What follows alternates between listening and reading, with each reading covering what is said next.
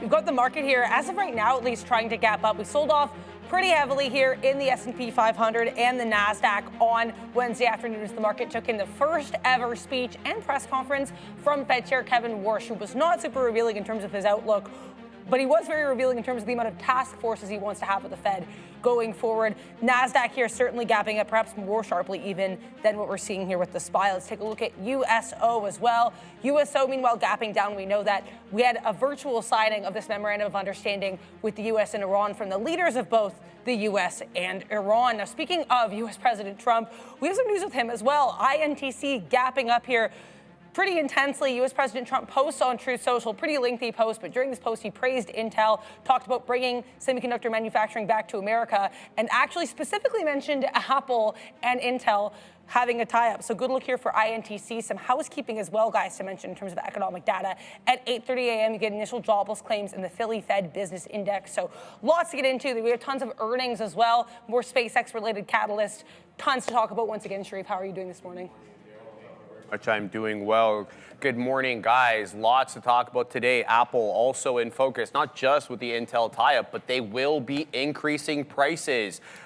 Basically tried to hold out for as long as they could, but the price of RAM is what it is, especially with data center demand. So likely to be in the fall. We'll see exactly how aggressively they price that. SpaceX as well, a former PayPal colleague being added to the board, not wasting any time to kind of consolidate leadership there. SPCX in focus, Meta and Google both in focus as well, and Micron with a nice double upgrade today from Wedbush and I think Stiefel, up 4.5% here. And ACN Adair down 14% here on the back of a tough look. Yeah, ACN certainly interesting. KR also with an earnings report, but let's talk while we're here, Sharif, about the Fed. Did you get to watch any of that press conference? What were your first thoughts here on new Fed Chair Kevin Warsh? First thoughts are, if you want to know how he's going to govern, you need to take a deeper dive into the task forces, I should say, that he set up, because he's looking to overhaul how the Fed operates. And he's going to do that through an evidence-based approach. And this is why he's taking this task force kind of angle. So I'd like to see the outcomes of that, who heads them, and sort of what the product of their research is. And then we'll be able to understand, I think, the Fed a little more clearly, Adair, going forward. Yeah, I mean, we'll have to see. As he said, there will be a task force for that. So certainly one way, I think, as you mentioned, to look into how he's going to run the Fed. Let's see what these task forces bring us. And let's see how Sean and Neil are doing this morning. Sean is, in fact, back, and Neil's here with him. Good morning, guys. Yo. Good morning. Yeah, good morning, everybody. The task force is back. I mean, it's just, I saw those task forces, and it's I don't know. Hilarious. It's different. It's different. I mean, that's change. fine. I think it's good. I mean, we did have Warsh yesterday, and it was relatively well received, I guess. I mean, the market did go to the downside, of course. I was telling people it could have been worse. It looked bad because we didn't move that much intraday, but we've seen far bigger moves. I think it was, the uncertainty with what we're going to get from the Fed in terms of their communication. We're not going to, it's not about the dot plot, it's like, are you going to give us any idea of what you're thinking? And uncertainty might be not what the market likes, but we like it as traders. I think it'll increase a little bit of volatility for us. SpaceX had its first red day. I think it could have a continuation. I'm thinking continuation there. I got to pay for some. The other continuation is all of just Chipland. Yeah. Chiplandia right now. Because if you look at your quote boards, it's SpaceX down, but Intel, Marvell, MU, SanDisk, AMD, ARM, even SMCI, Broadcom, they're all 2 to 9%, all led by Intel, which is probably going to make some all-time highs. And that's right, TX Jets fan. The Wolf of Wall Street was a disappointment for us. But as we were saying before, it could have been a lot worse, and the fact that all the chips have gapped higher, the Qs are right back to normal. Wolf of Wall Street. Yeah, well, we put up a poll, and we let the viewers choose what the nickname, the nickname for we're Warsh? going to get. The Wolf of Warsh Street, I guess. Oh, the Wolf of Warsh Street. Oh, that's so good. we had yeah, that is a good one, actually. Who thought of that? Well, there was a lot coming in from the viewers, so that was a good one. It might have been our TX Jets fan. I think it was you. But a lot of people were suggesting a lot of different ones. We just put it to a vote, and that's the one that won. We'll see. But, the other thing, remember, obviously tomorrow's a holiday, right? So tomorrow's a holiday. It's not Friday, but, right, it would be the third Friday tomorrow. So it is witching today. It is indexed for balancing today. So it is today effective at the close. I mean, technically effective on the opening of trade on Monday that you'll have Marvell going into S&P 500. That's today. And it's the same thing with like Rocket Lab and the rest. I know it's a Thursday. I'll probably forget. And then when 350, when we're freaking out all the big imbalances, we'll remember right quick. So should be an interesting day with a little bit of extra volatility for that reason. And of course, you know, like we said, the chips and Warsh. But yeah. Post Malone was great. Let us know, man. Yeah, Give us the review. The review was really good. The sound is really great in that stadium. He played all the hits. Sharif's mentioned he heard it from his place. It's an outdoor, and it was really nice because it just started to rain like when we got back to our car. Oh, perfect. Like it was like savior there. But yeah, no, lots of fun and pretty. Almost sold out, I think. It was really great. Jelly Roll was pretty good. He was in the beginning. I wasn't too excited about him, but he had some hits I didn't realize for that. But yeah, a lot of fun. The wife and I went there. It was fun. It was good times there. We sat like in row 1, so there's nobody in front of us. Not the very front row, but one of the sections back. So it was really good. Yeah, it was fun. Good weather, good times. Yesterday was fun. Yesterday we rolled around. I was in full self-drive for the first time. See, there it is. That is like... It's over. Yeah, it was pretty nice. It was. Thing is, I got bored though. Like you just tell it where to go and it just goes. Literally was sitting there just like this, letting it drive. That's the point though. And I put it into Mad Max mode. This thing was going 80 kilometers in a 60 zone. I was just like, I had to take it off immediately. Whoa. I'm like, bro, I'm test driving a car. It is speeding. Well, that's uncontrollably speeding. Maybe that should be happening. Yeah, because the guy's like, oh, chill mode is more like limo driver. You know, the standard mode is normal. Then there's hurry mode. And then there's Mad Max mode. So I was like, that's easy. So I just selected Mad Max mode and we went into it. And it was the new one. So it's full self-driving hardware version 4.5. So yeah, Joe, like for everything that Joe wants it for, it's exactly what you would want. That's what Joe wants. I felt like I was my own Uber. Like literally, the guy just put in the address and it just drove to that address, and then it finds a parking spot, it parks into the spot for you. There was absolutely nothing to do with full self-driving. So I liked it, but I don't know. I told Marissa like I feel like I would be bored. I think it'd be great for long trips. I think it'd be great that's for the idea. Because literally you don't even have to. You just sit there. I was that confident. I was only in it for 10 minutes, and well, whatever, just the test drive was maybe a half hour or something, and it was amazing. So everybody that's told me everything about full self-drive is 100%. Here it is. What I thought it would be. The chat was... It was on the highway, off the highway. It was committing crimes. It was over and over and over. It was wicked. And, but yeah, I was committing minor traffic infractions, not crimes. It was going 80 in a 60 zone. Slightly more than minor. Like that's kilometers too. Like that's 3 point. Yeah. Joe knows from experience. Just take it off AI. It's not your fault. I didn't. I've never. So this is true story. Like, and I drive a lot. I drive every single day. I've never gotten a speeding ticket, and I feel like I speed a little bit. So wouldn't that be hilarious if my very first ticket was while full self-drive was driving? Actually, that would be pretty fun. Yeah, so I had to take that off immediately. But yeah, what a great experience. Everybody was 100% right about it. I think it's going to be big for, even the Rivian's going to have autonomy at some point. Yep. And they're trying to come in at $50 a month. So I think $100 was reasonable. Oh, listen to this. So the sales lady, so we get back into the place, and the sales lady is talking to us, whatever. You buy everything online, so there's really not that much sales happening. But she just sat down, and we were in the premium version, and we talked about like upgrading the performance, you get the tow and all this stuff. I'm not towing anything. And then so blah, blah, blah. And I was like, yeah, you know what? And I told her, I was like, so I'm just kind of debating. I have a Rivian R2, a reservation, blah, blah. She goes, oh yeah, so do I. She said, wait, what? Maybe you shouldn't say that out loud. And I'm just like, she's like, oh yeah, I just bought a Model Y, but she has a reservation for a R2. So I'm like, okay, so, the sales lady was basically in the same boat as I was. That's not what you would expect. No, I was like, maybe you should be telling people that you have a reservation and potential buy for a direct competitor there. But the other thing I was worried about, though, which might make it easier to do the Model Y rather than wait. There's a fly in here? Yeah. Than the R2 is that the tariffs.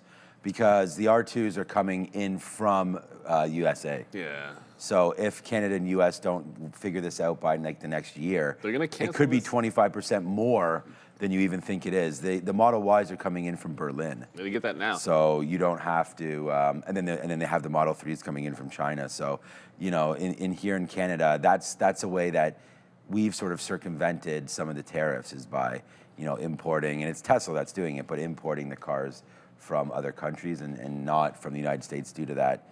You know, I think it's 25% right now, or it's still up in the air what they're doing with all that. So, anyways, yeah, that was exciting, and that was a fun thing for yesterday. And that's about. We had a few other things too. Oh, my son, we had like the transition meeting, whatever, from high school, from grade school to high school. So that was fun. That was yesterday. So we went in to see his teachers and everything. And Transition he's getting. meeting. Well, it's just like they just go over. That's very formal. Yeah, they just went over like, and the teacher was just like, oh, he's good at these courses and blah blah blah, and I don't know. They didn't do that when we were kids. I know. It's like, no, amazing. you're going to high school, show up and figure it out.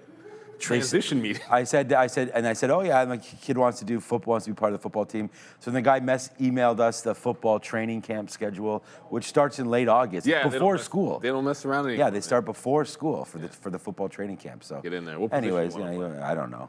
Yesterday, I was throwing him some stuff. He was like catching things with one hand, but he's big. So I was thinking like maybe he has to be a tight end. Yeah, I was gonna say Gronk. But then I said he doesn't like really Taylor Swift, so he gives tight end. You know, is Travis Kelce. So he's got to figure out, you know, what position to play there. But maybe tight end. I think he'll be a lineman at some. So if the reason I immediately knew that I'd be a pass catcher. So we used to have like the trading floor had a dodgeball team. Oh yeah, right. And Sean was wearing that. Sean shirt was the other catch. day. It was the one that would make the catch. Yeah, I would make the catches. Yeah. So that's what it was all about. I still have. I worked out in my shirt. I was gonna say. I still have it. I wore it the other day to one of the baseball practices. Because we still have those dogs. We should bring it in one day. We want to ship. It says like 2000 and it's like really old. It's Don't like worry about the date. 2005 or 6. Don't worry about the year. We were the Toronto Division whatever intramural dodgeball champions. Yeah. Our trading floor, and we showed up to every single match with let's just say we threw a few back. Market would close at 4:00. These games wouldn't be till like 6:30 or 7 o'clock. We had to do something until the dodgeball game.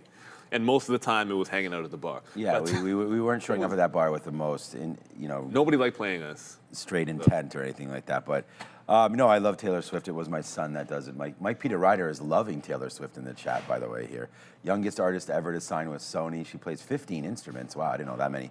I know she writes all of her stuff too. 15. But yeah, no, Post Malone was great. He writes all his music too. That was a lot of fun. We had some great times with that.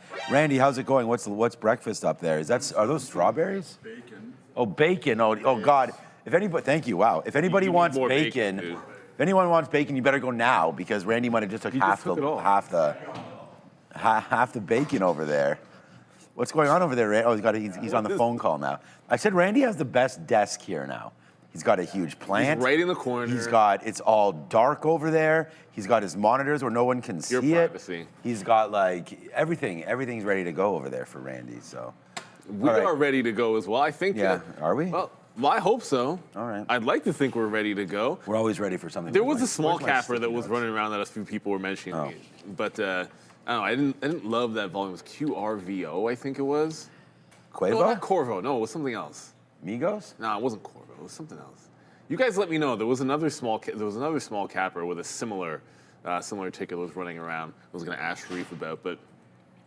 All I know. We had some stuff on our watch list. We had no, the one on the watch. The one on the watch list is KARD, which is one we've seen before. We've seen Cast go before, and it's free Cast. Yeah, we've seen Cast go. It's underneath. Oh, Rumble. Rumble also is pulling like a little bit of a. And what's this new IPO we have? A bit of a different change.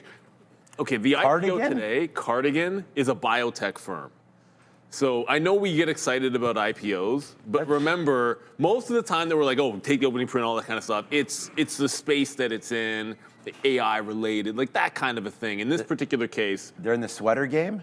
I don't know why a biopharma company would be called Cardigan. I thought about it. They do cardio type stuff, so cardiovascular. So to me, it makes sense, but it's kind of weird. But it starts with a K. It's K, Cardigan with a K. Cardigan with a K. Maybe it's the guy's last name. Something like that. It still doesn't make sense. Something like that. I don't have any. That's one piece of clothing I don't think I own as a cardigan. Cardigan? I don't know. Maybe I do. I have to check. Need something warm. It's freezing. Anyways, all right. Yeah, it is kind of freezing here. I ran up 5% as well. As we said, the chip space looking like it wants to rock and roll. All right, that's enough of us. Back to them. Into this cardigan thing, Sean, because I got really fascinated. I guess it's former executives from the drug developer Myocardia. Founding team, no one's name has a card in it, nor does anyone actually have a K in their name in a prominent way. So either way, that rant is over. Let's talk here about INTC, because this one is going on a rant to the upside. Intel getting some more praise from U.S. President Donald Trump, including teasing out an Apple deal here. Yeah, this is interesting here. So the deal was only finalized, if you believe this report, after Ming-Chi Kuo leaked that Apple had actually done testing specifically on the 18AP process we spoke about yesterday. And they had exactly what they wanted. There was the mandatory yield validation that they required before the signing of the agreement. So if you believe the reports coming out from Ming-Chi Kuo, Apple's already tested it, they liked it. But it's not going to be on the 14A process that we spoke about. When we spoke yesterday, my position was that Apple was looking at the 14A node, not the 18A or 18AP. This states that they're looking at the 18AP. But also understated is Howard Lutnick's role in this deal. Apparently, if you believe some of the reports, he's been meeting with Tim Cook behind the scenes for over a year, and he's been pressuring him really hard, and he hasn't been shy to use the tariff button or the tariff weapon to sort of force Apple into this deal with Intel for domestic packaging. So we'll have to see how this entire thing ends up working out. But Intel will handle only the raw wafer fabrication domestically, because the advanced substrates still have to go back to Asia. So it's either going to go back to Taiwan or back to Malaysia and then come back to North America or China or India, depending on where the iPhone is going to be assembled, for assembly there. So part of the process is going to be done with Intel, reshipped to Asia, done there, finished there, and then goes to the final destination for assembly. Last but not least, a lot of people were trying to frame this as sort of a loss for Taiwan Semi. Somehow this was going to hurt Taiwan Semi. I'm going to take a bit of a different view here. Taiwan Semi's really been bogged down, having to kind of comply with Apple's, orders just because they're such a long-term client. But that is a lower margin product. They want to focus all their efforts on the NVIDIAs, the AMDs, because that's the higher margin product for AI data centers. So taking some of this sort of production capacity off Taiwan Semi's hand helps them focus on the product they make more money on. So good win for Intel, but I don't think it hurts Taiwan Semi. How are you guys planning on playing this wider chip space today? Yeah. Oh, to me? Okay. Hey, what's up, guys? Yeah, no, I think, looking at, you're on the banana front. Yeah, this is a big move. This is now taking out all-time highs again here, right? 132.75 is actually the past all-time high, 132.75. So there goes Intel upside. The other thing about Intel is there's also, Lip Bhutan was talking about how they need, right now it's like 8 GPUs for every one PC or something is necessary, and then that's going to get down to 4 GPUs for every one PC. So the PC game has to grow into that market. So I think that already with the foundry being built in the United States, and then now with the rumor, or it probably is true, there with Apple and Intel, this tie-up again. It's funny that it comes from President Trump, who of course has that stake in Intel, south of or in and around $20. So now you're at 130 and taking out all-time highs. I think what it does wind up helping is that whole tariff issue. And if we're going to build in America again, and look, I don't know if the Republicans are going to win again. I don't know even if they don't win again, if policies start to change. We didn't get a great result from China when they visited over there, and NVIDIA, they didn't come back with anything really, as far as I know anyways. And I feel like NVIDIA is now still the big shiny piece in the box, in the toolbox there, the tool, but I don't know if it's gonna have the movement that all these other names are getting. Like Intel, this America build first type of attitude just seems to be winning. To have been sat in, which sucks. Like I have 10 times the money in NVIDIA than I do in Intel. And it's just kind of like, maybe it's not 10 times, but it's probably 5 or 6 times. And it just has done nothing. And right now, NVIDIA is kind of doing nothing. So I do think that for today, you just look at Intel and you go long. I don't really see the reason not to try to support this bid. 130 has always been a key level. So for me, yeah, I mean, I haven't really sat down and started to write down some levels on this yet. Was waiting to see if there was anything else to drop, but it looks pretty good up here.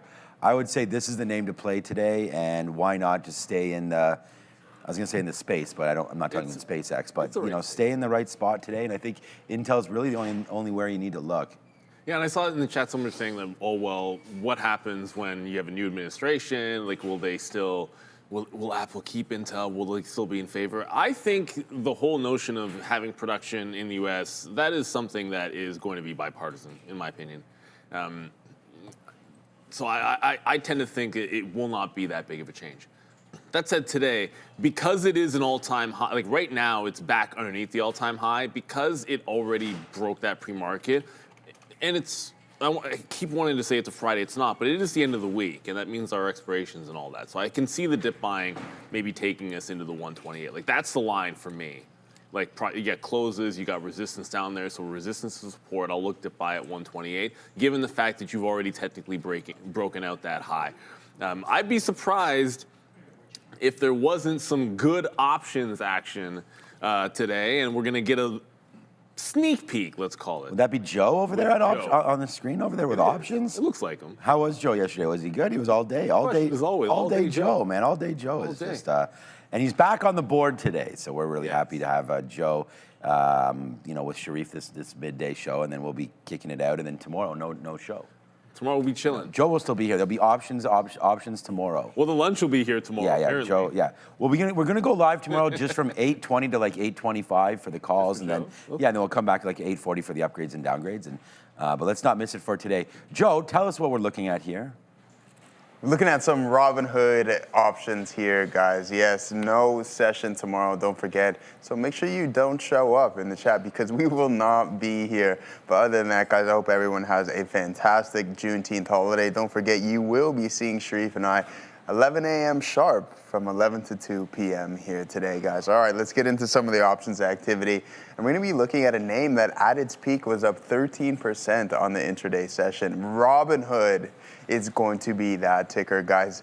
Open interest around 13,700, and then we have volume at 64,100 there. But what I really want us to focus on is that this contract, the spread is $3, right? So that's relatively tight for a $110 name, and it was in the top 10 for volume, complete volume within the underlying asset. Now, there's a lot of weird activity going on the options chain that I want us to focus on, and that's going to be north of $110. Now, this may be broker error, but I was checking multiple sources, and what I seen was fishy from an open interest standpoint expiring this week. Now, typically we see open interest in something this liquid within the thousands and tens of thousands, but through 111 all the way up to 113, it was literally single and double digit open interest, which is very small and something weird going on. Maybe broker error once again, but let's keep an eye out for a move potentially today into $115 or maybe even at some point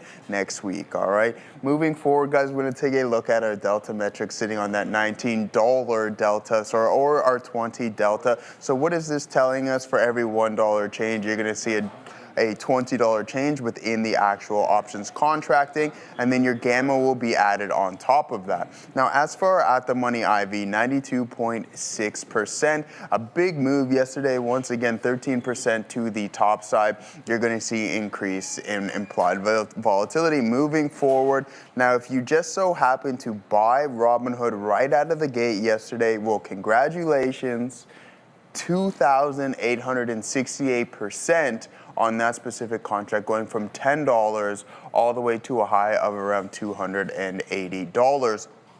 But don't forget, guys, near the end of this session, it proceeds to lose more than 80% of the value of its contract. So theta and the cooling in volatility will definitely have a drastic effect on those specific options contracts. Moving forward, guys, let's take a look at Meta. Oh no, where are we going to find a potential floor here, Sharif? Open interest at that $560 marker, 5,666 open contracts at that zone. Let's see if that support level can hold up for us here. And then volume around 3,700 contracts open and closed on yesterday's session. Once again, that is going to be expiring today, and we're sitting on roughly around a $14 spread. Now, as for our delta, $29 there.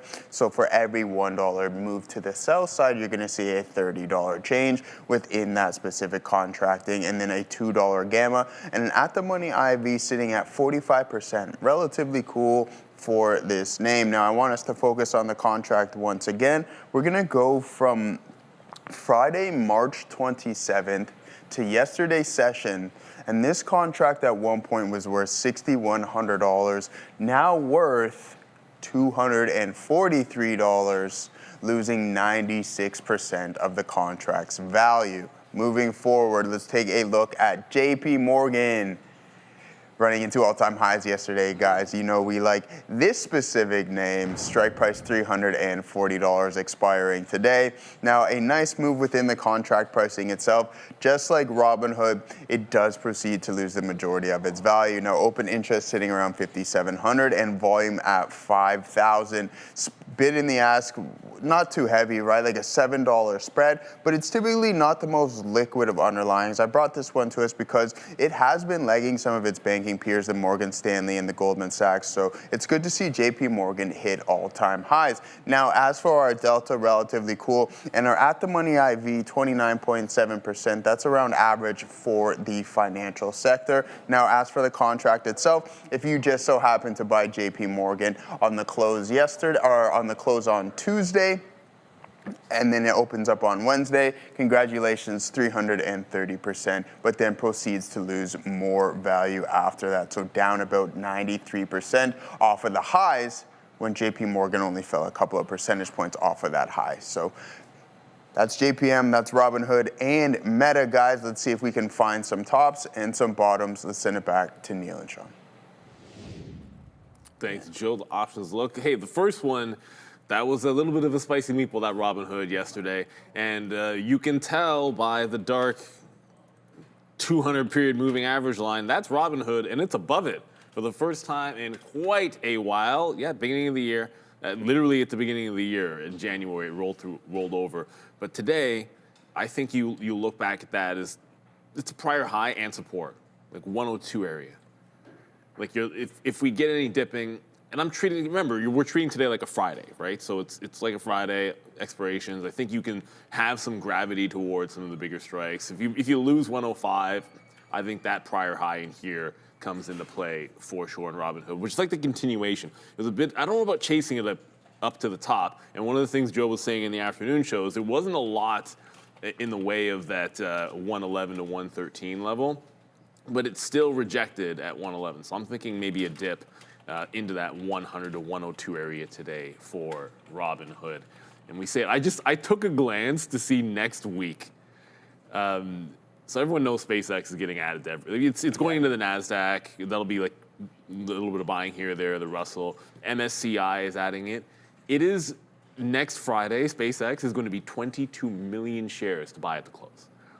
That is, like, these numbers are, and that's a $185 stock. So, it's going to be an interesting one today with Marvell. It'll be even more interesting with SpaceX. We're going to start looking for any jolts at the close on SpaceX, and any imbalances. There are going to be some trades, I think. Yeah, I think that we've seen it so many times where these imbalances have hit, and then they're just kind of creating like a false bid there. So I think if you're looking to short something, maybe get some shorts into that number or vice versa. So I posted this up. This is a picture. You know, the wife and I, we went over there to the concert here. And there were some really nice comments. I mean, thank you to everybody over here. Let's go. Well done. Yeah, this is an important one here. You're living proof there's more than just trading. I mean, I think that's true. Oh, and then he also talks about home of the 2-time world champion Dodgers. Maybe I should unlike that comment. Right there. What's up to Jim right there?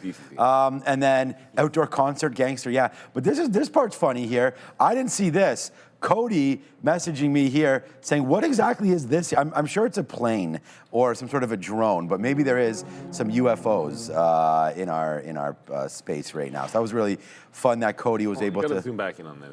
Well, it's just here. I don't know. He just said, I don't know what. That's tough. I can't really zoom. It's not letting me go in any more than that, but there it is right there. Yeah, I think it's probably a drone. I don't know. I don't know what that is, but yeah, he was just saying that. And, oh wow, that's quite now. Yeah, I think it's a drone. So this was the original picture, and then of course he spotted that right there. So I don't know what that is there, but yeah, the Chinese are forever watching us here, even in lovely Toronto, Ontario, Canada. So all right, let's go back. It's 8:30. We've got numbers. We do, in fact, have some numbers. Initial jobless claims coming in at 226,000, above the forecast of 225,000, and below the prior print here of 229,000. Philly Fed Business Index here, manufacturing index, coming in at 10.3, so slightly above the forecast of 10, well above the prior print of negative 0.4. Continued jobless claims 1.81 million versus the forecast of 1.789 million. Market not reacting too much to this. Looks like we had slight spikes higher and lower here on the S&P 500. While we have you, a couple other stories to mention that we're not going to get to in the rundown, but are certainly worth addressing. And as always, on our Trader TV Live watch list. Let's talk Pfizer. PFE to the downside, announcing a CFO transition to take place later this year. Yeah, Dara, Dave Denton, he's been with the company since May of 2022. He's going to be stepping down August 15th. Looks as if the position is going to be filled by Cecil Gugan, who's currently Senior Vice President of Finance for its global pharmaceutical business. So look out for that change. Another name to watch out for, I know that a lot of people keep an eye on here. We've got some more deals being signed here for Oklo, this nuclear play. Good look for this one so far. Absolutely. Centrus Energy is going to supply them with nuclear fuel for their upcoming clean energy development campus in Ohio. It's set to start in 2029, and it's going to run for multiple years. Looks as if they're going to be planning here a 1.2 gigawatt clean energy facility, Dara, nearby. Yeah, lots of these stories here on watch. But as far as we can, if you just go back to the market here, it doesn't look like we had too much of a reaction on these jobless numbers. Has this data reaction changed how you guys are approaching the open? No, I don't think so. We basically came more or less as expected. So I'll call it a nothing burger. Anytime we have a Fed day, you're going to want to pay attention to support and resistance on those days. And looking at the cues, I know the SPY didn't do this, so the S&P didn't actually get to the morning high, but there was a very distinct triple top in the morning that ended up being a clear top in the market. And that's 735 half here on the cues.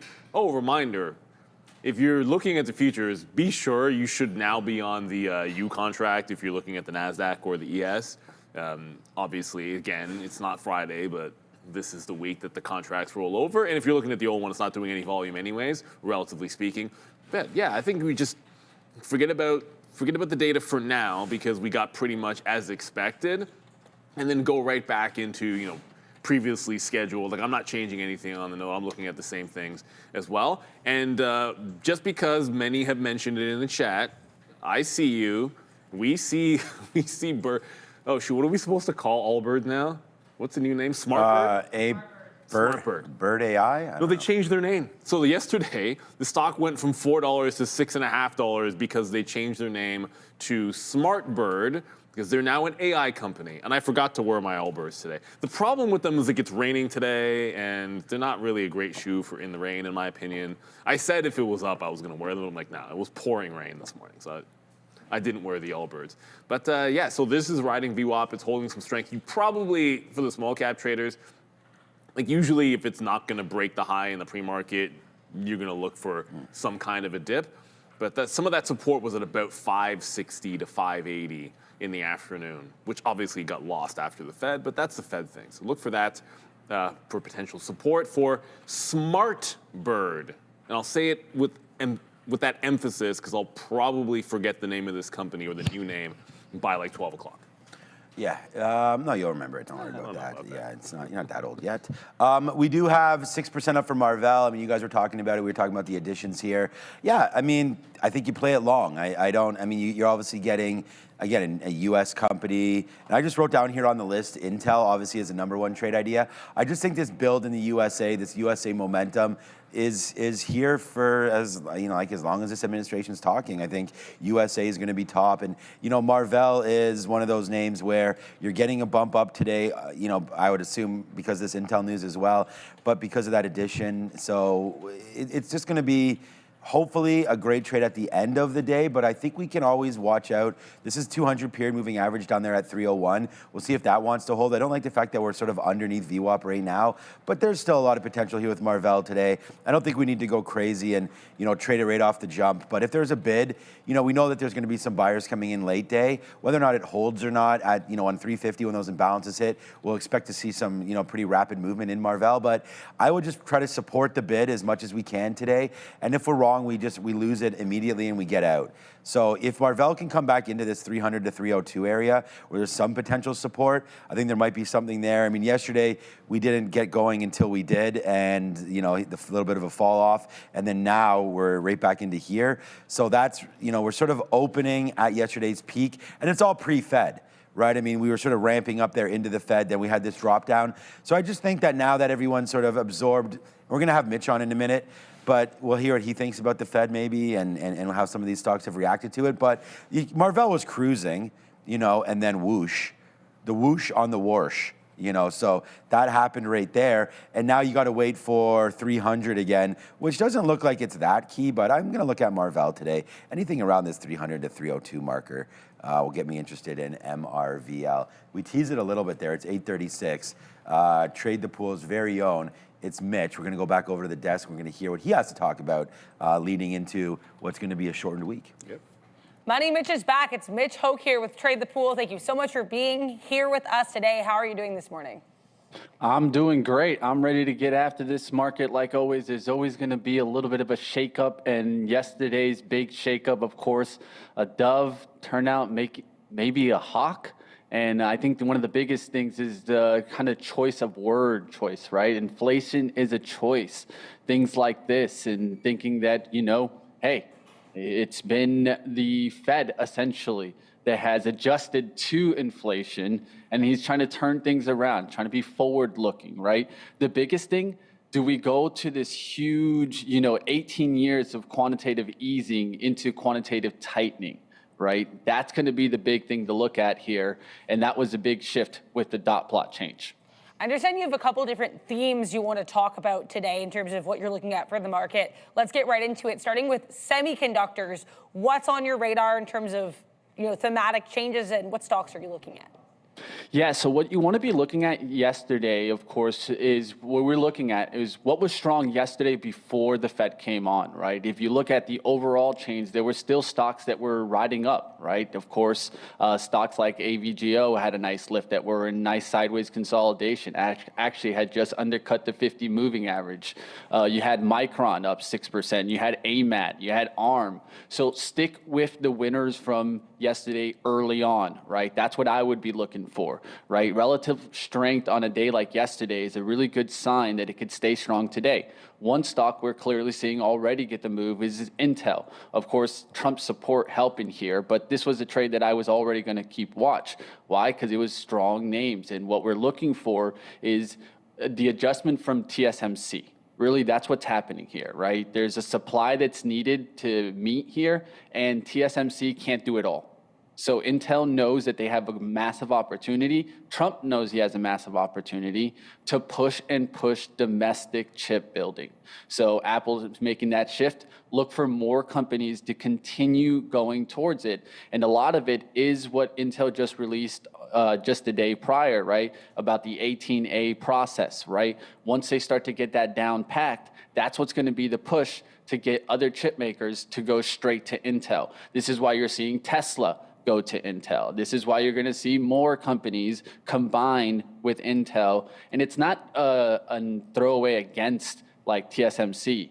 It's just the supply of chips that are needed, right? It's the next step in the chain, right? If we're freaking out about memory chips, we freaked out about GPUs. Well, guess what? Now we're gonna freak out about CPUs. So if you wanted to build a computer, go ahead and buy those right now, because it might be going up in price.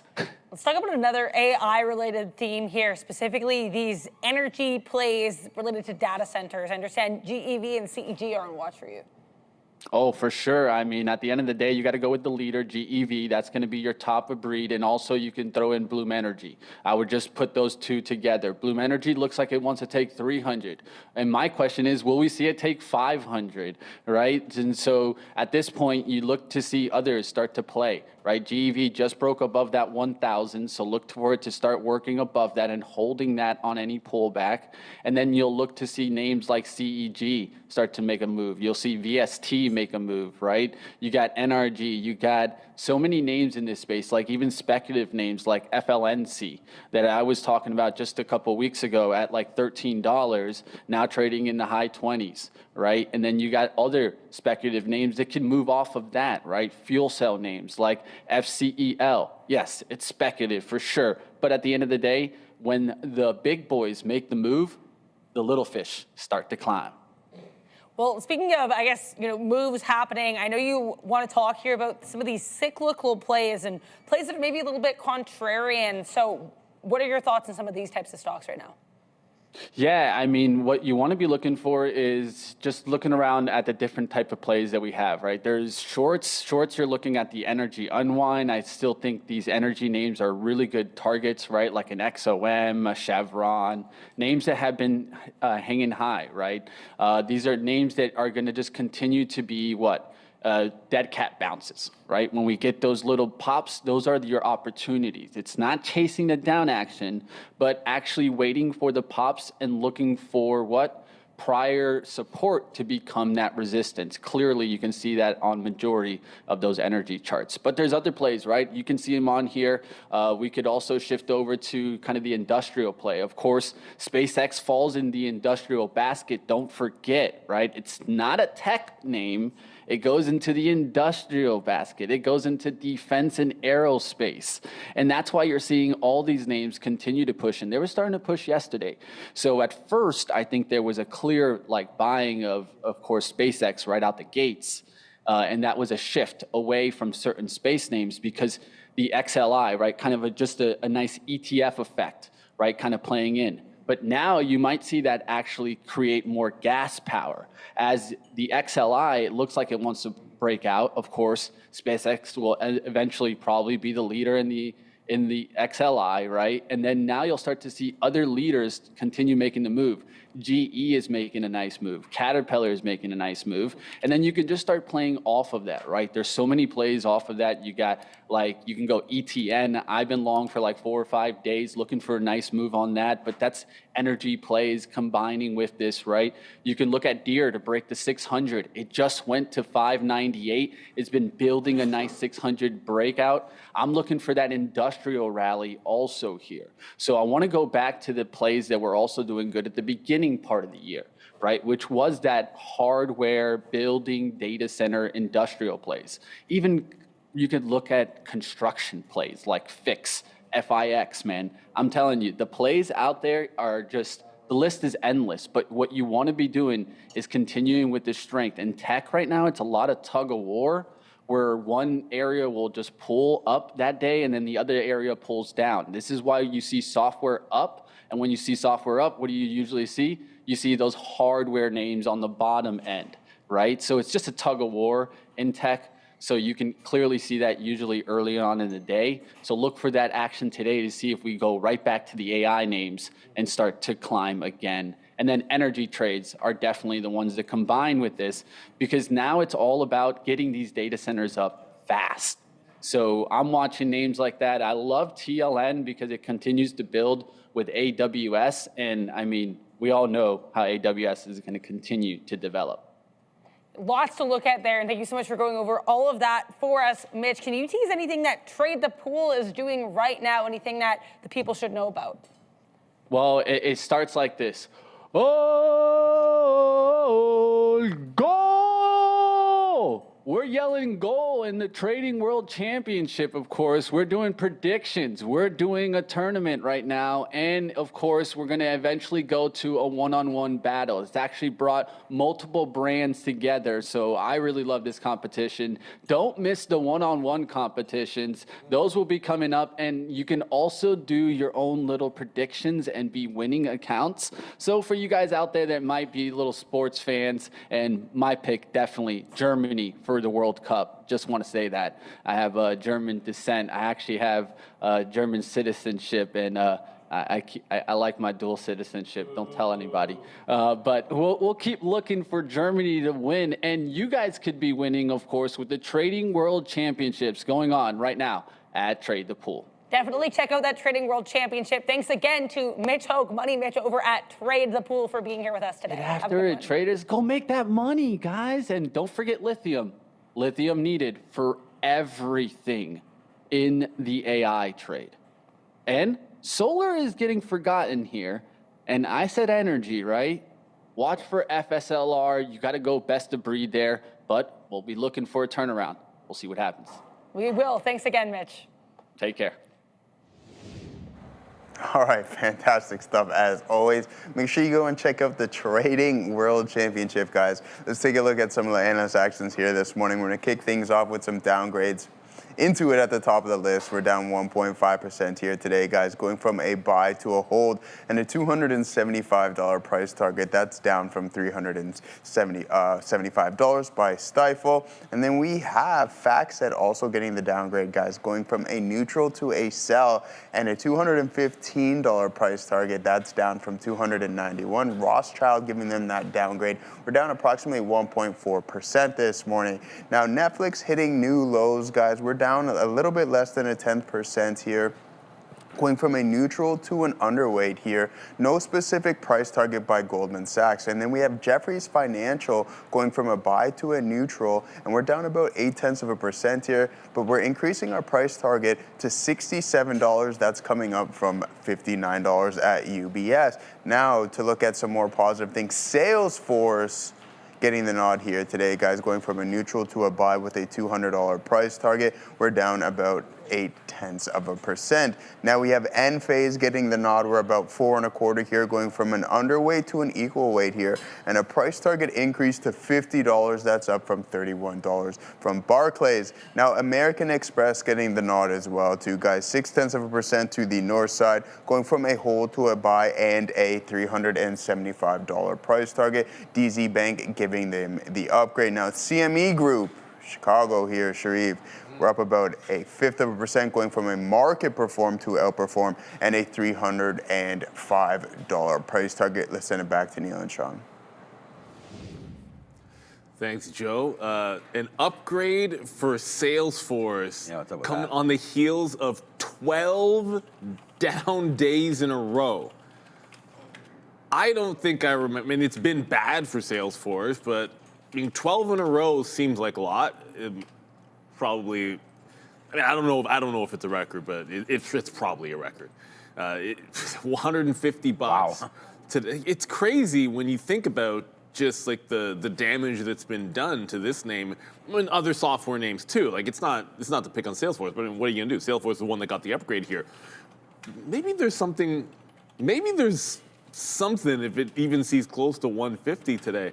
The upgrade doesn't really matter so much, but like 12 in a row, then you get the end of the week, and of course today being the end of the week and the options expiration, but man, that's much worse than I would have anticipated. I think the thing to keep in mind when you're looking at Salesforce or any other software names is you had a very, very good bounce in the IGV.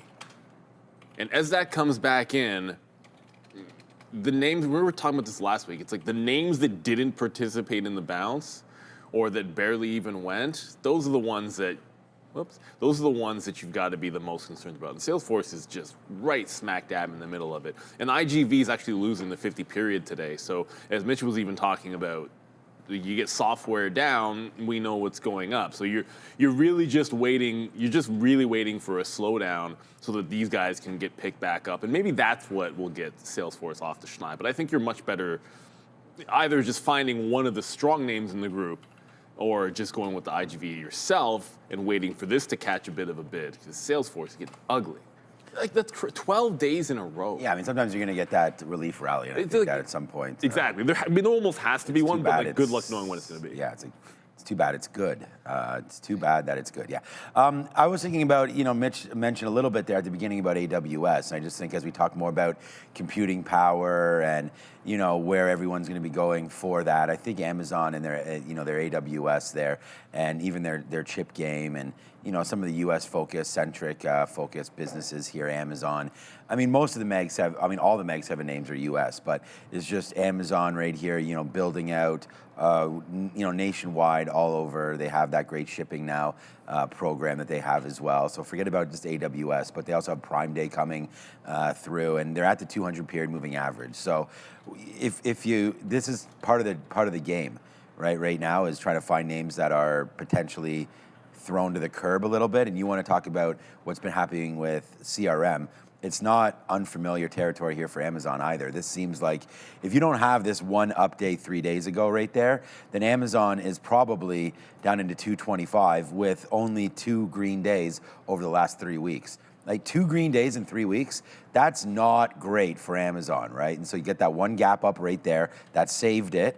But now you're right back into the sort of the belly of the beast here, because if you don't hold in and around this 230, then I do think we maybe go back into this 205, 210 area. So I'm going to be watching out for Amazon here. It's nice to see it's up today, but this is another name that I think is probably a couple upgrades away from getting back up here. So just remember, at some point, analysts start looking at these things and they're like, wow, okay, this is too far off of its 52-week high based on where we think this is going. You'll start to get some good positive news stories out, and then Amazon does have the ability to get up there. Like if tomorrow it's not tomorrow, but if Monday it's at 250, wouldn't surprise me, and then all this garbage is out of there and you wish you had maybe picked something up down here. So if you are a little light on Amazon, then you might want to look out for that, possibly picking some more up at the 200 period moving average. And then we just talked about software, and like CRM is, and I'm just using that because we always hate on it, but Microsoft, this is 1, 2, 3, 4, 5, 6, 7, 8, 9, 10, 11, 12. So that's 12 to 2. So there's 2 green days here, and I'm not even sure this should be one. I guess if we close there, then it should be. But there we go. And then the very next day, gaps lower. And then I included this little day right here as one of the 2 green days that we've seen in the last 12. So look what happened here. Nice little gap up, flush. Nice little gap up, flush. So, there's a lot of value to be picked up here, I would think, in these mega cap names. I mean, it's just unbelievable how hated they are and how loved some of the other names are that are playing pickup, like the Intels, the AMDs of the world. And then we got some new names that have just recently been hitting, like all those power names. CEG's on a downside, but today we get IREN up a couple points. So there's many different things to look at. It's amazing how much these have been thrown away. Like Microsoft, I've been sitting in this name my whole life. It's all the way back to where it was last year. So you've wasted a whole year of your life sitting in Microsoft with no dividend, nothing going on here. Well, I don't know. Maybe that's 10 cents a share. I don't know what the dividend is, but you're not getting anything significant here, and you've just wasted a year of your life on investing with Microsoft. So that's a problem, I would say, for many accounts. And it's amazing about how much Microsoft is in all of these exchanges, yet the NASDAQ, S&P 500, and all that are basically at all-time highs without even the leaders. Exactly. So there's been a good, broadening out of the breadth of this market, and it includes names like a Caterpillar and, other names like UNH and different names that continue to work despite having downdrafts in names like Apple, and we just showed you Amazon and Microsoft, and so there's UNH, just blasting to the upside as well, and some of the other names we've already talked about them, but the different spaces, the Eli Lillys of this world, the Caterpillars, John Deere's, and names like that are in the Dow that continue to go. And then what about bank stocks? Banks, I was going to say, I was going to say like JP Morgan's at 335 right now. New all-time highs for JP Morgan. That's how bull markets work, man. Yep, they're able to. They're just able to do it. That's the glorious thing about it. There's always, you just follow where the ball or the puck is headed, I suppose. Yeah. But I guess it's the World Cup, so we can say you want to go to where the ball is headed, and we hope that Canada will do that today, because that's who We want to win. I'm Canadian. I want Canada to win. They're today. They're today. We play Qatar today, so we'll see how that one. 6 o'clock. The 56th ranked Qatar? Yeah, 6. It's like 6. Yeah, 6 o'clock. So we're playing aftermarket, which is good. Because it's in Vancouver, so. We should be able to, whatever. Knock on wood. But no, I think it's a really.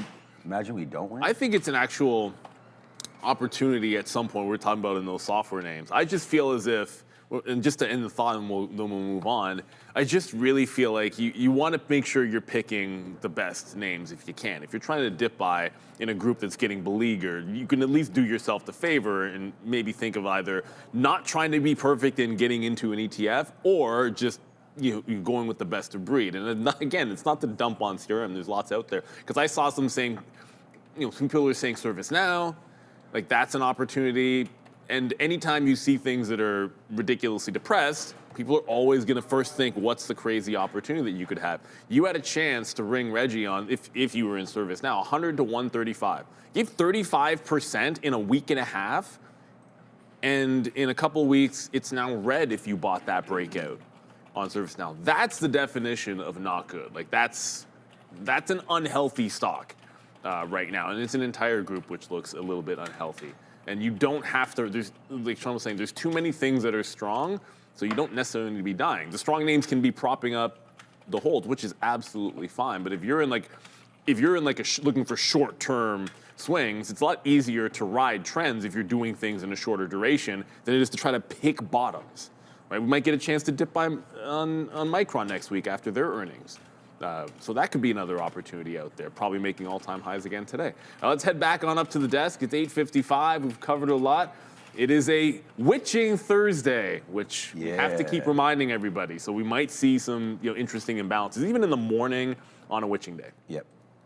There's some big NASDAQ ads again here, guys. Astera Labs, Rocket Labs, so two lab-related names here. Nebius, CoreWeave, Teradyne, all joining the index. Charter Communication and Cognizant among the names getting removed from the NASDAQ, and then, of course, Marvell joining the SPY. So lots to watch out for. Here's a name that's certainly on both the SPY and the NASDAQ, and we touched on earlier in a different story. Apple here. You had an interview with Tim Cook and the Wall Street Journal suggesting there could be some price increases. Absolutely, Adira, calling it unavoidable, basically blaming the hyperscalers for what he is terming a complete breakdown in the global supply chain when it comes to these wafers and chips. Let's talk about some of the practical applications of this announcement. So research firm Tech Insights, they've already run the math. They're holding basically Apple to their current margins, and based upon that, they're predicting a $280 US price increase for the iPhone 18 Pro, not the Pro Max, not the 18, the 18 Pro. Now, previous sources that I had read from indicated that Apple was going to try to assuage some of the price increases, or not the price increases, but the component increases by pushing a lot of their customers into their more expensive devices. So we'll see if they successfully navigate that. But this is an interesting timing for this announcement. And the reason I say that is we've got an incoming CEO, right, John Turnus. However, it's the outgoing CEO who's making this announcement.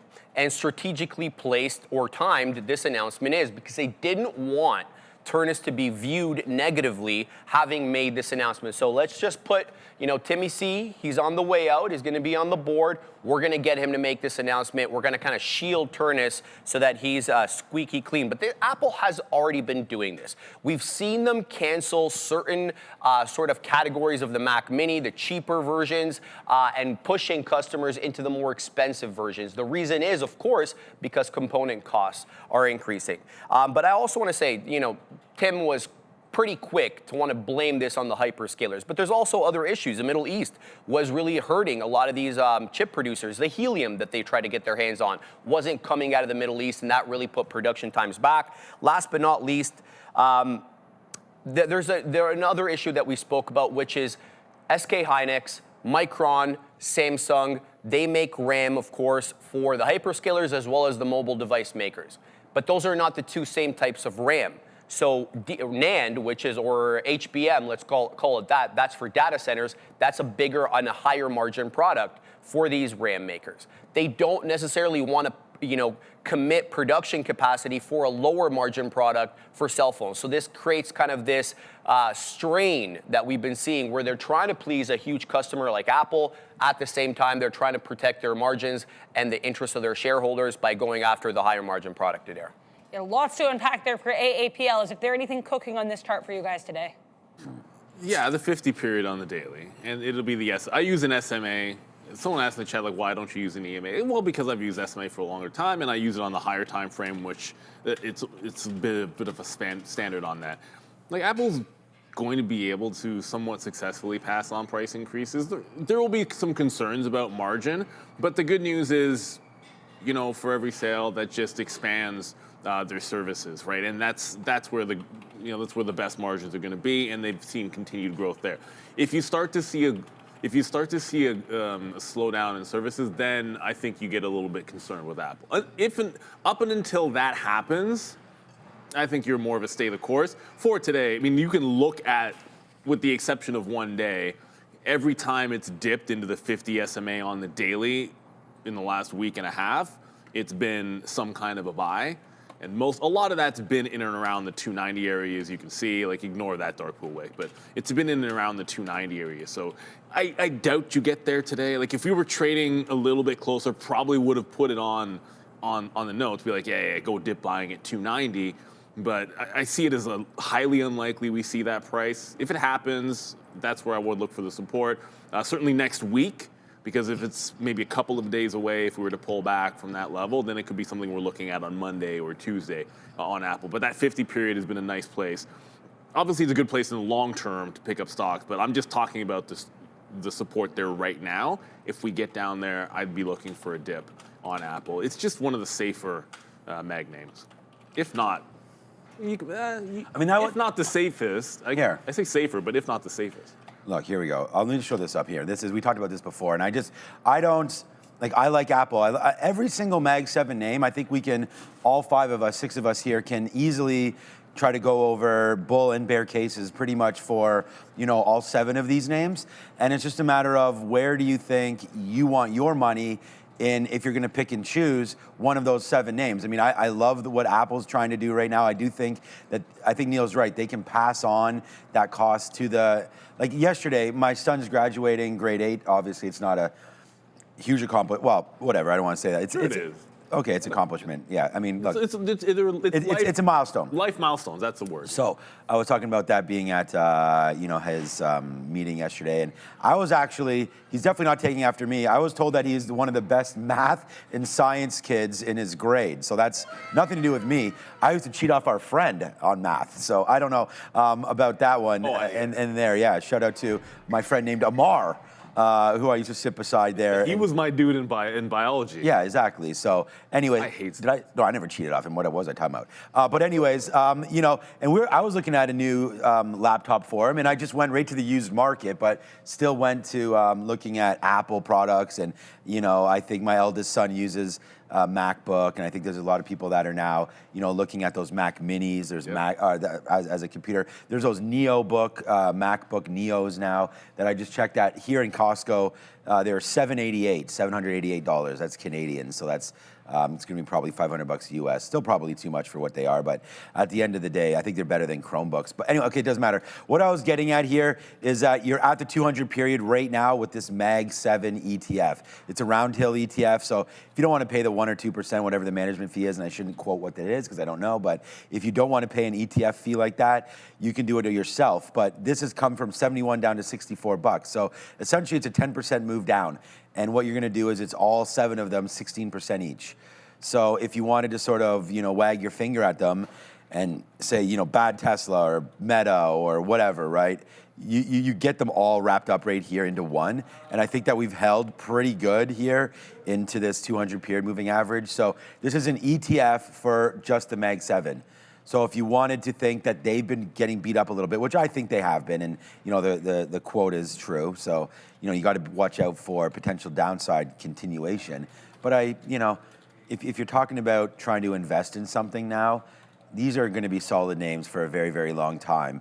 So if you got a little bit of money to work and you don't want to put it into the NASDAQ or the S&P 500, maybe they're too diversified for you, and you really do think that these 7 names are going to start to go from here, then I think, I mean, look at Tesla, where that price is, right? Look where Google is. Look where, we just showed you where Amazon was. All of these names, even, I mean, NVIDIA being involved, right? I mean, that's down huge too. That's down to, was that what, 203 yesterday or something? So you're right back at these levels as well here. So without having to do too much work, you can pick some of these ETFs that are simply isolated to those 7 names. So that was, I just wanted to bring that up because sometimes we don't talk about it, and we talk about the NASDAQ only, or and I was talking about the breadth of the market. So, you know, definitely stay in your lane, and if you do like the Mag 7, you can get some of that. And there's other ETFs too. You know, there's something called Momentum, and there's a whole bunch of different ETFs. So I would just say Mags is a pretty safe one that you can get your money into and sleep at night knowing that at least you got some protection as it's divided by 7. So, all right, that's enough of that talk. We do have a great watch list today. I mean, it's going to be, go ahead. Before we get to it, this is not on the watch list, but it's going to be on your watch right now. QuantumScape announces agreement with Honda on solid-state battery technology. As you can see, it is now up 20%, which it wasn't before. What's the float on QuantumScape? Let me just double check out. It's not, forget about the float. Float's big enough. 17.5% short float. That's what will be more interesting. So it still has a pretty decent short float here for QuantumScape. Obviously a pretty good piece of news for them. Hey, it's actually room on this one.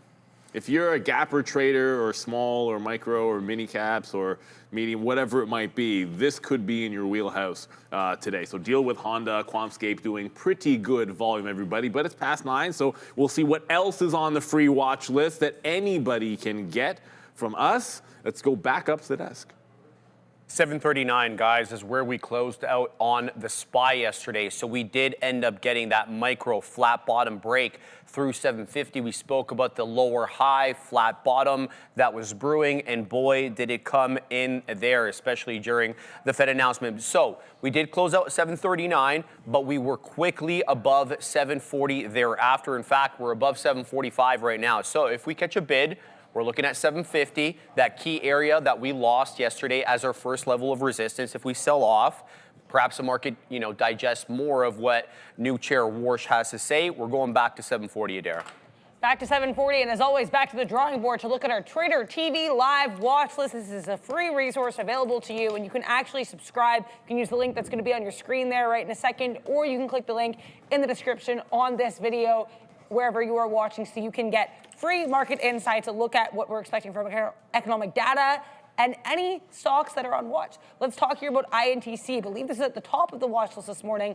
Nice look here with Intel and Apple being aided here by a post on Truth Social from President Trump. Absolutely, Adara. President Trump announcing it to the world, but behind the scenes was Howard Lutnick, Secretary Howard Lutnick, of course, the Commerce Secretary, who's been working pretty aggressively with Tim Cook, if you believe some of the reports, to help him or sort of persuade him to reshore the domestic supply chain for his semiconductors. Look, this is a problem, obviously, for Apple, as this will create some sort of logistical, you know, changes inside. But the deal is, they didn't agree to this 18AP process by Intel until they were able to confirm the mandatory yield validation. So they needed to make sure the technology was sound before they went ahead and signed the deal. This was announced by Ming-Chi Kuo. He is one of the Apple sort of, let's just call them, you know, insiders who reports on this.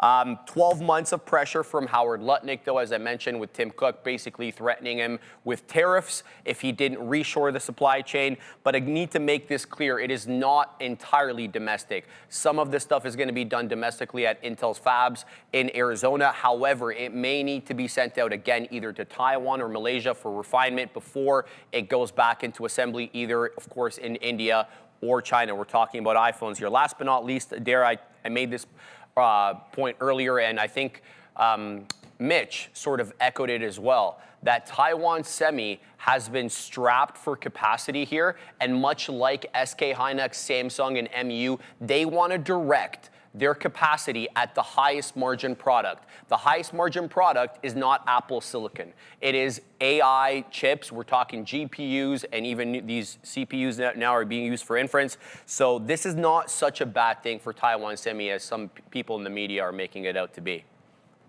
Intel, guys, in the chip sector in general, thoughts? Yeah, well, on the Taiwan Semi thing, Taiwan Semi has such a huge portion of the market. It's absolutely insane. And when you think about the growth that's been going on, well, if you have a widening pie, losing market share isn't as big a deal as you would think.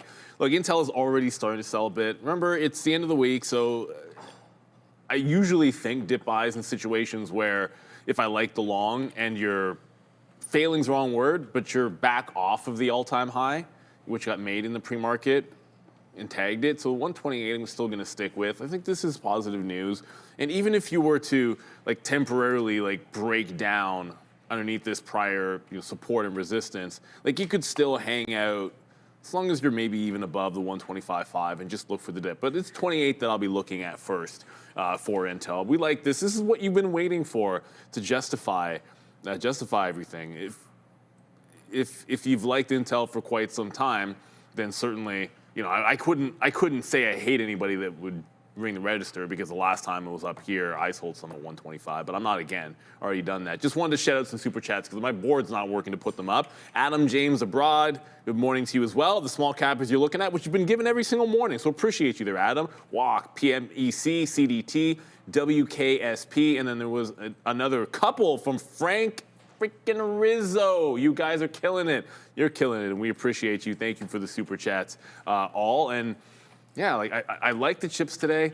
Well, I should probably mention, because I guess this is the only time we're going to talk about chips. Another thing I'm looking at on the note is not a long, and that is SMCI continuation short. 29.4. That was we'll call it the Fed top, and this name it's up 3%, but that got woodshedded in the afternoon, and it's been down literally every day this week.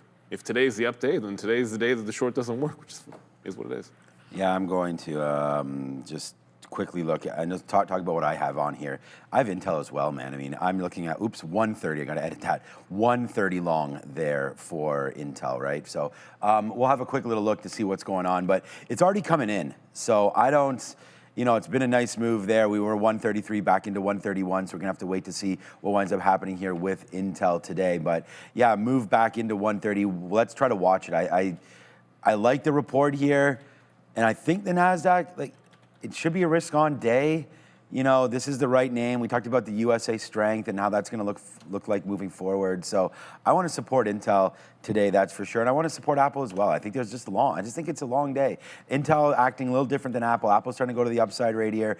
And maybe, this whole idea with Apple and Intel coming together now does solidify some of the supply side, right? The demand side is going to be a different story for Apple, as they talked about potentially increasing prices and whatnot, or they will be increasing prices. We're not sure on which units yet. Is it going to be the CPUs? Is it everything across the board?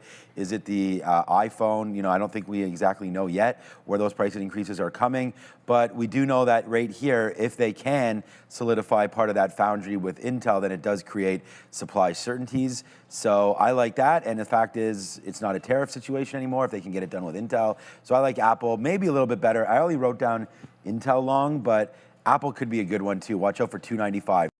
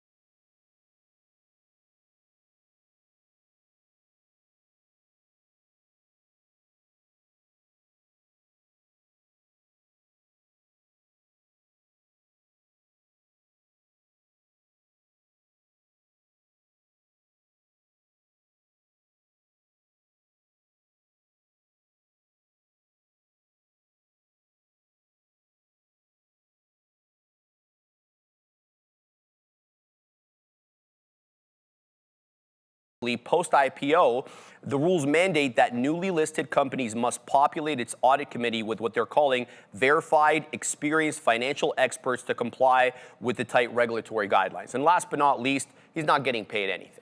Okay, so in the regulatory filing, there's a bizarre compensation detail. It deviates typically from board members for typical S&P 500 companies, which SpaceX is still not, to be fair. But he's going to basically, him and other members as well, they're going to get nothing, receiving zero cash and zero equity for their board service. You guys watching SPCX on its 5th day of trading? SpaceX, which has been like, I don't know, every time I've traded it this week, it's been at some point been like the best stock that day. But we'll get one thing out of the way. There are a lot of dark pool wicks on SpaceX this morning. I've seen a lot of people talking about it in the chat. These are all ridiculously late reported prints, which are obviously coming from the prior day. None of them are actually real. It has not really traded underneath 185 this morning. Like, that's actually held up as support. With all of that said, yesterday was the first red day that it had. It was a good short. The afternoon, the 200 level was a brick wall that did one of those like false breaks and then flushed. That's the first place that I'd look for a pop and a fade. But we also had the 195 at the close as a resistance. So given the fact that it was its first day selling off, well, I shouldn't say it's its first day selling off, because, I mean, if you're being real about it, on Tuesday was mostly a sell day after a big push to the upside. But this was a straight, like yesterday was a straight sell-off. Like it popped a little bit at the open and then was trend down. So I'll call it the first red day and first real sell-off, looking for continuation, 95 and the 200 levels. You gotta be careful with it though. Like this is the kind of stock where you take your shots, win, lose, or draw, but you don't wanna give back what has probably been profitable for a lot of people. And on the other note, how far we end up going back here, who knows? If these prints were real, then I would be on that bid in my personal account, but I don't think we dropped $37 today. I think that could be something that we're still looking for, where the bottom ends up temporarily on SPCX. But for today, I'm just looking pop and fade. Yeah, I mean, the same kind of ways. I wrote it down here on basically the exact same thing. I wrote down 195 to 194 to 195 here on SPCX. So bear with us as we work with our software over here to get the board back up there. Our position board will be back up, and our rundown will be back up. Just having some issues right now, but 195 to 194. Yesterday was its first red day, and as Neil said, we have to apologize. We can't edit these to edit these one by one. You got to click it. You got to go with data, and you got to fix all these prices. Someone keeps on printing, and they are on the tape there, so we can't get rid of them. Unfortunately, I've already talked to our provider right now of the charts and try to get that all cleaned up. So I think they were trying to work on that. But right into here, yesterday's close is 195, 194, 196. So this little area right up into there, if we get any bumps, I think it's worth looking at it. You've now crossed over the 200 period, but again, I don't think that these are very important wicks, but it's definitely affecting all of these lines here. So I can't unfortunately use this chart anymore. By the way, Worksport, former sponsor of the show, is popping right now, WKSP. That would be a name to look at here. We will do that in a second. But here's a SpaceX 5-minute chart. So we're still underneath, and this is again from eSignal, so we want to give them a shout out. But right there, underneath right now, looking to get lower, there's 195. So this is what I'm playing off of. There's 195, the close on the 16th. So that was a good price there, obviously, on day 2. And then there's the day 3, and then there's the first move downside. Yesterday, we closed basically at the lows, which is, part of that is Warsh heated up, right? So that's down here at 192. We do battle back a little bit, but now you're well under that 192 at 197, so 187. So if we do take a bump up here into 194, 195, a key area for me to look at would be right around here. So that's something that I'm going to be trying to get short on SpaceX. And it's not something, and I could go back and show you, I'm sure these guys traded it yesterday. I could go back and show you, I ran the short the last couple days into the closes of, since I've been here, long early in the morning, short at the end of the day. Today, I almost get a different opinion where I just think we wait for it to pop, as Neil said. If we can get a pop of, it would be $6 at this point. So maybe it's a little much to get that $6 move higher. But again, SpaceX, and if we slow this down, see there's like a 159. All these red prints are 159s, 159s, 159s. So they're all coming in, and unfortunately, it's going to be like that for our chart. I'm hoping once the market opens up, all this dark pool reporting will be finished with, and we can get a clean chart. But for right now, this is what SpaceX looks like. We have no other way of trading it. I guess you could use one of those levered ETFs. If you want to look at that, it's probably a little cleaner than what we're looking at. But look, I like SpaceX today. I think you can also look at, and like I said, I did the test drive yesterday. The full self-drive is awesome. Tesla's been a dog, though, as they all have been. We already talked about that Mag 7 look, and they're all getting hit down to the downside. Actually, Tesla's probably one of the best-looking Mag 7 charts right now. I mean, you still got Google in there, but, you know, this one pretty much trying to hold out on $400. So let's wait to see if we can do that. Tesla up 0.62. Market rallying really good right now. AMD, what's up next? MU, okay, so this is what's gonna come through. So all these chip names really starting to rally the market here. AMD's up 4% as well. Let's go back and find the story with Micron and the rest of the sector. More analyst notes here on MU. Micron reports earnings on Wednesday, and a lot of analysts are weighing in ahead of time, including today, Wedbush. Yes, and Steve Fuladera, they're both chiming in as we got the Whispers number earlier this week. Let's keep tabs on that. Let's start with Wedbush, reiterating the outperform rating, boosting the price target from 500 to 1,300. It's not street high, but it's one of the more aggressive calls on the street. Matt Bryson, the analyst there, arguing HBM and DRAM pricing always seems to be the case here for their the precipice for the upgrade or the price target increase. Powerful upcycle driven by AI infrastructure spending and constrained supply. The bull case assumes that they can maintain this pricing power into 27. Stifel, much the same view here. They raised the price target from 550, a little bit higher than what Wedbush had it. Also higher on the increase, 1,500 instead of 1,300, keeping the buy rating. They're increasing their estimates significantly above consensus, according to this report, to reflect another big upward shift in AI-driven demand. It seems to be the same here, depending, irrespective of what analyst rating you're looking at. You guys watching the sector today? No, not at all. Never. Why would Watching you the ever chip sector, I've never even, what is it, Micron? I didn't, what are some other names in there? What? All-time high, you Texas said? Instruments? No. Yeah, go ahead with it. Well, I mean, potential all-time high. I might have misspoke earlier, because I think I did say that Micron was making an all-time high today. Obviously, if you include the pre-market, it was up at 11:30 just a couple of days ago, and then again on open, like in opening session, all-time high would be 11:10, which is now $5 away. That said, look, I'm going to be on Intel today, and you know. And obviously SpaceX is going to be in play, and I like SMCI, so I might not end up trading a Micron. But what we have been talking about with regard to Micron is that report next week.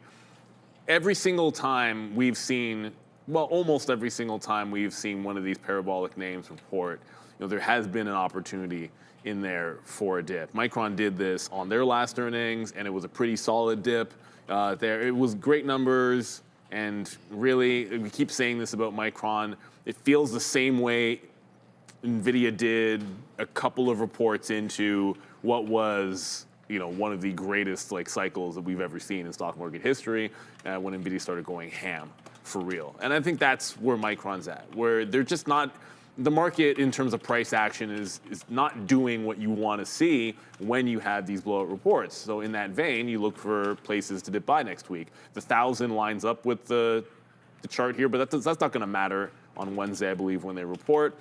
You'll just look for any kind of support that comes in. And it's either going to be the trend line, which could be a little bit higher if we continue to go. It might be a break of that, and then for support at 900.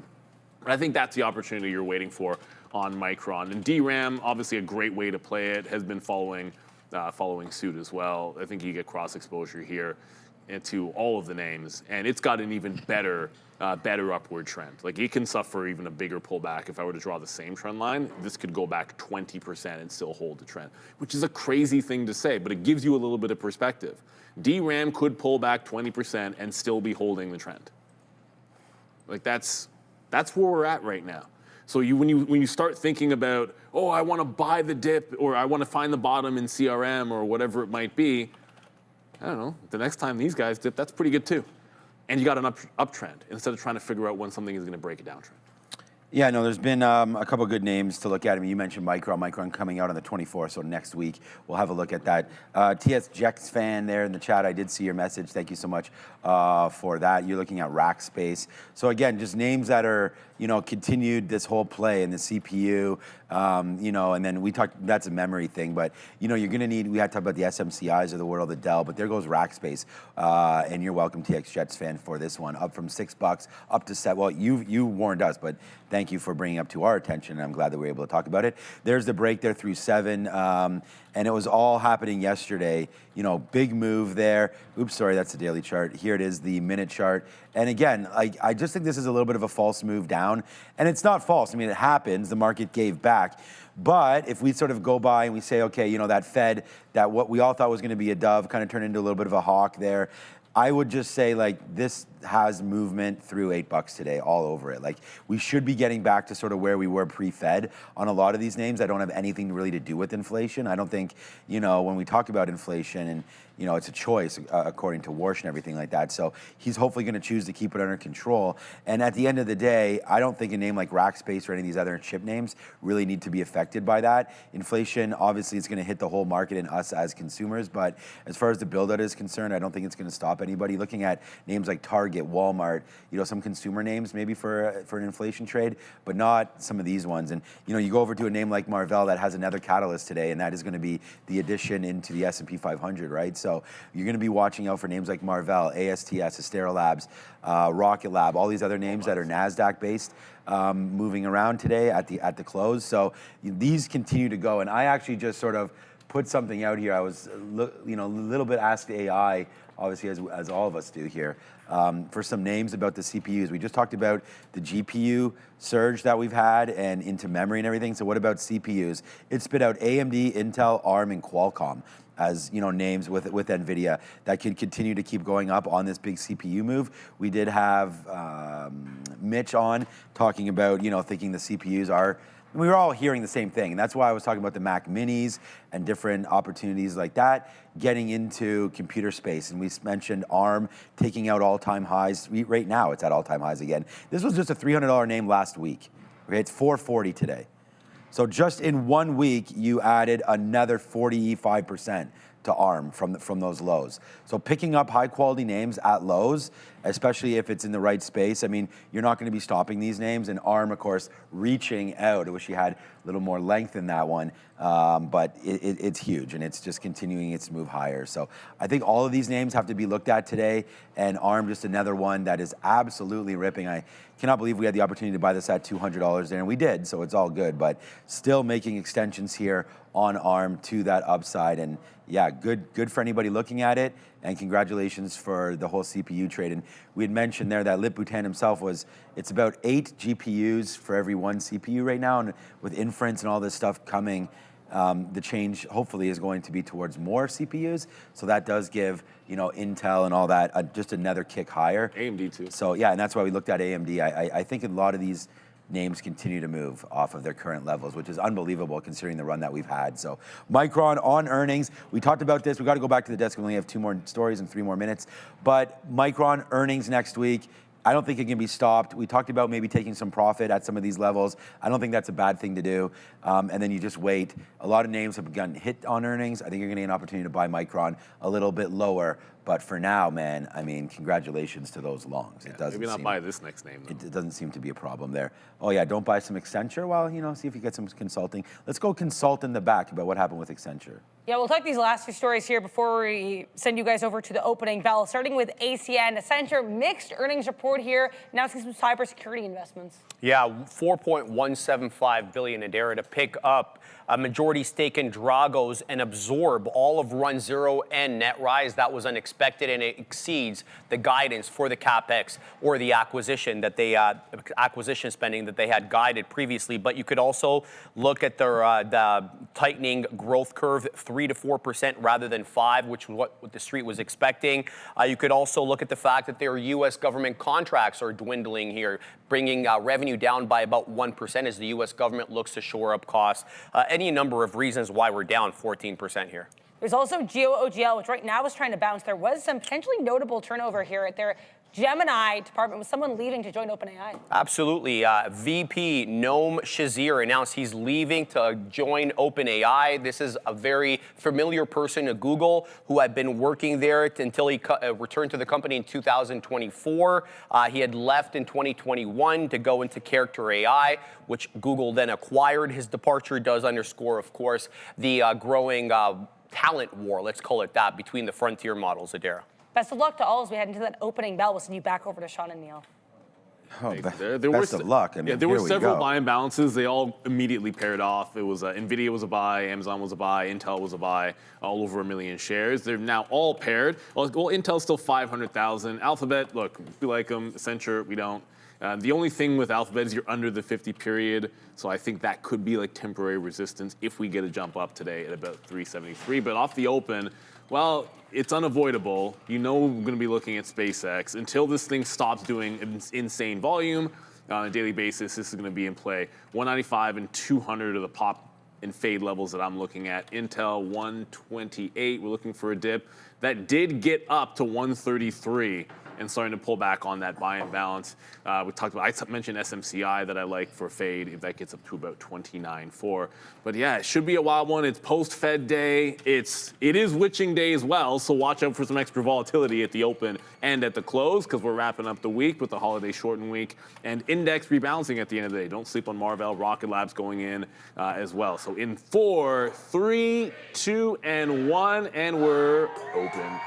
All right, here we go. Welcome to the jungle once again here, everybody, as our quotes are very, very choppy, if not even moving at all. Okay, here we go. 130 now we're starting to go here as those imbalances just settle out. There was big imbalances. I mean, we just saw an Intel print of 6 million shares go off right there at the open. Intel's already done 17 million shares, and there it goes back up to the upside on reports of, Wait, I can't switch quote. I can't switch. Give it a minute. Okay, so I was going to try to find out some Apple here, but again, unable to switch quotes right now as there's just so much volume. Oh, there it goes. There goes Apple, up to 300 right now, looking to take that out. Intel's looking to take out the day's high as well. So here we go again, man. Amazon up as well. Google started to go at the beginning of the market here. Let's see if we can get a quote on that. 367 upside now for Google. What a run. 365 up to 367. Look at the NASDAQ though, pulling back just a little bit. We did hit 2%. Give it to me. It was a SpaceX, just really. I've been watching it. What was it? It just flashed down. There was just did it? Okay. There was just a buyer at 186. It looks like they're already chewing through that and already gone. Okay, you know what? I think it was already gone. It was huge size at the 186 level. They just destroyed that to the downside. If we were thinking pop and fade, maybe we adjust this to the local top here, or just look at an 85 break, which might already be going. Like this stock is really starting to give it up a little bit. Even Intel's starting to pull back as well. Market coming off of those highs. I just went short on SpaceX. Yeah, apologies for all these candle wicks. Is it at 180? Yeah, no, it's not at 186. You got to watch a level 1. Yeah. Yeah, so right here. So this is the actual price of SpaceX. I'm going to go a little short right now at 185, 185.10. It just got 86. Looked like it was, yeah, that's what I'm saying. You can get these levels. You just got to put your offers out there and maybe you'll get some shares. Yeah. But there it goes. Now breaking lower now on SpaceX. We still have the wrong position board there, Andre, if you can get the position board. It's also not updating. Up as well. It's not updating. Oh, well, yeah. Okay, he's working on it. So, okay, we've got this all ready to go. I am now short SpaceX. You can see just here at 185. My actual price is 185.20s. So, sorry, 185.15s. Nothing to really write home about. We're going to wait to see if we can get something out around 190 if that breaks higher there. But right now, SpaceX starting to go to the downside. Watching out for a 190 as my out there if it goes. So, yeah, my wife just messaged me, crazy storm right now outside. So it was crazy this morning. Yeah, this morning was too. It was fine for me coming in. But here we go, man. SpaceX, we're already $1 plus now in the money on SpaceX. We're short at 185.36. We are working on that position board. I am covering more here at 84. Down goes SpaceX. I'm short right now 185.36. Short SpaceX. I think Neil mentioned he is as well. So both of us now short SpaceX. Watch out for Intel. Right now coming to the downside upside is Intel. But I'm just on SpaceX, man. This is a big trade. Yeah, I'm trying to get 83 halves. You can get it. Just put a bid. Yeah, give me a bid. Give me the bid. Give me the bid. Give me the bid. I just put it as well. So. You know, I'm going to move to like the 60s or 70s to try to catch that fill there. There we go. Oh, that's the first time we're not going to have dark pools in this last candle. I hope I don't jinx it. Oh, that'd be nice. But the opening candles are getting rid of these dark pools. So you can see the position there. But you know what? Intel's gone. Bye-bye. All-time highs for Intel. It's an absolute rocket ship. This thing. Oh, thank you, man. So shout out to all the Intel junkies out there. $135 we just got to and tagged it. You cannot stop Intel. You can only hope to, well, you can't contain it. It's up 11%. I can't even use that quote right now. That's the one that we missed. But there was no dip. It never gave you the dip. I don't think we missed it. I mean, well, we did, but I mean, you got to pick and choose your poison here. And I think we both chose, I think correctly anyways for now, with SpaceX. SpaceX gave us $1. We recovered a bunch of times there. And I actually did get that. No, I didn't. My best fill is 184. So I didn't get anything under here. But here's 183. There's 183.50 right now. So we'll ride that bull to the downside here on SpaceX. We are still, apologies and bear with us as we work on our position board. Fabian's not in yet, so we'll wait to get that fixed. Brendan's over there fixing the position board. And there it goes, Neil. Kablamo, Blumo. There it is, props it up right now. We're 250 in the money, and we've got a position on. This is, you know, we didn't come in playing around here. There's no market tomorrow, so we got to make double our day today. No, just kidding. Don't think like that. But there it goes, man. It goes a nice little downside play there. There's our one, and I know you probably didn't. You know, I talk like this, but this is the first day, and I don't have my stream deck open. But I do like to talk when we hit our sort of our daily goals, and there it is right there, one time with SpaceX there. Just takes one trade, and that's what it is right now. $3 in the money right now on SpaceX. So we'll go, we did get reloaded right there. I just added on the board. Yeah, at the 200 period, moving to the downside right now. We are huge right now on SpaceX, man. Yeah, about buying that used MacBook. Maybe we get a new one. This is huge now. This is going down into 181.50. That's my next bid. Did we just get 181.50s? No, we got 182s there. There's 181.50s. Yep. Oh my God. This is a big one. There it is. Thank you, Brendan and everybody. Michael for working on that. We are now locked and loaded here on SpaceX. How do we have the exact same price? Oh, no, you have 81s. I have 50. I added, dude. I got in at 85 originally. Oh, my bad. You're 180. See how it was? We have, they look similar. Yeah. Yeah, so I got someone for an 84, but then I added on the next breakdown. There it is, playing into the 180. I want the 180. Look, it's a Friday. Wow. It's expiration, so I'm going to. Holy shit. I always try to go station to station. I did get SMCI. We'll deal with that in a little bit. This is a big one. We are supposed to go up to Adara, so let's get our first update of the day. I mean, yes. USO here, guys. USO hanging out here, approaching pre-market lows as we get news that Iran is saying shipping traffic is back to normal at the southern ports. So seems like we're trying to see some normalization here in Iran with regards to shipping. USO on focus. Back to you. All right. Thanks, Adara. You know, once you get obsessed with something, we keep on it. Maybe ADHD, I don't know what's going on. But right there, 180. We're going to take another fill down there at 181. And again, that's it, man. Now it is 2 times the daily goal met on SpaceX on a $5 move to the low side. And again, it's the number 1 trade idea on here was Intel. The number 2 one is SpaceX to the downside. So we hit that. We can wait to see for 180 now what's going on there. But I only have about a third left, and I'm actually going to take out one more piece here. And then there it is. We get the 50 level. Now we'll wait for 180. If it breaks lower, it breaks lower. Where's the out going to be? Good question, Sean, as you continue to talk to yourself. I was thinking if I'm going to use a 1-minute chart, I better use a chart that's actually working. So we're going to use a 1-minute chart here. That's 186. So that puts me all the way back to where we were. This was such a dramatic move down that I think realistically, like this 184 where we had a little bit of bump and grinding, but not really. It's only a 1-minute chart. That could be an area where we either reload or think about getting it out. So let's see how many shares we wind up having. Still looking to get filled at 180 down here. 181's been sort of the bottom as we look at this. And we can even look at, like, I know you talk about this sometimes too. Briefly break 181. Look at, like, I was going to say 20-second charts, things like that might help. It's going to take a second to load, but maybe I'll show that. There it is. So, you know, it gives you a little bit more of an idea of what we're doing. There's the break now of 180 here. So we'll see if we can still wind up holding that very bottom of 180.50 right now for SPCX. But yeah, man, like I am short on this, and it's been so far so good here on SPCX as both Neil and I hit that short. So congratulations. I hope Joe hit it over there as well. But it's a nice move down. We just are waiting for 180.25. We've got a big piece. So So, we still got a piece on right now, and it's coming back into the downside. So here comes 180 on SPCX. Maybe Neil's looking at something else, but I'm definitely not right looking now. at a nice. There it is. We just got it. Nice backdrop of my. I have to reload my chart. Sorry, guys. Okay. There's 179, Neil. Just absolutely crashed on me, but that's fine. Yeah, well, no surprise. No, I made the mistake of. Oh, you tried to adjust? Well, I tried to fix. Holy shit! This is $7 now. Bye. So I reloaded. I'm just looking for another opportunity to jump back in. I've shorted it twice, and we'll short it as many times as we need to. But I wanted 180. We got 180. We'll look for the next available pop and see where it goes. I'm going to cancel my IBIT because that's going to be out of bounds. Unfortunately, everybody. Intel, which we liked to the long side. It's not that I don't still like it.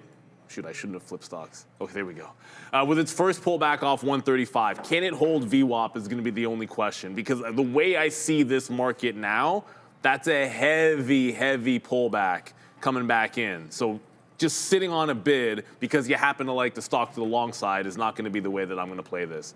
I'd rather be a little bit more patient, see a confirmation of that volume weighted average price, because I don't like what I see over there on Intel just yet. Well, the market, I should say. So I want to make sure we look good on Intel. I just canceled my IBIT short, by the way. That's, Bitcoin's still languishing, still falling, but I'd like to get it at VWAP if we're able to at all. And congrats, I see some people playing that QuantumScape on that Honda news. So partnership with Honda, solid state batteries, that's their tech. But if you played it the way Luis does, the second it loses VWAP, it's a short. 10% down already on QS. VWAP. I know we're a broken record, but it's a pretty good indicator, everybody. Yeah, it's all right. Today, of course, the only indicator you need is short, and you just need Neil and myself. We put down here on the sticky note right there, that the second trade would be the short on SpaceX, right? It didn't even get close to 194, 195. We just played the momentum. And I put this post out the other day about how, hey, my beautiful wife, how's it going? And there it is right here. This is that concert. Post Malone and Jelly Roll were on the stage at one point. That was kind of fun. And here it is, the big-ass stadium tour. We had a lot of fun there. But this is the thing, man. You got to, if you're here, you're here. And you got to spend your money somewhere. And we're really grateful that the action on SpaceX over the last couple of days has really brought us to some of this confidence that we do have. And we sit right back down. We take a day off yesterday. We had a lovely day.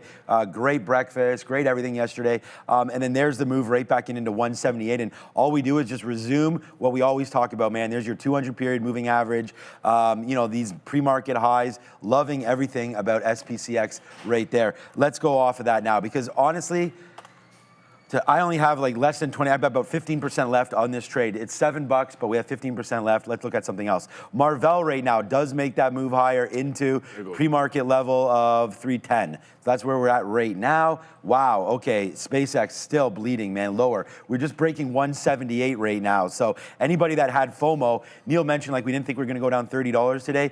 I don't think we are either, but we may get into some levels. My bid's good for 3 months. Right, where people want to start to buy some SpaceX. I don't know if it's going to be today, tomorrow, the next day, but I think 170, there'll be some buyers maybe. Even 175 could find some bids. I just covered again a little bit there as we just talked. Well, we actually talked about that last cover, so nothing lower than 178 right now for myself, but that's a good look for SpaceX. Apple on Intel news today, right? I mean, we'll look at some other names. Nothing's halted yet that I can see. CRVO halted. That might be doing some volume, but there's Apple again. And shout out to, was it Jay Lee or somebody in the chat was saying that they were starting to load up on the Qs short, and that looks like that's going to print too. There's Apple 300 down to 296. We definitely like that one. I didn't write Apple down on here, but definitely a name to look at would be Apple. I like it at 290. Yeah, but down at the 200 period, I like it. Where is it, 296? Yeah, 296. Yeah, it's not ready yet. And then IREN had a little bit of a story today as well, and that's trying to make some moves here. So I'm going to cover a little bit more here at 179.70. Oil's at the lows, by the way. Oil's at the lows and the market's at the lows? Yeah. That's strange. Normally that doesn't happen. We just did some more covering right there on SpaceX, so I'm going to get one more piece out here above 180 if we're able to do that. I'm bidding 180.05. There it is, we take that, and now we'll just wait, okay? We have about 10% left, about a little bit more than 10% left on this trade, so let's look for something else, but so far so good there on SPCX. Yeah. Well, as I was saying, USO, the market's going down and oil is going down. So you don't always see this, but remember the markets and oil had been disconnected for multiple times this week. So I don't think it's that big of a deal. It's worth watching, because I think if we continue to fall too far in oil, I think you could catch a bit of a bid. But look at SMCI catch a bid. Well, one of these days it had to be a long. And right now it looks like it. We just broke the high. This was the best short in the afternoon on Fed day. But remember, the level I really like is 29.4. So that was the one in the note. I'll take my shots when I like a short at VWAP. I'll take my shots at pre-market highs. 29.4 is the level that we want there. We're still holding one. I know we're going over some of the same names. We're still holding that 180 area. VWAP on SpaceX is about 183. So that gives it a spot if it's able to bounce. Bitcoin doing some Bitcoin things, which is falling down and not giving you an opportunity to get into the short unless you short the lows. Intel. Oh yeah, IBIT. We forgot about IBIT. Well, there's not much to say about it. I can show the chart. Oh my gosh. It's just falling. That's all it's doing. This is what Bitcoin does. God. Bitcoin just flushes. I just got 179 again on SpaceX, so this is really starting to work out. There it is. That just dropped through there on SpaceX. We just got, so I took some out above 180 there, thinking like, okay, the party's over, blah blah blah, and then it just cracked through 179. So now it's not just $1; it's 7 of those coming through right now to the downside as SpaceX is bleeding its way through today, down 7%. Oh, there's Adara. Good thing I didn't message her because I was like, Adara, I was wanting to ask you about CRVO because right now this is ServoMed Inc. and they are serving up. That's the one. That's the one, right? And they're serving up a halt right now. So CRVO. Yeah, Adara's going to get it. No rush, Adara. But there it is, man. $40. Maybe $4 up to $5.50 right there. And hey, I don't know. I mean, Shreef's right here right now.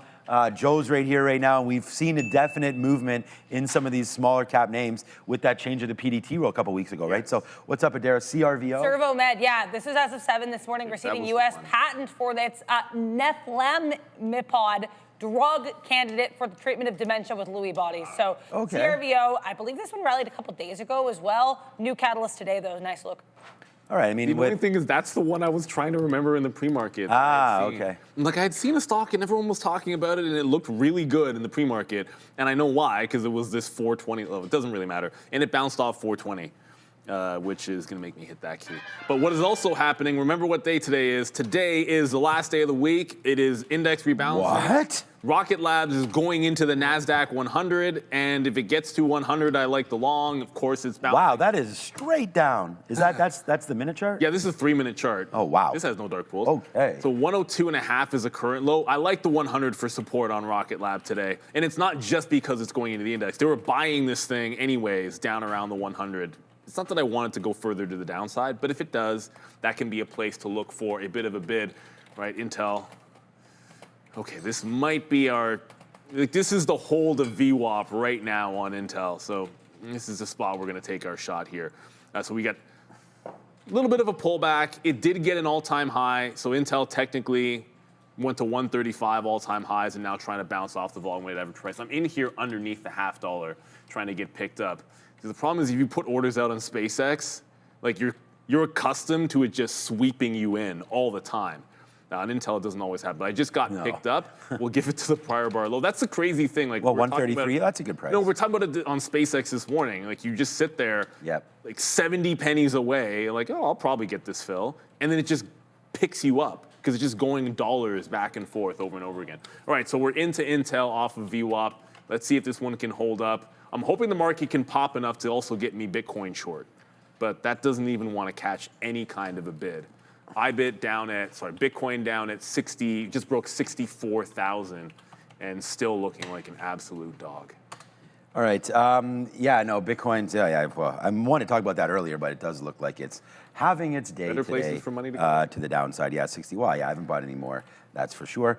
So just for SpaceX, there's VWAP, as Neil mentioned, man, like we really like those kind of levels. I don't trust VWAP on our system, so I'm just, for obvious reasons, we just talked about all those bad prints that we have, so I can't look at those. But there it is right here on eSignal, and we're gonna try to clean those up on our back end, but there's nothing Neil and I can do right now, so we apologize for that. 183.50 is where the real VWAP is about, what I can see here on a continuation VWAP from this morning. So 183.50 right there. Oh, Intel fell through. That was a good level. So we'll see. That's a 25 period as well. If we break above that, then we're going to get out of the majority of our shares there on Intel. But just to let you know, we are on SpaceX. Sorry, we are now down to less than 10% of our position here on INTC. I'll pass over to you for Intel because right now I don't have anything else. It just lost a prior bar. So if we come to my chart for a second, it's all good, Andre. Yeah, so it lost the prior bar. That's pretty much always going to be the out in a case like this. I don't put stop orders at VWAP per se. It's a nice area to look off of, but once you lose the prior bar, I don't want to hold this. Like SpaceX, you can give $1 because the SpaceX is going to move, I think, that $2, $3 just a little bit faster and a little bit easier, but not this stock. If I don't get it in good, then I don't want to hold on to it forever. So I'll move on to the next. If SpaceX, I know we've been looking at it a lot. If we get a pop there, fair enough. But the other idea, of course, was to look at IBIT. I don't want to just short the first green candle, but sometimes in a downtrend, I feel like that's the way that you got to handle things. But I'll try to let this get back into VWAP. That'll be the plan of action. Let it get back into the volume weighted average price, at least attempt to, and then we can try to rock it. I know we talked a lot about DRAM and the memory names. The Micron did make an all-time high, but it's doing a similar thing to Intel. Trying to hold VWAP, trying to hold a lower high. But right now, these are both profiling like a false break at the open and then a lower high. Right, false break at the open. I even said in my note, and I'll go back and read it and then hate myself for it. If it false breaks the open, I should reverse short. I know I said it, but when you have an initial bias and you miss that initial long, it's so easy to want that first trade to be a long when it was a false break, and oftentimes that ends up a short. So we'll see what happens. But if it's not catching a bid at 120, I think that's a problem.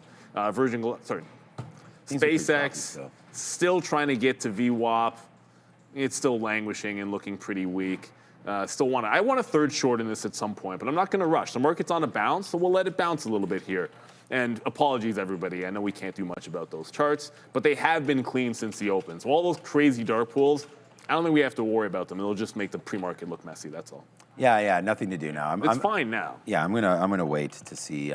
We already have our stop on SpaceX 183.50. So if that does come through, and wow, I know you just talked about Intel, but wow, did that ever lose the bid? I mean, you're not lying about that one. As Intel just fell through, and like I'm typing in INTC, we are getting a little slower quotes today with the extended volume.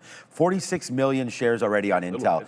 I had wrote down 130. I mean, that's right where we're coming into right now, but it doesn't look like it wants to hold. I mean, the market's doing okay up here. I'm gonna try 130 because again, you know, I wrote it down and we wanna make sure that we can get it if it's there. So we'll try it small. I'm gonna give it to 129.75. If we break below that, I know it's not giving it like a whole bunch of room, but you know, for me, I'm happy doing that. So right now we'll go long. We'd written down that we liked an Intel at this. Oh boy, man, I missed you guys yesterday. But there it is right there. Immediately 60 cents in the money right now on Intel. How about 70 cents now in the money as it comes right down into 130 and we take that one. So yeah, man, we props it up. Who's watching the sticky note? Put those hands up in the air.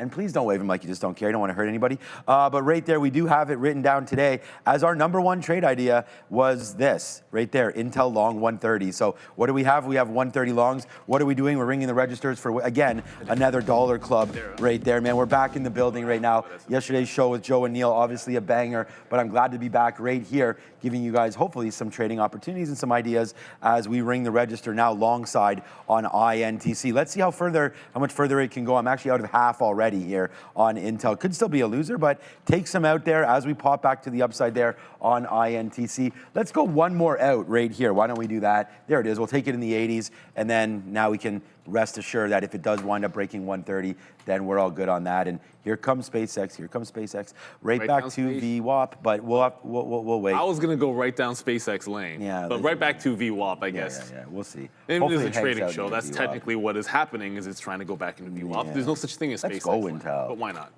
Like the market just made a nice bounce. This gives us our opportunity to finally get into this IBIT. I want to have my orders low just in case we swipe into the downside. For those that were asking about potential news in SMCI, Adara has checked, I have checked, there is none. It's just up 7.5%. Computers, man. Probably looking at Dell as well. I'm going to try to, you might see my black charts a little bit more often today. I'll just bring them down. It's going to be easier than flipping. Because sometimes when I'm flipping, it's just taking too long. So I'm going to have that one up. I already had that up, SpaceX up. USO's catching a bit of a bid, but the new one for me is going to be IBIT. Part of the original plan was to be IBIT short, so we're going to stick with that plan of action. My goodness, if it's a day for the chips, Well, I mean, what would that be without Marvell? Remember what is happening tonight. Marvell, NASDAQ, S&P 500. It's them in the S&P 500. It's the other names that are all going into the NASDAQ. It's like 5 or 6 names going into the NASDAQ. 8% to the upside as they just continue to fly. ARM, only 7%. Only? Well, it's options expiration, and it's rejecting the 450 level. So I think that's obviously going to be a big strike.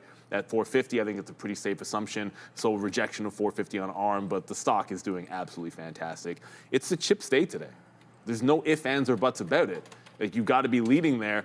The only thing is, 2% doesn't look that great on NVIDIA, but keep in mind, NVIDIA has been a bit of a dog. Everything in chipland is looking very, very good.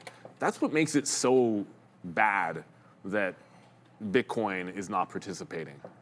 I think it gets worse and worse. The more things appreciate and the more this cannot seem to just be part of the moves, you're going to have it's not FOMO, it's regret, it's hate that like all these other things are performing so well, why do I have money in this, right? Like I think that's the mood right now in Bitcoin. Yeah, I would agree with that as well. It's a lot of people looking for other opportunities, and I mean, people that are potentially Bitcoin traders. Where's your money anyway? Moving over to SpaceX, moving over to AMD and Intel. I mean, these are all the things that are flying around like we are used to seeing, of course, with Bitcoin, right? And so I think it'll be back. I really do, and I know that we've talked about Sharif with BMNR, and I know he's just kind of joking, but taking this all the way to zero. Maybe he's not, but at the end of the day, these are kind of the things that you have to support. And I do think Ethereum has a way to the upside, and I do think that Bitcoin does as well. So, to sit here and worry about it, you'll just lose hair, which I've already done. So, all right, Corvo. It's not Corvo. CRVO is that you talk about the Lewy body and the dementia. This is Servomed. They just reopened, so they halted early, opened up at 660 or so, fell back into 560, and now trying to hold this bid. So, as long as we're around this VWAP level of $5, I think that's a pretty good long for now, and I think you got a little bit of a safety net there in what you're trying to do with CRVO today, so watch out for that one. Nice move higher, and let's see if it can wind up holding there. We like to celebrate, obviously, names that are in the discovery stage of healthcare, right? And so, but okay, Cerebras, another name. Good rally back for Cerebras off of those lows of 200. We did get as high as 240 here on the daily chart, and now we're starting to fade back out into 221 again. So Cerebras, another one of those names where I don't know enough about it, but it's a memory name. They're trying to do, I think they relocate a memory a little bit differently than Micron and all those other names. So I had to do some more work on the actual technology of them.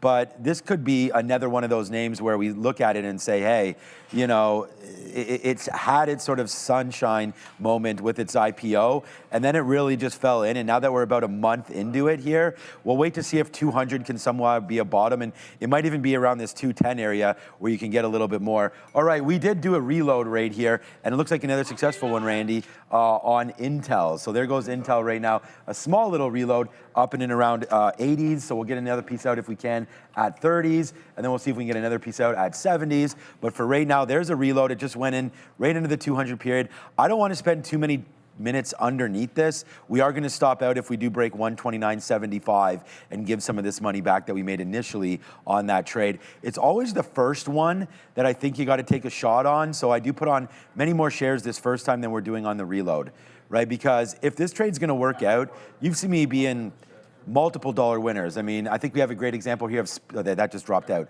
but of SpaceX right now. Like, stick with them. If anything, we should have reloaded at VWAP, but there goes SpaceX again. Here we go. This is the lowest I've ever been able to get out on SpaceX. So let's do that right now. That's a 178.30 level right there now for SpaceX. Now $8 in the money. And if we're going to win, let's win like this and lose like this, where, it comes back up to the upside. We realize that there's a top there. We try to reload it because we like the level, but then when it drops through, get out of it and lose nothing. So at the end of the day, Intel's going to be a wash for me. It was a nice move higher, does not hold, and there's the fade back to the downside for INTC. But no Intel, no cry, because we've got SPCX on right now, and that one is really moving to the downside. I think we might as well just stay in this. I wonder about 175. I'm going to put a bid down there at 175. Yeah, exactly. Let it drop. Everything seems to be falling. if Intel gets to 128, that's going to be the level for me. But the thing at VWAP was IBIT. So as it gets back into the low, we'll take it out into that low of the day. That SMCI, Scott asking thoughts. Remember, once that breaks out, you want to try to limit the damage. Like, if I'm going to try to short it here, great. And then I'm going to take another shot. It looks like I might have missed this 30s, but as it accelerates. But I'll wait till it gets up to 30, shows a topping tail, and then get in. Like, there's no need to be involved here if you're looking for a pullback. That's just crazy talk. If I'm able to get picked up, I suppose at like 29.88, which is where I'm sitting, then we'll throw the stop at the 30 level and then be good to go. The NASDAQ is losing the bid, though. Yeah. So the chance to re-enter shorts might have come and gone. Like, the NASDAQ is threatening breaking the low of the day. And keep in mind, that lower high where we just put in, that's the exact same level Everything that was is being giving it up. sold all day long, including at the Fed highs, which is about 735, 736 here on the NASDAQ. So that's the spot. It couldn't hold it. Now everything seems to be giving it up. So I think it's kind of the moment to get into your shorts. Could have been on that last little pop if hopefully you found a little something, because just about everything heading to the downside. We're just checking out Apple. Apple's not low enough. 298 for Apple. If Apple gets under 295, it gets pretty interesting to me. And I just heard in my ear, is Roku going again? No, it wasn't Roku. No, it was this one. So I put out earlier, guys, that Qualcomm could be a good spot if we're talking CPUs. So there goes Qualcomm up 6%. Yeah, it was Qualcomm, not Roku. I don't know. Did anything go on with that Roku deal? It's still done, right? That Fox A? I don't think there's any. I think the problem is... was there problems with it, or? No, well, it's got regulatory issues and it's cash in stock. Right, so we know. So if you don't want to own Fox and if you think the deal might not close, then Roku's getting sold off. Yeah. It's that simple. Yeah. Okay, so yeah, we'll have to wait. But there goes Qualcomm up 6%. We also do have Marvell going back and forth. I'm getting the note right now that Marvell's at VWAP. So, oh God, my charts are just taking a minute here. Yeah, so Marvell pulling back into a good level here. 308, potential buy zone for MRVL. You know, if the market does rally back, which we've seen, we're $8 in the money on SpaceX. That is for sure. But we're going to wait to see. Yeah, Stuart, what's up, buddy? I mean, thank you for watching. Thanks you for being. Oh, by the way, our chat board, Fabian, is not pulling from Instagram. It's only pulling from TikTok right now. So I can't show, or sorry, from YouTube, sorry, not from Instagram. So I have to show it this way. Can you go over the reasons? It's on my sticky note. I just thought yesterday was its first red day on SpaceX, and it felt a little light on early market trading for SPCX. We started to make the move down there, and it felt light to me. We didn't break the pre-market highs. These are some of the levels that we were looking at to go short, but eventually the 200 period was good. VWAP, we didn't trust that much because of all these prints, but yeah, just going short on SpaceX today, it was just a feel, and that's what trading is for me anyways. It's technical levels and then a feel about the market. Like I had written down here, the Intel long, the IREN long, and that's based on stories, so you got to have reasons to think about something. But at the end of the day, it's a TQQs.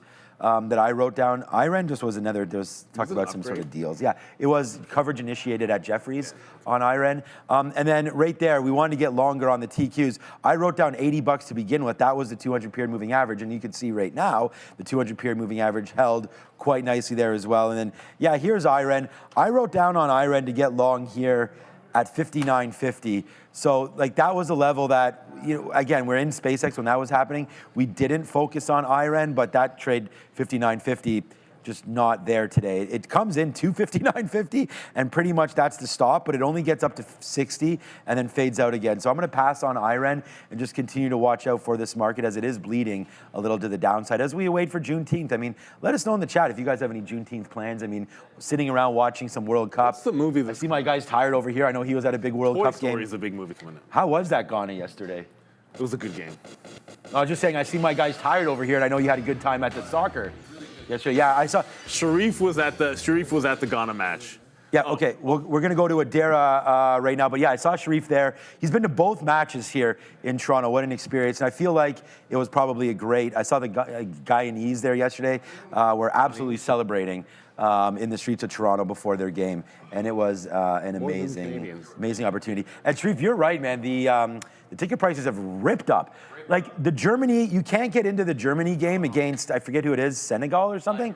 Ivory Coast. You can't get into that game for like under 2,500 Canadian. It's crazy. You could have gone to the Canadian game for $900. So like here we are, we're shitting on our own team, but we're supporting all the other teams. So thank you to all the people that are visiting right now. They're the ones. Yeah, we're so cheap over here. We don't want to spend money on our own teams over here. Let's go back over to this desk with Adara.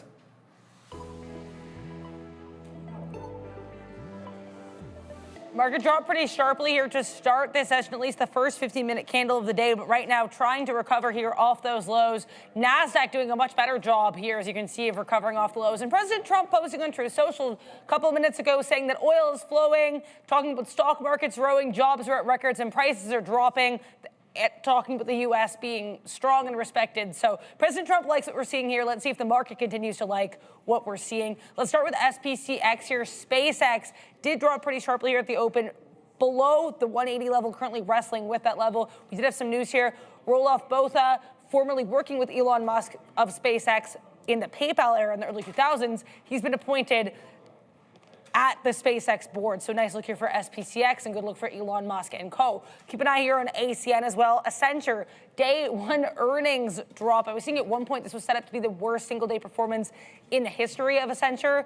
It's recovered a little bit since the open here, but they did miss on sales, beat on EPS, Q4 sales guidance quite a bit below expectations. Lots of strength in semiconductors still in watch as well. SMCI, as mentioned earlier, no catalyst that I could find on this, and it's rejecting the $30 level, but nice bounce here off the open. Intel, of course, was in watch after a different Truth Social post from President Trump, in which he announced that Intel and Apple are working together. You also have Micron in the memory space. They're getting more positive analyst notes ahead of their earnings report next Wednesday. So lots to look at in the tech space as we send you back over to Sean and Neil. Thanks, Adara. But for everyone out there, there's an offer that your broker is not giving you. It's from June 8th until June 25th. It's Trade the Pool, giving your first-time users an exclusive second chance opportunity. If this is your first time joining Trade the Pool and you don't pass the evaluation, Trade the Pool will give you another evaluation account completely free. That's right, a real second chance to come back stronger and prove yourself. This is a one-time exclusive promotion only available during the Trading World Championship event. Once it's gone, it is gone. Scan the QR code you see on screen right now. Join Trade the Pool today and take advantage of this exclusive second chance offer before it disappears. I want to shout out to Mitch for coming on the show. Good friend of the show. I mean, he's not perfect. He does back Germany in the World Cup, despite the fact that, I don't know, I want Canada to win. I'm Canadian. I know he's in the U.S. U.S. is in the tournament. I'm just going to throw that out there. But it is what it is. So I did get into SMCI. This market is resilient, by the way. I just want to point out, yes, shorts have worked this morning. The Nasdaq's up 1.7% above VWAP and catching a bit of a bid. I think that bears mentioning, given the kind of strength that we're seeing. But SMCI turned off 30. I got to stop here at 28.86 or so, just because how strong it is. It immediately dropped down like 1 full percent, and they bought it right back up. Like it dropped 1% in the candle that I was getting in, so I don't want to fight this one. You take what you can and what you can get, and you will not be upset. I was just informed our Super Chat page is working. Yep. I know we're missing a few. Apologies. I'm just going to refresh it myself now so we can go over them. I missed the low of the day print because I was actually just underneath the low of the day on IBIT. So I'm going to take that fill and look for the reload on VWAP here, but we did miss a few. All right, we can go over this. This is the latest one here from Toby. Toby? QTEX, can we look at it? Well, of course we can look at it. Can we look at a small capper for you? I don't know if this one's going to fit Sharif's bill, but if it doesn't, I'd be surprised. 26 million shares breaking out above VWAP as we speak. How much of a habitual line stepper is it? Hey, it's a new issue, so it can't even do that. Looks like this just came to market recently. That's a little bit more interesting oftentimes if it's a little bit of a new issue. It doesn't really have that burns you in the past history. Yeah, you have to respect yesterday's highs. It's already rejected. Sorry, 2 days ago, the highs at 250. It's already rejected. But the VWAP hold is a good one. Support at 220. Don't know what the float is going to be. Sometimes you don't really see the good float on these when they're brand new. And the short float's going to be pretty irrelevant, I think, when you're just coming to market. It's a VWAP hold that is going to be the key. If we have another one, just keep throwing the super chats up there. But as the market's bouncing, I can tell you, I'm going to look for it. Oh, okay, never mind. The NASDAQ just went to the highs, and my expectation was I was about to be able to get a fill here up top on IBIT. It doesn't look like I'm going to be able to do that at all. Is that still at the lows? NASDAQ just can't be stopped, though. No, it seems like it's going higher and higher here. I'm kind of debating looking for a short here, but I mean, I don't know, it might not be right. I was just looking at the cues, and do we really want to short that? Like, it's a really nice bounce off the 200 period here for the NASDAQ, and welcome everybody to the show. If you are here, make sure you do hit the like and the subscribe and keep the good times rolling. We have over, let me see, I mean, there's not a whole heck of a lot going on in this market right now. We want to thank all 10,000 of you for watching, and make sure if you do get in there that you do hit this little like button right now. 850 of you have done that so far. Hit the like button. We'll check back in a couple minutes. 576,000 subscribers. We want to thank all of you for being here. I still have a stop out happening on SpaceX at 183.50. We could probably close that down now. Let's go to 182 and put a stop order on that one. So we'll put that together. If we break through 182.01, then we'll get out of pretty much the rest of our position here. We'll just put that out. Ooh, I got what the right price is, 182. We'll put it 182 15s or so as a stop there. So if that breaks higher than that, we want to get out if it does break view up. I'm pretty confident now. I just looked at my other chart. View up is good to go. Yeah, so the other name I was looking at maybe was Amazon. Amazon didn't start with a very great day today. Fell all the way back in, did bounce off at 236, and now you're just bouncing off that 240 level. So this could be something that I was debating shorting in and around here and then giving it to 240. I think it's worth, you know, this 50 or 60 cents back to the upside now. So let's try a little short.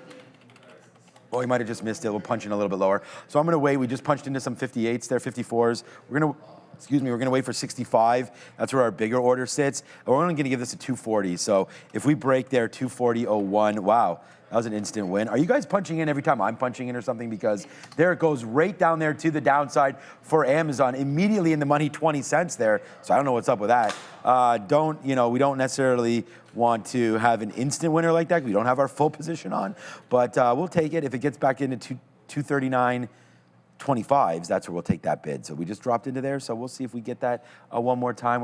Again, we're trying to give this about that 40 cents. So if we can make 40 cents, we should do it, and then we'll wait to see if we get a little bit more love here for Amazon on that high side. But a new position, so we'll say woo-ha on that one. Not much is going on, man. I mean, there's some people in the chat saying, why aren't you covering Take-Two? Which ones? We did mention, I saw a few. We have mentioned Take-Two. I like Take-Two. And the news here, of course, if you're just tuning in, Rockstar Games announced that the pre-orders for Grand Theft Auto will begin June 25th. Gapped up. It's now up 4%. It was up a little bit more than that, tagging 245 in the pre-market. It's starting to go again and looking pretty good. And I just want to make a clarification, because I saw someone in the chat ask if Rocket Labs was going into S&P 500. It's a NASDAQ 100. If I said that, that's my bad. It's Marvell that's going into the S&P 500. Yeah. Rocket Labs is going into the NASDAQ 100.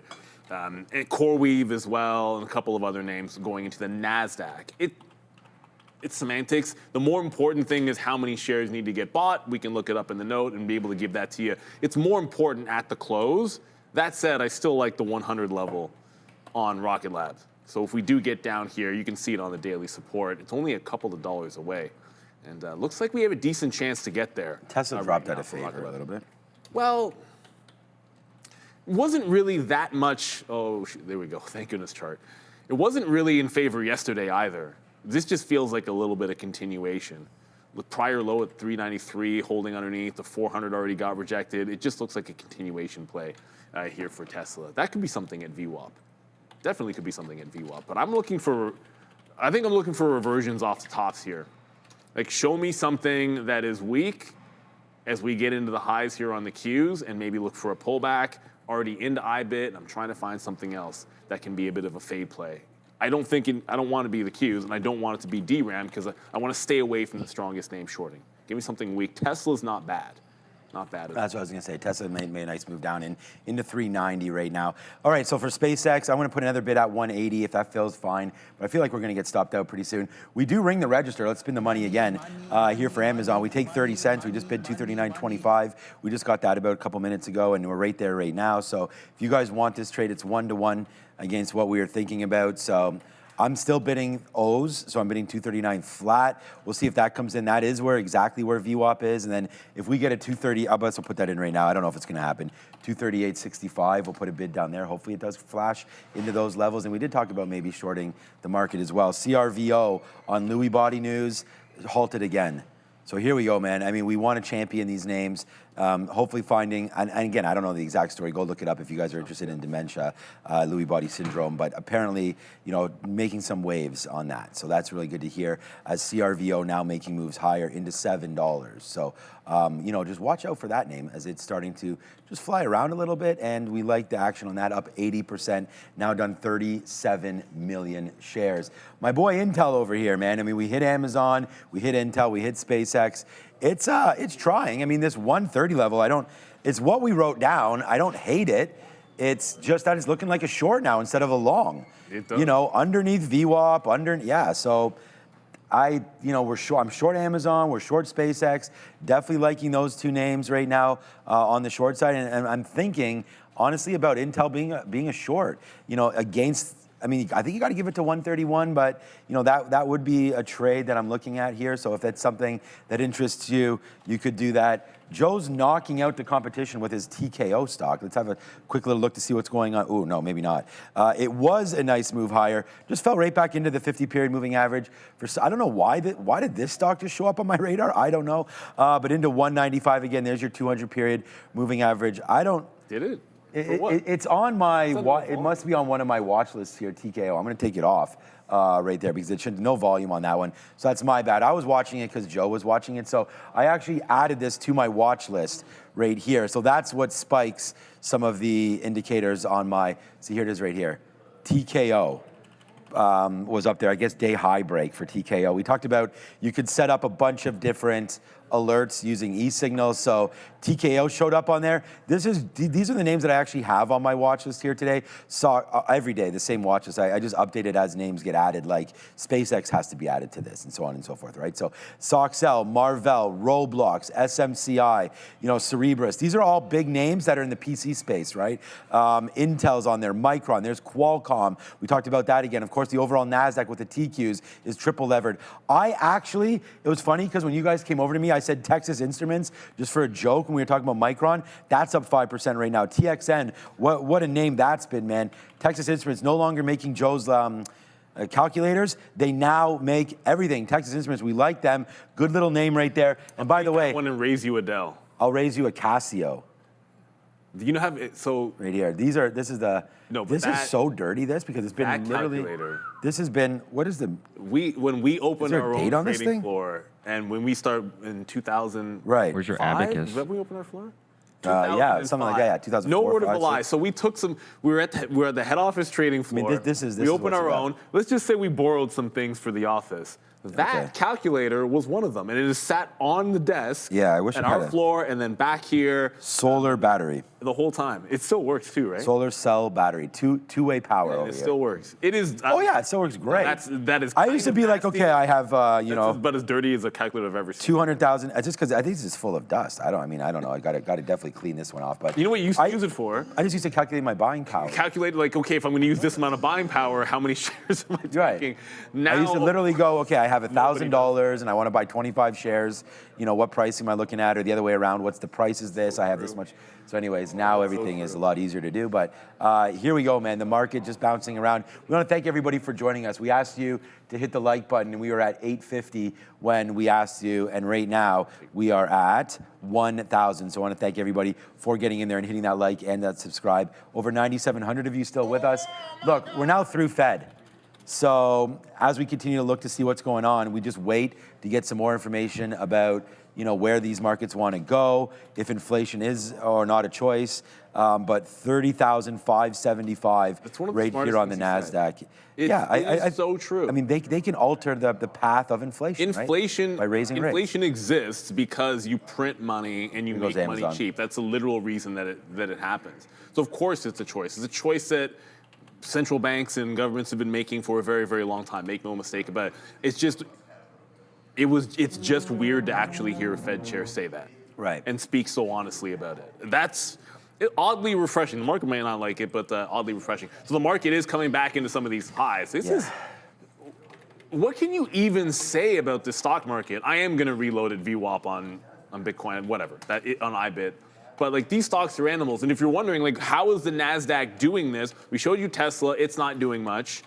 We've talked more about NVIDIA's up 2 points. That's breaking the high of the day. Marvell's not there yet.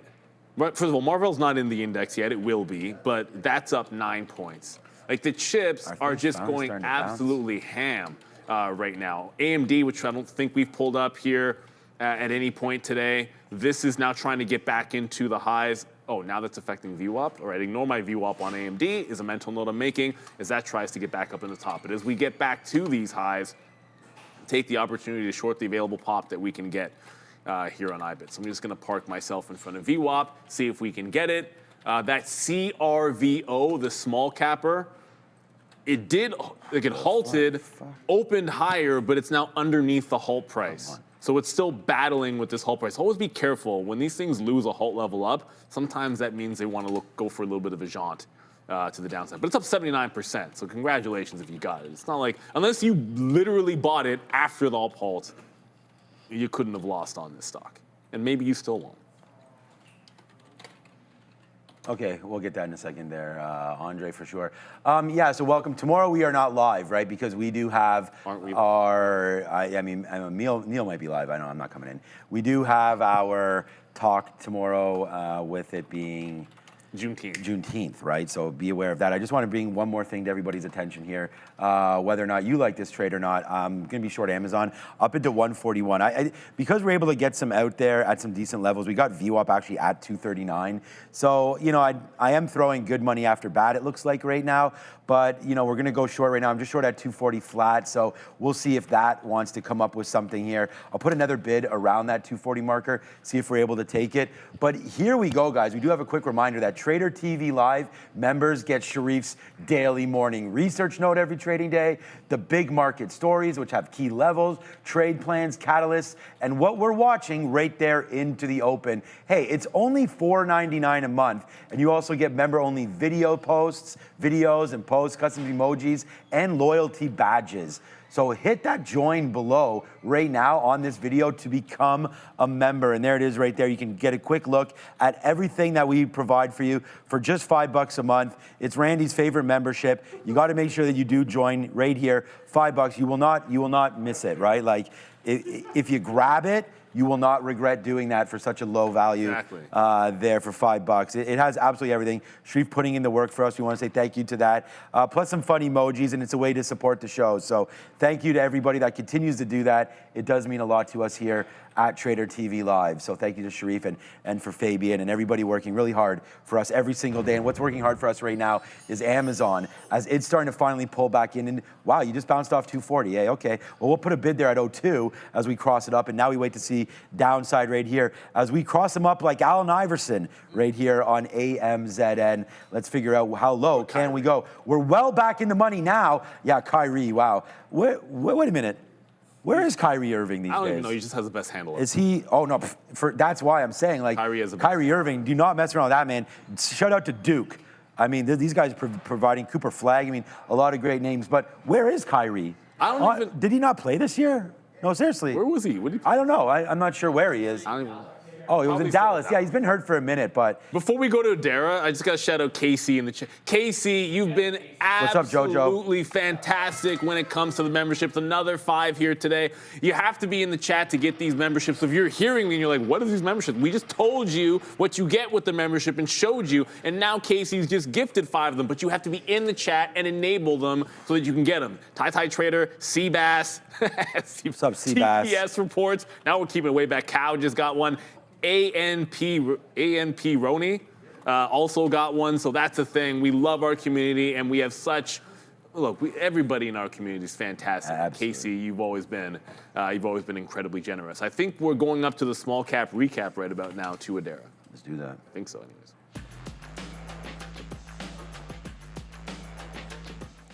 It's recap time, starting with a name that we talked about earlier this week, and that was on our free Trader TV Live watch list this morning. Freecast. CAST, about 16.5 million share float. They're trading higher here, announcing that they've entered into a reseller agreement for Starlink Business Services. Nice look there. We've also got GPUS, a name that I believe was mentioned yesterday on the small cap recap.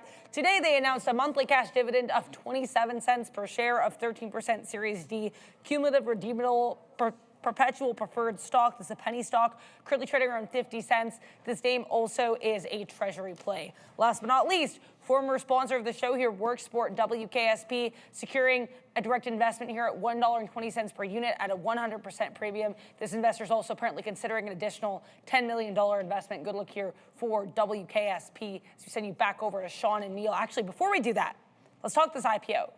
KARD, obviously nowhere near the size, scale, or level of excitement as the IPO we had last week with SpaceX, but still an interesting look here. This IPO is going to go public today, June 18th, priced at $16, higher end of this $14 to $16 range. Again, a biotech play with underwriters that include JP Morgan, Jefferies, Leerink, and TD Securities. If you're looking for more info on Cardigan, KARD, you can find it with this infographic on X at TTV Research. Back to you. Thanks, Adair. Always with the goods. 430 million. Not a huge size in terms of offer amount, but let's be real. We got spoiled with SpaceX in terms of the size of the IPO, and then we're going to get spoiled again when OpenAI comes. But there are other names out there that have had successful runs, and I know some traders absolutely love the smaller IPOs because you can get gigantic percentage moves. So we'll see when that one opens up. We'll make sure we'll get you the tap and all that good stuff probably during the midday show if we're being real about it. That's how typically these have gone. All right, so the NASDAQ is doing it. We just tagged the high on the NQ. It's on the watch list. So this is about just over 2%. Yeah, we're now through the highs and breaking high. Remember, make sure you change your contract to the U contract. We are now on that contract. That's where we're at. Wow, Bitcoin just blasted VWAP. Well, you can see what I'm staring down right now, which is the trend break. Which is the trend break on SMCI. If I'm getting into a short again on this, it has to be breaking trend, or I don't want any part of it. But as I said, Bitcoin, first short's off VWAP good, but it just burst through VWAP, so I'm out on IBIT. Second short, not so much. But we're going to wait for a trend break. That's what has to happen. It's unbelievable that we sold off all afternoon, and while we were talking about how good the shorts were, only to be up 2 points right now. Man. Unbelievable, this market. No, it just goes to show, man. The dip buyers, they're not gone. They're just not gone. This is why we're talking about there's so much money on the sideline. Micron next week, if it does one of those dips, you just wait for that, and you get your opportunity, or maybe like a Rocket Lab today at $100. We'll see. Crazy. What Mini-Me over there is hitting the bang like crazy over there. I don't know what's going on back over there. Did you hear that Mike Myers? Hey, what's up, Joe? Did you want to? Joe, what name? I could tell people if you want what stock you're on. He's going to message me. Okay, I just wanted to say there was potentially a new golden, not golden member. What do they call Mike Myers? He teased a new Austin Powers. That's what it was. Yeah. He was on. Yeah, he was on some podcast with. I don't know what Trevor Noah's podcast is. I'm not trying to promote it. I just saw it on. I think it was on. That would be. It was on like a local news. I think it was on CP24 yesterday. They interviewed. I mean, Mike Myers looks about 95 years old. I mean, he's definitely. And it's been 20. Wow. It's been 22 years. I think they said. I think the last one was maybe 2002, since the last Austin Powers. But Trevor Noah asked him if there was potentially another Austin Powers in the works, and he just flat out said yes. So that'd be fun. I mean, I like that franchise. Shout out to everybody who likes Austin Powers. And, Beyonce was in there as Golden member, and it was it was a good one. And, we had a lot of fun watching that. And I think that could be fun. Again, some of the British, trying to dry humor there. Makes fun of himself a lot, too. I like it, but anyway, it's something to talk about. It's hard for any of those to be as funny as the first. Sometimes it's just it's hard to recreate the magic, but groovy, whatever, man. Baby. Some people were trash talking the Happy Gilmore. Oh, the reboot there? Look, man, I enjoyed it. You take it for what it was. Is it ever going to be as good as the first? No, of course nothing. Not. But it doesn't mean you can't have a little bit of fun with it for sure. Yeah. Did you ever wind up seeing Grogu versus Yoda, or whatever that was? Yeah, that. I still haven't seen it. See, that's the thing. So if Neil's a Star Wars fan and can't go to the theater. Everybody's told me how bad it is. Yeah, I know, but I thought you were going to go to the theater and try to check it out, man. It's a matter of who cares what other people think? No, I just haven't had the time. Yeah, okay. All right, so just real quick, man, we've got a big winner on board, honestly, right now. What we lose on Intel, we make back 3x here on Amazon, on this short. And it's not even like the short was that good to start with. We're able to get out of some there at VWAP. It does bounce off VWAP. I don't necessarily think this name's going to collapse here today. That bounce off VWAP told me enough that right now that there are some buyers that will come in. As Neil said, there's buyers in this market. I mean, I think we could definitely see that. but it's a nice downside move here for Amazon, and we're going to take it, man. It's now 70 cents in the money as we shout out Mike Myers again there, as we say, oh, Canada. As today the match is at 6 p.m. local time in Vancouver. So we say a big shout out to all of our friends there on the West Coast. Get out there, as I'm sure they will, support the team. I think it's been pretty good coverage so far in Vancouver there. It's an indoor stadium though, so that's kind of like, isn't it at the Vancouver, well, they need it whatever that dome is there? Always raining. Yeah, but whatever. I mean, we're open air here, and it's apparently pouring, and I wanted to see. No one cares about. You know what? I'm so proud of my daughter's baseball team. It was raining all practice, not a peep. We played the whole way through the rain. Everyone was practicing hard and having a ton of fun, and not a single one of the kids was complaining about it. And I'm like, that's what I love to see. They just get after it, man. That's what it's all about. Look, someone just said, do you see the Trump news? I thought did we not mention this? We did. So if you're curious, this was the latest truth. So now I'm showing the ad as well. SpaceX but this was mentioned by Adara, right? Yeah, you can go back to around 10:03 a.m., 10:02 a.m. when it's at the Happening Now. I did mention it at the top of Happening Now. Exactly. And that's a topping tail candle on the Qs. Yeah. Bye-bye. Damn it, we almost shorted the Qs. Oh, and of course I'm not NIBIT. Of course, we're not NIBIT. That's right back at the lows. There's a huge trend break on the Qs. That's absolutely nasty. Of course, IBIT's going to be heading to the downside. Some people saying, oh, Marvell. Well, everything's pulled back. Come on, Marvell. Keep picking on Marvell. That's not that big of a pullback. That's not that big of a pullback on Marvell yet. It's only pulled back a couple of dollars. Remember, it went up like $15, so pulling back 2 isn't really that big of a deal. We want to say a big shout out to more people dropping up some memberships right here. It's a big help for everybody. What's up, Casey? You've already dropped her name there. And then we got one here. Ours are the 6. Shout out to the 6. If you're from Toronto, we want to say a big shout out to you. Or just the number 6 right there. Thank you to you, yourself, and I. There are 5 memberships. That's great. So we want to say a big shout out to everybody there. And you get these nice emojis. You can put Neil's face up here. You also get into the green, which it's very, very important that you get into the green, because when we do the roll call, what's up to everybody here, I'm going to try to shout out everybody, so we're going to start to wave. Everybody that's here today, hi everybody, and if you are a member in this green, I'm going to try to find you right now. Oh, there it is. Okay, first of all, Frank Rizzo, what's going on? Frank freaking Rizzo right there with 10 memberships. By the way, as we do this, Amazon right now, $1 in the money, and there goes Amazon. We're at the highest spot we've been at all day. It's down with Amazon. There we go. See you later, alligator. And it's also a downside move on SpaceX right now. So we say what's up to Frank right there. We say a big hi to Ralph, Mike P. DeRider, Georgie's here, Scotty's here. Scotty Zed is in the building. What's up, Scotty Zed? There's Brian Hickman. As the market is bleeding, Amazon's getting crushed.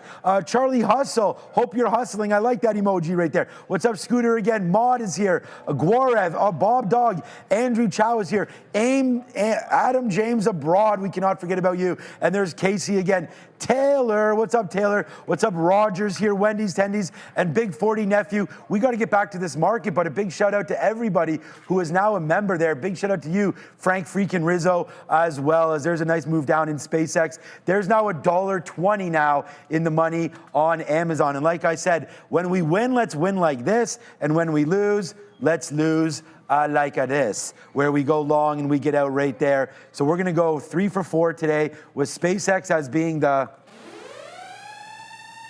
difference maker, huge difference maker for me there today. 2 times our daily expectation on this name alone. And then Amazon is about a 1xer right now as we just get back into 239. And we buy that VWAP, man. How many times in a row have we seen, and we sort of joke about it, and Neil mentioned about how key VWAP is, and it's just like, that's now 3 bounces basically. I mean, right around here, we're hovering on VWAP. Right there, we get out of VWAP, and we get out a bunch more. Right? I didn't think we were coming to 239, so we actually had some more at 239, did not get filled, but we bid some 239.20s, and that's what winds up kicking.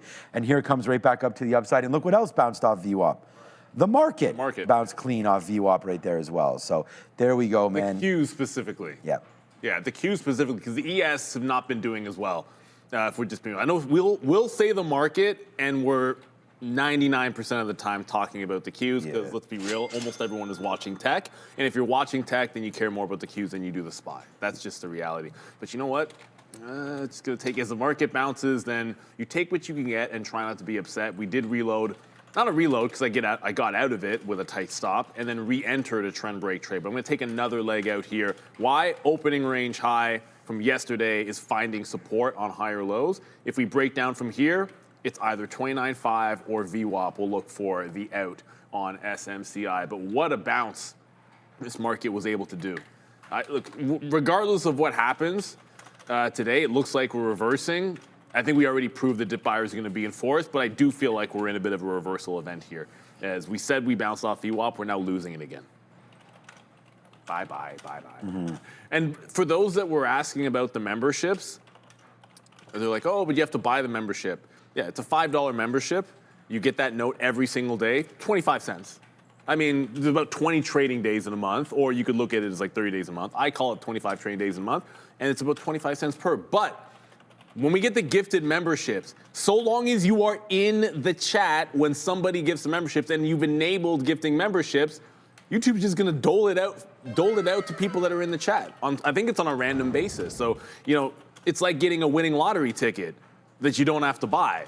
All you have to do is hit the subscribe button and be in the chat, and you can get that membership potentially for free when they're gifted, like they just were by Casey. And I believe we also had gifts from Frank freaking Rizzo. That's right. He dropped 10 of them. Dropped 10, and then we had from Casey as well. But you have to be in the chat to be eligible to get them.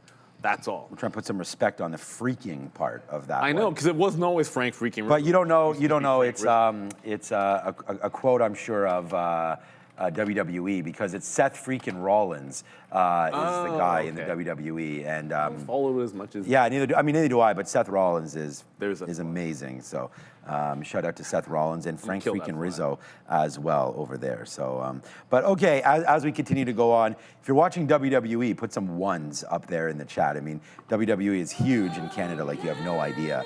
How big it is. Well, it is on the whole East Coast. I mean, just like it is actually down south. So down south, big, WCW, WWE, things like that. And then also on the Eastern Seaboard, quite big. And, there's actually I think there's a SmackDown coming in August. I haven't got my son and I tickets to that yet, but I think that's something that we'll definitely go check out, as my wife's taking my daughter to Olivia Rodrigo and Gracie Abrams. So I got to take my son to stuff. He's not huge into music, but we'll go into some wrestling events there. And he actually, we've gone to Comic-Cons and all that kind of stuff. So that's a lot of fun to do that with them. And, different kids will have different interests. So that's for sure. All right. All right, SpaceX, man, I literally have like less than 5% left of this trade. So we got some out on the VWAP break. We sort of talked about what we were going to do there, 182.50. That was a good out because it does get as high as 183. Oh, there's a new feature, by the way, on the charting. You probably don't even know this. I know you don't know this. You want to chart data? They have outlier filters. Now, I got to figure out exactly what these outlier filters are. So maybe if I can do some research in that, but you can figure that all out. So we do have sales condition filters, but I just this was unchecked. I just checked it. So, hopefully now some of these moves won't be coming through. The dark pools stopped in the pre-market. Windows. So I don't know. Something to look at right there as well. Yeah, that's why if you're at Real Trading, always read the release notes of the newest version. What's up to Vladimir? Yeah, Vladimir. Vladimir Florin. Greetings from Romania. Is Romania? Are you guys in the World Cup? I don't know. There's only millions of teams in it, but 12th ranked Italy's not. But anyways, we'll go on. Shout out to that $100. Made a killing today. Thanks for all the info. Been watching every day. Oh, I like that. We want to thank you for that. And I didn't finish the rest of this message there. Lunch money for the boys. Get that curry. About $20 US worth. Okay, well, that gets about one person curry, but we could definitely. I don't know what lunch is. It might be good. We're going to find out. You know what? In 14 minutes, might be good. We actually got the menu yesterday for this week, and there's only one day left. So we'll read to you what's for lunch around here, and we want to shout you out and thank you so much for that. A lot of the money that comes in Super Chats, it basically goes to the same spot that all these memberships go and everything like that. We're putting it back into the business. We want to thank everybody. We had to give Joe a big raise and so on and so forth. So, all this stuff has to happen, and we want to thank all of you for your continued support of the show. And look, no cap. Is that what the kids are saying? Yes. Like, we've recently obviously hired, we have Sia on board now.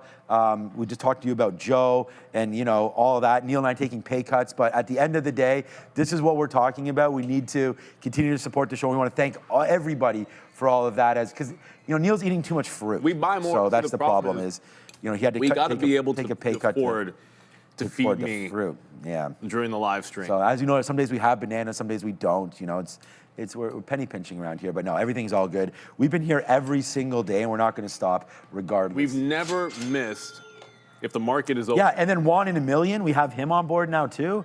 So shout out to Juan there, and he is 1 in a million. So you know that's an expensive Obi-Wan venture. Kenobi. I don't know where Obi-Wan is today right now. Mig Raj, thanks Sean Neal for a SpaceX tip. You know what? Speaking of SpaceX. You're welcome, my guy. Oh yeah, I got to message my guy about Speaking SpaceX. of SpaceX, how about let's do a poll. Yeah, let's do that. And I'm only saying that because I literally already have it up. What are we doing with SpaceX? I left out the over the weekend, but let's just say right now and over the weekend. Buy, sell, or hold on SpaceX. Type 1 if you think SpaceX is a buy going into the long weekend. 2 for a sell. 3 for a hold. And we'll see what the chat thinks about it. The chat's been really, really good about some of these polls. We had that 200 over under, which I was wrong on, and the chat was a little bit more right. And the end of the day was able to pull it out. But let us know. Just 1 for buy, 2 for sell, 3 for hold. Overwhelmingly 50%. We might have biased things a little bit today, but 50% already voting. I have over 100 votes instantaneously, and it's 50. Give it about a quarter for buy and a quarter for hold, which at least not everyone was copping out with the hold. I feel like that's just the easy. I thought that would be chalk. Usually you think something like hold is going to be chalk. I did reload this topping tail in SMCI, but if it breaks the top, we're just gonna jump out of it. We've had 1 out of 4 be good. Like for me, my day is gonna be the initial 2 SpaceX shorts and then try to move on from there. The other thing I wanted to point out, because I just heard it in my ear, and I guess it's not surprising because we've been saying it all day long. Marvell up 10% on the day that it's going into, I guess the close where it's going into the S&P 500. It's not doing so with weakness. It's doing so with a lot of strength. This is going to make it really interesting. If this is up 10% and at the highs, it's usually you're not seeing this kind of price action on the day of the inclusion, which makes it an interesting chase if this is where it's at the close. I haven't really seen much like that. I think Tesla did something similar, but then Tesla dropped when it went to the S&P 500. Like it dropped for like an hour before the ramp up at the close. This shouldn't be as big. Obviously, Tesla was just a bigger company, but it's still going to be a big one, everybody. So you got to be able to respect it at the end of the day today. 11% now on Marvell. 11, holy jeez. Well, 10 points. Good enough for me, man. We Same thing. definitely like some Marvell. Maybe gets a little. I might actually get lighter on Marvell today, actually, as we go through, because it's just this is a big move for Marvell, and I do love the name, obviously, as we continue to talk about it. But you know, the fact that we're long at $60, $65 or something like that on Marvell, it's been pretty portfolio changing, and it's just with this recent bump up, I feel like a lot of the move today is going to be related to the move into the S&P 500. So, you know, possibly getting some more out here on MRVL. Not a horrible. You got TX Jet Fan, right? His what? super chat. Oh, I'm not sure if we got it, but there it is. TX Jet Fan. We want to say thank you, and I brought up Rackspace to everybody earlier this morning, right? I mean, you messaged me there on X about it, and there it is again. So there's a nice move to the downside. Yeah, there's TX Jet Fan right here. Printed 20. What? Wow, what is this, an IPO day or something? Printed $25,000 on RXT. This show has changed your life. So we tip whatever hat I'm not wearing to you today, my friend, because that is absolutely unbelievable. We talked about this as well. There's the Romanian one. New member alert, Muscle Bagel. If you eat too many bagels, I don't know about the muscle side of that thing, but shout out to you as well. Mayo3387, thank you for sending 5 gifted memberships. Like I said, man, Sia just walked in the building, so there you go. That's another new member that we have here that's helped supported by you guys. And Mark, thank you so much as well for everything. And you know, we don't ever ask for much. We do have Sharif for $5 has that morning note. We talked about the memberships, and that's what's flying through today. So a lot of respect to everybody that's putting up today and helping this community out. And there goes SpaceX again, near the day's lows of 178. We're not 1, we're not 2, we're not 3, we're not 4, we're not 5, we're not 6. but we are $7 right now in on this SpaceX short. It's just from the morning. We could have reloaded it there and should have at 183.50. So, all right, we'll wait for that to come through. It's a 10:42. It's a Dara at the big desk, I believe. Pretty green sector board here, so we'll start with what's strong. Electronic tech to the upside. You've got WDC, Micron, SanDisk all up significantly, so continued strength in that DRAM space ahead of Micron's earnings on Wednesday after the bell. Producer manufacturing looking great here. AMAT, LRCX, GEV continuing to rally. Utility strong, transportation strong, health services mostly strong. Consumer services strong, and about half of health tech is doing quite well. The larger names in this sector, Eli Lilly and J&J to the downside, but some of these smaller names like Stryker and Intuitive Surgical are trading higher. Retail trade also looking pretty good here. So what's weak? Well, you've got consumer durables here. Tesla up to the downside, though some of the other names in the sector are doing well. Energy minerals red as we continue to see traders digest the official signing now of the Memorandum of Understanding, at least virtual signing here, by the leaders of Iran and U.S. to hopefully get some kind of resolution here in this conflict. You've got tech services here. Google, Meta, Microsoft flat, but some of the other names here, IBM down 5%, Apple down 2%, Accenture down a whopping 14% on earnings day one. So lots of strength, but there are still some weak spots if you look hard enough. Back to you. They move the same now. Thank you very much there, Dara. I heard you say GE Vernova up 6 points, but I'll take you that and raise you Bloom Energy up 9%. And these have been moving, I want to say lockstep recently, but looking absolutely fantastic. What's like Vistra doing? We got Joe in, well, anytime that gets hit, I'm like, Joe is doing something. Vistra's potentially breaking out as well. It was like, that was because of Bloom, wasn't it? Bloom Energy? Yeah, that's because of Bloom Energy. But no, Vistra's waking up. Why not them? So I think a lot of times, rising tide's going to be able to lift all ships, and that's certainly happening. CEG's up today. Oh, yeah, it's up. Yeah, they're all up. It's up 3%. They're all up. I was like, yeah, man, it's probably going to be up today. And Sean's like, it's not moving. Well, like 3.5%. Is good for that stock, yeah. Wow, look at, I'd say it's I'll take it. moving a little bit. It's moving a little bit. Someone asking about NVIDIA. You know what? I know we don't cover NVIDIA as much as we used to, but there's a reason for that. It's just not, from a momentum standpoint, NVIDIA is not that stock anymore. It's so big, it's like that gigantic rock you're trying to push up a hill. It's just a little bit more difficult to do, and maybe some of that's some market cap. But there's a wealth of other chip names that are just more exciting and going to give you more juice. Is it still incredibly important? Yes. Has it found some support? Maybe. At $2? Maybe. I don't know.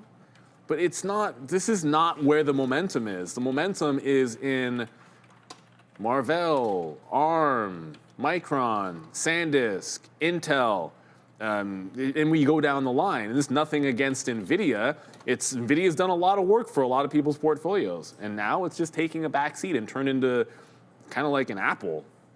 To be honest with you, like it's starting to feel like Apple, where you just kind of sit in it. It's like it's not bad, but it's never the best thing in your portfolio at any moment.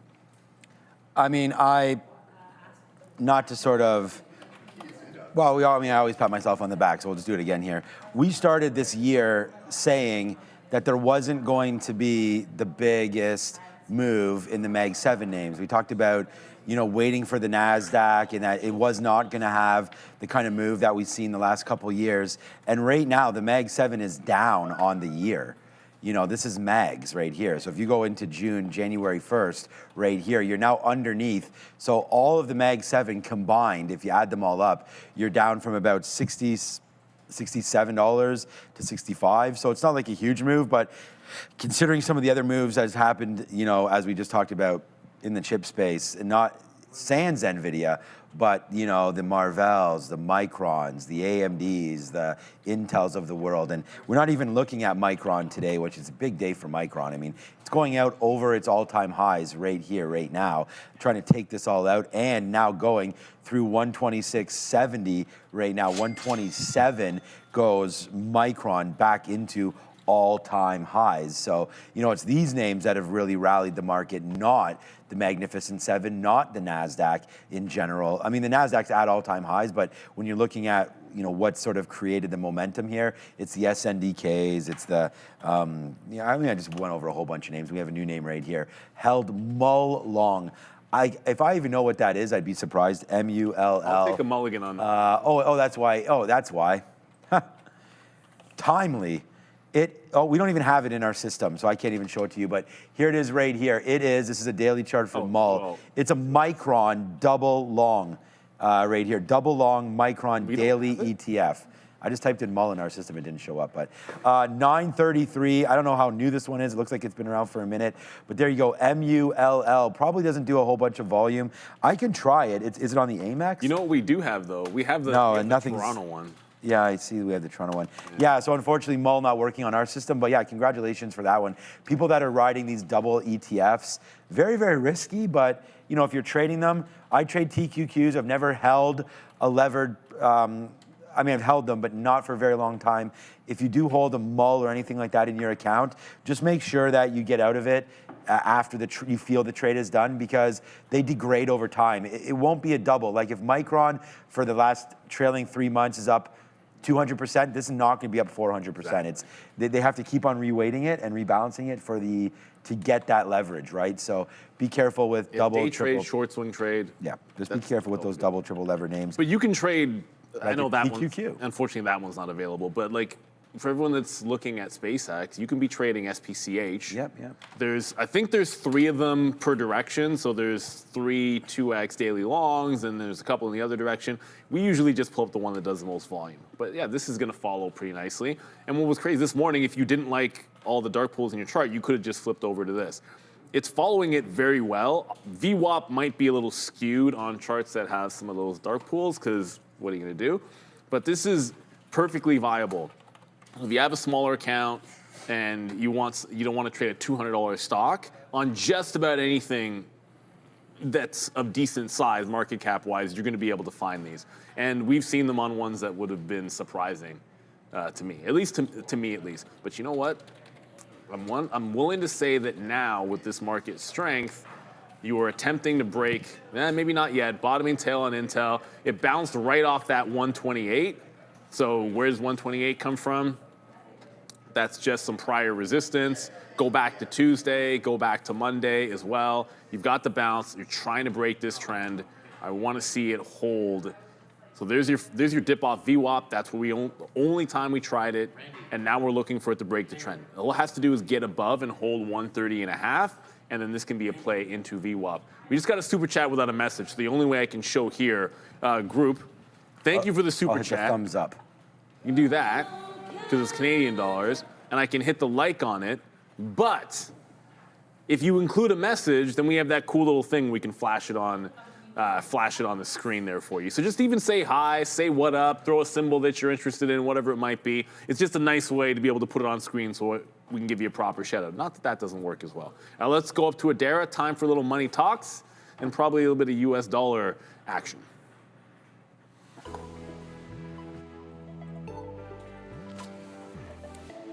Neil, there's certainly some noteworthy U.S. dollar action. It actually looks like the U.S. dollar made a new high of the year. So this highest level that we've reached so far in 2026, still well below the 2025 high, which is coming in here around just above 110, currently here around 100.6, but not a bad look here for the DXY trying to break higher. We did get some economic data today, a couple numbers, slightly higher than expected initial jobless claims, 226,000 versus 225,000 expected. Philly Fed Business Index slightly higher than expected as well, 10.3 versus 10 expected.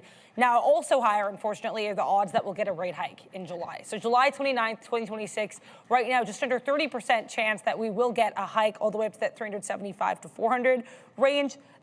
70% chance that rates will be held in place. That's because we had a lot more of a hawkish tone than what we were expecting. Now, here's pretty interesting. What we were seeing, even going back to, I believe, yesterday before this Fed meeting, we were likely to get a 25 basis point rate hike in December of 2026. That's been raised all the way up to September of 2026. So a chance we could get a rate hike in just 2 meetings from now. Then if you go forward to March of 2027, we could get another 25 basis point rate hikes. That would be a total of 50 basis point rate hikes, again, going up like over the next 9 months or so. So this is significant. Keep an eye on the CME Fed Watch tool, guys. But also, keep an eye on some potential task force from Kevin Warsh. He's the new Fed chair, and one of the words that he said the most times, or at least what it felt like, combining his prepared statements and then also in his Q&A, were his task force. He's got 5 focused on Fed communications, the Fed's balance sheet policy, the use of and reliance on existing data sources, productivity, and the Fed's inflation framework. So he's not officially said who's going to be on any of these yet. They're still looking. These are likely to conclude, as far as what he said, probably by the end of 2026. But either way, interesting stuff here. Of course, it had to have an infographic. This is not live yet, very likely to be posted over the weekend. But keep an eye on these Kevin Warsh task forces, or as we call them, task Warsh, because I think that's likely going to be the theme of what we're seeing going forward, because we know he wants to overhaul a lot of processes at the Fed, specifically with regards to forward projections. This is a pretty good way for him to do it. Back to you. Thank you, as always, Adair. Appreciate you. And there is an event happening at the end of the day. And I'm not saying it's the reason Marvell is up, but it's not hurting the stock. But at the end of the day, we have, and this is going to show, here I can do this, the total value in dollars of each of these index changes at the end of the day. Marvell, but the more important thing is relative to its regular liquidity. Anything over 100% is big. 223% upside Marvell. Like SpaceX is a small upweight, small amount, right? Salesforce is there, whoops. Salesforce, downside, Flex, there's core mining, Sunbelt's gonna be there, Roku, okay, that's a little bit interesting, Roku, ARM, decent size, but not gigantic. The big one is going to be well, at least for my 2 cents, the one I'm most excited about is gonna be Marvell. Rocket Labs, you'll see at the close today, gonna be a big one. Potentially as well. We got On the Rail TV. Pouncer printed again today. Set a stop at 125, and it went down right to 125.01. Rode it over to 127. Been playing this range for months. Snipes and swings. Well, Palantir has been doing it. This is one thing we talked about all week. It's like, well, if the stock is showing you a range and that's all it's giving you, then play the range. The only thing that I'd give caution to is it's under the 50, and most of the other bounces have gone to the 200 period moving average, to the 200, almost, to the 200. This one does it feel different after that 200 period rejection? Yeah, I'd say so, but it's been working for a while. Shout out to you, Adam James Abroad. You called the NNE move this morning. I think I did pull this one up when someone had mentioned it, but the volume was so low, I kind of wrote it off, but good luck. The nuclear names have been going ham. U has been pretty good, and we know the nuclear names have been in play. It'd just be nice if SMR could do this well, and it's not, but good luck. It's not. No, it's go really over not. and figure out what's for lunch right now. Okay, yesterday was beef stroganoff. You mentioned it was not the greatest day there yesterday for beef stroganoff. We actually have something in the calendar for tomorrow, and I got to make sure I tell our lunch lady there that we're definitely not going to be here. There's going to be a lot left over today. All right, man. Well, today's a U.S. flag. I've already looked at it. It's a chicken dinner winner, but it's just chicken again here today. So I feel like chicken's been on sale for this guy for a minute. Herb grilled chicken leg. I guess that's U.S. As we celebrate Juneteenth, maybe some barbecue chicken hopefully comes through there. And here's something that makes it worthwhile. The home-style cornbread. So that's decent right there. So, and then roasted veggies with a garden salad. So yeah, man, the cornbread has been pretty tasty in the past. I didn't hear anything after here. cornbread. Yeah, no, there's nothing else. Vegetables and salad. And then here we go, man. We'll just do one more chicken dinner winner for you because it's Amazon one more time. That's starting to fall back in. We just got a nice little fill there at 60. Let's see if it wants to fall back in one more time. But Amazon riding that one, still riding SpaceX. I'm gonna wait. The out on SpaceX 184 right now. Let's just put that in together. Actually, I already put one in at 182, didn't I, to get stopped? All right, let's just cancel that because we got our filled in there at 178. So 184.01. That'll be the stop out on SpaceX to end that quick trade. We have like 2% left of this trade, so nothing on that.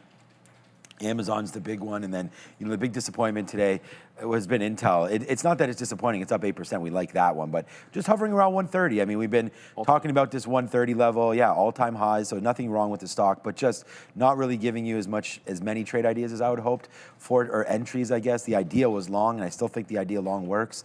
But the problem is, it dropped down to 128 there, and wow, that would have been a good buy around 1030. Not in it, but that would have been nice. And we'll just wait to see where the damage goes. And then on Amazon, 240.50 is our out as well. So that's why we started to cover here when we pulled back into VWAP at 90s. So just wanted to make sure that we were able to take it. It's a 13-cent worth of risk. And, you know, right now we're pulling 44. So it's about 3-1 on this trade right now. And so it's been a good one. And SpaceX really holds the day for me right now. But, you know, making the money back for what we lost on Intel, obviously here on Amazon, has been a good one. And I'm seeing Uber flashing around here a little bit as well. So, okay, back to 72. Yeah, I hate this stock, and I really want to be getting out of it. And when it went up to 74, I was just honestly saying, like, if we can get up to this level, 78, then I probably want to empty it on Uber, but still need a little bit of time to get up to that. And if we do, then I think we'll be selling some of our Uber shares. Unless I can wrap my head around why I need to own it, I don't really see that. And then even Netflix has been a complete fail down to the downside as well, as that had a nice run up to, what, 108 or something off of the announcement that they were canceling with Warner Brothers. Yeah, 108. Wow, how do I remember that 108 level? That's pretty awesome. But there's 108 as the high, back into 77 again. So we're right back into these levels, which is why I bring it up. Only 2 minutes to go in our show. We'll have the money-making guys beside us come through very soon. But that's $77, 76 bucks. We're getting pretty low here on Netflix. So if you took advantage of that at 75 and didn't ring the register here at 108, I'm not sure you'll get another chance to anytime soon, but you are getting a chance to get some shares long in that name. And, you know, the FOMO is real. If you FOMO'd it all the way to the upside there, thought you missed it, well, here's your chance again. And same thing rings true for Microsoft, as that's starting to head lower here today, as the IGV is really getting smoked. IGV, this is the software ETF. It's giving it all back. Oops, that's UGV. IGV right here. It's a oops. Had a great run. But yeah, it had a great run to the backside, and right now back down to $89. I only know this because I've been seeing some of the software names get hit. Yeah, I didn't think we were at our lows again, but wow. You mentioned CRM now, a week and a half or 2 weeks and two and a half days in a row. 2.5 weeks, my bad. 12 days. Yeah, and that's mimicking right here with the index. So IGV, this is why all I'm talking about is selling Palantir. I haven't talked about buying Palantir in a minute. So Palantir is a big, big spot of the IGV as well. So watch out for some downside plays in the software space. Absolutely. We have another super chat that we're going to throw up if we can, and that is from Madeline Nunez. There we go. I didn't get it right. My mommy said that she loves you guys' show, and I have to go brush my teeth, and then I had a nosebleed. Love her. Anyways, bye, baddies. Love her. She's so cute. Okay, that's pretty cute. That's so cute. What do you mean she's cute? How old are you? That's what I want to know. Yeah, no, I can't call other women cute or anything on this show. I mean, unless I know that that's a child.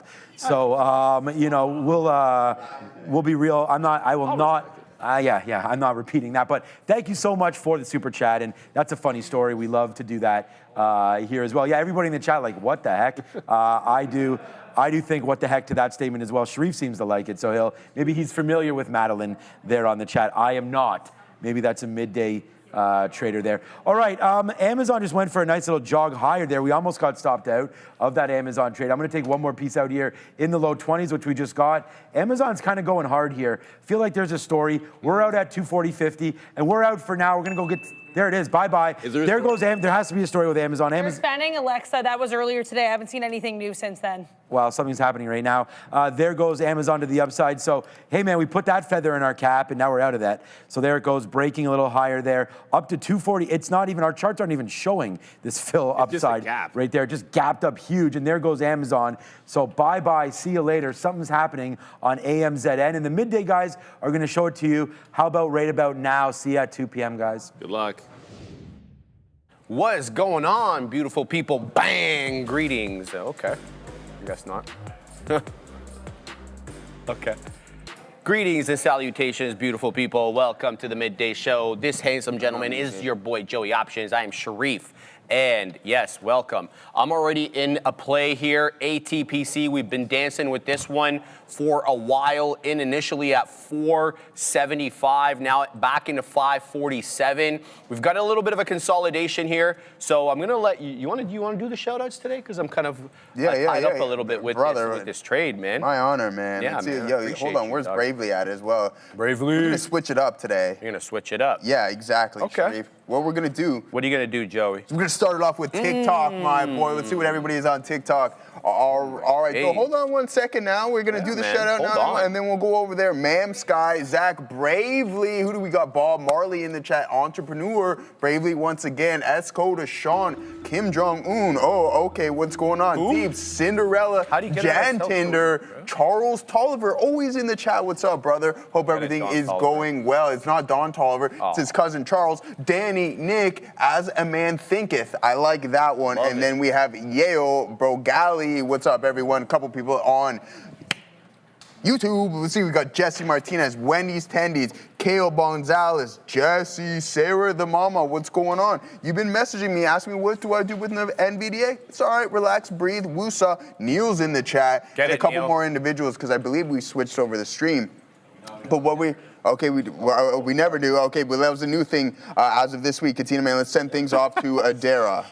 Yes, let's, because we have massive news on Amazon, as you guys can see on the screen. AMZN popping up here. About $2 is pushed to the upside, reportedly in talks to sell NVIDIA rival chips to other companies. Let's take a look here at NVDA. Not too much of a reaction here, a little bit of a spike higher and lower, but that is the deal here with AMZN. Again, in talks to sell NVIDIA rival chips to other companies. If we get more details on that, I'll let you know. Just a final look here at this AMZN chart. Back to you.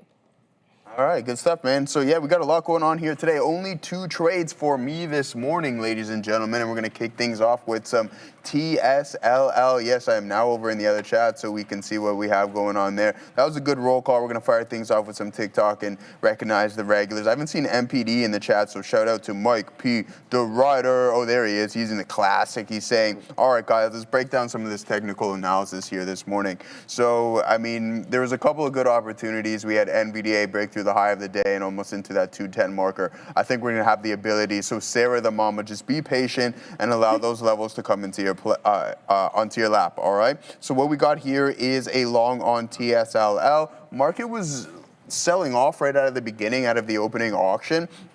But then we started to form a base on Tesla. And I'm like, okay, we're moving higher here in the NASDAQ and the SPY. Tesla lagging. Let's see if we can get somewhat of a move back towards the volume-weighted average price. So we enter here, boom, we take about 40% off, comes back against us. So if we get into the detail of the price action, you can see me get out right here, and then I'm like, no, this isn't happening today. You're not going to have this deep pullback, and then me not be involved in that move back higher. So what did I do, actually? So we take the break-even stop out, but then I double my position, and we were fortunate enough to get a nice, strong move up to here. And again, we did get stopped out at an additional 40%, but good thing we got out break-even when we were supposed to. Why? Because look at this dump city over here, this tank on it, Tesla, as we had some of the larger names really go on this big time rally. Robinhood, once again, showing some signs of strength. Opening auction, first 15 minutes to the downside, and then a full-blown recovery here, now back to 109. NVDA about to hit 210, and then SpaceX, we have some orders out at 170, as I mentioned to you guys before. Let's see if in the next coming couple of sessions, we can catch a fill there, my friend. Oh my goodness. This ATPC. Sorry, just guys, I have to set You want a couple more minutes there? No, You're I'm good. just trying to set it up right now. So low is 510. That's easy to do. Let's just go and do that. I'm going to go like this into that for that many shares. All right.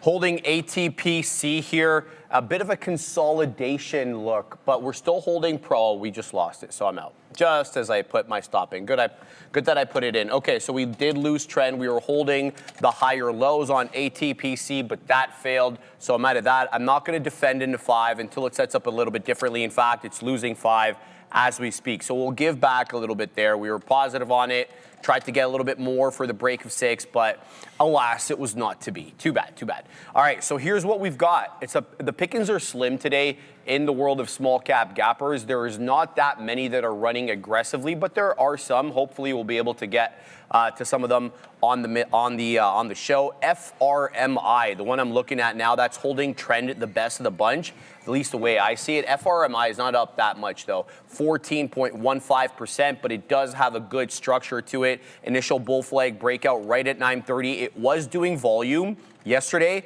It did do volume this morning, not much in the pre-market. The majority of the action, though, came subsequent to the bell. It's been holding structure.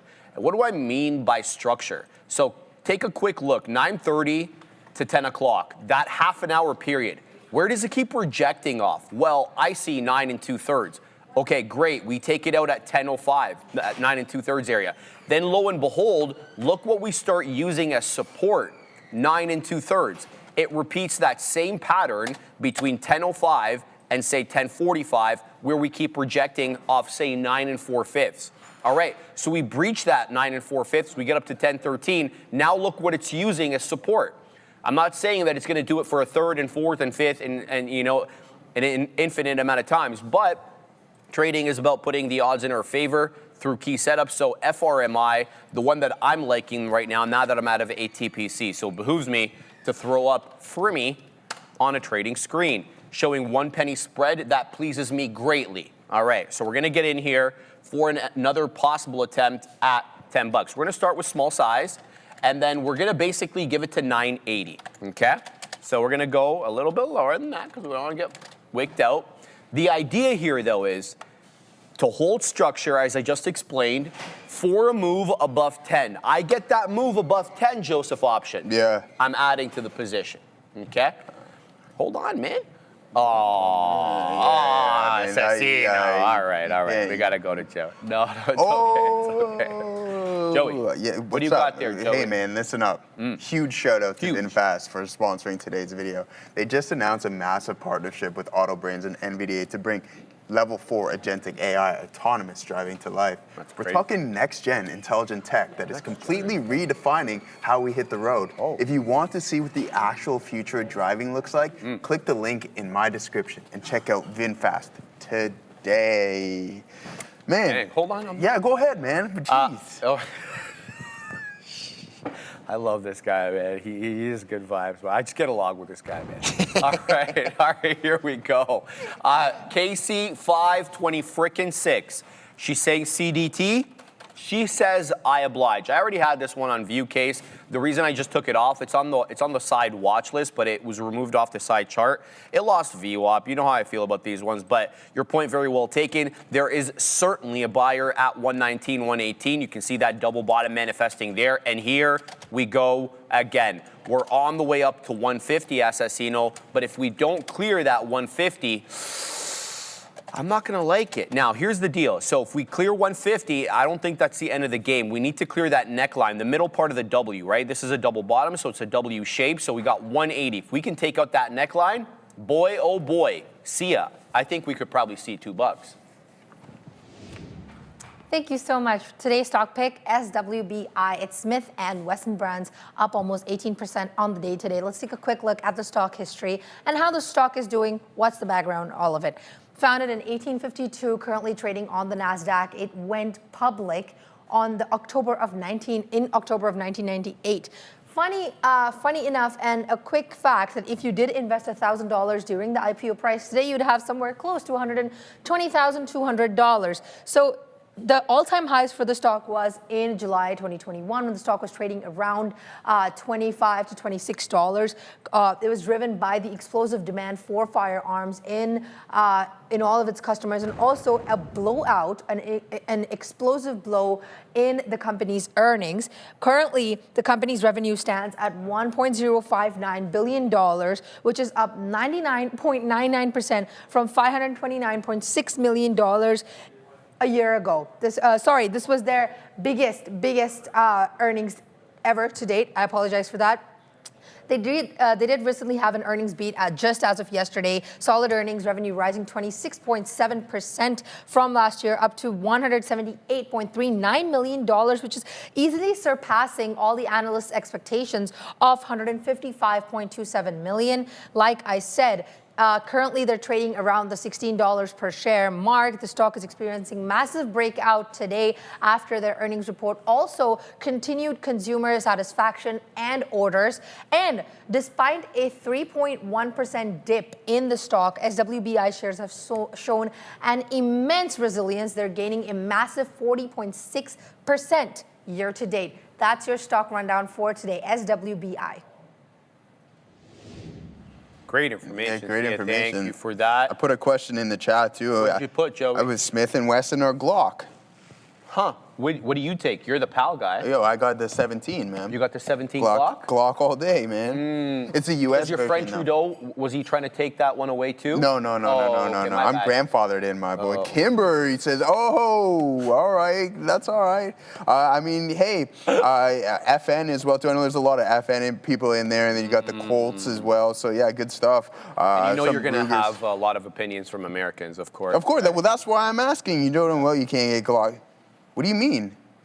Brother, what do you mean? I own one. I got my PAL in, I think maybe 2019, so I'm grandfathered. I don't know if you can get them now, but you have to be grandfathered in from that point after your boy JT decided to eliminate a bunch of the stuff for whatever reason. But anyways, a lot of SIG and FN, SIG Sawyer, a lot of people liking that stuff, yeah.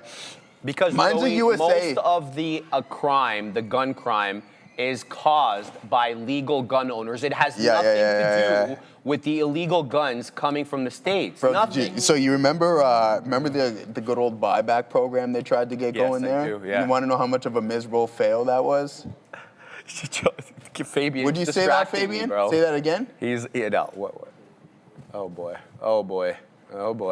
No, I completely disagree on that. And we're not going to repeat what he said, but anyways, the buyback program didn't go as planned because the individuals are just going to be like, hey, anyways. All right, let's get right back into these markets. Enough of the firearm talk. That was some good stuff. Thank you very much for that, Sia. I mean, I don't see any reason wrong. We talk about defense systems and Lockheed Martin and missiles and stuff like that, so I don't think that I get it, Joey, but you know how people... Well, you know what? Yeah, well, I don't... Hey, anyways, aside from that, let's see what SpaceX is up to each their own, right, man? You gotta see what we got going on here. So bang, 179.76. This floor is holding up, guys. I talked about some orders, and I forget who it was in the chat. Is like, yeah, CSP's confirmed at 170. This is where I have my first allocation here in SpaceX. We're going to hold up to see if we're going to get this level at 170. I think it's going to be a matter of time, man. If this support breaks at 178, then it's AC Slater to that, and a new low being established, intraday low that is in the NASDAQ, new high of the day. I hesitation nation after on this entry right here at 735. Man, I should have took that long on the NASDAQ, but we didn't. Neither here nor there, but who is here is Sia. Get it, Sia. We're going to just take a look at Apple, a little bit of a downtick here, announcing that it's reporting changes to iOS in Brazil due to a certain regulator. It's adding options for alternative app marketplaces in Brazil. Just a little bit of a downtake on Apple, saying that it's reporting changes to iOS in Brazil due to regulators. Thank you very much, Sia. All right, let's get right down to work because we're in a couple of positions here. Fermi, which is not holding up the way that I liked, and so we're out below 80. Simple as that. But I've got CDT on here, and I'm giving CDT a try. Despite the fact that this breaches my rules, I think I've given it the requisite room for a possible move back into 150. I am expecting resistance at 150, not just because it's the $half level, which is a psychological area of resistance, of course, but it's because it's overlapping with VWAP, where we know people like to short cover. But I'm also liking the look of BFLY's jib here. And the jib on BFLY is pretty consistent in that it's just putting in lots of higher lows. Whether you're looking at 4:55 a.m., 7 a.m., 8 a.m., whatever a.m. you're looking at, it's a series of higher lows. Now, these higher lows are all accumulating for what I perceive to be a possible flat top break through $0.75. Take a gander over here at all the prints. Nary a print, in fact, above, or closing print above 770. Sure, you had that wick right at 930. That's the implied balance open. That takes us to 801. That was the only print that made that kind of move. Moreover, that's to be expected because we know how the implied balance is, right? There's a lot of price action there with people putting market on open orders, this, that, and the other. Bovin, AIIO just spiked up, Bovin. I need answers. To 290 to 306. AIIO was above in special. He called that one out earlier in the chat, so watch out there, top left of your screen. Shout out to my man Bovin. AIIO through 312 HOD on that name. But I think I'm going to start setting up here an entry on BFLY. And, you know, doesn't end up working, doesn't end up working. That's kind of the way it works around here. Okay, so it's not on the NQ, is it on the NY? The answer is yes, Joey. So what are we gonna do? Well, we're gonna give it to below area low. Well, what's area low? I perceive that to be the 1050 candle, which is 743. So that means I gotta risk 13 pennies, which is fine. I just got stopped out of FRMY, I hate you. Never again, FRMY, never again, I'm kidding. So let's go ahead, set up here on on BFLY, and I'm gonna give it to 43s with the idea that this could flat top break through 770. So let's gonna go some shares here. There we go, there we go. Let's give it to below the level. So we'll go 739, just below 43, because I don't like to put it that close. And we'll put it for that many shares. So good luck. How we doing on CDT? Looks like it's curling up here. Nice. Couple of prints through the $0.50 on CDT. As I expected, big resistance into the $0.50. 155 limit up for CDT. We're not quite there. Showing 51s, 50s, but watch out for the limit up, 155. That comes before the 10 penny level. It behooves me also to throw out some more beak wetters. What was the best beak wetter I got there? Well, I got 50s. So I'm going to go ahead, wait a little bit lower. Let's go 54, 52, 53. Looking for that move up now. It's no longer limit up at 55. As you can see, that red rectangle on my level 2 is gone because the timer has now readjusted. So I can't quite see what limit up is yet, but it looks to be moot at this point as we're having trouble clearing the 50 penny level. I'm simultaneously keeping my eye on AIIO, which is right back into 310. So I'm not on that one at the moment, but for the small cap gapper inclined, you need to be keeping an eye on AIIO because it might be going 54. We're not getting the move through 54 because I got a liquidity tester there. There it is again at 54 and I don't get the print.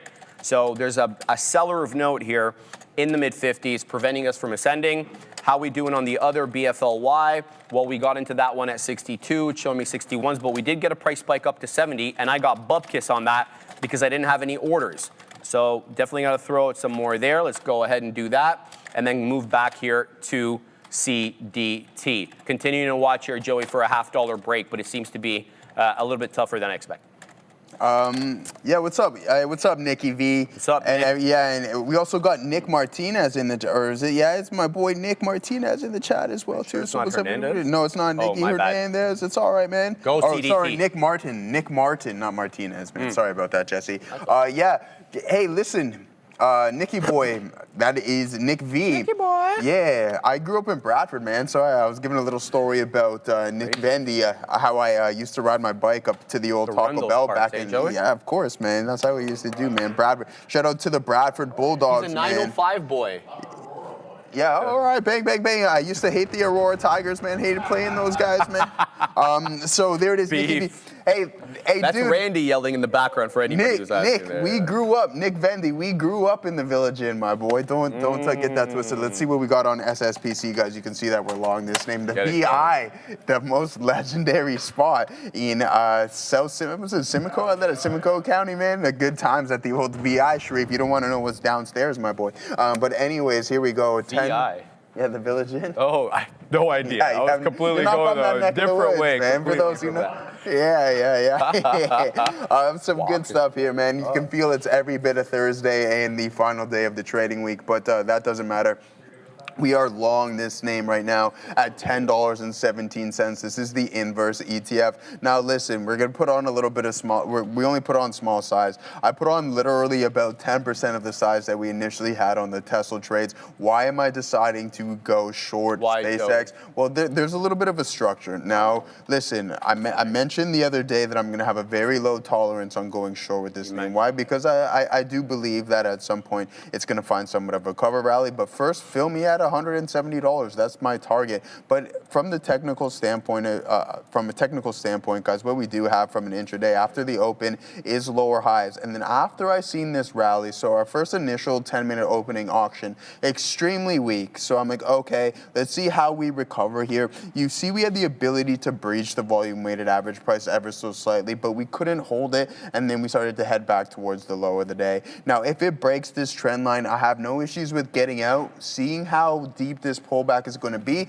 if they just need to absorb some more liquidity, and if there's going to be that additional leg lower. So that's what I'm looking for specifically here on the short in SpaceX. Shout out to Neil and shout out to Sean for putting on those good trades here earlier today. Now, Tesla. Oh, all right, Sharif. But as for Tesla, we took the longs earlier in the day, and you know what? We gave it our 2 attempts. I wanted to leave on some for a runner, but it just didn't give us the opportunity or the price action in order to do so. And then at that point, with the market continuing to move higher, there was zero chance that I was going to be chasing it and trying to bottom pick on this one. I was just going to allow it to sell off, and that's what happened for a little bit. But now you're almost right back at the volume-weighted average price. Now the SPY a little bit weaker than what we're experiencing here on the NASDAQ.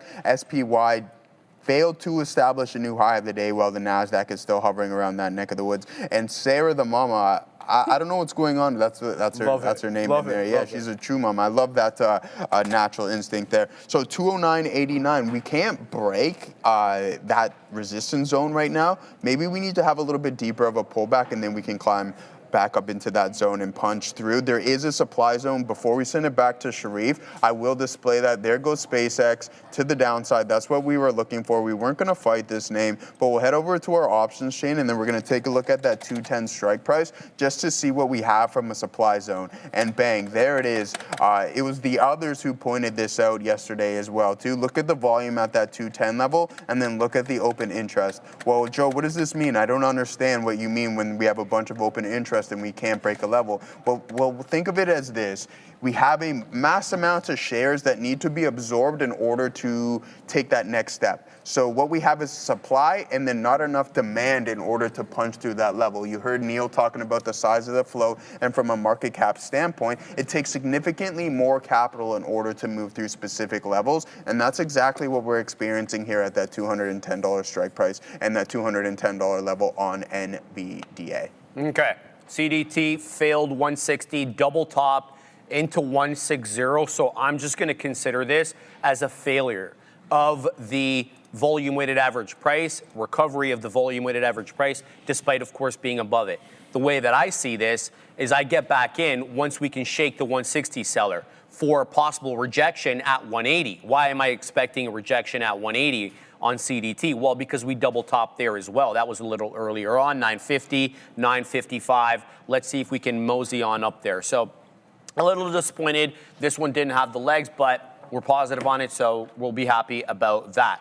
Guys, I need to bring your attention to two ones that are making a move right now. One that I've had on my watch list here for a while, SSPC. I'm liking this one as a flat top break through 10 1/3 into 10 1/2. SSPC, not a big 15%, but just took out area highs there, especially through 1030. That's a good one. Shout out to the OG Bovin. He did it again. EXFY looking real good over here. Not much in the way of volume on this one quite yet. 3 1/3 million shares on $1.50 name. Not a lot, but structure holding quite well. Moreover, volume bars, the bigger ones at that, are more local, meaning that they just manifested. They're not earlier on, so we're getting volume spikes correlating with the price action. That often is, central to my focus. Is there price volume divergence? I don't like it necessarily as a continuity play when the price goes up and the volume bars are going down. So something to think about there. Usually they need to coincide for me to feel secure in the trade. Also, I want to bring in AIIO again. I know this is topping tailed a number of times through 3. And that's never really that good, of course, because it shows you that there's either aggressive profit taking or convicted shorts at the whole dollar level. However, we are putting in higher lows in an accumulation for 3. Now, we've been above 3. We haven't been able to close above 3 all that many times, maybe once. But this one is still putting in a pattern that I like. Back to CDT here. I got to go back to it because all of a sudden we're back into the mid-50s. And if we're going to hang out in the mid-50s, that means we're pretty close to possibly taking out that 60 seller. That gets me back into the trade. One could argue as well that I should have been a little bit more patient. I should have given it to prior bar low into 139. I didn't. I was long 142. Didn't want to see this one go by the wayside like some others, like FRMI. But I have another entry, and that entry would be through 160. So those are the ones I'm watching right now. I'm trying to think of whether I want to get back into CDT here and then give it to prior bar low, which is 142. That would mean I'm risking 10 pennies here. I can do that with smaller share size and then add through 160 once I get confirmation. So that's exactly what I'm going to do, especially since this bar is engulfed right now. So 142 I said it was, so let's go 141 as the out there. We'll give it the old college try, so to speak, and we'll see what we get there. While we kind of digest this trade, we're going to send you up to Sia for more news. Yes, U.S. Vice President J.D. Vance currently talking, saying that 12.5 million barrels of oil went through the Hormuz Strait last night. Just repeating, keep an eye out. USO saying that 12.5 million barrels of oil went through the Strait of Hormuz last night. Iran did not shoot any ships overnight. Nearly a dozen ships have gone through the U.S. blockade. And just repeating, keep an eye out, USO. I like how you put that, Sia. Iran did not shoot at any ships overnight. It's like, that's nice development. I like that. That's good to hear, isn't it? Nobody's getting clipped anymore. Yeah, I know, of course. But I just like the way you put it. All right, so continuing to watch here, Joey. Tell them what you're looking at, my man. All right, brother. So enough to Adam, man. I don't know, but Adam, man, you're too Adam. funny. Yeah. What's up, brother? I hope everything is going good. I don't know where you are right now. You're always somewhere. But anyways, aside from that, guys, you can see we're starting to take some fills here on SSPC. This is going to be the inverse ETF to SpaceX as it was cracking through some support levels, but now it's starting to get a little bit of a bounce, and I figured that buyers were going to step in at that support level, at that support system, $177.75. So is there going to be an add opportunity? Maybe. Let's see what the overall market wants to do. I want NVDA to break through this $210 marker, and I want Robinhood to head up into that 110. Now, we are talking some options activity here this morning on Robinhood, and I want to see if this is oh, that's crazy, Ben. I want to see if this narrative has changed on today's expiration cycle because there's some fishy activity. Yeah, so I figured that's what it was. It was just like broker error because this was sitting on like literally double and single digit open contracts, which just didn't make any sense. Now you're starting to see some styes step in there or maybe some form of a correction, which I think is going to be the situation that we fell into because like literally seeing 20 contracts and like 35 contracts throughout those three strike prices is crazy. Just like what Ben Affleck said is absolutely insane. But anyways, other than that, we'll head back over to the SpaceX options chain because we're going to have the ability to see some more open interest on this bad boy. And yesterday it was fourth on the volume list for complete contracts open and closed. So we typically see the SPY always putting in the most amount of volume. Then you have the NASDAQ following. Typically a neck and neck race between Apple and NVDA. And then right behind those big boys was this name SPCX. So SpaceX derivatives absolutely flying off the charts right now. $220, you can see a little bit of a supply zone there. And the exact same thing with that $200 price marker. Now 135, if boys and girls are writing options down here, man, at 135, that's going to be expiring 29 days. Oh, whoa. We don't want that. Let's head back over to a lesser duration, something that's near expiration. Now, I think this is what our boy Nikki was writing here as well, these 880. Did you get this value? Because if you're writing CSPs, I know you probably want to get assigned at some point, but these are slowly starting to increase in value. I do believe that within the next couple of trading sessions, who knows, if things get really ugly here today, we might even see $170, which is totally reasonable in my opinion. It would put us down substantially. I mean, we're down 8% already at this point, but don't forget the volatility is in it. We were sitting at 230%. Now we're starting to find somewhat of a base around 87% implied volatility. But what we are going to do right now, Sharif, is there it is, bang. We'll take another little piece here off on SSPC, the inverse leverage. Thanks to Sharif for showing me this one here as we are starting to climb long from 10. Oh, 10. Do you know 1017? No. Oh, shout out to, if you know, 1017, man. You don't want to get assigned Nick Vendy? Why would you sell CSPs then, brother? Just trying to catch the preem? Okay, fair enough. So shout out to 1017. Yes, you already know, man. Blicky 100% knows. So shout out to that and a nice little trade that we got going on SSPC. Good job, Joey. Thanks, man. Kill it, brother.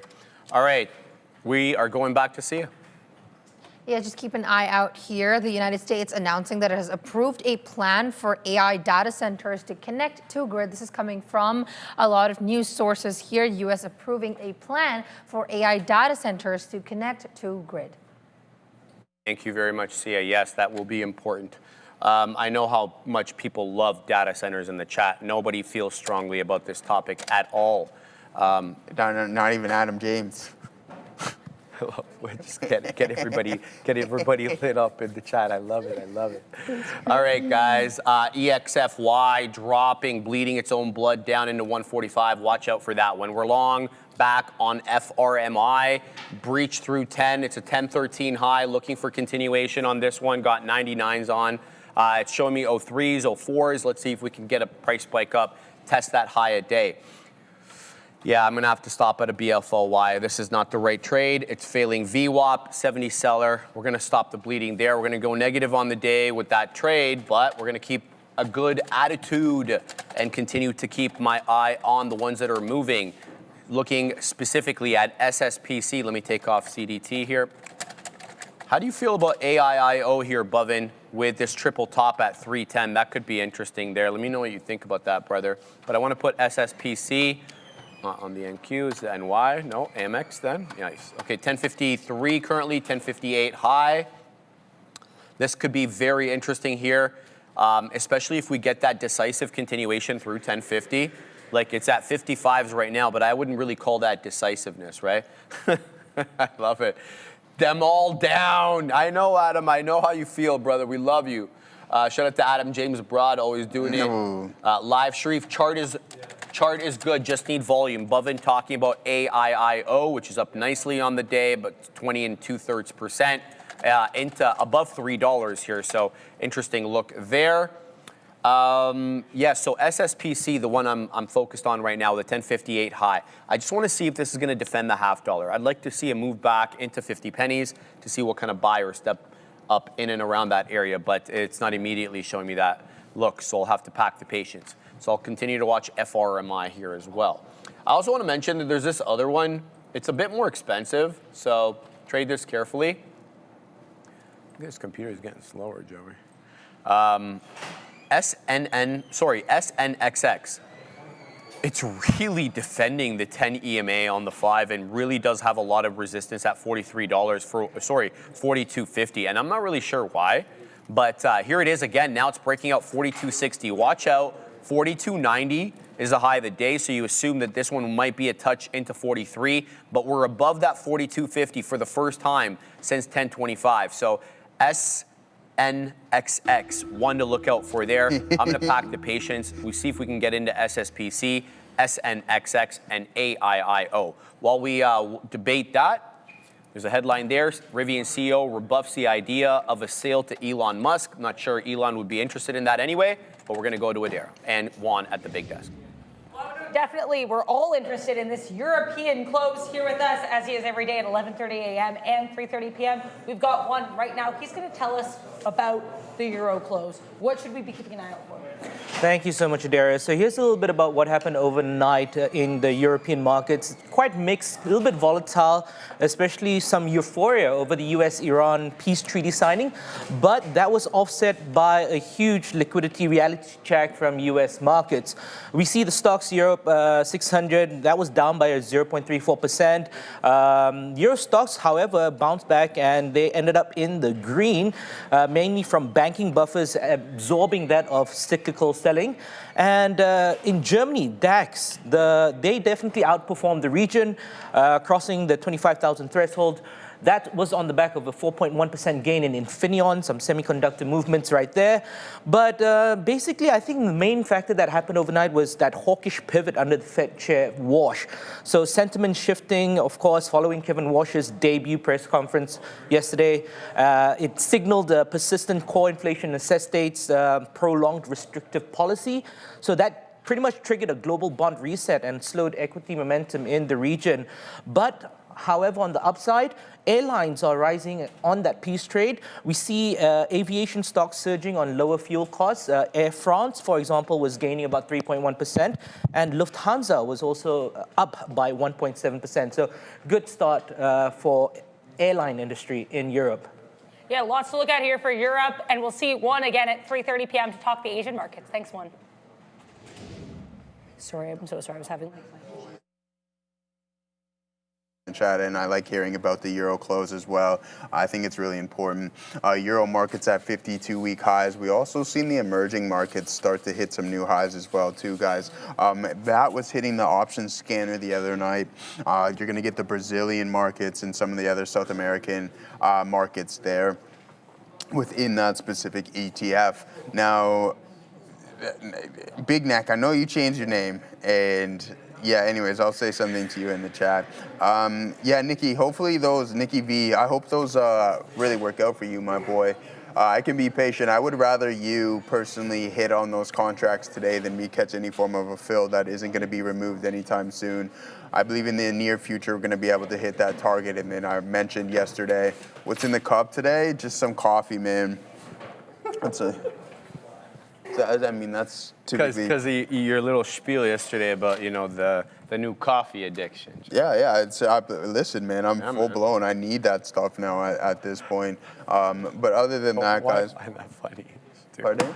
I don't know why I find it funny. Why? I don't know why I find it funny. Just do. Yeah, it's true, man. It changed my life, man. I can now wake up and, function, I feel like, and not be always tired.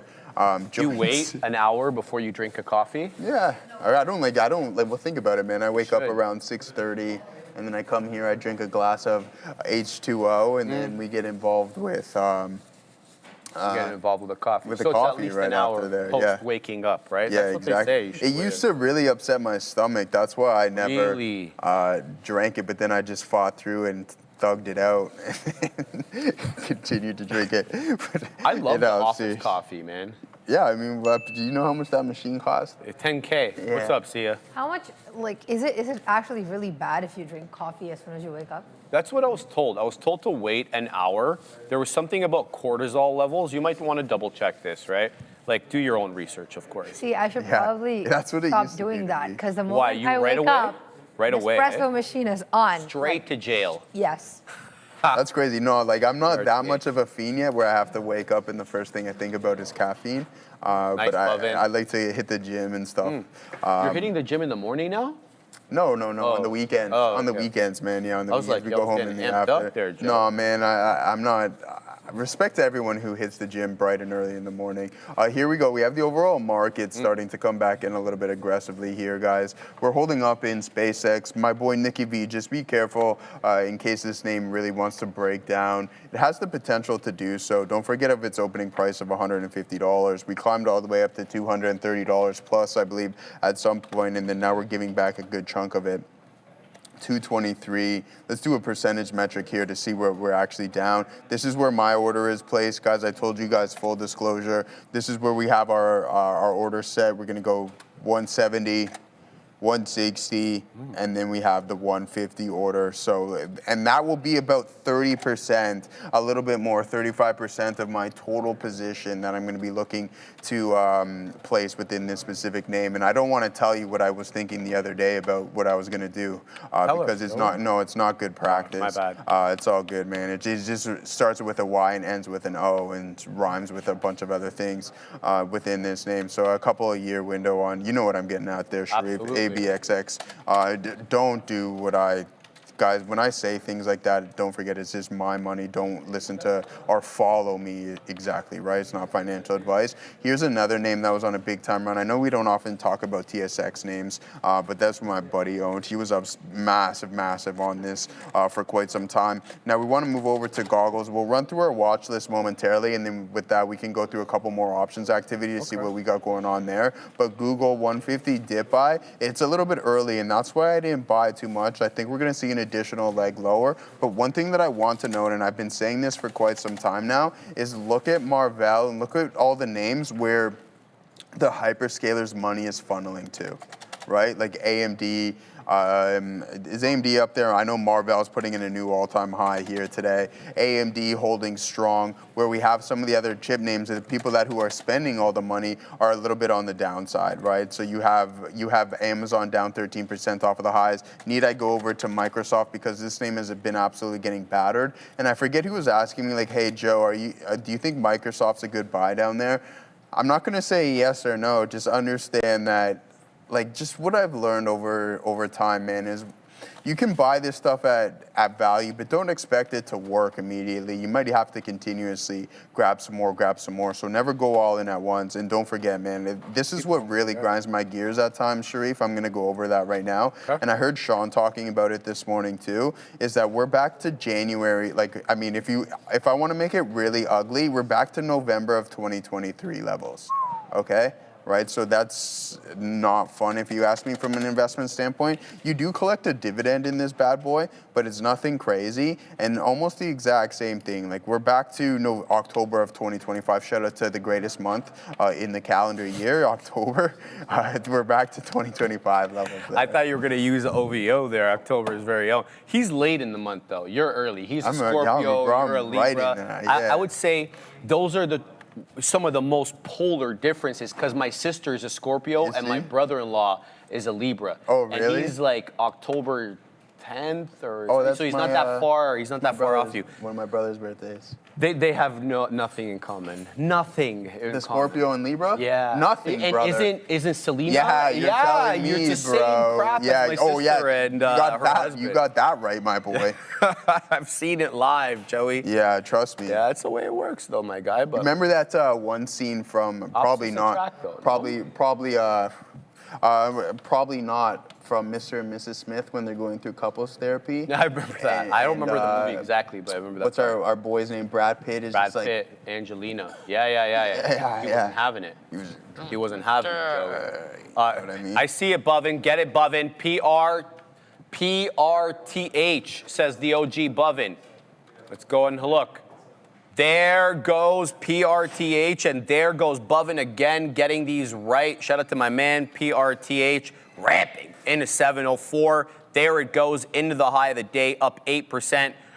Volume is still light, sub 1,667,000. So do be careful with this one, okay? But PRTH, shout out to the OG Bovin. All right, we're still holding here 3 positions, and I'm not hating them, but I'm not loving them either. FRMI, dipped into 90, it held 90, fine, but it's having trouble clearing 10, and it's a 10-13 high. It's holding the 10 EMA on the 5, so I'm gonna pack the patience here. CDT, I got back into this one. I felt this one's holding a higher low off that 1 1/5. Now it's holding 1 1/3. Alas, it needs a decisive move above 150. So we're giving it to area lows on this bad boy. And SSPC also involved here, about a few pennies out of the money to 1 penny out of the money. But I'm seeing a lot of bottoming tails come off 1040. Now it hasn't quite breached that 1058 high of day yet. But this one's looking as bullish as it's going to get, man. 1040 flat top, clears it into almost 60. Now 2 hammer candles off that 1040 area. So now we're back break even. Let's see how this cookie crumbles, man. We're going to give this one the old JUCO try, as your boy Joey Opsh likes to say. Yeah, we like so JUCO. We're going to keep a close eye on that. Shout out to Niraj. What's your take on CRVO holding VWAP? Our boy's in there. Who? The one and only, man. Spile? No, Luis. Oh, Barbados. Luis. CRVO up, spike. Shout out to my man Luis. He's calling it. Niraj is calling it. CRVO is reascending here after a failure of VWAP into about 5 2/3. Not a bad look. You got a 735 high. I would say be on the lookout for 650 resistance. It was once. It was twice. And if it rejects this one, it will be Obi. He is the one thrice. 650. Watch out for a decisive clearing of 650. I think if we can get that, we're talking about 7 and then 7 1/3, which is the high of day. This one's going to find its way onto the side chart. Joey, it's just about who we're going to take off. BFLY, EXFY, man, this is it's tough. ATPC, sorry, bro, you're out. CRVO goes in, you out. ATPC, you still stay on the watch list, though, in case I need to pull you back up. But Guys, by the way, I'm quite tired today. So we went to sleep very late last night because we got home super late. What time did you go to from sleep? From the game, almost 12, brother. And I wake up at 5, so that's not enough for me. Game was fantastic. Pictures coming soon, videos coming soon. Way crappier seats this time around. Nosebleeds. We also didn't have cover on top of us, and it was raining. So if your boy didn't find a poncho, I was going to be in all sorts of trouble, but I was able to weasel a poncho from one of the people there. So it was good luck. But yeah, we'll be talking more about that. We'll be talking about how amazing the African teams have been doing this year. Unbelievable. Very impressed by them. And quite frankly, Panama dominated that entire game. And the fact that Ghana was still able to stay involved in the game, despite being completely outplayed the first half and most of the second half, I thought that was pretty good. And the coach made some key tactical substitutions there, so good game management from him. I did like what I saw yesterday. So continuing to watch these, Joey. We'll keep an eye on that. I've noticed you never look for shorts. Do you not short at all? Just curious. Scott, on the floor here, to get shorts for small cap gappers requires a multi-step process. We got to go through Neil. We got to go through Sean. That takes a bit of time. It's just something that, with small cap gappers, I'm just not interested in doing, right? So we've tried our hand at it a couple of times. Should the long stop working, then we'll get involved with that. But I do see your point. I know that people have pointed that out many times. There is a reason behind it, though. Joey. All right, good stuff, man. Yeah, all right. Well, I know what kind of day he's having, man. You can continue to do your thing. That's our boy Jesse. He's a little quiet today. All right, Hernandez? guys. Pardon me. Jesse Hernandez? Yeah, Hernandez, man. Get it, Jesse. All right, our guy. I was just shouting out to Blicky to make he's sure. good vibes. Sure, our guy. Yeah, he's our guy, man. Don't worry. We love Jesse. We love Blicky. We love everybody in the chat, to be honest with you. Arun Warrior asking me, why not make life easier and just go long DRAM? It's a great question, man. I mean... You going to let him talk to you like that, Joey?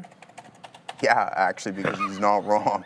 I'm not going to sit here and try to argue or do anything when the individual has a point. I mean, DRAM has just been on another monstrous run. There's a good opportunity to get involved with this.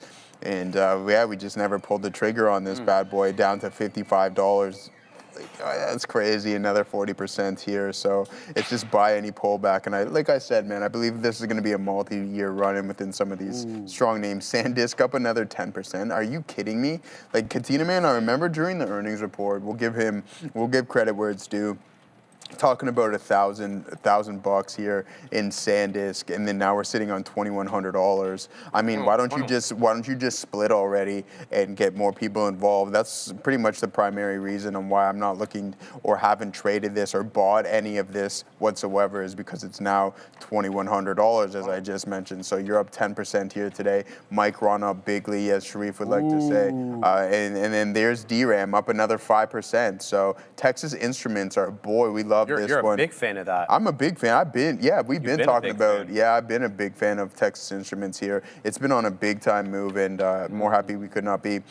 Even I don't even own it. So if you're an owner of Texas Instruments, we're no longer talking about the calculators anymore, Sharif. So, straight up. Look at IBIT here. Man, oh man, is this space ever in trouble? And that's what I'm talking about, offloading. We can buy already at a lower price. One of the worst performing names in my portfolio. Now we're currently sitting in, when did we start selling off? October of 25. Man, oh man. Now June, 50% off of the highs, cut in half. Not too good of a look. Let's send it over to the desk.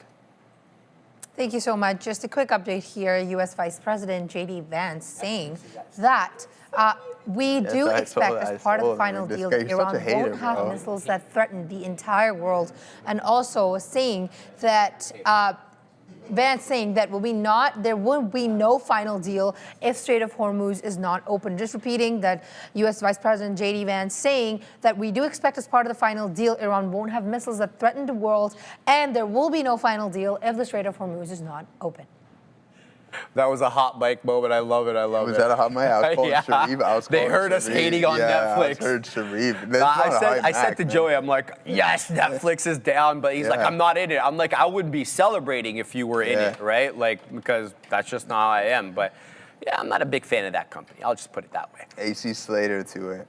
AC Slater, it's back into the 70s, and I wouldn't mind seeing it in the 60s either. Where's Gorev here? Sharif, can I go over something quick? ahead, I don't know brother. if you have anything. Oh, you have your orders a couple paced of out. supers, but yeah, go ahead, brother. Yep. Absolutely. Where's Gorev at in Los Polios? I haven't seen my OGs in the chat here today. I know Gorev's always lurking around somewhere. He's busy, probably longing NVDA now at this point off of this print right at the volume weighted average price, and same thing with the NASDAQ and the SPY. So some good opportunities there. Continuous downslope in SPCX. We're long SSPC, so that's going to be that inverse product as we start to come in a little bit. Again, I told you I only had 10% of my first position on TSLL and 5% of what I had on my second entry on TSLL. So that was a nice one so far.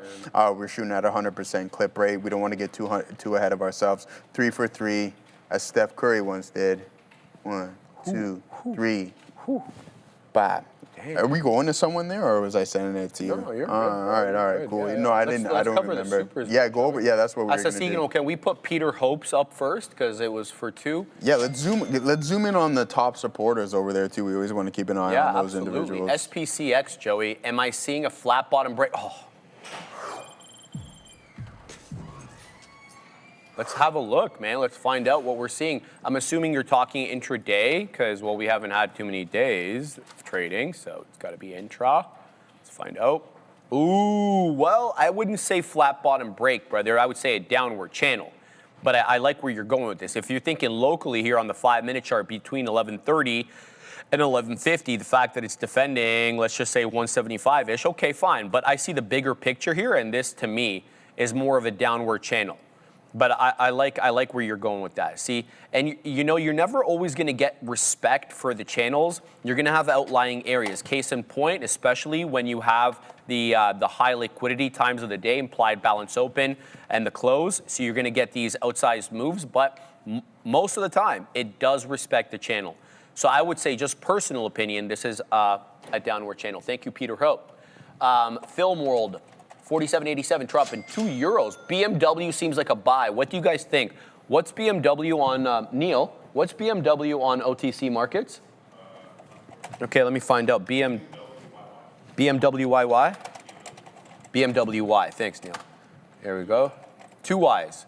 Okay, let me just pull up. Let me pull it up over here. I got to pull out of this trade on CDT. Adrian. Piece of crap. And that's Amex, Neil, or OTC? What's the gateway? Thank you. BMWYY on the OTC. What's OTC ticker again? Or OL? What's the? No, PK. Thank you. PK. Pinks. Yeah, Pinks. Pink sheets. Let's go. Where's PK at? PK Subban. Ooh, there we go. I seen him downtown. Did you? A couple of years ago, yeah. Just walking Queen Street. Did you actually see PK Subban? Yeah, walking Queen Street. It's not showing me a chart, though, but I can load up the level 2. Let me see if I can load it up over here, man. BMWYY. You know what I'm going to do? Just type in BMW over here, see what comes up. Auctions on the TSE, BMW, on the pink. There we go. Got it. Hopefully I'll be able to. Yes, perfect. Let's go daily. Funny enough that you should ask that, Film World. And the reason I say, funny enough, you should ask that is because we had Randy on yesterday, and we were talking, the topic of conversation was, have the German car makers lost their way? And I think for the most part, we all agreed. CRVO's ripping, by the way, guys. Oh, we're going to have to put, man, it's just so hard to trade and talk. CRVO's really going. We were all in agreement, especially that, essentially that they were really trying to shore up costs and save money, much at the expense of the quality of the builds. I made the point, you know, my old man has one. He has a Mercedes, excuse me, and you know it's very plasticky. My nephew has the new 3 Series, very plasticky. So I feel like, you know, their best days are behind them a little bit because they're having to compete. And they're having to shore up costs, and that's really eating into the quality. But your point, very well taken. This is a very, very good area of support, this low 20s area. We bounced into it back in November of 24, again in, I think, April.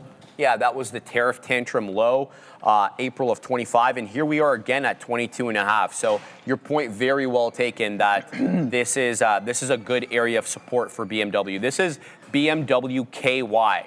If you're on IB, that's how you load it on there. I like this area here as an area of support, but if it doesn't hold up, you're out. Perhaps you can give it to 20 bucks. That risks about a couple of bucks there, and this is the weekly, so you can kind of see that very clear area of support on the weekly. Thank you, Film World 4787 for the €2 super chat. Let me just flip this back. CDT got out of that one as that one was not respecting trend, but still holding up at 30. So that makes me wonder if I should have got out of that. But what are you looking at, brother? How you doing over there? Yeah, we're doing all right, Gorb. I didn't take it. Long Tesla 387 in the morning. Nice, man. Off of those lows.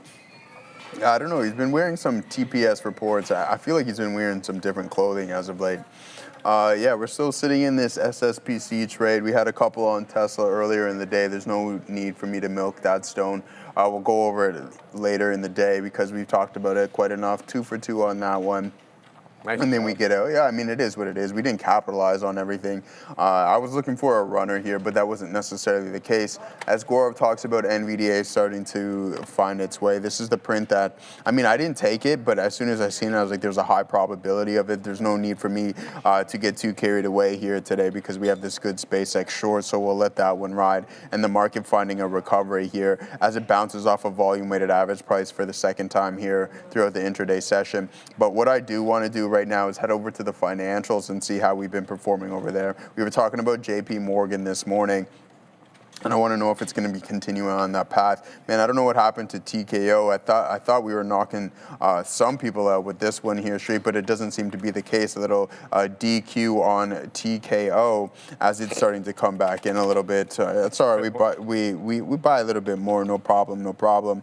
At some point, I believe it will make a new all-time high. Dana White and Company, big fan, regardless if you like them or not. But here is JPM. Yeah, now turning negative here, guys. So once again, we had this big gap up through this resistance zone at 316.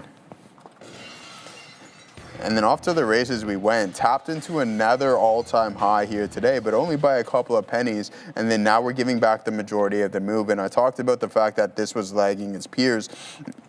I mean, the individuals who I'm referring to are Goldman Sachs and Morgan Stanley. Goldman Stacks, as we should like to call it, man, there, as it ran into we came up with that one yesterday. Yeah, you got that one, man. You're like, hey, did you say Goldman Sachs? Stacks? I'm like, I don't think I did, but then apparently we're going to go with it. We're going to roll with the punches on that one. Citibank, same thing, guys, another all-time high. The one name that I believe isn't performing very well. Oh, okay, all-time high yesterday. So XLF helping carry the SPY, the second heaviest weighted sector in the S&P 500, finally starting to pick up a little steam, and that's exactly what we want to see. Oh, Sharif, thanks for reminding me, brother, because we're going to do exactly that now. And you know what time it is when I typically say this, right? You got to be kidding me, bro. What? It's time for the best performing sectors of the day. So let's go over there and see what we got going on from the best performing sectors on today's intraday session. We'll head over there. Tech sector leading the way. We're up 2.6%. Utilities up there as well. We're up 1.8%. Consumer cyclical,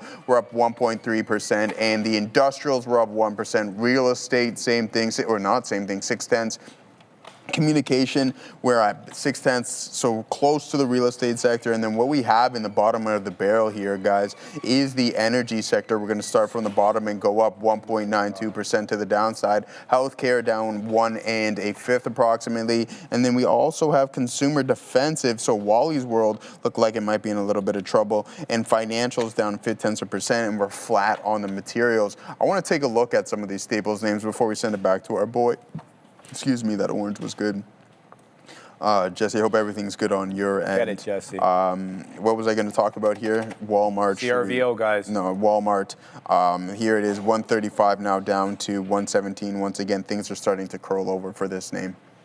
All right, man. CRVO. I got stopped out of SSPC. Again, I don't have a read on that, so I'm staying away. CRVO, we did well into 735. That's not technically the high. 725. 735 is the high of day. I'm looking for a defend a 7 here. So there was an aggressive buyer in the high 90s on CRVO when we were dancing around the whole dollar.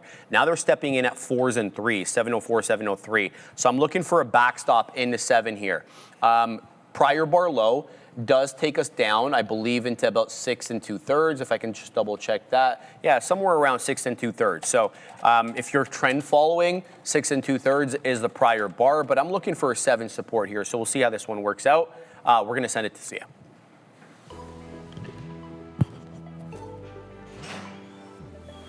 Before we dive into the news stories, let's take a little bit of a look at the three major averages, despite the triple Qs and the Dow all in the green. This is a good look for Thursday. The SPY currently up by almost 1%. The triple Qs up by 2.17%, and the Dow up just a little under 0.5%. We're going to take a look at two stories that I want to talk about today. The three Saudi oil tankers that were carrying 6 million barrels across the Strait of Hormuz have crossed the Strait of Hormuz. J.D. Vance, the U.S. Vice President, has said that nearly a dozen ships have gone through the U.S. blockade, and Iran is honoring their side of the deal. Just a little bit more about this. The three Saudi tankers have switched their transponders on today after hiding their locations for more than 2 months. President Donald Trump and Iranian President Masoud Pezeshkian have signed a deal yesterday that's supposed to reopen the Strait of Hormuz, and this just in a couple moments ago that the USA and Iran have declared immediate permanent end to military operations on all fronts, including Lebanon. This is said in a text to Congress a couple of minutes ago. I'm going to take a look at ANF. So Hollister and Target are partnering with Target to start selling home and dorm decor for the first time, giving it an opening into the back to college market, which is super lucrative as we do know it. And with people heading back to college super soon, the collaboration will be launching online in most Target stores and select Hollister locations as of June 28th. We'll also feature almost 60 items across men's and women's apparel and bedding. And just a couple numbers to talk. According to the National Retail Federation, as of last year, the back-to-college shopping market had reached $88.8 billion, with dorm and apartment furnishings totaling to $12.8 billion in spending. And that is second only to electronics and computer-related equipment. Currently, Abercrombie is up on the day almost 5.17%. Sending it back to you. Are we, though? It's less than the daytime. Thanks, Sia. You know what? Sometimes it's time to do a little bit of magic here. Because I think, look, we talk about trading, putting yourself in the best spots, looking for patterns, but it's even better if you can just magically guess where you should enter and exit and where key prices are. And so I'm going to show you exactly how you're able to do that, because I heard Refrain talking about CRVO, and, you know, I think, and you can see how well this lines up, these lines can be drawn before this stock even starts trading. And that's how easy it is. Like, see this 420 hold? Like, volume picks up, 420 hold, and this resistance here. Yeah, I mean, like, once it establishes this breakout and in the pre-market and 8 o'clock and that resistance, of course you can say support there, and then resistance there, and then breakout, and then that support turns into resistance. And then wait a minute, look at that magical high that we got here at 740 that it's breaking out. All of these levels, of course it's nice to draw them after the fact, but it's not like you could possibly have ever found some of those price levels before. This is the thing about small cappers. And we've talked about this previously. When you look at something which is making a secondary run, it could be the day after. Oftentimes you will see this. It could be 2 days after, 3 days after, where you have some people like to call it the Christmas tree or whatever. I just call it like a full retracement kind of day. It has the big movement, has the big volume, and then it gives it up and gives a consolidation day. Sometimes it'll be 1 day, 2 days, 3 days. But if you're paying close enough attention, and this is your bag, and I used to trade penny stocks, and it's something I would do, you track the stock for the week, right? You have an obvious breakout. On day one, where's the dip into VWAP? Oh yeah, 420. Okay, even flat bottom broke it at the end of the day. The following consolidation day, resistance at 420. So I know it's easy to say after it pulls back here, you want to dip 420, but you're already looking at this level if this is your bag. Why? Because with penny stocks and these small cappers, you want to be involved in the pre-market because that's where the best juice is going to be. So you need to have your levels locked and loaded and not just after the fact. I also like to, but obviously when you're looking at key resistance levels, you're going to be able to find where the sellers came in, see some of those highs. But if you see a pattern, oftentimes in a group of stocks. Now, it could be a sector that does this. In this particular case, it could be small cappers, which we know are better with the PDT. It's not as easy as, oh, okay, well, this was good 2 days ago. It didn't do anything the next day. Let's just throw the baby out with the bathwater. We saw this before with that OBAI stock, right? Like, you want to track it for a couple of days. If you made money on it 2 days ago, just give it a chance. Leave it up for a couple of days. Make sure it's still on your scanner or your watch list, your Colpor, whatever it is you're using. Have your key levels locked and loaded, because the reality of any style of trader is you're going to make most of your money on, it's the 80-20 rule, the Pareto principle. You make 80% of your money on 20% of the trades. You make 80% of your money on 20% of the days. Like, it's just, that whole principle exists. So when something like this happens and you could be in at a 420, you're talking a 20% move here, and then you're getting even bigger than that at like a 40% or like 35 to 40% move on the top end of the trade. That can be your week if you're a small cap trader. And if you simply threw this one away because of yesterday's inside day, well, that's just not going to work. Now, when you're trading like large cap momentum, there's generally speaking setups all the time and every single day, and you're not going to, you know the stocks that you're looking at, you keep the same relative Colpor, and then whatever happens to be in play, you might add a couple. That can be a little bit easier. But in this game, you got to stick to, it's usually a smaller group, right? They're constantly interchanging because there'll be one small capper one day. Like, Sharif might trade the same stock a couple times in a week, but for the most part, every single day there's going to be some new entries. Just make sure that you are not completely giving up on the ones that give you price information. Because once it's already gone for a day or two and made move for a day or two with volume, it's given you price information. So there's a bit of an edge if it starts to go again. And maybe it didn't. And that's about to go into a down halt as we speak, by the way. Yeah, so double to, look at that. The prior high, look at the wick. I mean, come on. Couldn't be any better than that. Look at the wick. Would you been, if you were keying on these levels, you would have been taking profit the first up halt, and when it reopened, you would have been taking profit here again and waiting for buyers to win above that 740 level. And you would have had that information going into all this move. All you had to do was zoom out. I always say it, when in doubt, zoom out. But also, if in small cap land, don't throw it out just because it had a consolidative day. Sometimes you have to give it a second chance to go. And I say this, and I've said it before, I started out as a penny stock trader on the prop floor in 2003. And that's I made my first checks trading penny stocks, primarily small cap, but most of them were penny stocks back in the day.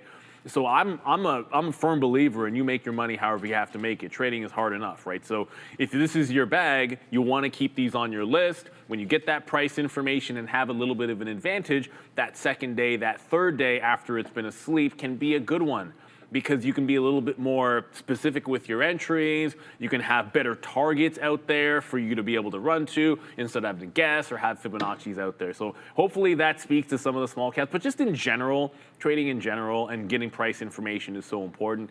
Although this was catered towards some of these gappers and runners, I can tell you the chicken was pretty dry that we had. However, the cornbread, the cornbread, it's okay. Look, it's not the same as like my aunt who makes cornbread in Melbourne. It's not going to be that good. But straight up, I don't trust anybody that doesn't like cornbread. I'm just being real. So it's delicious. I hope you guys enjoy whatever you have for lunch. I'm going to enjoy this. Good luck on CRVO. It is halted with a tap of 653. There's your lesson of the day. Make sure you eat your cornbread this weekend. All right, guys, VinFast. Huge shout out to VinFast for sponsoring today's video. They just announced a massive partnership with AutoBrains and NVIDIA to bring level 4 agentic AI autonomous driving to real life. We're talking about next-gen intelligent tech that is completely redefining how we hit the road.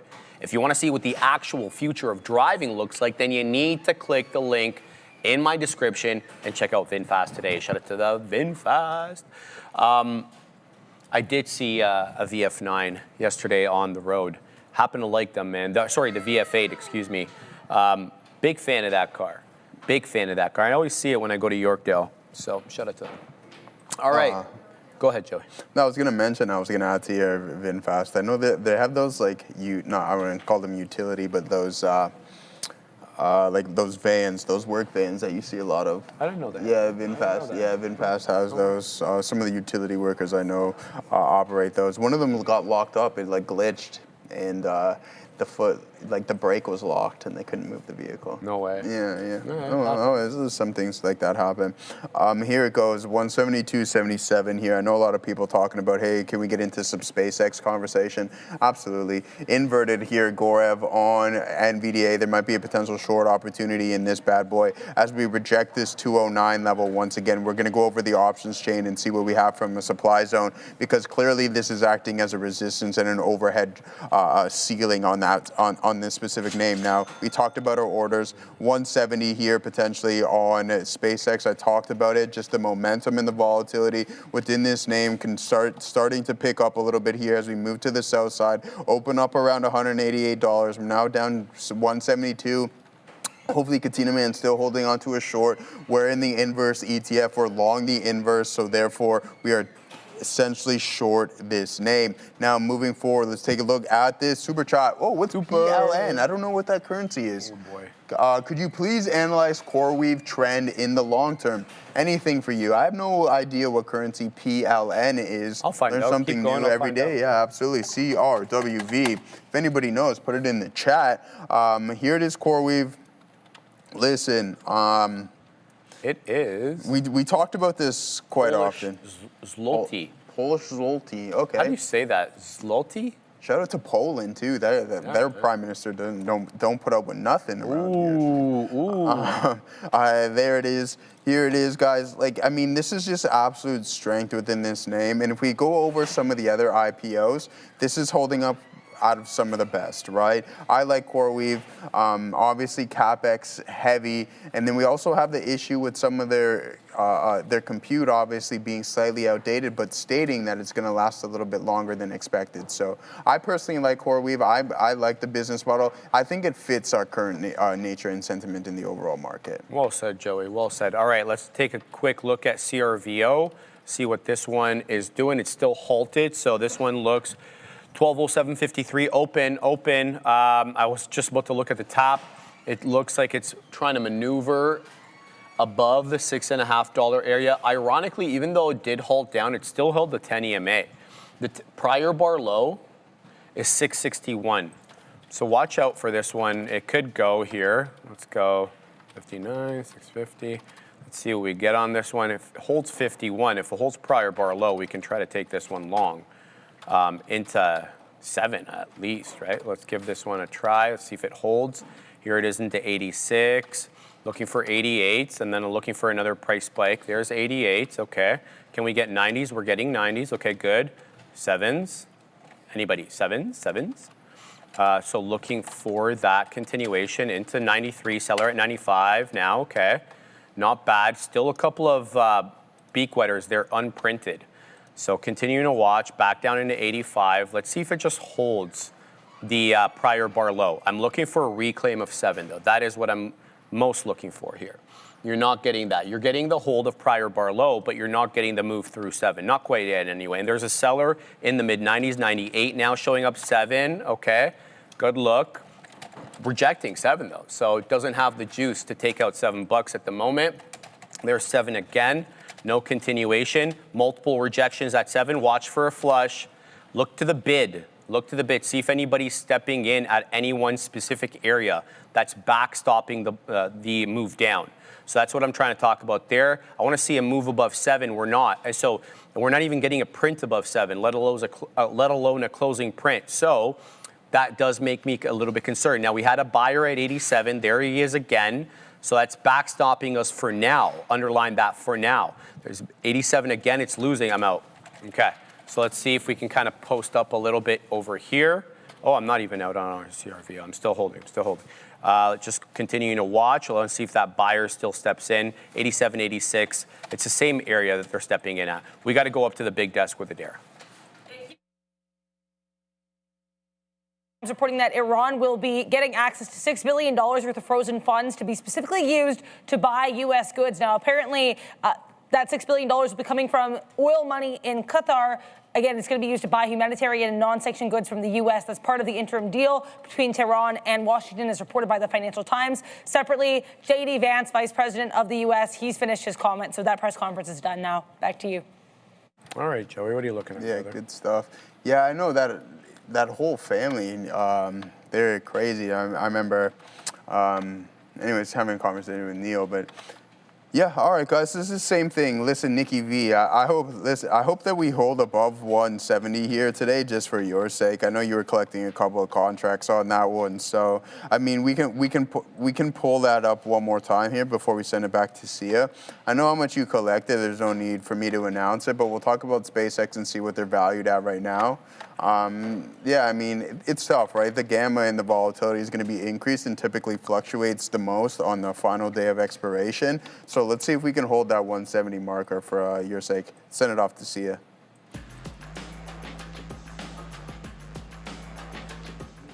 Thank you. The IWM in the green, up by a little less than 1.5%. We're going to take a look at a couple individual tickers for today. CRVO up almost 80%. Servomed, you know, Sharif is trading that on the show, has received a notice of allowance for a patent protecting the niflamopemoid for treating dementia with Lewy bodies without substantial Alzheimer's pathology. NVCR down almost 18% on the day. Novacure has said a late-stage trial evaluating the earlier initiation of treatment for newly diagnosed glioblastoma. Please, excuse my pronunciation, but I think I did that right. Glioblastoma didn't demonstrate a statistically significant improvement in the overall survival. They're down almost 18% on the day. We have RC, that's Ready Capital, up 5% on the day. They just declared second quarter 2026 dividends just yesterday or 2 days ago. And that's all for your small cap. Sending it back to the guys.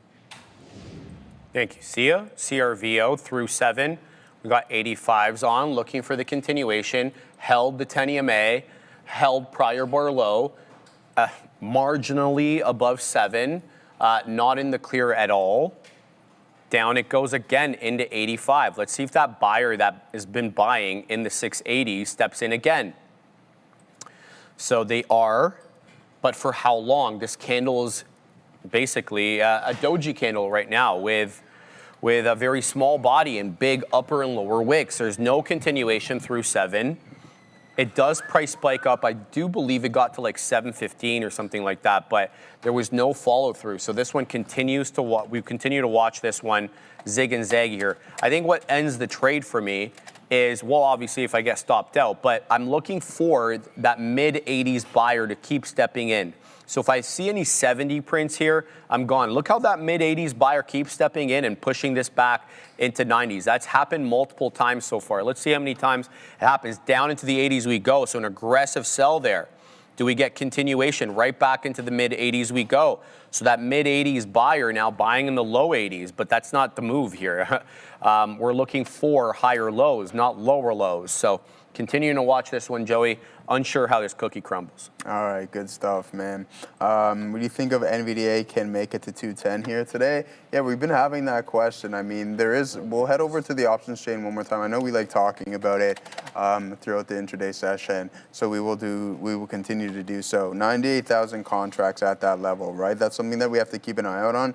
I wouldn't be surprised if we get a little bit poke through, but what the options chain is telling us, and I could be totally wrong, is that there's a 70% chance that these contracts are going to expire out of the money. Well, Joe, what are you, or 60, I should say, because we're at 40 right there. So 60% chance that we're going to expire out of the money, 40% chance that these contracts are going to expire in the money. Now, I'm just referring to our delta metric as a percentage in which the contract itself is going to expire. What do I mean? Well, let's correlate price, right? Let's correlate price with our delta. We can see, and this is stating the obvious, you can see that's this $190 contract has a 998 delta, a 99 delta. So for every $1 change in the underlying, you're going to have a $1 change in the contract. So almost at a 1-to-1 ratio. But we can also say, hey, yeah, 190, there's a high probability that we are going to close above this level. That's the case, right? Moving forward, let's pretend that where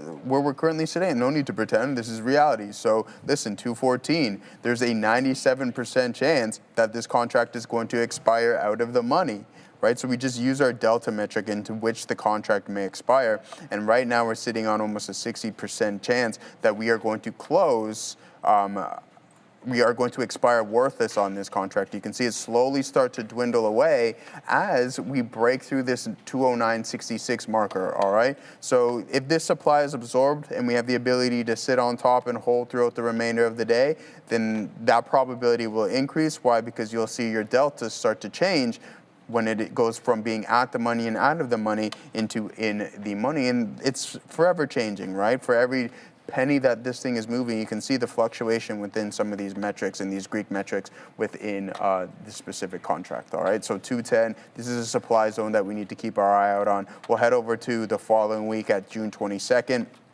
and see what we have. We don't have any rollover. Now, if these individuals happen to be closing out of the water and assigned, I wouldn't be surprised if you see the majority of that roll over into the following expiration cycles. Did I get to go to someone? Okay, let's go over to the desk. Keep an eye here on MTN. Not a ton of volume on this, about 500,000 shares traded so far in the day, but just be aware here, there was that spike to the upside as Semaphore reports that Vail Resorts, which is MTN, is working with takeover defense bankers. So keep an eye on this stock. Back to you.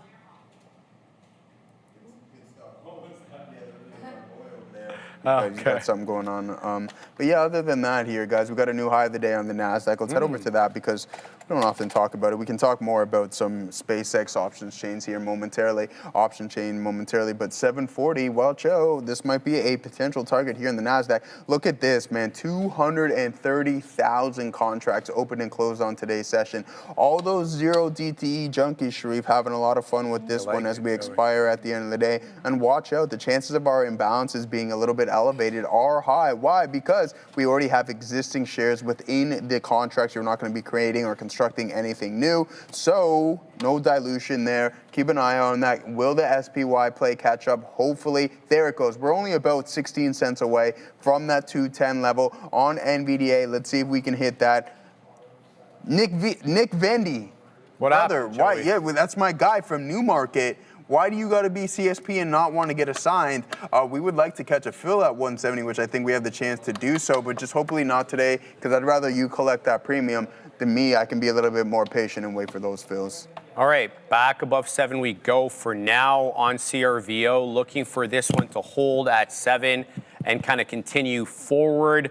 There's an epic tug of war happening right now between buyers and sellers at this seven single digit level. 708, 709. There's an aggressive seller here at 8. It did price spike up, I believe, into 15, but it's been a thick trade at these levels, man. So let's see if that 7 buyer was a mid-80s buyer. Now there's a 7 buyer generally. Does he hold up? The answer is no, and now we're bleeding right back down, but right back into 7 again. So this one's undecided here. CRVO, it's a choppy trade. You know, it just feels like it's ready to go. It's just the right time. You got to catch this one at the right time. So continuing to watch here. We got 07s on, so we're a little out of the money, but I'm not hating this pattern. What I'm hating are the topping tail candles that keep manifesting here on the 5. I don't dislike, though, the higher lows, obviously, because the higher lows are what's keeping me in the trade. So continuing to watch. Down we go again into the mid-90s. Do we recover as quickly as we drop? There we go, right back above 7. 707s now showing up. No follow through though. 10s, 12s. A little bit more? No. Answer is no. And you know, you got to be super quick with these outs. There we go. We get the print. Seller at 12 here. So there's sellers stacked almost, goodness gracious, at every level on this one. Thick, very thick trade, especially here. Almost 100 million shares, about 86.5. But I'm going to hold it so long as it continues to put in higher lows. I want to see if we can get that price spike up. Whether we do, and you know, whether I'm quick enough on the keys, we'll have to wait and see. 711 seller, 712 seller again, 14. Let's see if its price spikes up. 15, 18. Come to me, please. No continuation. We got to look through the $quarter here. Because that's where we've had a lot of the resistance, $0.25. So we're going to keep tabs on that. We have breaking news with Adara. Keep an eye on SPCX, SpaceX here, guys. The stock on watch seeing reports that SpaceX bankers are preparing for a bond sale of at least $20 billion. If I get more details, I'll let you know. But SPCX, potential bond sale on watch here. Back to you. All right. Yeah, let's see what we got. We'll pull up maybe a little bit more information on this here if we can. can find anything on this bond sale. That's not going to be good for this name. I don't see anything. VO is unstoppable. Okay, that's good news. Yeah, I'm sure it is. This offers a high level dividend. Oh man, there it is, man. We're going to hit a new low of the day. Watch out. Listen, Nikki V, man, I would look to, yeah, exactly. That's what's going to happen on this name. So we'll head over to SpaceX and take a look at what we have. Man, oh man, yeah, this is gonna really start selling. I was on the 10-minute time frame the whole time. I thought I was on the 5-minute. Things are gonna get ugly. 170 gonna be incoming here momentarily. As soon as we get that news, we'll bring some more information for you guys momentarily. We are long SSPC, now putting in a new high of the day, up 20%, man. Pardon me? With you on that one. Oh, you're on SSPC? Yeah, we got in finally on this one. Oh, yeah, nice. Helping a little bit. Nice, man. Yeah, it's selling pretty aggressive here, Sharif, so I wouldn't be surprised if this momentum is continued all the way down to $170. I want to pull up the daily on this one more time. We can talk a lot of SpaceX. We go on this big-time run, but expect these pullbacks. Man, oh, man. Like, listen, pure FOMO on that, right? Like, you get a 50% return in the span of 3 days, but then you drop back down pretty aggressively.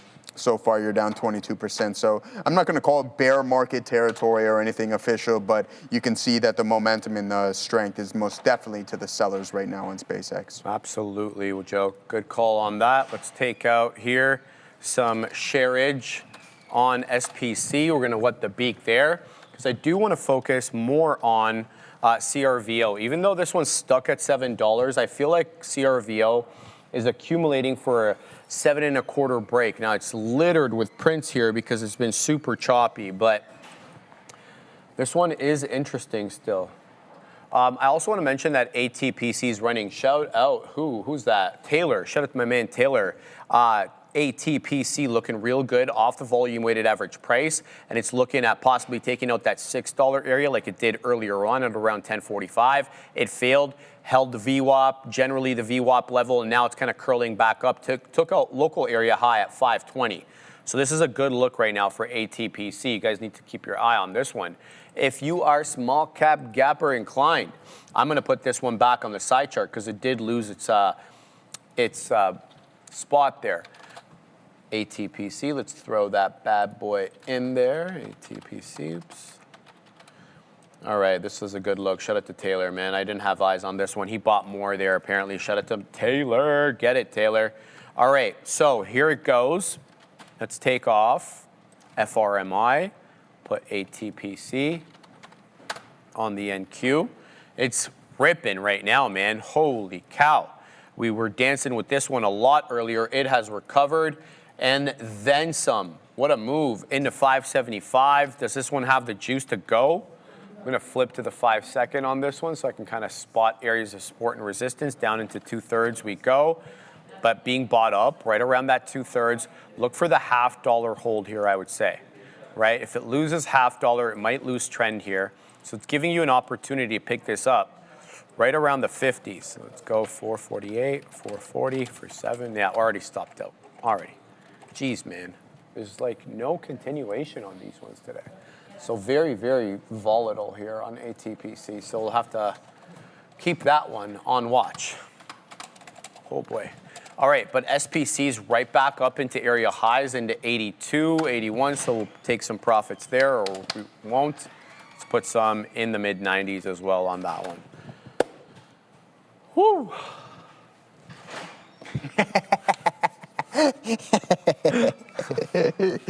My guy. Oh boy. Absolutely, brother. Of course. Let's get to that right now. Fabian asks, he gets. Just allow me to set up Fabian. I don't see it, brother, in the calendar. Is it? It's just refresh? Okay. Just one. Get a head start every trading day, guys. My morning research note is live and ready to go every morning, say at 7:50 a.m. right before we go live. You get the story, you get the technicals, key levels, structure, and momentum. Then, of course, there is a trade plan, 3 different sections, the story, the technicals, the trade plan, your setups, your catalysts, execution mindset. Guys, it's a Trader TV Live YouTube membership, the daily morning research note prepared by myself every single day. You also get, obviously, the emoticons, the green name as well, and you stand out in the chat. Hit the join button below this video. A very thrifty $4.99 a month that gets you that every single month. So it'd be fantastic if you guys joined up every day. Thank you very much for that. Let's go to, are we going to Adara at the big desk or no? We're not going, Fabian? Okay. All right. So we'll hang out here for a bit. Guys, SSPC coming down a little bit here. Watch out. This one's failing a little bit. Watch out for the hold at around the 10 EMA, right around 2/3 of a dollar. We got 65s. Anything below that, I'm going to stop out. Now we're going to go to Adara. Yeah, keep an eye, guys, on the market and on oil. State TV in Iran reporting that Iran's supreme leader is going to be issuing a message shortly about the end of the war and that memorandum of understanding with the U.S. To get more details, I'll let you know, but just be aware if you're trading oil and probably this whole market, we could be getting a statement from the supreme leader of Iran on the situation. Back to you. I mean, I'm not trying to make fun of anybody, but it's funny because anytime I hear supreme leader, I just, you know what I think of, right? The dictator. The dictator, right? Yeah. Like Aladdin, right? Aladdin. It's very Aladdin. I mean, shout out to Sacha Baron Cohen. I mean, he can take a very sensitive issue and just make it hilarious. So shout out. It's got to be more pointy. Yeah. If it's not pointy, you're going to get clipped. I better come back, and it better look very menacing. All right, man, we're having a good time. Joey, there goes CRVO. By that, man. What? Thanks, man. I appreciate that. Someone said my laugh is contagious, bro. It is, bro. It's good vibes. What are you looking at, my man? I mean, I was looking at Katina Man's lunch if you want to get all serious, but if you want to talk about the market, here it is. SpaceX bankers preparing for $20 billion bond bond offering as Adara brought it to us here. So we're looking at SpaceX bankers investors as soon as the next week to discuss a potential bond offering of at least $20 billion. Brian Smith and some other individuals of Bloomberg report citing people with knowledge of this matter. The proceeds will refinance $20 billion bridge loan that matures in 2027. So that's where you can see some more downside price action in that bad boy. Let's go NVDA, man. Let's rock and roll. We're sending it over to the desk.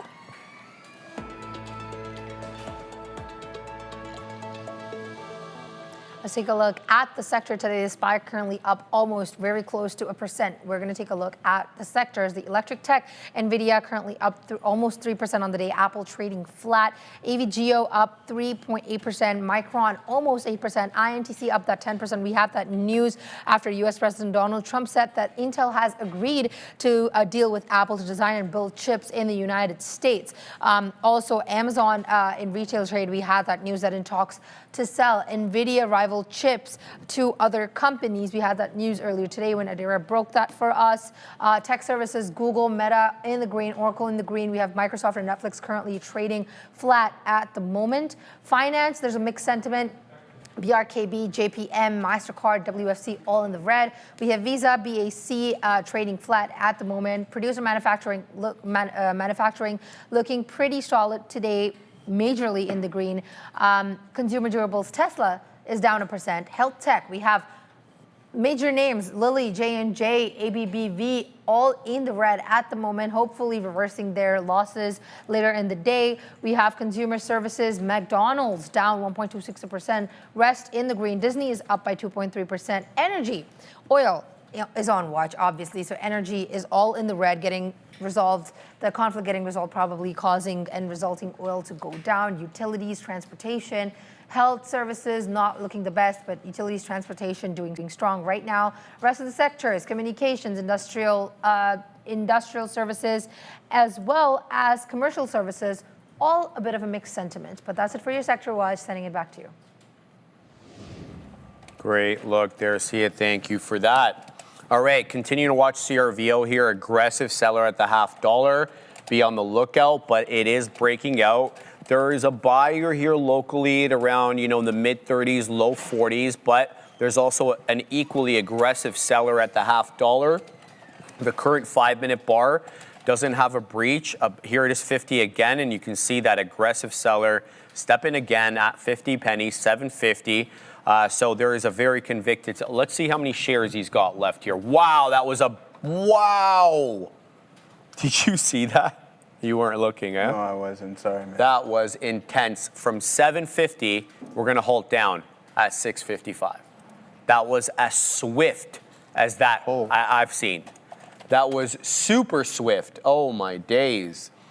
Yeah, well, that was the convicted seller there at 750. Unbelievable move down here. Thank goodness. Whew. Scooties. MKZR. I said Z for my American friends there. I would never say Z otherwise. Let's check this one out, Joey. MKZR. What do we got on this? Okay, brother, I see that it's up 10 2/3, but it's only done about 80,000 shares on the day. And that's why the chart looks like this, right? This doesn't fit my profile. I get that it's up, but it's highly illiquid for an intraday stock, right? Especially being a $4.33 million market cap, low volume. I've never heard of them, not speaking bad about Mackenzie Retail Capital, but yeah, this is maybe one of those ones that is good to invest in, but maybe not a great one for intraday, right? Just given the lack of volume. Now, having looked at the chart over here, this is the daily chart. It doesn't look good either, I'm sorry to say. Looks like it came to market sometime in February of last year. And since that time, it's just been putting in lower lows and lower highs. It looks also like in August of last year, they were bid non-compliant because their stock dropped below $1 Katina, man, and that forced them to do a 1-to-10 split. So I would have to say, in my opinion, never advice, it's not good as an intraday trade or as a swing or a long-term investment, just given how the chart looks here. So I hate to be the bearer of bad news or just never not come up with something positive to say, but that one doesn't look good for me. I do apologize. CRVO, what are you looking at, Joey? Good stuff. Great with Fibonacci. I think 150. I mean, it sounds like you're using the fibs, but I think 150 will be a definite stretch. CRVO offering, Joey. That's why we had that move down, by the way. Okay. Yeah, I should mention that. Yeah, so that's why it just tanked. $10 million. Sorry, Joey. No, yeah, go cover that. Yeah, here it is, guys. I'm just going to load it up on the big screen so we can all see it. Apologize for that. Thank you. Who was that mentioned? I want to give them their credit. Hiker. No, that wasn't you. J212R, CRVO offering. Thank you for that. ServoMed announces $10 million registered direct offering of 2.5 million shares at $4 a pop to fund working capital and general corporate purposes. Otherwise, meaning we need a new boat. We need a new boat. Yeah, and I'm playing. Of course, I'm gonna exaggerate for effect, but they are raising, and they typically do when the stock moves up, so they can take advantage and raise new capital. This is kind of a stencil that they use, general corporate purposes. Hear that all the time. So 2.5 million shares, guys, $4 a pop, $10 million registered direct offering. CRVO halted down, bleeding its own blood. Joe. Yeah. Yeah, we need a bigger boat, man. Shout out to Jaws. Yeah, that's what I said. We're gonna need a bigger boat. Yeah, right? I remember that. Yeah, that's what I thought you were kind of getting out there. But shout out to this yield max right here, Sharif. NVDA yield shares purpose ETF declaring 75-cent Canadian dividend right there on that bad boy. Your boy just got a divvy this morning. Did you? From who? Broadcom. Oh, really? 65 pennies. Did you drip that? No. Did you drip? I don't have that much. I'm not a dividend aristocrat, but it's nice to get a little. You're not a risky? You roll the divvy? Yeah, I don't get that much either. I'm not. Well, you roll it though. Yeah, like you can drip. That's what I'm saying. Yeah. Drip. Exactly. It just sits cash though. I just buy more with that. Well, that's exactly it, right? Yeah. Shout out to Adam James abroad. You got the energy of a sloth today. I know, brother, because I went to sleep very late. Anyway, we have two very important guests. We have Adara ready at the big desk, so let's send it off to her and hear what they have to say. Very excited to welcome Dr. Mark Kelly, CMO, and Dr. Frank Peacock, COO of Origenics, OGEN. Thank you very much for being here with us. How are you guys doing today? Just fine, thanks. Good to be back. Marvelous. Let's start here with Dr. Kelly. First, welcome back, Dr. Kelly. And Just tell us how many people are affected by concussions each year, and why is there still no FDA-approved treatment? Well, best we can tell, it's somewhere between 3 and 6 million Americans sustain a concussion every year. We can only count those that come to medical facilities, but we know many, many people don't get medical attention after a concussion, and so we can't count them. And so it's a huge problem. And just to put it in perspective, if you were to add the numbers every year of stroke, Alzheimer's disease, Parkinson's disease, multiple sclerosis, and ALS, Lou Gehrig's disease, combined, they don't add up to the number of concussions every year. It's the single largest category of injury-related neurological disorder, and it's the largest cause of brain injury-related deaths in children. The cause of death is brain injury, number one. So it's a huge problem. The FDA has very stringent guidelines. Most of them are followed explicitly and correctly. Problem that we have with the drug trials historically in concussion or more severe brain injury is that some of the trials themselves scientifically were flawed. If you look at how it is the designs of the studies were created, they really couldn't possibly have worked out. I mean, in retrospect, it's easy to say those things, but that's one of the problems. And the other problem is it's just a very tough, complicated neurological condition to treat. And sometimes the drugs themselves are just missing the mark. So it's a combination of all of that as to why we don't have an FDA-approved drug so far. Let's go over here to Dr. Peacock. Can you explain to us what makes concussions so difficult to treat and what ONP-002 does differently? Sure. So I'm an emergency doc, and when a patient comes in the ER, you can, if there's brain leaking out of their ear, it's pretty obvious they're sick. But the problem is the majority of people who suffer from brain injury don't have that. And it's really a difficult disease to identify. You would think it'd be fairly obvious, but half the people will be well in 2 weeks, and the other half will have symptoms for 2 years. And that's a brutal situation for them. If we could identify it, we could give them treatment, but that's been a challenge. So the things that Oragenics is doing that is unique is that they are looking to identify the population of people who could benefit from therapy by a combination of biomarkers and clinical findings. A group of us recently published a paper that showed what symptoms presented to the ER would be most likely to have symptoms 30 days later. You'd want treatment for that. And the other problem is, as Jim was saying, the drugs we've been using to some extent were wrong, and the way we were giving them was not helpful either. When I give you a drug through an IV, whatever molecule it is goes in your blood. You have 15 liters of blood or of water in your blood, so it's diluted out immediately. Goes straight from there to your liver, because that's where all venous blood goes. Your liver's job is to eat everything that gets inside of you, so it does. Now you're diluted halfway down, and it goes from there to your brain, and your brain has a barrier to keep everything out. So it's really tough to have, even if you had the right drug, it's tough to give it. And Jim's going to talk about the advantage we have with the ONP-002. Yep. Yeah, so Dr. Kelly, with that in mind, in terms of ways of accessing the brain, can you tell us a little bit more about this proprietary intranasal device and why the delivery method matters so much for a drug trying to get to the brain? That is a unique aspect for this company and for the drug delivery. Here's the device itself, one of the prototypes that we have here, with the medication actually loaded in one side, and then the other side goes in between your lips, and you puff this up into the nasal passages. And the beauty of that is that you can use a very small dose compared to what Frank was explaining. It has to be much larger if it's going through your entire body. And if the medication in small doses as a powder then sticks to the nasal passages, the blood supply, which is shared with the brain, can actually then draw that right up into the head. And so it's a quick, effective, and we think efficient use of a very small dose that otherwise the rest of the body doesn't even see. It goes right into the head. Thank you for explaining that and actually bringing the device as well so people can get a bit of a cleaner picture.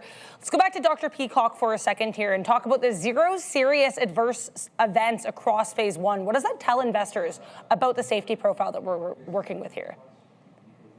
Yeah, so when you're trying to get a drug on the market through the FDA, you've got to be cleared. There's 4 phases. The 4th one is when you're already cleared, so we don't worry about that. But the first 3, 1, 2, and 3, the first one is safety of the dose and the dose. And that's the focus of the entire process. The next 2 look at effectiveness and side effects and to make sure it works in a large population. But that first one, if it's not safe, you don't go any further. That's sort of like the big hurdle. And what they look at is adverse events. And so adverse events are categorized into just generic events, like you had some itchiness around the IV site, which is not really a big deal in a patient who you're worried about brain damage. But the serious adverse events are all those that would be enough to stop further production of the drug. So if it killed the patient, if it caused a complication that was life-threatening, if it made you be hospitalized or stay in the hospital longer, gave you some kind of permanent disability, or had a complication that had to be required treatment, all those sort of things, it's the end of the drug. And the best part about this drug is it had none of them. It came out with a perfect safety profile, which is, that means we're full speed ahead to go on to the next phase of FDA clearance, and that's where we are with that. Yeah, it's very exciting. Let's wrap it up here with Dr. Kelly. Orgenex has been described as building a CNS platform, not just a single drug. So can you tell us a little bit about what the pipeline will look like for Orgenex beyond ONP-002, and why should investors think about this as a wider platform play? Similarly, the compound that is ONP-002 has related compounds with different chemical attachments, if you will, on the molecule, which we think, and we have evidence through scientific investigation, can actually treat other neurological conditions besides concussion. So perhaps stroke, Alzheimer's disease, Parkinson's, like I had already mentioned. And if in fact we're right that the receptor areas on the nerve cells match up with these molecules as we think, we'll be able to target specific neurological conditions other than concussion with these related molecules. So there's an entire group of these related molecules similar to what it is we're using in concussion that we think are the next ones up, if you will, for us to work on. Well, thank you so much for all the information, Dr. James Kelly, CMO, Chief Medical Officer, and Dr. Frank Peacock, Chief Operating Officer, COO of Orgenex, trading as OGEN. Thanks to you both. Great to have you on again. Thank you. Thank you. Good to see you. Fantastic stuff. I love hearing the conversation there, because someone who personally, and you guys may know that I played contact sports throughout my whole life. I played combat sports as well. You don't play combat sports. I endured in combat sports. And I unfortunately have had a couple of concussions myself, and I think a couple is too many. And I personally suffered from post-concussion syndrome, which is really, it deteriorates your day-to-day life. You guys know what I was going through at one point. So something like this, and an individual who has the ability to access this type of medication in the earlier stages, and if it can help them not necessarily go through what I had to go through, because it is not fun. Maybe we'll get into some more conversation next time, but fantastic stuff as always from the folks at OGEN and Dr. Kelly. So thank you very, very much for that. Yeah, guys, I mean, we'll get right back into these markets. And we'll see what we have going on. SSPC starting to come back in. That means we have SpaceX. I don't think Nick Vandy's here anymore, but I do believe that we're going to have the ability to hold 170. 170 trend line break on the 5-minute time frame. If this opens up, a 5-minute candle opens up on the backside of this, then I think this downtrend will be complete. We get to a low of around 172.33. There's nothing from an open interest standpoint that is saying, hey, this is the definitive bottom, but we're getting a little bit of a move up here. So now as for SPY in the NASDAQ, guys, we got a new high on the NASDAQ. Robinhood finally starting to find its way there for you, Gore. But one name that hasn't really broken past its opening print is Tesla. Tesla right here around 358. Holding up, so we're still a ways away when we have some of the other peers doing pretty good. Let's head over to our watch list and see what we have there, and see how some of the other larger names are performing here today. NVDA up 3%. I like seeing that personally, but on the bigger picture, we're still down 12% off of the all-time high. Apple with holding on to positivity. Google up 0.9%. And then we have SpaceX down 10%. Microsoft continuing to be weak, but hopefully this trend line holds and we have some volume start to step in there. Amazon holding on to positivity as well. And on the grand scheme of things, even though from an intraday standpoint, things look all pretty, it's not too much, nothing crazy. 12% potential discount here within Amazon. But I mentioned, right, like you have the hyperscalers and all these individual, or the big companies, I should say, the four that are spending all this cash, and then you go over to the names where the cash is starting to funnel into, the SanDisks, the Microns, and some of the other names. You can see that we're at all-time highs on these bad boys. Sorry, just give me 2 minutes. Yeah, Setting up here, brother. Absolutely. I'll be right. And then we also have IBIT, the king of the cryptocurrencies right here. Crypto's getting clipped today. Yeah, it's down. I mean, here it is. IBIT down 2.5% there. MSTR down 5%. So feels good there if you're in that leverage play. Oh, yeah. And then I love it, Joey. It feels real good, man. Sometimes you never know. Ethereum down. Hey, but Sharif, listen, Yes, sir. Ethereum down 2 3/4. Okay. But guess what? What? BMNR is only down a third of a percent, my boy. I told you not to mention that. So we're holding. Hey, man, it's the best performing one here today. Is it actually though? Yeah, it's only down a third of a percent. Oh, okay. Compared to the other one. It's been crapped on for a like. Well, I mean, at the end of the day, it's still probably at like big time. What is at big time lows? Absolute deterioration. Oh yeah. And just. Yeah, I mean, this is, as Sean typically said, because we know that Sean and Tom Lee, they're good friends. Boys. Yeah, they're boys over there. So, bang, over there, he's like, how's he doing, Katina, man? he's like, Tom Lee, pull up that old thing. He's not doing too good, he said. But he's already got his yacht, he's got his boat and everything all the way up here. No. And then he started to fuel the boat, which was it was pretty expensive. With our and he money. had, yeah. What did he say? He was hanging out He with wants you? to thank me for that. He wants to thank you. Yeah, well, because I punched in, and you now punched he's getting to live the good life. He's living the good life. So shout out to Kanye West there in graduation as $150, now down at 15 smackers right there. The cost of fuel is expensive and still growing at this point, Sharif. So I wouldn't be surprised if we see some more downside. I want to pull up this. Pull up. I'm like, I don't like bashing these things, but at the same time I do because. No, you should. Well, I mean, hey, man, we don't want to kick people when they're down, but when you've been down for this long, I'll kick him all the day. He's kicking my account. Well, he's kicking your account there. No yield on that bad boy, Sharif. So there it is. Stake this, says Ethereum. Stake this. Oh yeah, that's what I'm saying to him right now. Down to 65%. Blockchain who, my guy? 65% to the downside in Ethereum. Hot garbage. I mean, like, listen, I want to grab some of this at $1,000. Yeah, I want to grab it at $1,000. I think that'd be pretty crazy if you ask me. But when we thought we were all excited and stuff, or playing it all up there, you more than double in Ethereum. Then it's just like, yeah, well, that was fun. What goes up must come down, apparently, Sharif, as Ethereum is down 65%, now 50% for Bitcoin off of their all-time highs. Started selling as of October. So that's 8 months of just garbage price action, my boy. Oh yeah, it's been as ugly as it gets, and what can you do? Hey man, you can you know what my great celebrate your winners and pretend like your losers don't exist. That's easy that way, or you can just own it, right? Yeah. And I think what my choose the latter as opposed to the former, but you know what? Can't get them all right. Can't get them all right. You know what my great grandma used to say? What'd she say? She used to say, "What can you do but live in a shoe, my boy?" I like that. I like the fact that it rhymes. I'm assuming the shoe thing means like you're kind of living walled off. Is that? I was really young, man. As for the context of things, I would just listen and just listen. Yeah, I appreciate that. And pass it on. Sell your losers, says Micron Millionaire. You're not wrong, brother. I typically do. And I'll get stopped out of positions. I have no problem with that. There's a couple that I do make exceptions for. Joby is one. I believe in the long-term view. I'm only out of the position. I'm actually out of the money now by like 30 or 30 pennies. Last time I checked, probably $1 now on my IBIT position. But there are two positions that I'm out of the money on. It's BMNR and it's Joby.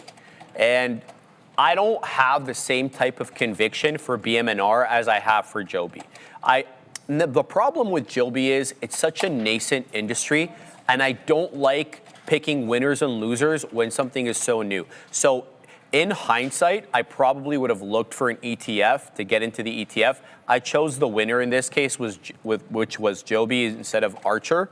I may end up paying for that, but I have conviction in the space. I think the space does make a lot of sense. I feel it has military application. I feel it has commercial application, and probably even some personal as well if they start making smaller crafts, right, that people can use as leisure crafts. So I like it. I'm willing to kind of give it a bit more room. And now what I meant was I don't have the same type of conviction behind BM&R for a specific reason, right, in that it's a non-yielding asset. And that makes it a little bit of a different assessment for me anyway. But I'm willing to take this one to 0. Let's see where it goes. Are we going to the big desk or no? No, okay. Headline, President Trump on Truth Social. All there is for the U.S. is success, lower oil prices, and victory. Check out the stock market. He also posted this a little while ago, about 12:49, so 6 minutes ago. There is no $300 billion payment to Iran by the U.S. That's fake news. All there is for the U.S. All there is for the U.S. is success. Lower oil prices, I guess that part was taken off of the headline there. Lower oil prices and victory. Check out the stock market. Democrat propaganda at play. President DJT. You gotta put the whole thing there, Joey. Democrat. Can't just take it out of context. Is that what we're calling How him you doing now? over there, Joey? I'm all right, man. It's fake news. All right, man. Let's see what we got going on. I want to point something out here, ladies and gentlemen, as we've been talking about this $210 level here on NVDA for quite some time. Now, look at the volume really start to uptick as we make for that push, right? Now, let's correlate that with our options chain and see what we have going on there. Within this name, it's almost 1 o'clock here momentarily, so 3 more hours left in this trading session. I wouldn't be surprised if we see volumes really start to cool down. Now let's see what we got here at 210. Oh, okay. Well, I was about to freak out. So yeah, we're still holding on to it, but look at the volume really uptick here, guys. 352,000 contracts open and closed at that level. Okay, so let's see if we have the ability to hold on and these contracts just close underwater. They've doubled in value. Let's actually pull up the underlying specifics here and see what we have from an intraday, as these names were looking like they were going to expire relatively soon, but then you have that push through, and how much are you going to gain from a time value standpoint? You're not going to gain too much intrinsic value, but you get 750%. So if you're playing for that 210 break, from as of Thursday. Now let's head over to bright and early this. Oh, it is today, man. So yeah, okay. So at some point throughout the intraday session, this thing really started to pick up some steam, and then you can see once we bounce off of VWAP, this would be this specific contract candle right here. You can correlate the both, but if you're like, hey, let's go the contract route, and you grab that up for. All right, Gaurav. Yeah, all right, Gaurav. I just light bulb moment for your boy. If we can hit that there for us, Katina, man. Just really good stuff. So apparently these options contracts are coming to P8 soon, but there's only going to be a couple of underlyings that you're going to be able to trade. I assume that this is probably going to be one of them. Assumption is actually probably the wrong thing I should do, but if it is, it makes things a lot easier. You risk $20 to make 152. That's not too bad of a look whatsoever. Official trend line break in SpaceX, guys. I do believe that we're going to be able to hold this $172 marker, which is a good sign for our boy Nick Vendy. All right, so let's send it over to Nick. I love you, Gina, always. Thank you for the $2 super chat. I love you, Gina, always. Reads as follows. My dad's 88 years young today. Happy birthday to him, man. Happy birthday to your old man. Hopefully my old man will turn 80 on October 6th. So the fact that your old man is 88, God bless him, man. I hope he has many more years. Thank you for the super chat. And say hello to him. He may not have any idea who we are, but we know who he is now. So shout out, and thank you very much for that. And you're getting love from people in the chat. Shout out to Blicky Spears. Shout out to John Del Segno. Stock Trader showing you some love as well. KARD is Rip City. Rip City. This is the IPO. It is all gas, 0 breaks right now, Joseph. Into, let's say $21 is the high. Let's throw this on the side chart so it does update. Yeah, 2060 right now is the price. $21 high. Volume on this one, decent, 3 million shares. Let's flip to the one and know exactly when this one opened up. Exact opening time is 12:39. So this is the 1 minute chart on KARD. This is a new IPO, guys. I don't have all the information on it because it doesn't load up on my platform until a few days later, but the name of the company is Cardigan Incorporated. Again, I don't have any of the data for it as it still hasn't populated, but that is the chart right now, KARD, with a $21 high. It's showing a good trend here into 2075. You know, not too much in the way of price history, obviously, so we have to be careful with how we do the TA on this, but man, this is looking pretty good. VWAP's at 18 bucks. Price action right now, still trying to hold above 20, Joey. And the deal is we've held every single prior bar low since this one opened up, right? 1235 candle on the 5, holds the area low, holds the area low. So far, so good. To hold the area low, we got to be above 1995. So to hold prior bar low, 1995 area has to hold. KARD, looking pretty good here. Let's see what else we got going on. CDT is bleeding its own blood to the downside, much like CRVO. It's halted down on CRVO as well, by the way. This is after the offering that we got midday. So you had the initial halt, 650s, and you had another halt, 543. Now we're halted 435. The move is on right now. Bless you, Katina, man. If you can get some shorts, bless you, Fabian. Ooh, everybody's sneezing at the same time. Get it, Fabian. CRVO continuing to bleed. Is CDT halted? Down goes CDT all the way down, halted 1, 3, 2. Joseph Options. Yeah. This has been a tough day for the small caps today, my man. There is just no continuity. Yeah, no follow through there. I'm going to show my pictures from yesterday, man. Yeah, pull them up, man. I know you had a good time. Yeah, we had a sick time. You're going to show what? Yeah, hold on, Assassino. Let me hold on. Let him pull them up there first. Pull up.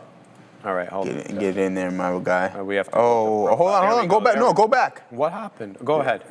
Oh, yeah. When is this? So we don't know exactly quite yet, Joey. We don't know quite yet. It's okay, Assassino. I don't think we should get dinged for this. All right, let's do this. So this is the entrance into the game yesterday. There's the FIFA pass. I didn't get a FIFA pass like this last time, so I wanted to make sure I had one for the collection, and you took a picture of it, too. Of course, right? If you didn't take a picture, it didn't happen. It didn't happen. Cut the crap. No video evidence, it didn't happen. Look at my cousin over there. God bless this guy, bro. He's such a liability. But anyway, horrible weather yesterday. Absolute hot garbage weather. Cold, windy, rainy. That wasn't going to deter me. You only get the World Cup in your home city, I don't know, once a lifetime, so I didn't give you know what. Anyway, so that's the entry into the stadium. That's the view. We had nosebleeds this time. The tickets were not good, but the corner view, surprisingly good in terms of like the angle you get of the game. Panama versus Ghana. It was a sick time. Here are the boys. These are all my cousins right here. So these two are brothers. That's George, that's Bishoy, that's my cousin Yusuf, who has like your Arab version name. Right there, that's us, the boys. We were on the deck. We had to get the hell out of the rain because it was absolutely freezing and cold, but we found this area that we could kind of stand and watch the game with some shelter, so it was cool. And then we may or may not have found our way into seats that were not ours. Yeah. That's and then that was even better. That's even better. Yeah, that was a good times yesterday. Hopefully, Canada or Egypt make it out of the group stages, in which case I will go and watch them wherever they are. Guadalajara, Mexico City, wherever I have to go, I will be at the round. Let's call it the round of 32. At the Canada game? Canada or Egypt. If they both make it, I'm spending double the money. Oh, you know who's from Guadalajara? Who? Saúl Canelo Alvarez. Tried to get a freed from Desire chant going, but that Toronto crowd is wild. Okay, Adam, the Toronto crowd yesterday was not the Toronto crowd. It was more Panamanians and Ghanaians. And let me tell you something. The crowd was 2 times as lit as the Canada crowd and the Bosnia-Herzegovina crowd for the first game, despite the fact that we were the home team. The crowd was absolutely lit yesterday, and I did really like especially how much they commit to the whole, mascot, because they were all coming out dressed. I was going to tell you something. I was going to put like $100 on Qatar to win. Beat Canada today. No, that's the wrong move. You don't think? But they were playing plus 1,000. Is that why? Yeah. Take a shot in the dark. Because they haven't won a World Cup game yet, have they? Canada? Yeah. No, they tied. They've never won a World Cup game. They've never won a World Cup game. That's okay. Soccer's not an easy sport, bro. Especially competing with these Europeans and South Americans, it's tough. Someone said quite frankly, Microsoft the African countries are doing a lot better now. And that's because a lot of the African players are playing in European clubs, and they're all getting Who did Portugal tie the other? Congo. Yeah, what a joke. How do you minus 4,000 and you tie 1-1? All right, we're going to send it up. Let's go to Adara. There's breaking news. Yeah, Netflix here, not quite at intraday highs because we had a nice pop up the open, but pretty close.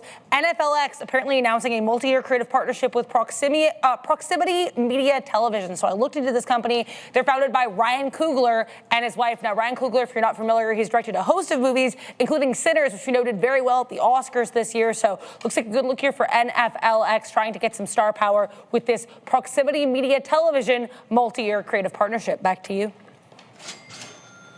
Yes. All right. What are you looking at, brother? Oh, nothing, Andrew. yeah, let's good go, game, not go. Ha. I know. I figured that's what you meant, Andrew. Shout out to Andrew, and thank you again for the $2 super chat. Kind of you, brother.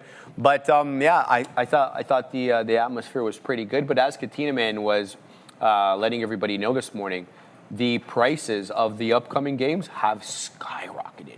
If you want to go to Côte d'Ivoire or do you want to go to the Germany game, the seats that I had for the Canada game. $6,000. Yeah. $6,000. Yeah, we're going to go to the news. Perfect, Sia. Thank you for reminding me. Anyway, let's go up to Sia. It's 1:06. We're going to start the news segment. Let's take a look at our first headline for today, Apple's memory inflation. So Apple has signaled that higher prices are coming as memory and storage costs, all tied to AI infrastructure spending pressure margins. CEO Tim Cook has also said that the company can no longer absorb the increase in DRAM and NAND pricing that are making these price hikes unavoidable. So massive AI capex from Microsoft, Alphabet, Amazon, as well as Meta has tightened supply and driven these memory supply prices sharply higher, and Apple has not justified which products up until now will see these higher prices. However, the iPhone 18 lineup is expected this fall, and it may potentially be affected. And this is just coming in this morning that Bank of America analysts are expecting Apple's F26E revenue and EPS estimates to increase to $469.8 billion and $8.63 respectively, from $468.7 billion and $8.61. So price objective will remain unchanged at $380. This is also coming from the Bank of America. Currently, Apple trading flat. Okay, so let's get right down to it. So C is absolutely right. The iPhone 18 will be affected, but we already have an idea of how much it's going to be affected by price-wise. So Tech Insights already ran the math to preserve Apple's basic profits as they currently stand, not even to increase them. And with the costs, some input costs rising about 90%, we're looking at about a $270 increase on the iPhone 18 Pro, not the iPhone 18 or the Pro Max, but the 18 Pro.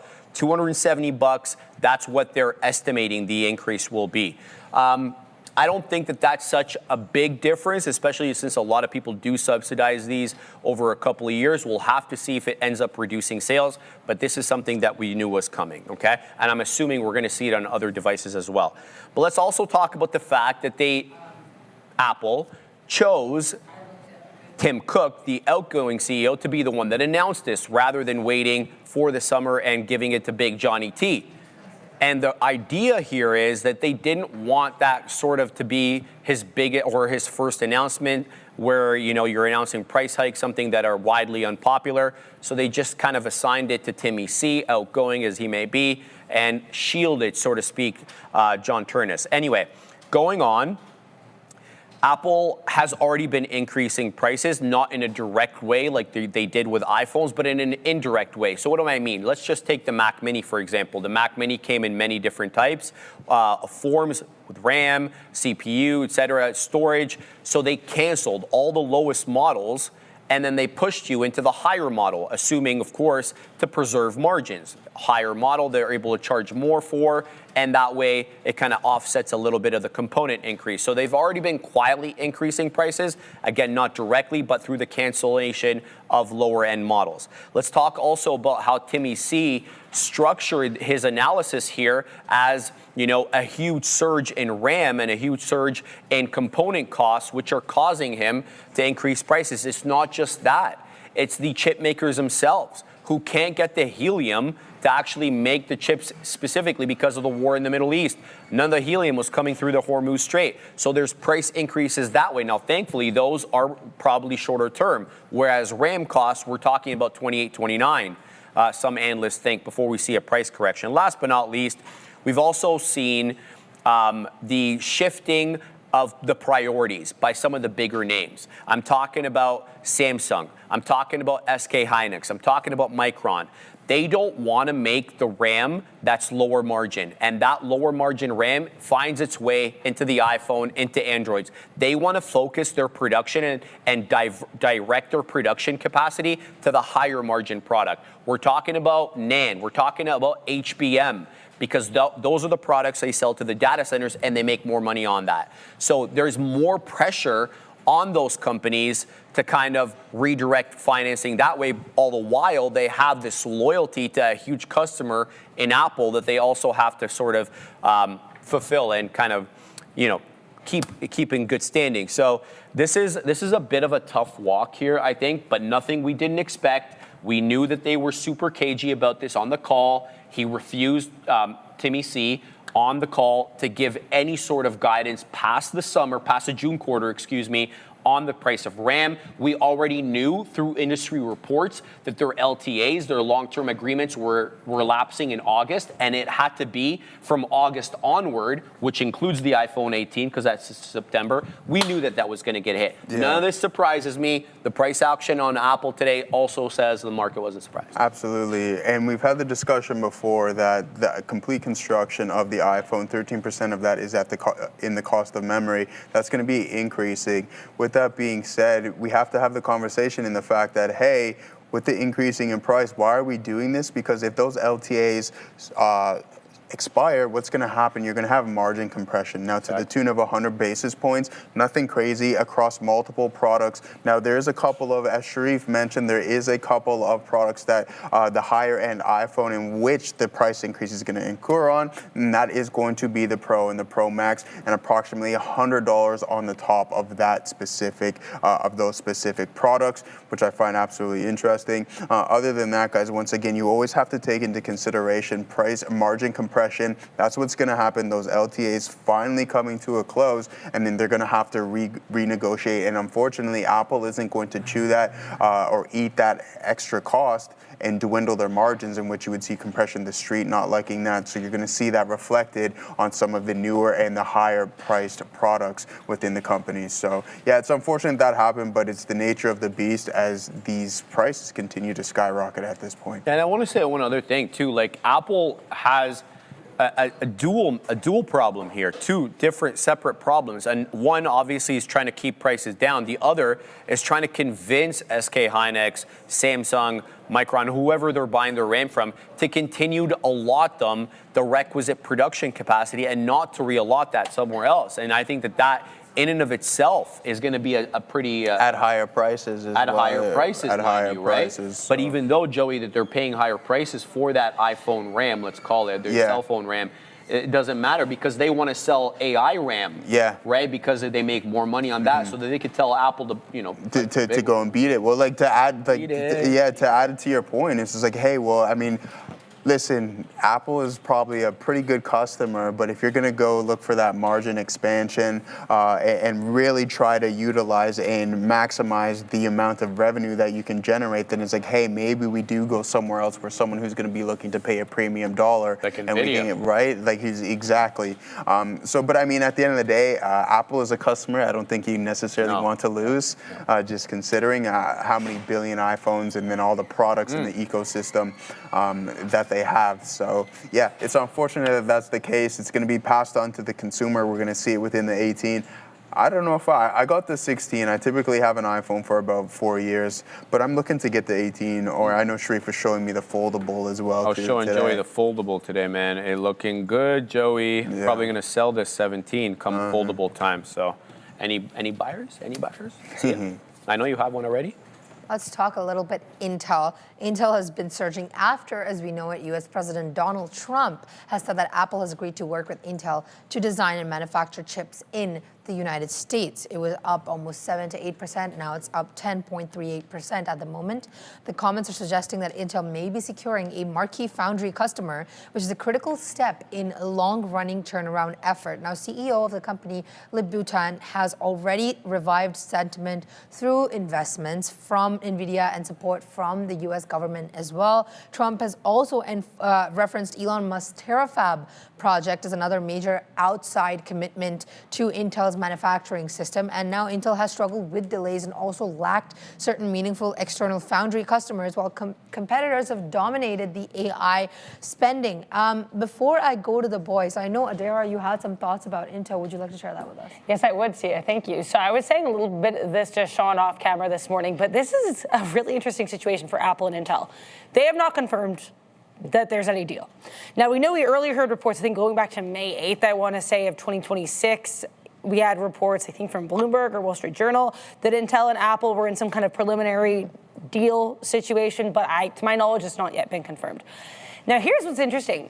Trump starts the post with two deals, as you mentioned, that have already been confirmed. You had Elon Musk Terafab, though he spelled Terafab wrong, and you also have NVIDIA. So those deals we know about. Those are confirmed. Then he adds at the end this Apple deal. Now, it's interesting because Apple and Intel are in a position where it's probably best not to say anything. Because if you say no, if you say you're not in this deal, A, the market's like, hey, what do you mean? And B, President Trump's probably also like, hey, what do you mean? We know he's invested in Intel. We know he likes Tim Cook, or Tim Apple as he calls him, and he likes Apple as a company. So I think it's probably in Intel and Apple's best interest to stay mum for now. But if there is an update, you know, could be a good look here. Just keep an eye out. I think it'll be really interesting to see if they comment on this. They probably won't unless and until there is a deal confirmed. But I thought the way this post is structured is really interesting, and I think it puts Lip-Bu Tan and Tim Cook in a really fascinating position. Yeah. Let's see what the next update is.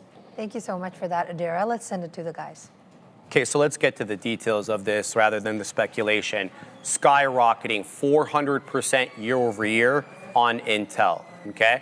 And if you believe some of the reports that are coming out, specifically from Ming-Chi Kuo, who really does do a good, basically, job of looking at Apple's supply chain, he says Apple has gone in, they've tested the 18AP process that we explained to you guys yesterday, which is a bit of a different one than the 18A, and they liked it. They liked the yield amount, right? We've spoken about yields, which is basically the amount of chips you get off the wafer. So the wafer goes in, it's etched with a laser, and then some chips are usable, some are not. The ones that are usable, we call the yield, right? And so the yields were good according to the reports from Ming-Chi Kuo, if you believe that report there. And then behind the scenes aspect, this was interesting. So this was like over a year of lobbying by Howard Lutnick behind the scenes, where he's been trying to kind of persuade Tim Cook to reshore a lot of that supply chain, specifically for semiconductors, back to North America. Tim has been doing a good job at reshoring some things. We saw the tie-up with GLW. We've seen the tie-up there, building out their Mac Minis, I believe, in Texas, many other different things. But we haven't seen anything remotely close to the reshoring of the chip supply chain. So this would be a big first for Apple. However, there are concessions that are going to be made here. Apple won't be reshoring everything. There's some things that are going to be done here, from my understanding. but it's going to have to be sent out either to Malaysia or Taiwan for the packaging aspect, which is becoming a much more important part now of chip design and the chip cycle as a whole. So it will have to leave the United States and then come back in. Now, whether or not it's going to be exempt from re-entry tariffs, that's going to be something Apple that's going to have to basically negotiate with the Commerce Department and probably with the administration itself, because once something leaves, and we saw this in Canada, right? When Donald Trump slapped the aluminum tariffs, we were like, hold on, that same aluminum product probably crosses the border 20 or 30 times, right? Smelted here, ironed out here, taken into a finished product there, and then possibly added into another product. So that same piece of aluminum will cross the border multiple times. So my question about this report is, do they get tax exemption from the reshoring of the finished product through Malaysia? Last but not least, this is kind of the same argument that I made initially about SK Hynix and Samsung and Micron. They don't want to allot their production capacity to a lower margin product. And that's what Apple's chips are, especially as it relates to Taiwan Semi. Taiwan Semi wants to allot as much of their production capacity to the higher margin GPUs that they're making for NVIDIA, that they're making for AMD, AVGO, and all the others, right? So if they can kind of scooch around Apple's lower margin products, which are the A series and the M series processors, all the better for them, at least in the short term. This gives them more ramp for the higher margin product. Just before we get your take, Joey, let's go up to Adair. PFE just spiked higher here, guys. Pfizer was in watch earlier today announcing the resignation of CFO Dave Denton effective August 15th, 2026. The company now also apparently in an SEC filing has reaffirmed their fiscal 2026 guidance after that CFO announcement. So again, we already knew about the CFO transition for Pfizer, but they've also apparently reaffirmed their guidance for the fiscal year. Back to you. All right, Joey, what do you think about this? One thing I'm going to give Apple credit for is just their ability to restructure their supply chain. Because as soon as the Trump administration stepped in, it's obviously gone all over the place. I know they were in talks with India at one point, but there was a conflict there. But now they're in talks with Intel. Now, nothing is confirmed, and I think that's really important because I don't want us to fall into the same scenario with NVIDIA and China and its H200 and all of the chips that they're not allowed to sell them. One day they're not.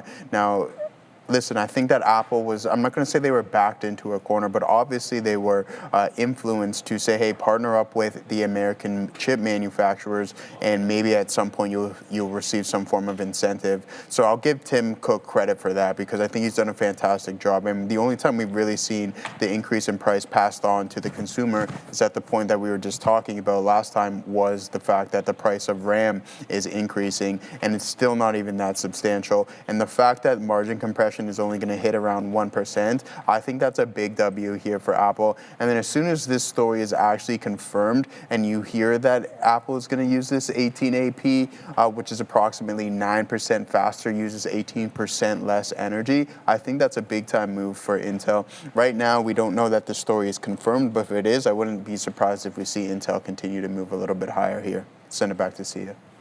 Let's talk a little bit U.S. So I mentioned this in the morning, but we're going to go over it again. This is important. Oil prices have plunged after U.S. President Donald Trump and Iranian President Masoud Pezeshkian have signed a memorandum aimed at ending these hostilities and reopening the Strait of Hormuz. The agreement calls for a complete halt of military actions and guarantees passage through the Strait of Hormuz without tolls for at least 60 more days. So the market is rapidly, I would say, removing the geopolitical risk premium that had been adding for these past months, built into the oil for the duration of the conflict. So reopening the Strait of Hormuz will ease these fears of supply disruption and improve outlook for global energy flows. Hopefully, we saw in the Sector Watch segment today as well that the entirety of the energy mineral sector is in the red. So that confirms it too as well. USO currently down 1.5% at the moment. Yeah, I got to tell you, see, I don't really have much to say about this. Obviously, it's headline driven. We're going to find out tomorrow if everything is hunky-dory. Let's see if the ships start coming out en masse as promised, or there's a hiccup last minute. We've also seen President Trump take a bit of a more aggressive stance with Israel from his last comments there, which is an interesting development. in that relationship, I would definitely monitor that as well. Yeah, I mean, exact same boat here, right? So hopefully this deal gets done relatively soon. We've seen USO really start to come back in the price of oil. It's unfortunate that, like, I don't know, I think this guy is comical at times. He's saying lower oil prices. Well, I mean, they can absolutely go lower when you've had them spike in the past couple of years. Some highest levels that we've seen since COVID, probably $155. I expect them to come down at that point, so I wouldn't be screaming victory just yet. Let the deal get done. Let's see oil prices come back to a mean, and then maybe we can start having a different conversation. But as long as this bombing stops, we get Israel and Lebanon to seal the deal and finally shake hands, or just say, hey, we're not going to be dropping rockets. We got ships rolling through the strait right now, which is a big time positive, especially for countries on the east side of the world, on the eastern hemisphere, that have been suffering, not so much here, but we're still reflected in our personal gas prices. It's a good thing for the world, and it's a good thing for oil prices. Let's send it back to Sia. Sir. Let's talk a bit SpaceX. So after going up and up, it's reversing its gains, currently down 7.4% on the day. So less than a week after the record IPO, as we do know it, Elon Musk has added his friend and former PayPal colleague, Rolf Botha, to the board as an independent director and audit committee member. He spent over 2 decades at Sequoia Capital, which has been one of SpaceX's earliest and largest institutional bankers. So now his stake is valued at roughly $35 billion. You heard that right. So it reinforces Elon Musk's already overwhelming control over the company, currently more than 82% voting power. He barely, Rolf Botha here, he barely fit the profile of what is categorized legally as an independent direct board member. So it's interesting here. As Sia mentioned, there is a big interest both with his previous financial ties and his personal financial ties in SpaceX. So the fact that he qualified for that was sort of a little bit on the border there.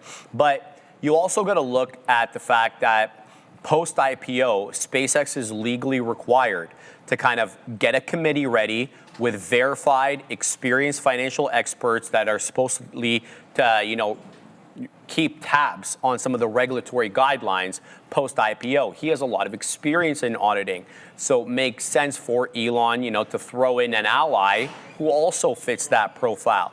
But don't forget, guys, that Elon controls 85%, I believe, of the voting shares, right? He has about 43% of the equity and about 85% of the voting shares. So as I kind of stated before this whole thing happened with the IPO, this is Elon's company. You're not going to have the same type of board fight like you had with Tesla. And he definitely structured this IPO to kind of get around that, what I would assume he feels is a nuisance, right? So keep that in mind. So board member friendly or not, he still has the majority of the voting shares through a secondary class there. Last but not least, this guy isn't getting paid, believe it or not. Board members there are receiving zero cash and zero equity for their services, which is kind of deviating from the S&P 500 corporate norms. Again, this is not an S&P 500 name, but just to give you an idea, these big companies typically pay their board members, Joey. Yeah, I find that interesting for sure, Sharif. I mean, we had the news also drop this morning as well. Just the fact that they're going to have a $20 billion, at least a $20 billion bond offering. So, I mean, that's never a good thing. These guys are already starting to raise cash a week into, less than a week than coming to a public market. So I'm not going to say that's concerning.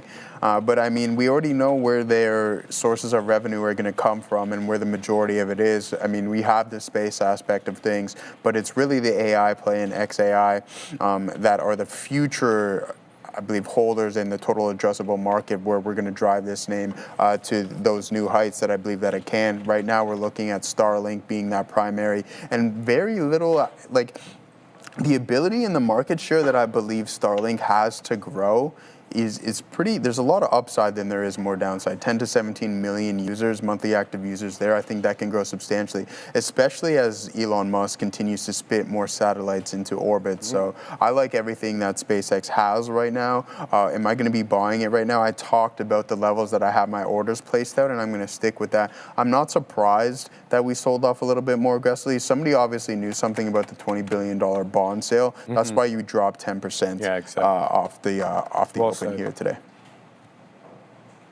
Let's talk a little Google. Google has lost one of its most influential AI leaders as Gemini co-lead and engineering VP Noam Shazir has announced he is leaving to join OpenAI. Shazir has helped pioneer Google's large language model efforts and only returned to the company in 2024 after Google effectively reacquired him through a partnership with Character AI. So this does not alter Google's broader AI strategy. What it looks at is like it's definitely losing a key architect, which is a reminder that the talent retention has become one of the most competitive and biggest risks in this industry more than anything else.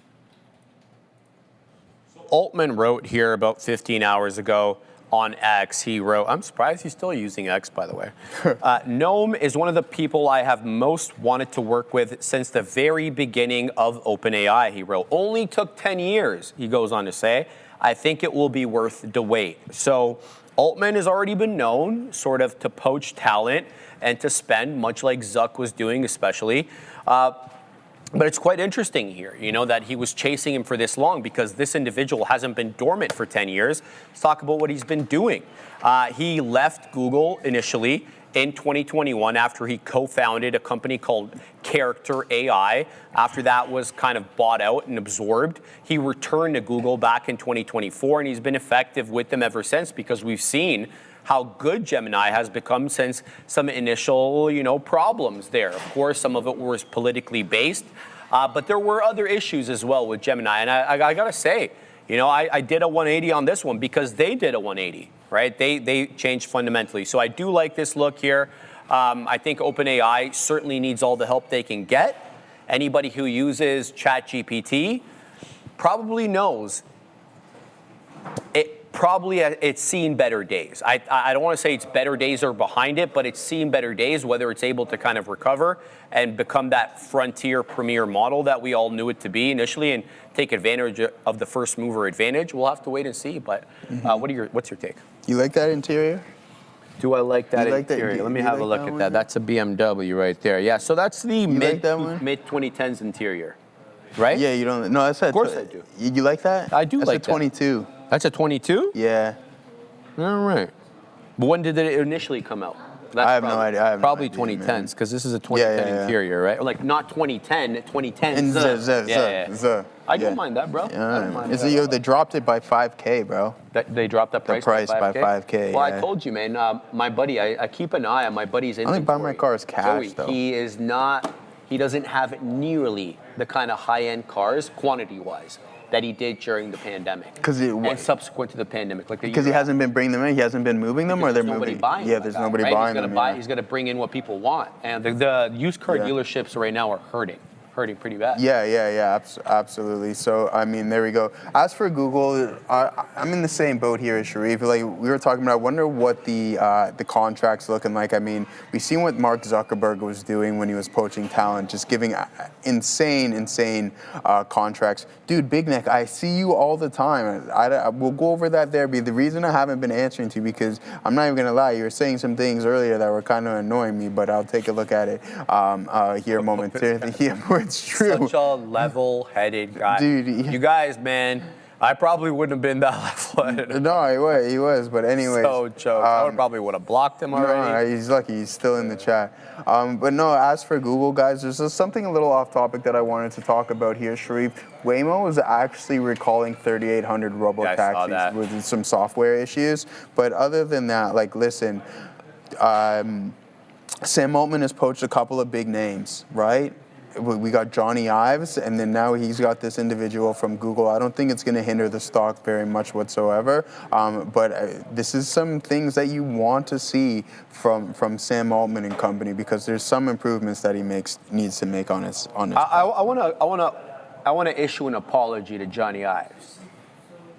I'm public. Whoa, no. Where are we going with this? Is it about the? Is it about the? Yeah. I'm not going to take back what I said about the exterior. The exterior is absolutely hideous. But when Marquez Brownlee did that thorough review on the interior, unbelievable. And a lot of the reports are that's probably what the Apple car would have looked like had they followed through on it, which they didn't, obviously. The reason I'm like chef's kiss to the interior of, what is it called, Fuse or whatever, some crap. I don't know. The point is, the interior, like no expense was spared. At a time when we're talking about Benz using plastic in the majority of its interior, Beamer, Audi, all the traditional German automakers, and others really getting super cheap so they can cut costs and increase margins or preserve margins in this case. I really do like that. Now I get it's a Ferrari. I get it's like $600,000 US, but I did like the fact that they kind of stuck with the brand there. And if they can kind of take that whole thing, make it a little bit cheaper so that it's in the, let's say, low $100,000 range, I think they'll have. For the Ferrari? Not that, the Ferrari, but okay. to take that kind of style interior where they have metals, woods, not the plastics that people don't want to hear and feel, and you hear it, trust me. In Benz and of course, man. It's horrible. I wanted to, because I know you probably watched that Marquez Brownlee video on the actual Ferrari EV. Is that why it made you kind of? You know what I didn't like is the some of the lights on the dashboard. It kind of looked like a '90s vehicle. It reminded me of It integrates digital with analog. Yeah, I don't mind. I like. I thought it was, some of it was ugly, but the majority, like the car inside is immaculate. Obviously, very nice. Just a couple of the lights on the dashboard, I didn't. That's all right. You can't like everything. I think we got to go to the rims and the hubcaps are pretty. No, the exterior is hideous. It's horrible. All right, let's go over there. Yes, keep an eye here in USO. I'm seeing a post on X that's being attributed, or from an account that's attributed to the Supreme Leader of Iran, Khomeini. He's saying that he granted permission for the MOU. We heard earlier he was going to address the MOU. If I get anything else here, I'll let you know, but just be aware here, USO and Watch looks like we're getting some comments, at least on social media, supposedly from the Supreme Leader of Iran on the memorandum of understanding between the U.S. and Iran. Let's go to Sia with the next story.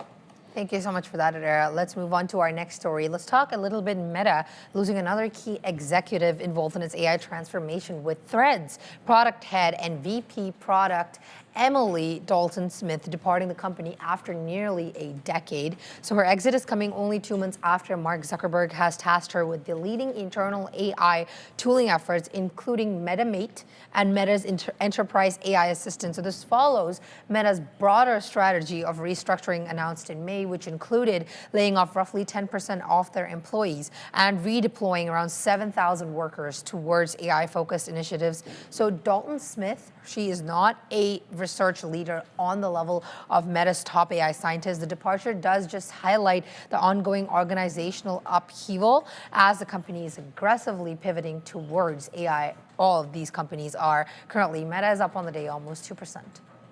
Yeah, this feels like there's some friction, obviously. You don't get appointed to a position in April and you see the door in June, right? So that to me means something's obviously brewing here. And I would be hesitant to want to kind of superimpose this specific layoff and say, oh, well, they're already redeploying 7,000 people and canceling, or removing 10% of their workforce. I don't think that has the same applicability here. I think this is probably somebody who may not have seen eye to eye with top level people at Meta, including Zuck. So that's kind of my take on this. So I wish her the best. I remember there was a rumor going on within the Meta headquarters that there's some toxic work environments. How much they're true, I have no idea. I don't work there, but I don't know if you heard that when they were doing the reshuffling of the super intelligence lab team. Who's being accused? Is it Zuck? Well, I mean, no, it's not Wang. Wang, it was coming in at the earlier stages of that. Wang's like 7.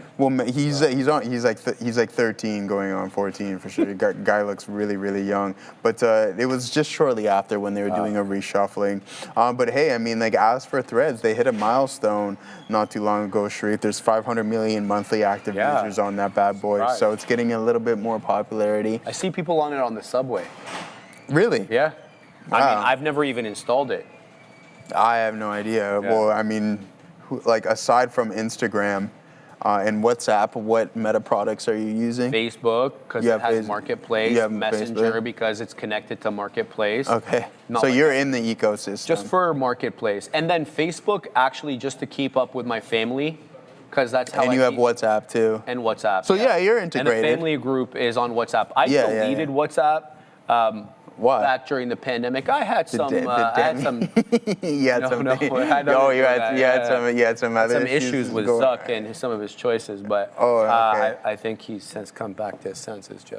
I'm not a monarch, man. We're just chilling. It's Thursday. But yeah, I mean, as for the Meta ecosystem, I'm on WhatsApp, and I think that's about it for me personally. You don't have Facebook, huh? No, not anymore. You should get man. Facebook for Marketplace, strictly for Marketplace. Dude, It's what so am I good. buying? What am I buying? Well, that's what you don't know, right? I'm telling you, I'm not you will a save. consumer like that, bro. I don't like. But when you're saving like 60, 70%, you may become Yeah, a consumer Facebook like that, bro. Marketplace is like easily one of the best things that's ever happened. Like my entire agree. apartment is probably furnished with Marketplace. You have like, no idea what you're under missing. 400. I'll leave that up to Selena, man. Well, Why don't you just dabble? See what's out there.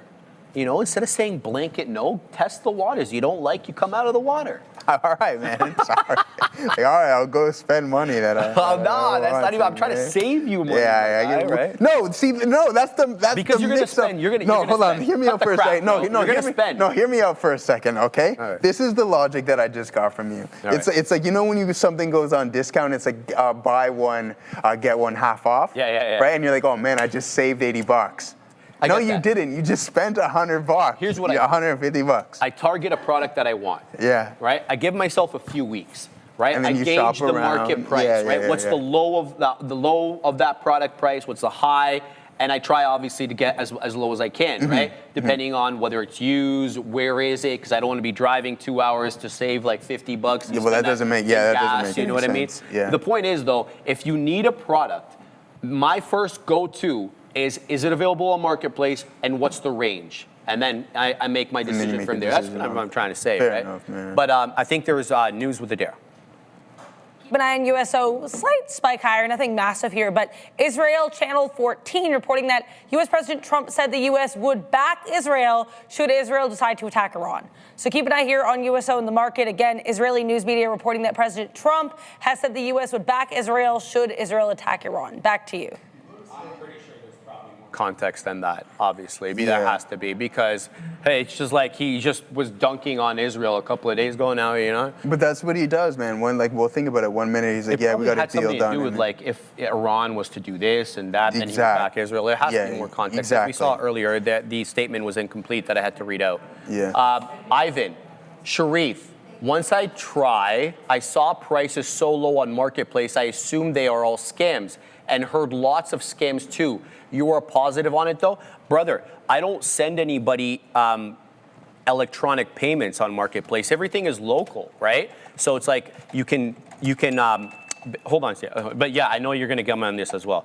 So you can define, Sia, right? Your radius or your circumference, right? So you're like, I want to look at products that are within 25 kilometers of where I am. So I meet people there, right? I don't send anybody e-transfer. I send people e-transfers when I get to that place and I do the exchange in person. Sia, what do you feel about this? I just wanted to share that I did that multiple times, and I didn't learn from the first time of doing that. I e-transferred someone for a really nice coffee table. This is my first time using Marketplace. It's okay. I e-transferred $250. And they robbed you? Yes. I'm so sorry. They blocked me. They and blocked you. I showed my. Sia, That was you? tell me you look at the person's profile.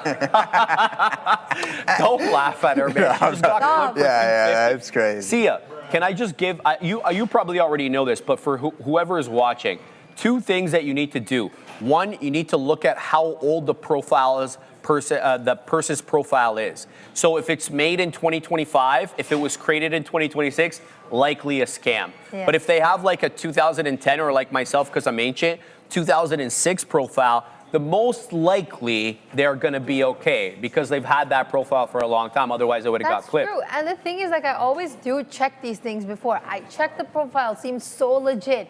Turns out, I show it to one of my friends. She's like, this is a cartoon character. Like, it was AI. The photo was AI. I'm sorry. I couldn't. It was crazy. Anyways. I'm sorry for you. People are saying that you can get cars on Marketplace. Are you kidding? Of course you can. Everything. Everything. No, Joey, you're missing out, bro. I'm telling you. There's some stuff coming out right now on The Wire about the Supreme Leader Khamenei saying he personally held a different view of the U.S.-Iran MOU, but approved it after receiving assurances from the presidential and security officials that Iran's rights and resistance front would be protected. He goes on to say, he stressed that the future face-to-face negotiations with the U.S. do not represent acceptance of the American positions, adding that Iran will reject any excessive or overly demanding conditions. He goes on to say more, that the U.S. pushed for the agreement out of desperation, saying Washington used all available leverage to bring about the MOU, while Iranian officials retain responsibility for defending national interest.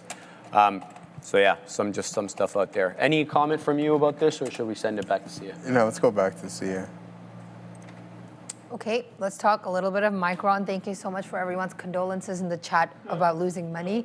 Let's take a look at Micron. So Wedbush has reiterated an outperform rating and raised the price target on Micron from $1,300 to $1,300 from $500. Pretty aggressive here. Analyst Matt Bryson has argued that HBM and DRAM pricing remain in a powerful upcycle that's driven by AI infrastructure and spending, as well as constrained supply. So I would say that this case assumes that Micron can sustain elevated earnings into the next year, 2027, and deserves a peak cycle multiple. So AI demand has transformed this memory from, transformed memory from a cyclical commodity business into more of a structural growth, and HBM is becoming one of the most critical components in next generation accelerators. With that, MU is currently up on the day, almost 9%. $1,300, Wedbush, $1,500, Stiefel or whatever you're calling it these days. Look, I mean, they all have the same tune here. We're going to see higher margins, a lot of demand, and very little supply. 27, 28, right? And every time I read a new report, that year is +1. Now we're going to start seeing 29 and 30 that they're forecasting. Demand constraints, supply constraints to fall into. And now, again, we beat this point to death on the Apple story, on the Intel story. Capacity here is trying to be preserved for the highest margin products, right? And that is what's it called? NAND or HBM, high bandwidth memory. Let's just go with that, right? Instead of the regular RAM, DDR5, and everything else that goes into PCs and cell phones. So I like this. I like this call from Wedbush. I think they're just catching up, to be quite honest with you. A $500 price target, now $1,300. When everybody and their mother are just basically talking about we don't have enough RAM. Yeah, exactly. And the bottleneck story continues here. Exactly. I mean, we've just talked about Apple, as Sharif mentioned, and you're going to see it across the board. It's going to make this AI infrastructure build out much more expensive as these prices continue to soar. Now, I talk about the bottleneck and when we're going to start to see a release and a cooling down of demand. It's probably a couple of years away at this point. So I wouldn't be surprised if, come the earnings report here for Micron, we see an insane guidance, like a number that just continues this stock on the trajectory that it's on. I just hope that it doesn't fall into the world of an NVDA, but I don't think that's the case. There's too much demand, and it's a fundamental aspect to this whole AI infrastructure build out. Send it back to Steve. No, just want to update you guys. So more context on that Trump comment. Trump tells Channel 14 the U.S. would absolutely back Israel in a strike against Iran if Israel was provoked. Yeah, so it does make sense that there had to be some sort of qualification to that statement, given what we had already heard from President Trump. Go ahead, Sia. Oh, I'm so sorry about that. Let's take a look at Accenture. So Accenture has posted the fiscal third quarter results that were mostly in line with EPS coming in at $3.71 and revenue at $18.18 billion. But bookings are disappointing. Management has also cut the upper end of full year guidance. New bookings have come in to be a major issue, coming in at $18.7 billion versus the expectations of $19.3 billion, marking the second consecutive year of a weaker demand in that sector. Management is also now expecting a fiscal year revenue growth of the range of 4 to 5%, trimming the upper bound from 6% and raising EPS guidance slightly. We're going over to Adara. Yeah, some more details here coming out of the Middle East. Just be aware, guys, keep an eye on USO in the market. Seeing reports that Israel is negotiating with the U.S. and to keep troops in southern Lebanon, even though the U.S. and Iran agreement has reaffirmed Lebanon's sovereignty. Apparently, Israel says that they're concerned about security buffers. They want to have that security buffer. They also want to resist the withdrawal from south of the Litani River. So more Israel, U.S., Iran stuff coming through the wire here. Nothing massive here, but potentially keep an eye on SPCX. We know that you've got XAI kind of under that umbrella as well. Apparently, according to the Pentagon, this is what I'm seeing from a report, Pentagon has revealed that Elon Musk's Grok AI was used to coordinate the deployment of over 2,000 munitions across Iran. Back to you. Get it, Katina, man. All right, ACN. Are we talking ACN? Let's do this. All right, so, pardon me. They've lessened some of their revenue growth curve. They're saying 3 to 4% rather than 4 to 5 or 5 to 6 or whatever it was. That misses, their booking estimates, right? That's what their booking estimates were. Pardon me. Also, a lot of CapEx. CEO Julie Sweet, she announced $4.175 billion in a cash acquisition spree. She's going to take a majority stake in Dragos, as well as absorb all of Run Zero, as well as NetRise. That was an unplanned CapEx. Well, it's not a CapEx, it's an acquisition, but it was an unplanned deployment of capital there. So a bit of a reaction as the market digests that. We also have to talk about, though, they disappointed in terms of bookings, 19.32 billion versus 19.7 last year. So that's a drop year over year. Also, if you were looking at the buy side quant models, they were estimating about 20.6 billion. So almost a $1.3 billion miss. That's not small, and I think it probably warrants the correction. Moreover, their U.S. government business, the contracts they have with the United States government are dropping. And they're dropping because the U.S. government's shoring up costs on some of the money it's spending on these independent contractors. That's pushed them to sort of rely on sovereign contracts outside the United States. We're talking about European governments. We're talking about Asian governments. Obviously, those come with, I wouldn't say, less certainty. So we'll have to see how they navigate this. But ACN, a bit of an aggressive move down here, Joey. Yeah, I mean, this stock has taken a 50% hit on the year, which is not good whatsoever. Also, CEO stating that a $400 million plus hit with the conflict ongoing in the Middle East, which obviously hindered its bookings. Now, there's other names like IBM that have taken hits, but they're not down nearly anything that we're seeing in ACN. So 6% on IBM. And I mean, this is a pretty big company, 800,000 employees, and they're looking to lay a couple off. So that's not too good of a look here. Sharif down 50%, $400 million hit. Man, tough, down 14% plus here on the earnings report. Oh, I guess we're done the news segment. All right. There's crowd. We had crowd there deepening. Want to do crowd? Let's do crowd here, man. I want to talk. We'll talk a little. You want to talk a little crowd, yeah, Joey? Let's do all right, crowd let's talk about this. So here, Assassino, let's put this up. This is the morning note, by the way, guys. Get that by signing up. CrowdStrike announced an expansion of Project Quiltworks with Amazon Web Services, AWS, further embedding Falcon into AI and the cloud infrastructure environments through the initiative. So AWS customers are going to receive continuous hardening of their cloud workloads against the emerging AI vulnerabilities. Of course, CrowdStrike and PanDup were part of that working group with Mythos, with Anthropic. CrowdStrike is also expanding Falcon AI detection as well as the response capabilities across all of AWS services. We're talking Bedrock. We're talking about Cairo as well as Strand agents.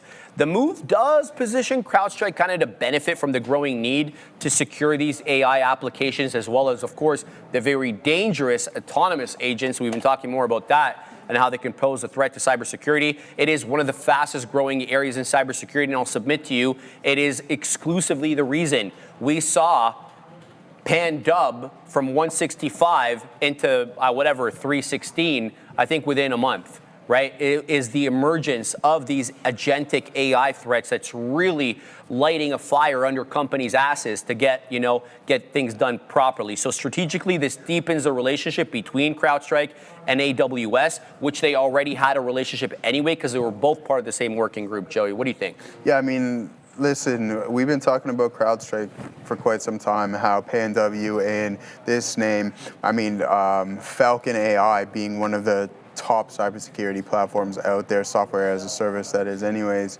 I mean, listen, as this build-out continues, I'm not surprised. We have AWS looking to expand its Trainium chip segment as well too. Sharif's selling those, which could be an additional revenue, and then also expanding its partnership with Anduril.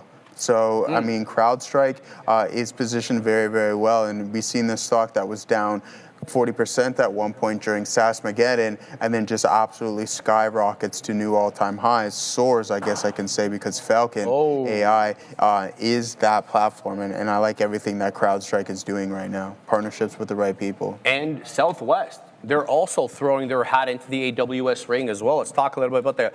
They're going to transition from a largely on-premises infrastructure, we're talking about Southwest Love, to a fully cloud-based AI-enabled airline by 2028, if you believe some of the reports. It touches nearly every aspect of their business, Southwest, from bookings to operations, and it supports, of course, 70,000 employees, the biggest airline in the United States, I think by employees and by routes as well. By adopting AWS tools like Cairo and Quick, Southwest does expect faster software development internally, and they do want to streamline their cloud infrastructure as well as increase their scalability. AI agents as well, very important here, going to be deployed across customer service, operations, development workflows, allowing these tasks that previously took hours to kind of be completed in minutes. Anybody who's used these agentic AI knows how quick and productivity increasing they can be, Joe. Yeah, I mean, not much I can say here about Southwest Airlines and AWS. We'll talk a little bit about the technicals within the stock here. I mean, listen, you know where I'm going to start off with things, and that's right there. Dividend right there, Sharif. 18 cents on a $48 name. So, I mean, as for Southwest, we're still a little bit of ways off of our all-time high, 26%. And, I mean, some of these airlines, what is it? It's the Jets ETF, I believe. Let's see how that's been performing. Sharif, all-time highs. All-time highs. Oh, no. Yeah, not there just yet. Not yet. That's crazy. But, no, in all seriousness, listen, the cost of fuel, I wouldn't be surprised come the earnings report. We're going to see probably some lower guidance just due to the fact that these guys are going to be paying an extreme amount of extra costs within fuel. And then there's also the premium brands, just to talk about the airlines in general. What is Delta going to do? Because we know that they were looking to really start to cool down on the economy class side of things and focus focus on first class, which happens to be a higher margin product for them. Absolutely. So I'm really intrigued in what we're going to have in the airlines, because that's going to be a big signal for travel. And also what's been happening in the Middle East, that can hit a lot of these names as well, too. 1,000%. But I do like this aspect of the airline business, because we always used to joke, right? How do you turn a billionaire into a millionaire? You open up a jet business? You get him to invest in an airline, right? But I mean, actually, who said they used to say that? It's a running gag, right? Like, so what? Like, you just invest in Air Canada before COVID, before they get a bailout, and then you're a millionaire. Next thing, you're a billionaire.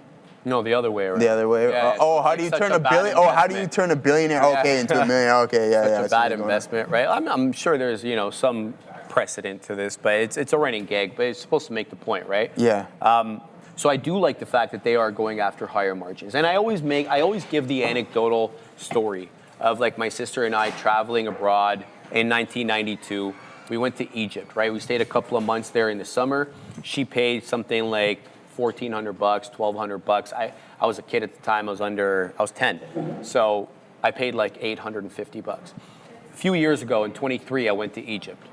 Paid $1,200. So that's not too big of a my man. That was 1992, and that 2023. I mean, you see what I'm saying 30 here? years later, right? Yeah. So I feel like, and they say themselves, they don't make money on economy. You just kind of keep the boat afloat, and then obviously they've got all these accessory charges and whatever that they do. If American Airlines last time that I flew on them to Chicago sold me more beer, maybe they would have a higher margin. Did they refuse to sell you? Yeah, they wouldn't sell me. The lady's like, it's an hour and a half flight. I'm like, I don't care. Like, what she tell you? Is it illegal? No, my buddy got 2. My buddy's like, hey, it's my birthday. But I was like, I got 1. I'm like, can I get another one? She's like, no. She's like, no. I'm like, what do you mean? Were you acting up? No, man. It's not like you to do that anyway, right? Exactly. All right, just to bring it back to trading here for a second, guys. LNKS is making a pretty good move here. It's up 103%. It's still not quite where it was, I want to say, earlier on at around in the pre-market at around 5, but it did work up pretty close there. So let's do a little TA here on LNKS and see if this one is worthy of your time. This is CRVO, by the way, bleeding its own blood all the way down into the low date. It's about to go negative after that offering. But LNKS is straddling the volume weighted average price. It's got a good looking bull flag. Problem is, the top end of the range seems to be that white line over and over and over again. So 355, the official high at day, but as you can see to the left of your screen, at 415, we got to 498. So essentially $5. So this one's gonna have to clear out a lot of volume. And look at this, at 4 a.m. in the morning, we were doing almost double the volume we were doing right now. And this is the highest technical volume bar during regular market hours at 120 bar, where we did about 963,000 shares. Just compare that to the biggest volume bar at 4 or 5 a.m., 1.83 million shares. So it's not just like the fact that it moved up there because there was no supply and it rocketed up. No, there was plenty of supply at that time. So just be careful here.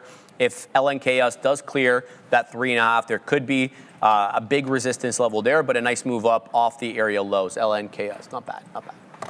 Anything you're keeping an eye on here, Jeff? No, man. Just keeping an eye on the chat, seeing what everybody's doing. That's going to be it for me and Sharif here for this week. Momentarily, it's almost 2 o'clock. Hangry wife. Why do I like dividends? Well, because you get paid to own the stock, and then you can just use that payment and buy more shares. That's why I like them personally. But man, SpaceX, yeah, Aurelio Pinto, go SpaceX, says Katina Man to the short side. Mike Peter Ryder, nice work there, brother. Our boy Blicky Spears, elevators make me fart in the chat as well. It's good seeing you back in there. John Disick, any relations to Scott? I don't think so. Ramin would know who that is. In slow motion, you know Scotty?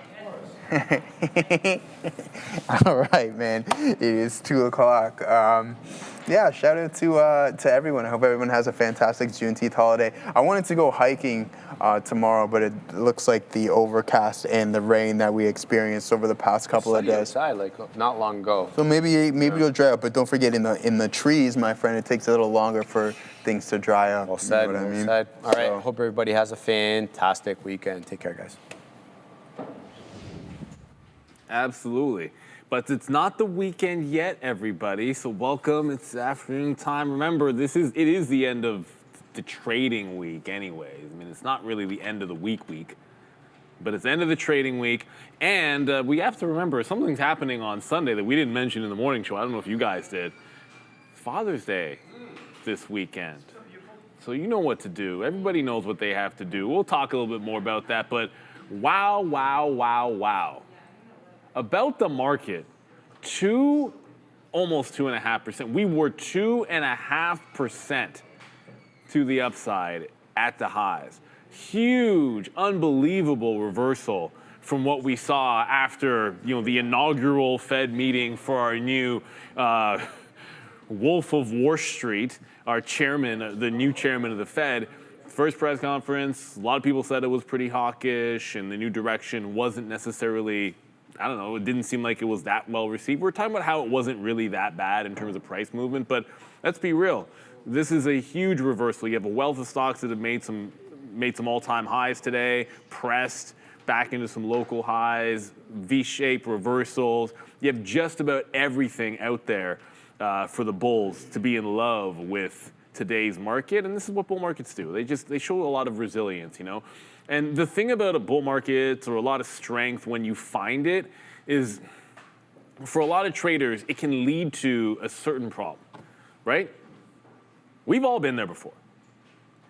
You see a stock running, you panic buy at the top, it instantly reverses. Sound familiar? Yeah, probably should. That's not bad luck, it's a broken process.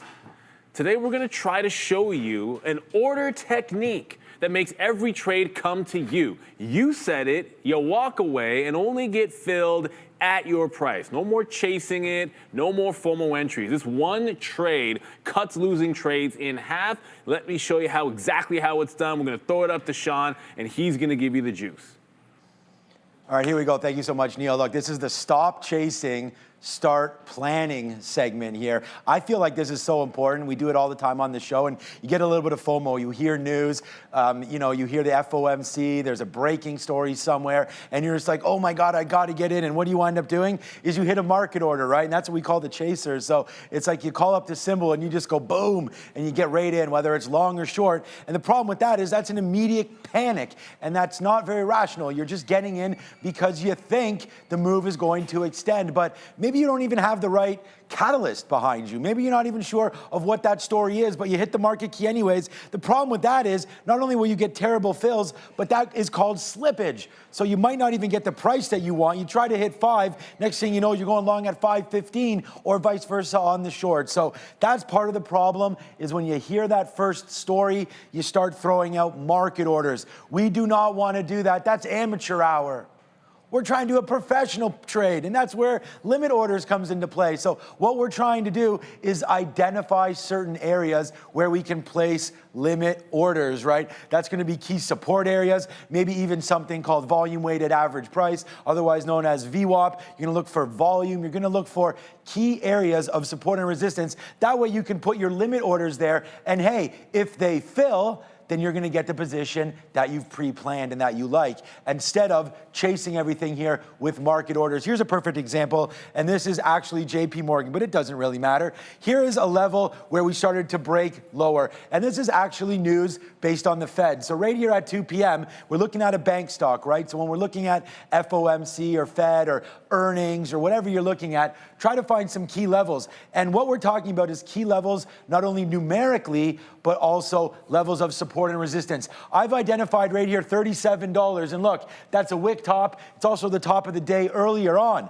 When the Fed numbers, or when the number hits from the Fed and we get no change, what winds up happening is the market comes back in. Instead of hitting a market order somewhere in here and getting short, we've identified an area where we would like to grab that trade, and it's 37 even or 36.50. And when we look over here, there's also a VWAP possibility. There's session landmarks and psychological marks. The psychological ones are the 36.50s, the 37s. Here's 36 here, and here's 35. But what we're talking about with landmarks are these highs right here that we've marked off, right? So including this 36.50 area, that is a very, very key spot because that's where we started to wick up into these trades. Now, you don't ever get back up here, so you're not going to grab that fill before the news. But what we've identified is these little top wicks at 36.50.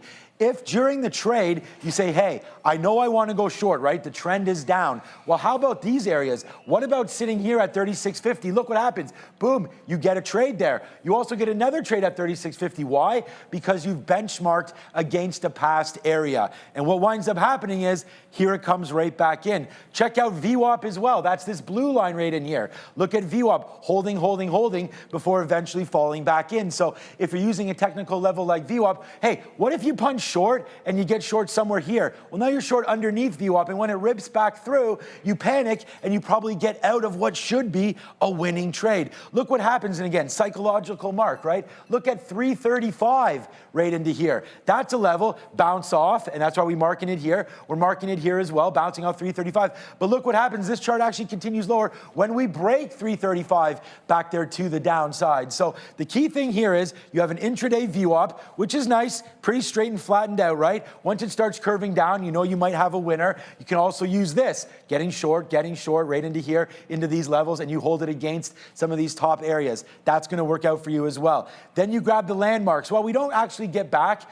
to the high of the day, but if you ever did, you come pretty close to making those your entry spots. So that could happen as well. And this is just a chart that we picked out of nowhere. The next one, the psychological landmarks, I think we did a good job talking about those areas. Now here we go. Just set it and forget it. Often trading, we just confuse ourselves. Too many orders, not the right spots. Well, it's pretty easy. What are the catalysts? I gave you a brief one there. Yesterday, or whatever day you're looking at, it was the FOMC. So get prepared, whether or not it's a new IPO that's coming out, whether or not it's upgrades or downgrades, whatever your catalyst happens to be, wait for it, let it happen, build it for you. Then the next one, map out your levels. I think we did a good job there. And if we actually go back, here are the levels, these wick tops, the intraday high, key psychological levels, right? So if we'll move forward again, the next one is, that's it, structural floors. Then place your orders. This takes 3 seconds. Find your levels, place your orders, push enter, sit back, relax. Then here's the best part. This is the part that I like. Walk away. You already know where your orders are. And hey, if you don't get filled, if you're sitting up here and you don't get those fills, fine. We'll find another trade. Walk away. Do not have FOMO, as we write down there. There's going to be lots of opportunities for you to make a great trade, but you got to know your patterns and you got to know your spots. That's what we're looking at here at Trader TV Live. That's what it's all about. Trade with precision, everybody. And let us know. We want to know from all the viewers. Let us know in the comments. How many times did you chase trades this week? And be real with us. Be honest. Because I know we all do. We're all going to be human. Shout out to Sean. Mic drop kind of moment, as always. The president, we expect a complete ceasefire on all fronts, including Lebanon, Hezbollah, and Israel. That is from Truth Social. That would have just hit. Did USO even do a thing? Oh my God, that went down. Not really. I went to 178. It came out like 3-4 minutes ago, but I wanted to wait till the lesson was done to put it on the screen. I did drop it in our Trader TV Live chat as well. As always, you know what we got to do. Oh, USO's upside? Much, Dara. Yes. We need one. I'm telling you, we got to get the president to drop a line that thanks other people so we can get a CEO one. You have to find another CEO that has names similar to your guys' names, because I just looked out because he said Dara K of Uber's name wrong, right? And he just added an audible pause. So he has to, next time he talks to a Sean or a Neil or a Sharif or a Joe or a Sia or Ramin, et cetera, maybe we'll look out. Yeah, but I feel like he would trash talk Neil Kashkari, so like that. Oh, he's probably said that, and that is a great one. Kashkari because he's too much of a hawk. Right. But we could definitely find a Kashkari one, I would think. Oh, yeah, I'm sure he's referenced. That'd be a good one. Crash. We are hoping for a Kashkari with SpaceX right now. And, I mean, this is what we did just now, right? I mean, talk about waiting for key levels. There's 180, man. We got that a couple times. That's a 178.25 fill right there as we were doing that lesson. So it did definitely come back in a little bit. We just reshorted SpaceX right now. I'm going to sit here at 180. And I know it's not a huge trade right now, but just to get a little bit off because we had just gotten a few more shares up here at 181. So if we can get a nice little move down, I'm actually betting 180.05. Hopefully we get some out.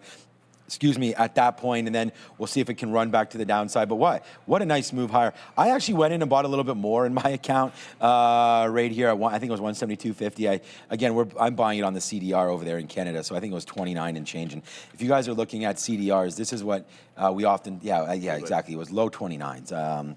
It was right into here, yeah. So I didn't get that very bottom, but just into here somewhere, 29.11 or 15, something like that. So that's what I'm trying to trade off of, SPCX right there, .to, and it's not exactly 1-to-1 yet, but they'll get that close. It's pretty close. So that's what SpaceX is doing right here. I'm trying to go short on it, and just thinking that, hey man, we did have that flushed out moment, and it wasn't really even followed by with too much volume as we were coming back in. So now the volume's died up.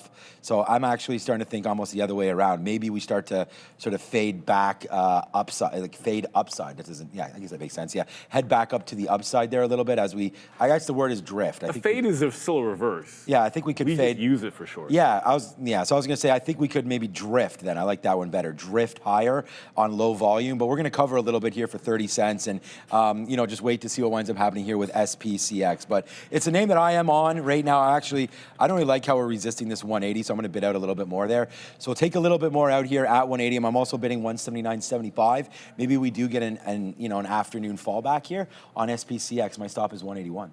And we got a couple of super chats. Dog in this fight. Sean, can we get a bit more details? Oh yeah, what you thought of the FSD test? Oh boy, yeah, we could definitely talk. We'll talk about that. FSD test drive. No? Well, no, yeah. I mean, I thought the FSD. Oh, thanks. I didn't realize we got it. Yeah. No, it was amazing. I mean, it's too bad I didn't take any videos there or anything like that. And I actually even, pulled over. And the car's for my wife, so I was like, let me put her in that seat there. And Wow, there goes SpaceX right now. Let's go, man. I will talk about this for sure, but it's a little different here. Like I've got, sometimes it's easy to take your eyes off the screen if you're not like, I'm invested in this is what I'm trying to get at. If I didn't have as many shares, I wouldn't be so much into this. But okay, put an offer down there lower. All right, good. All right, so yeah, I loved FSD. I thought that it was very chill, very relaxing, but it did sort of create concerns for myself because I really like driving. Now you can easily take it over just by hitting the gas pedal or touching the wheel or whatever. It's very easy to take it over. You can even push stop right on your screen. Like there's a lot of ways to take it over. But I felt myself, and this is going to sound, I don't know, maybe it's first world problems. I don't know what it is, but like bored of just. I almost felt like I was my own limo driver basically. And it was just like, the wife and I are sitting there, we're talking, like literally just talking about, we could be drinking our coffees, we could be doing whatever, reading books, talking to our kids in the back. But it was taking over completely. When we went on the 427, which is a major highway, it took us on that, it took us off that. It signals way more than I actually signal, so that's probably a good thing. And it was just like, it was a great experience, and it was in the new Model Y Juniper, so it had the 4.5 hardware upgrade, and apparently that's a big thing, and it was fantastic. And actually now, because I'm going to Vermont in, I think, a week and a half, I'm probably going to buy FSD there for at least that month, at least, and then just have it drive me all the way there. We knew it was going to happen. Yeah, but then I might cancel it. But then I might cancel it because it depends. Let's see what happens. I really like even driving into work today. It's like I bet you, but then you just. And that's why I put it on Mad Max mode because honestly, I was like, why are we not passing this guy? And then I put it on Mad Max mode, and the funny part about that was, and Neil and I sort of covered this earlier, it started speeding. Like, it was literally going 80 kilometers in a 60 zone. And, like, that's big for around here. That's like, if you guys have 70 miles an hour, that's would be, I guess, 20 more. So it'd be like going 85 or something. And it was a residential spot. So it was a little bit risky, and I took it off, that Mad Max, immediately. I'm going to put it back to standard there. And I think the viewers are going to back me on this one. All right, everybody. I want you to opine it. Yeah, opine. Is Sean really going to cancel FSD after he buys it? It's more like, am I really going to buy it? Type 1 you're going to buy it. Type 1, he knows he's going to buy it. Type 1 for cancel it, and type 2 for keep it. Start the voting right now. I mean, let's be real. He's just. It was a great experience. He's gonna keep it. Listen to how he's talking about it. Yeah. Once you get it, whatever. I think he's gonna keep it. Yeah, I might, but I only drive 11. Like I drive 25 kilometers a day. Like that's 10 miles. Like it's like less, well, a little bit more than that. But at the end of the day, it's not like a huge decision for me. It's more for the wife. Like Marissa does not like driving on the highways. So then. No, yeah, but that's for my car. She's not in my car. We have multiple cars, my guy. So the thing is that I'm trying to buy it for her. We're going to trade in. We have an Atlas. So we have an Atlas, which is, it has 7 seats. There's only basically 4 of us ever in the car now with potential of 5, so we don't need that anymore. So I was debating. And the big debate is we might not even get a Tesla Model Y. It's between R2. Or the R2. Yeah, it's that or the R2. But I'm worried about the R2 as far as the price because if it does come with tariffs.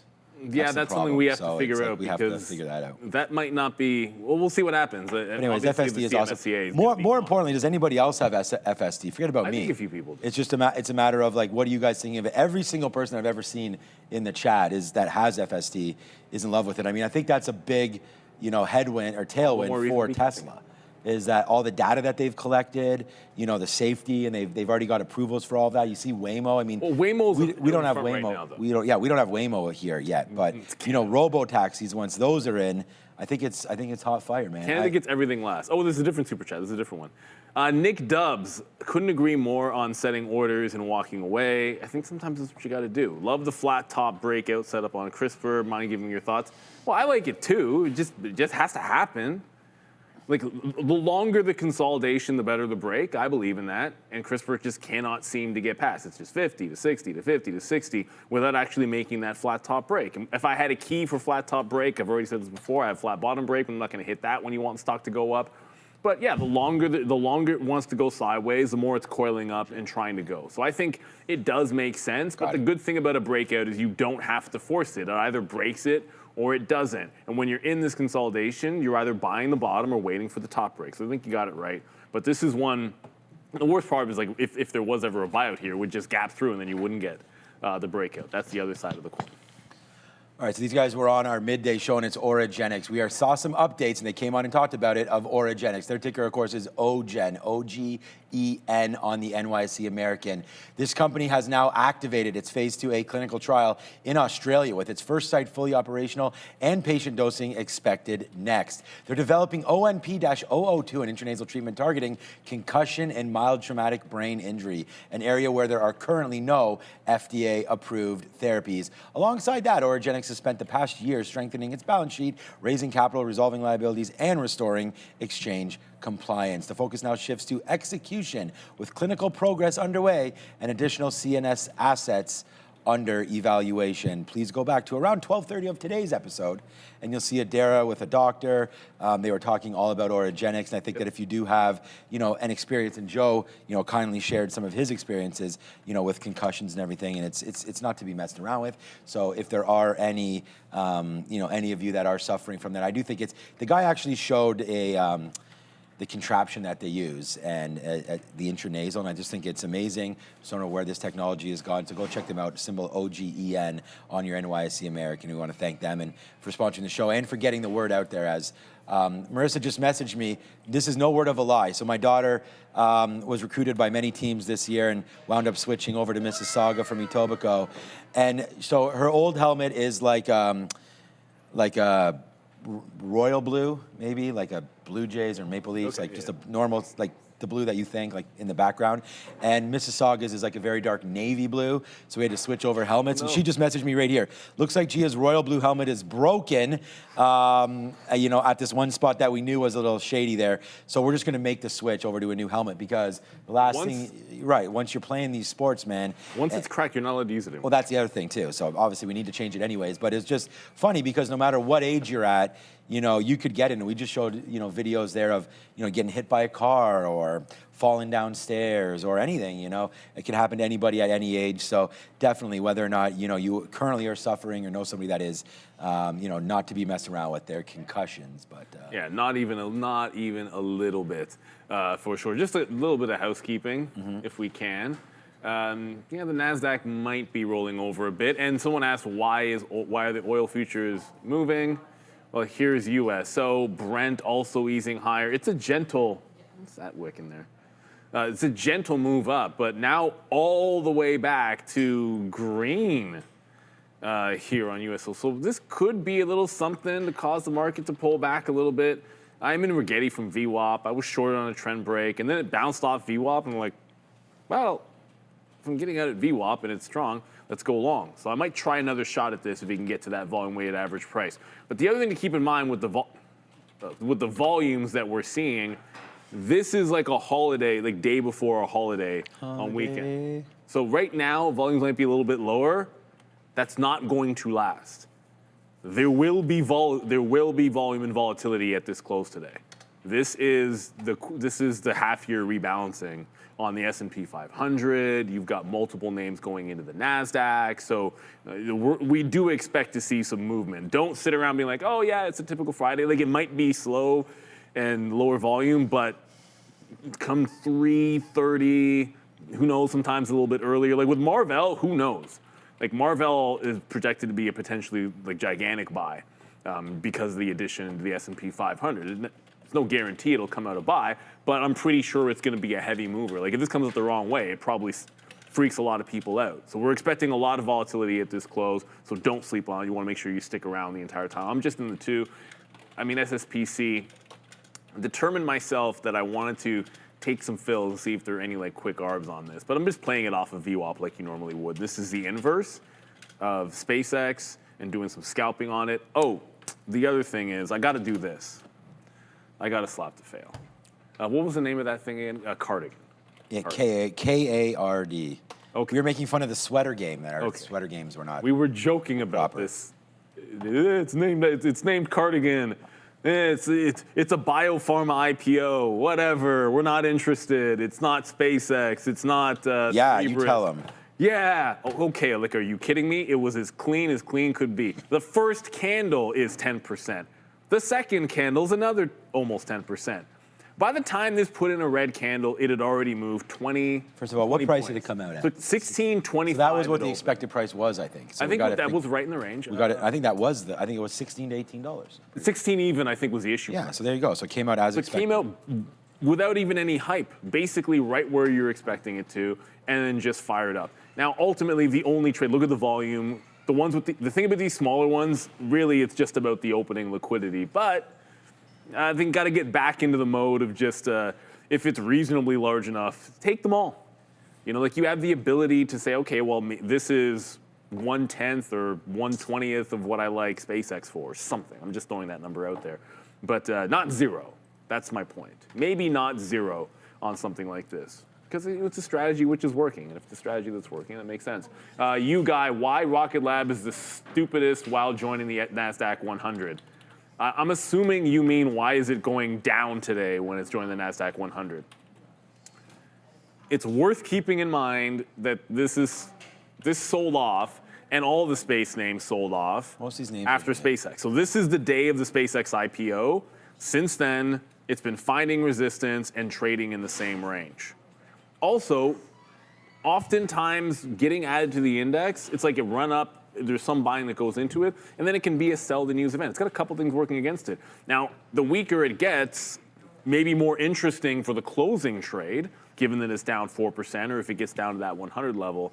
But this is not completely abnormal. Like, we knew it was going in for a while, and for most of this year, or last few months, this has been trading off the SpaceX hype and then the pullback. And I think you're just seeing a little bit more of that. The wealth of names are going in today. It's not just Rocket Labs. A-Lab is another one going to the NASDAQ 100. I want to say, was it CoreWeave? Might have been CoreWeave. Yeah, it's CoreWeave. Yeah, CoreWeave, a couple of others. Yeah, Nebby. So there's many things that could be interesting at the close. I have a quote board that I'm going to throw up. So at 350, I can monitor them all, and just the ones that we're interested in, because a lot of big up weights and down weights. And next week, SpaceX will be the SMCI. Yeah, the SMCI. No, not SMCI. MSCI. Got the stock on my brand. The MSCI is adding SpaceX next week, Friday. So there's going to be some really interesting closes. Let's go up to the wall. To the window. With Adara. And to the wall. Another edition of To the Window, To the Wall. And today we're going to look at billionaires, or in the case of one of these individuals, trillionaires. This infographic is set to come out on Saturday morning, I believe, because yes, even on holiday long weekends, we have infographics coming through you the entire weekend on X at TTV Research. Let's get into this. I started editing this yesterday, and there's already actually been a lot of changes to this even since then. I mean, of course, Elon Musk here, top spot, $1.2 trillion net worth. Now, it's interesting. Yesterday, this is 1.3 trillion, so he's down 100 billion. I mean, nothing massive, of course, in the grand scheme of things, but interesting look here. Larry Page and Sergey Brin, co-founders of Google, in the 2 and 3 spots. 4th place, Jeff Bezos. Now, 5th and 6th actually swapped as of yesterday. Yesterday, Dell was 5th, Larry Ellison, Dell was 6th yesterday, Larry Ellison was 5th. Today, they've swapped. It's crazy to think Larry Ellison was actually the richest man in the world for like half a day in early September when Oracle had that rally. So interesting look here as well. Then these two here, Zuck and Huang, have more or less been in 7th and 8th place for the last little while. But then you've got 10th place here, Amancio Ortega.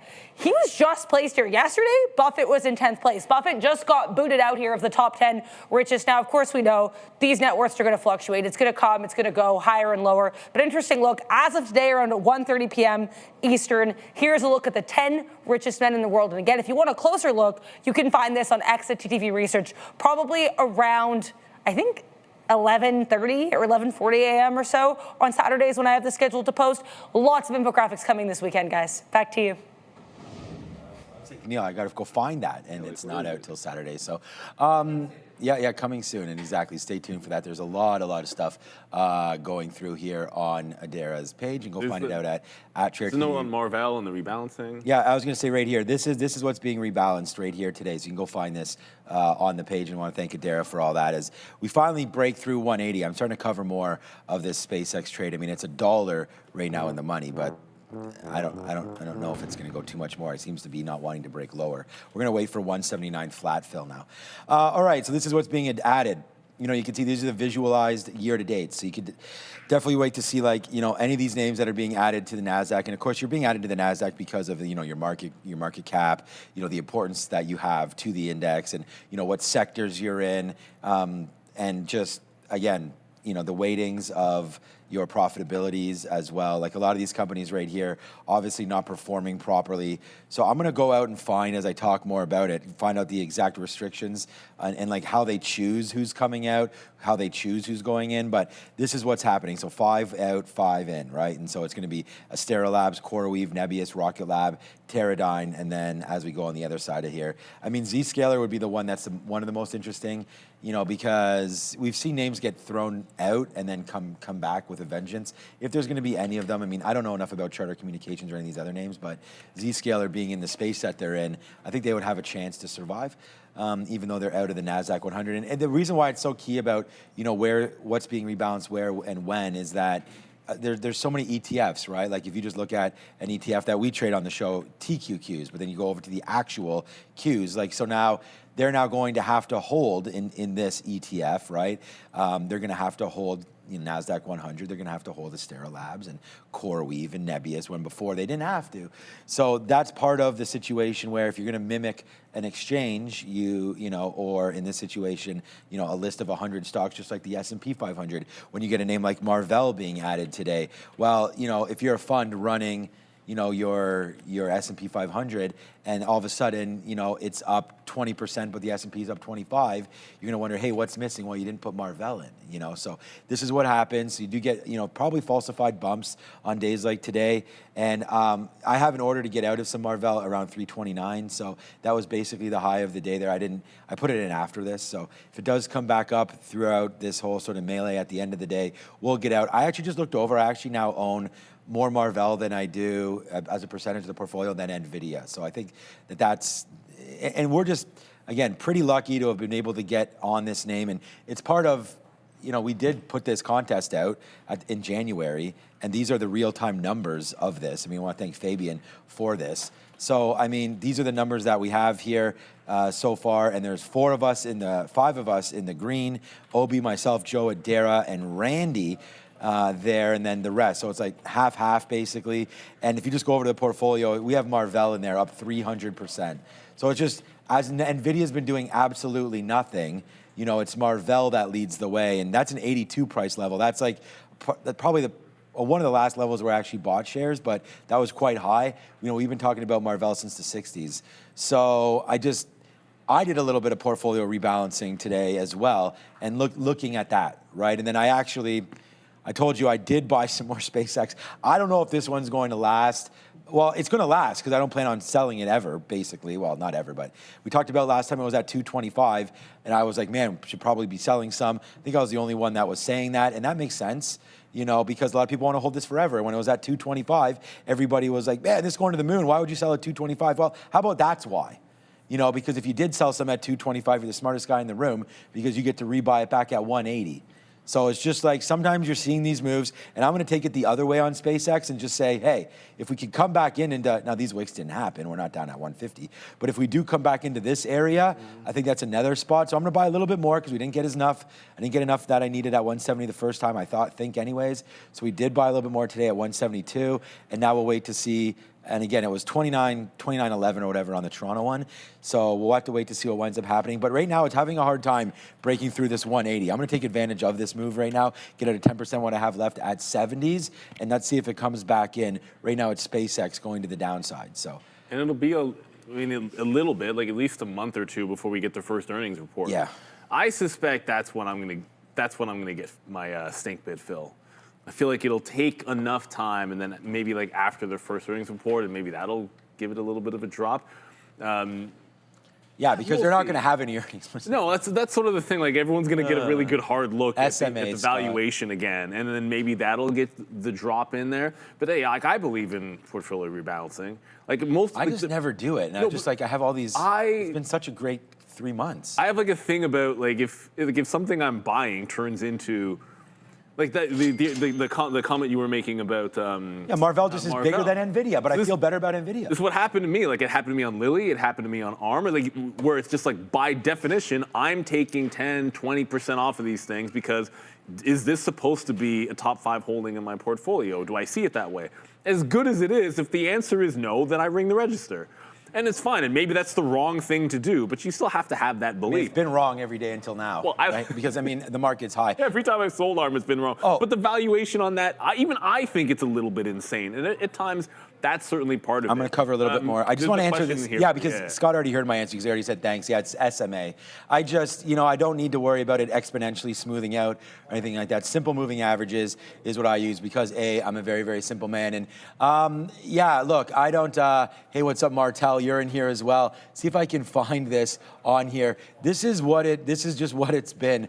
All right, here. I don't know what right here it is, right here. What's up, Martel? Yeah. Oh my God, now it's into 179. I sort of mentioned already how this has been a pretty special couple weeks. I mean, 1 week. Actually, yeah, it's 4 days right there for SpaceX trading. So I want to say thank you so much for the kind comments. And you're not wrong. Like I said, for myself, I've done better in the last 4 days than I would have thought I would have been able to do all summer. As far as a P&L stand of things. So, yeah, I mean, it has been great. And, if I didn't have the show to do, maybe taking the summer off wouldn't be a bad idea. But the thing is that it just keeps on going. So I can't, like when I'm sitting at home, even though I have lots to do tomorrow, we have another tournament to go tomorrow, and she has 2 games tomorrow, and then I have baseball tomorrow night. I've got baseball all throughout the weekend. We've got hockey throughout the weekend. But, I can't stop thinking about trading, and every time I'm not here, I miss it. So for me, I'm glad to be here, but I'm also glad that you guys are sort of, seeing what's going on here with SpaceX. It's just been such a great trading opportunity. I mean, these are all shorts right here, right? So we shorted this earlier, which was huge today. This was a monstrous trade, set me off real perfect to start the day. And then right into here again, we just reshorted it. And the thing is, it's not a fluke, right? Because if those of you that are here every single day, and I mean, everybody around here sees, what we're doing as individuals here, trading. But you could just see here on the sticky note, we have SpaceX short. We wanted the Intel 130 long. I have to relook at that. SpaceX, forget about the prices. I mean, that was the pre-market prices, but we wanted short. Let's see if we get away for more continued selling. And then that's it. And then we wanted the Qs long at 80. It got as low as 80.50 or something. And now we're up freaking huge. 2.5% today, 2.25% actually right now. But all right, so we'll start to cover this little by little. But again, thank you for all the positivity there in the chat. It really means a lot to everybody around here. That is for sure. All right. Good. Yeah, we have Jen earnings in the chat here. Well, next week we have earnings on Micron. Thoughts on MU next week? For next week, it keeps on going up. Well, there's a little birdie once said to me, the trend is your friend until the end when it bends. And every single time I've been asked about Micron, I've said basically the same thing, and so I don't think I'll say anything differently. There's only 2 things I'm watching for: the dip buy opportunity after what I think will be another big quarter that possibly they just sell off anyways. And I say I just mean the market sells it off anyways. It pulls back. If it continues higher, I think that pullback gives you the trend line, because all it has to do is go up for another couple days in a row. You could be at 1,200, then you get a 20% pullback. That would be on the trend. So that's what I'm sort of thinking. Think of it as I made the comparison before to where we're at just recently with NVIDIA. Like where NVIDIA, it continued to put up great numbers, but it's like we've already been dazzled, and we're just going to start selling it off every single time. People take profits when we get the good numbers, and then you just got to be there on the trend to buy the dip. So it's still very much channel up until proven otherwise. I think that's the way to look at it. DRAM, obviously, you're just going to follow along. This time, we're going to the desk with Sia. Ooh.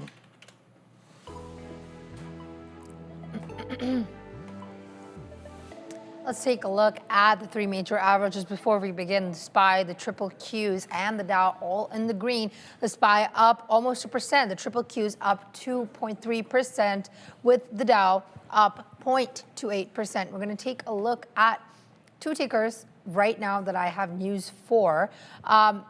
We have Kroger company, that is KR, it's tumbling more than 8%, down 8.38% right now. They reported their first quarter earnings. It was 1.58 per share.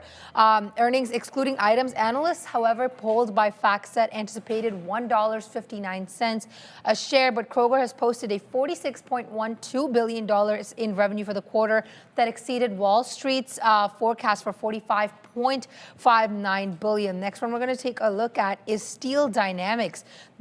This company has dropped over 7%, currently down 7.2%, after sharing current quarter earnings guidance that was a bit disappointing to Wall Street. Steel Dynamics has now seen second quarter earnings in the range of $3.51 to $3.55 per share, while FactSet consensus had called for $4.16 per share. That's all. Sending it back to you.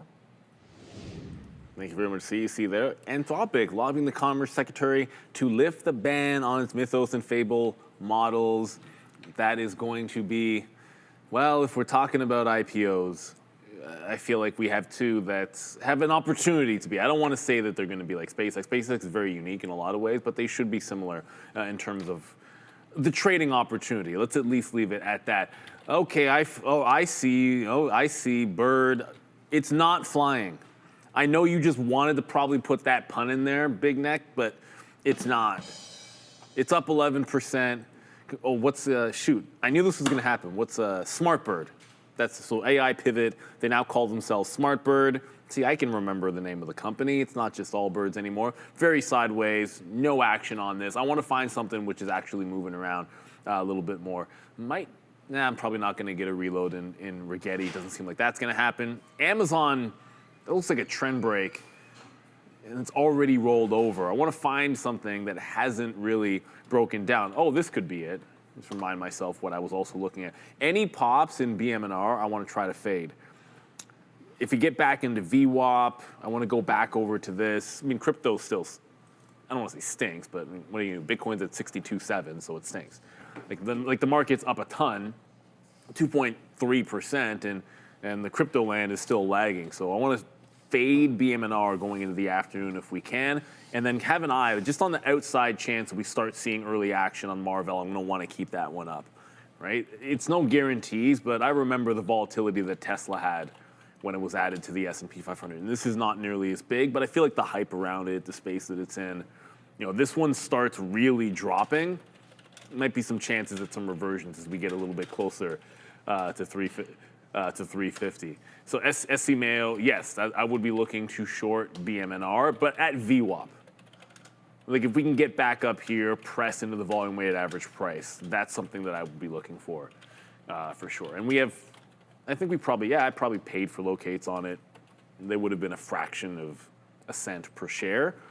So, there's always other vehicles. You could just look at ETH, I suppose. I just feel as if BM&R tends to move a little bit more than ETH is going to being the treasury play. Although today, ETH, yuck. We always talk about how Bitcoin is not a very good looking chart. How about ETH? It's not too good either. What is that, CRM? Exactly.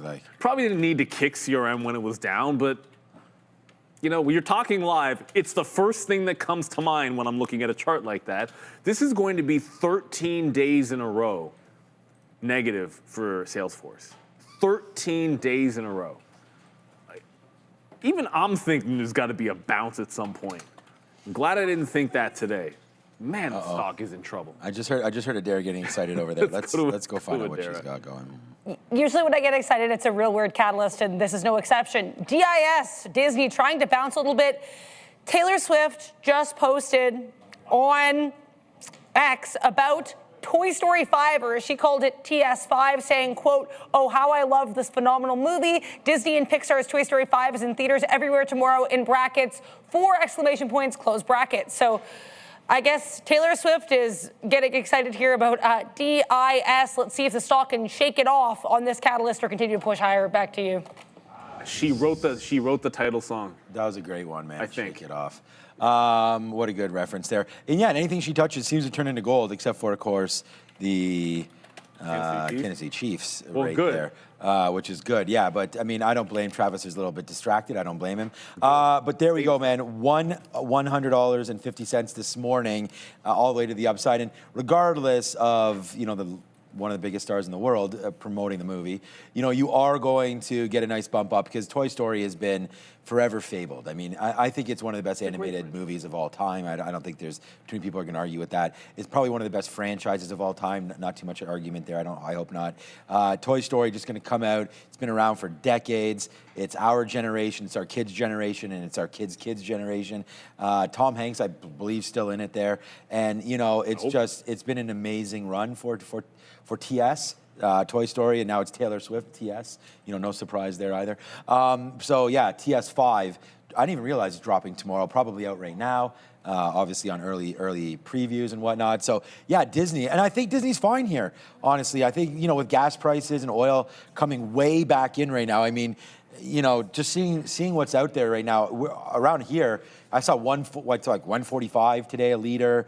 And it's been an awesome opportunity to, watch the reaction to the gas prices, and the oil prices. It's been nice to come back down around these spots, but I think Disney can benefit from that with more travel. It's obviously summertime right now. I'm going to assume, and you guys tell me, my kids are sort of past Disney now. We never even took them to Disney, but I think it's just travel, summertime, prices coming down a little bit. Now I think they're going up at the parks. There's also Disney cruises as well. That definitely has a benefit at some point. So yeah, that's what we're doing, man. We're trying to run it through here on Disney, and I think it's a long for a minute until we see, some negative headlines about Mandalorian versus Grogu. They'll figure it. Well, they have to have something that works, right? They can get what you can't ruin every. It's physically impossible to ruin every good franchise. So I'm glad to see that they've maybe got this one working. I'm sure we'll be watching it. Although I will say this, I love the Toy Story is a great franchise, but if you remember, if you're old like me, they did lift the premise from the Brave Little Toaster, which still holds up to this day. My daughter recently watched it with I don't know anything about that. And I was like, did you like it? She's like, yeah. I'm like, kind of like Toy Story. She's like, yes, absolutely it was. But we do have a certain friend of the show who is locked and loaded and ready to go. There he is. He's locked and loaded. It is Mr. Oh, there he is. There he is. Steve Talman over from Trade the Pool. There's Steve Talman. He's probably already seen Toy Story 5, right, Steve? Yeah, you seen it? Not yet. I haven't seen Toy Story 3, guys. I've been bad. I've got some work to do. All right, yeah, let Steve go. You come back in 2 hours, let us know, review Toy Story 3, and then we can go over it. You know what, I have to admit it, I couldn't tell you the difference between Toy Story 1, 2, 3, 4, anything, but it's a big one there. I think there's a fair in the third one. Do you want to look at Disney quickly, Steve? I know it's not a name that maybe I'll give you a second to call it up, and maybe you have some information on some levels here, but we just did a brief little introduction at 2 p.m. about, not chasing moves, not having too much FOMO. So I feel like on a day like today, we get one of the better days in the last month on Disney, and maybe it is because of the fact that obviously oil's down. I think this is kind of a travel name and a vacation kind of name heading into the summer. But also on Toy Story 5, maybe we don't need to buy this big candle right here. Any thoughts on how Disney looks as far as, your charting and sort of your mind works when you look at that? Yeah, sure thing. So it's looking okay for the first time in quite a while. As you mentioned, it has been a pretty drastic underperformer for quite a while now. What I'm seeing is essentially we have a downtrend line, we had a washout, now we're having a high or low being put in here. Looks very constructive in my book on this weekly chart. Let's throw some moving averages on there to confirm. And yeah, it's basically trying to get up over this kind of congestion between the 200 week, the 21 week that we're just clearing today. And then I bet on the daily there's some as well. Yeah, the 10 and the 21-day moving average as well. So this kind of rough area between 100 and call it 103 should be a nice little support, a little nice base. I think it wants to make a move higher. So this is the first time I've looked at the chart in a while. What I can say is that we've had multiple tests up here at the 120 level. That seems like the next stop up if we can hold over this weekly 200. But 102, great area to risk against. I know we've asked you this a few times, but we always have new viewers.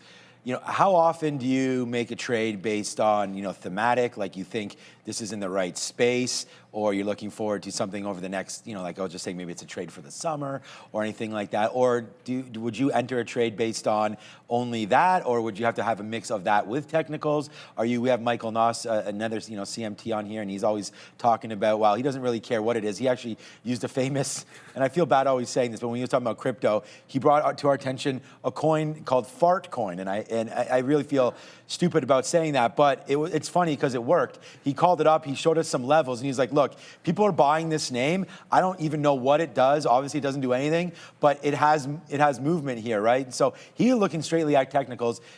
What sort of percentage would you say you use as far as, hey, it has to be macro plus has to look good on a chart? Are we at 20/80? What kind of ratio are you looking at? And how do you think about things like that Disney example or altcoins or anything like that?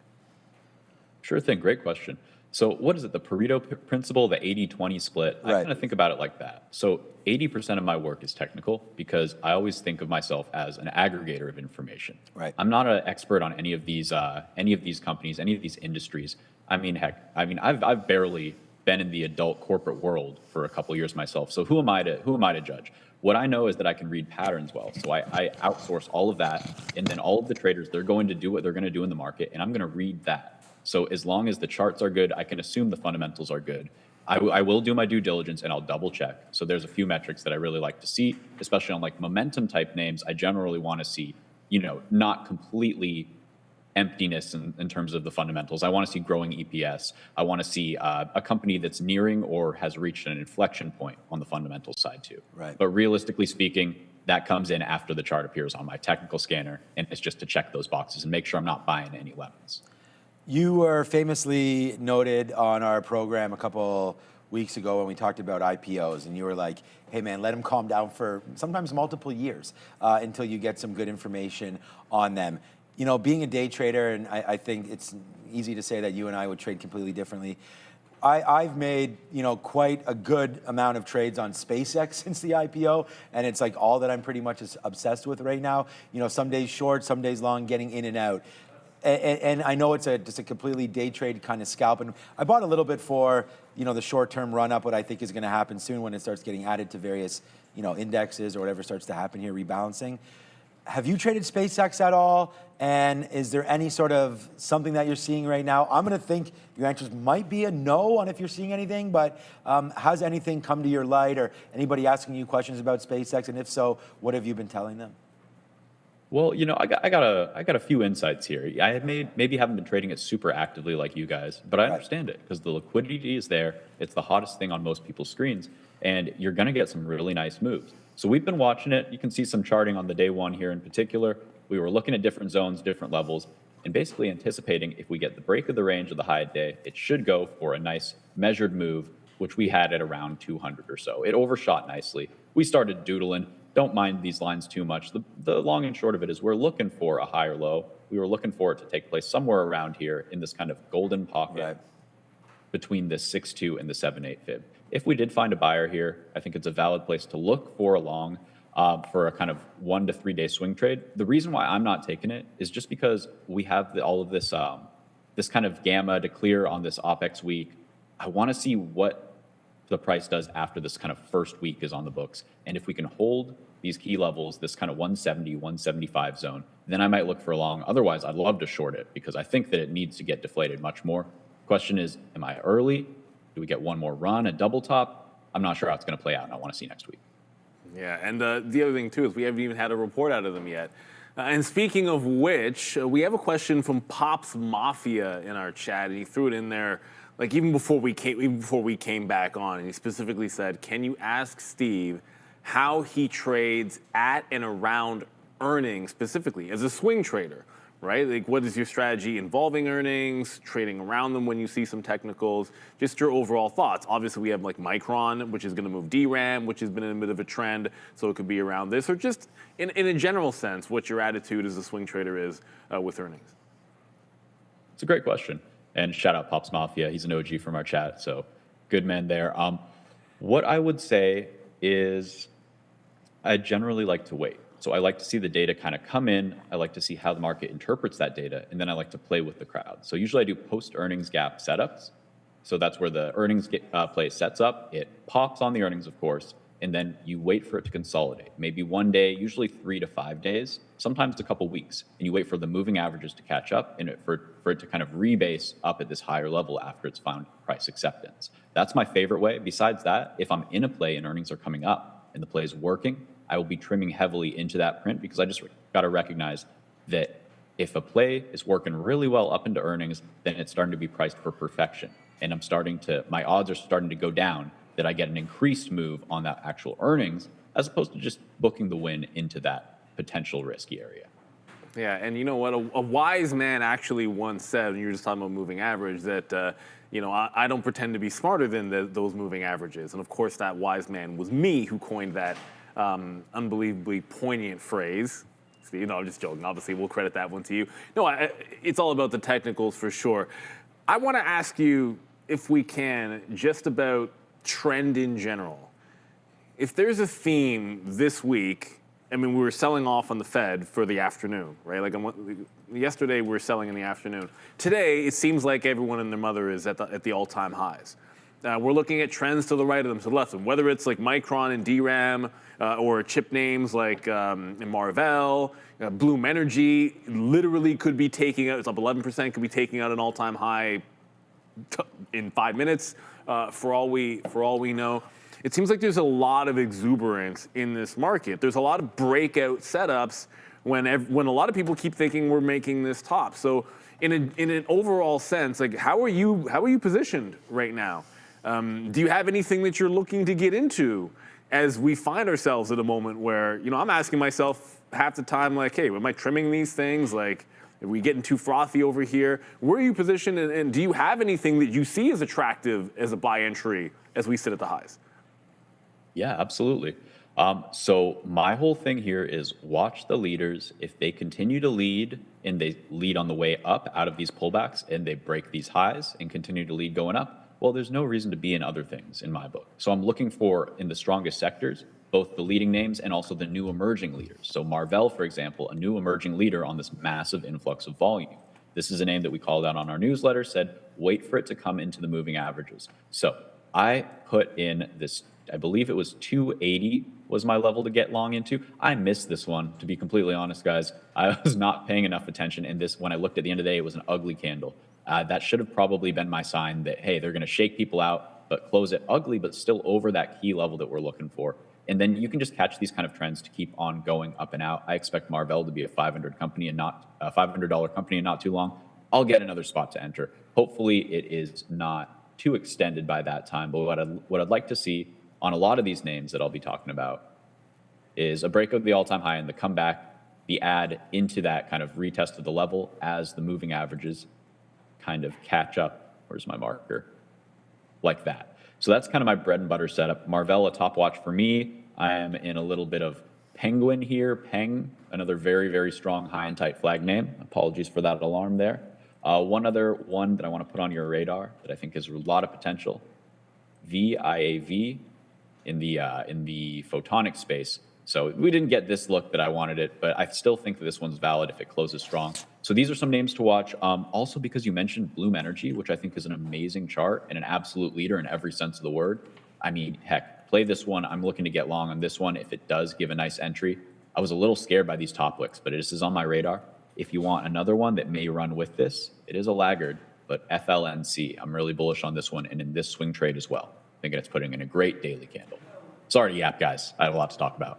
Well, that's what we're asking for. That's what everyone's like, yeah, what are the picks? Markets at highs. It's always interesting to see a bit of a take. And remember, for everyone that's interested in Marvell, we keep talking about if you're looking for a dip buy in that, every now and then the addition into the major index can be like a short-term sell the news, which gives you an opportunity to buy in on some dips. It wouldn't be the first time we've seen it. With that, before maybe we'll throw you back in a quick little second, the last thing I wanted to ask you about is, okay, well, it's witching day today.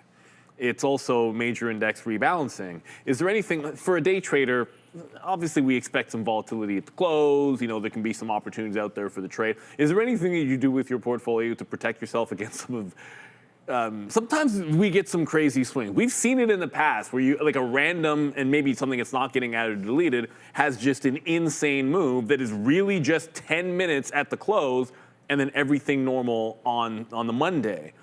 Do you do anything with your portfolio to maybe protect yourself, like widen some stops or take some profits, or is it kind of a nothing burger to you? It's a big day for day traders, though.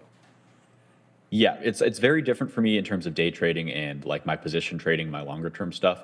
I'll be honest, I'm a pretty low effort investor, guys. I like a chart, I buy some. If it keeps working, I'll add at logical places. If it doesn't, I cut it. But in general, I don't worry too much about stuff like this. Anything intraday like this, if my stop's that tight, there's a reason, and I want to be out of the stock on any weird volatility anyway. So for me in general, for the most part, I don't have hard stops. I have alerts in, and then I'll check the chart, and if it closes a 15-minute or an hourly candle below that key level, if I'm not seeing any reason to stay in this longer term position, then I'll cut it, or maybe I'll wait for the day to close and then cut it.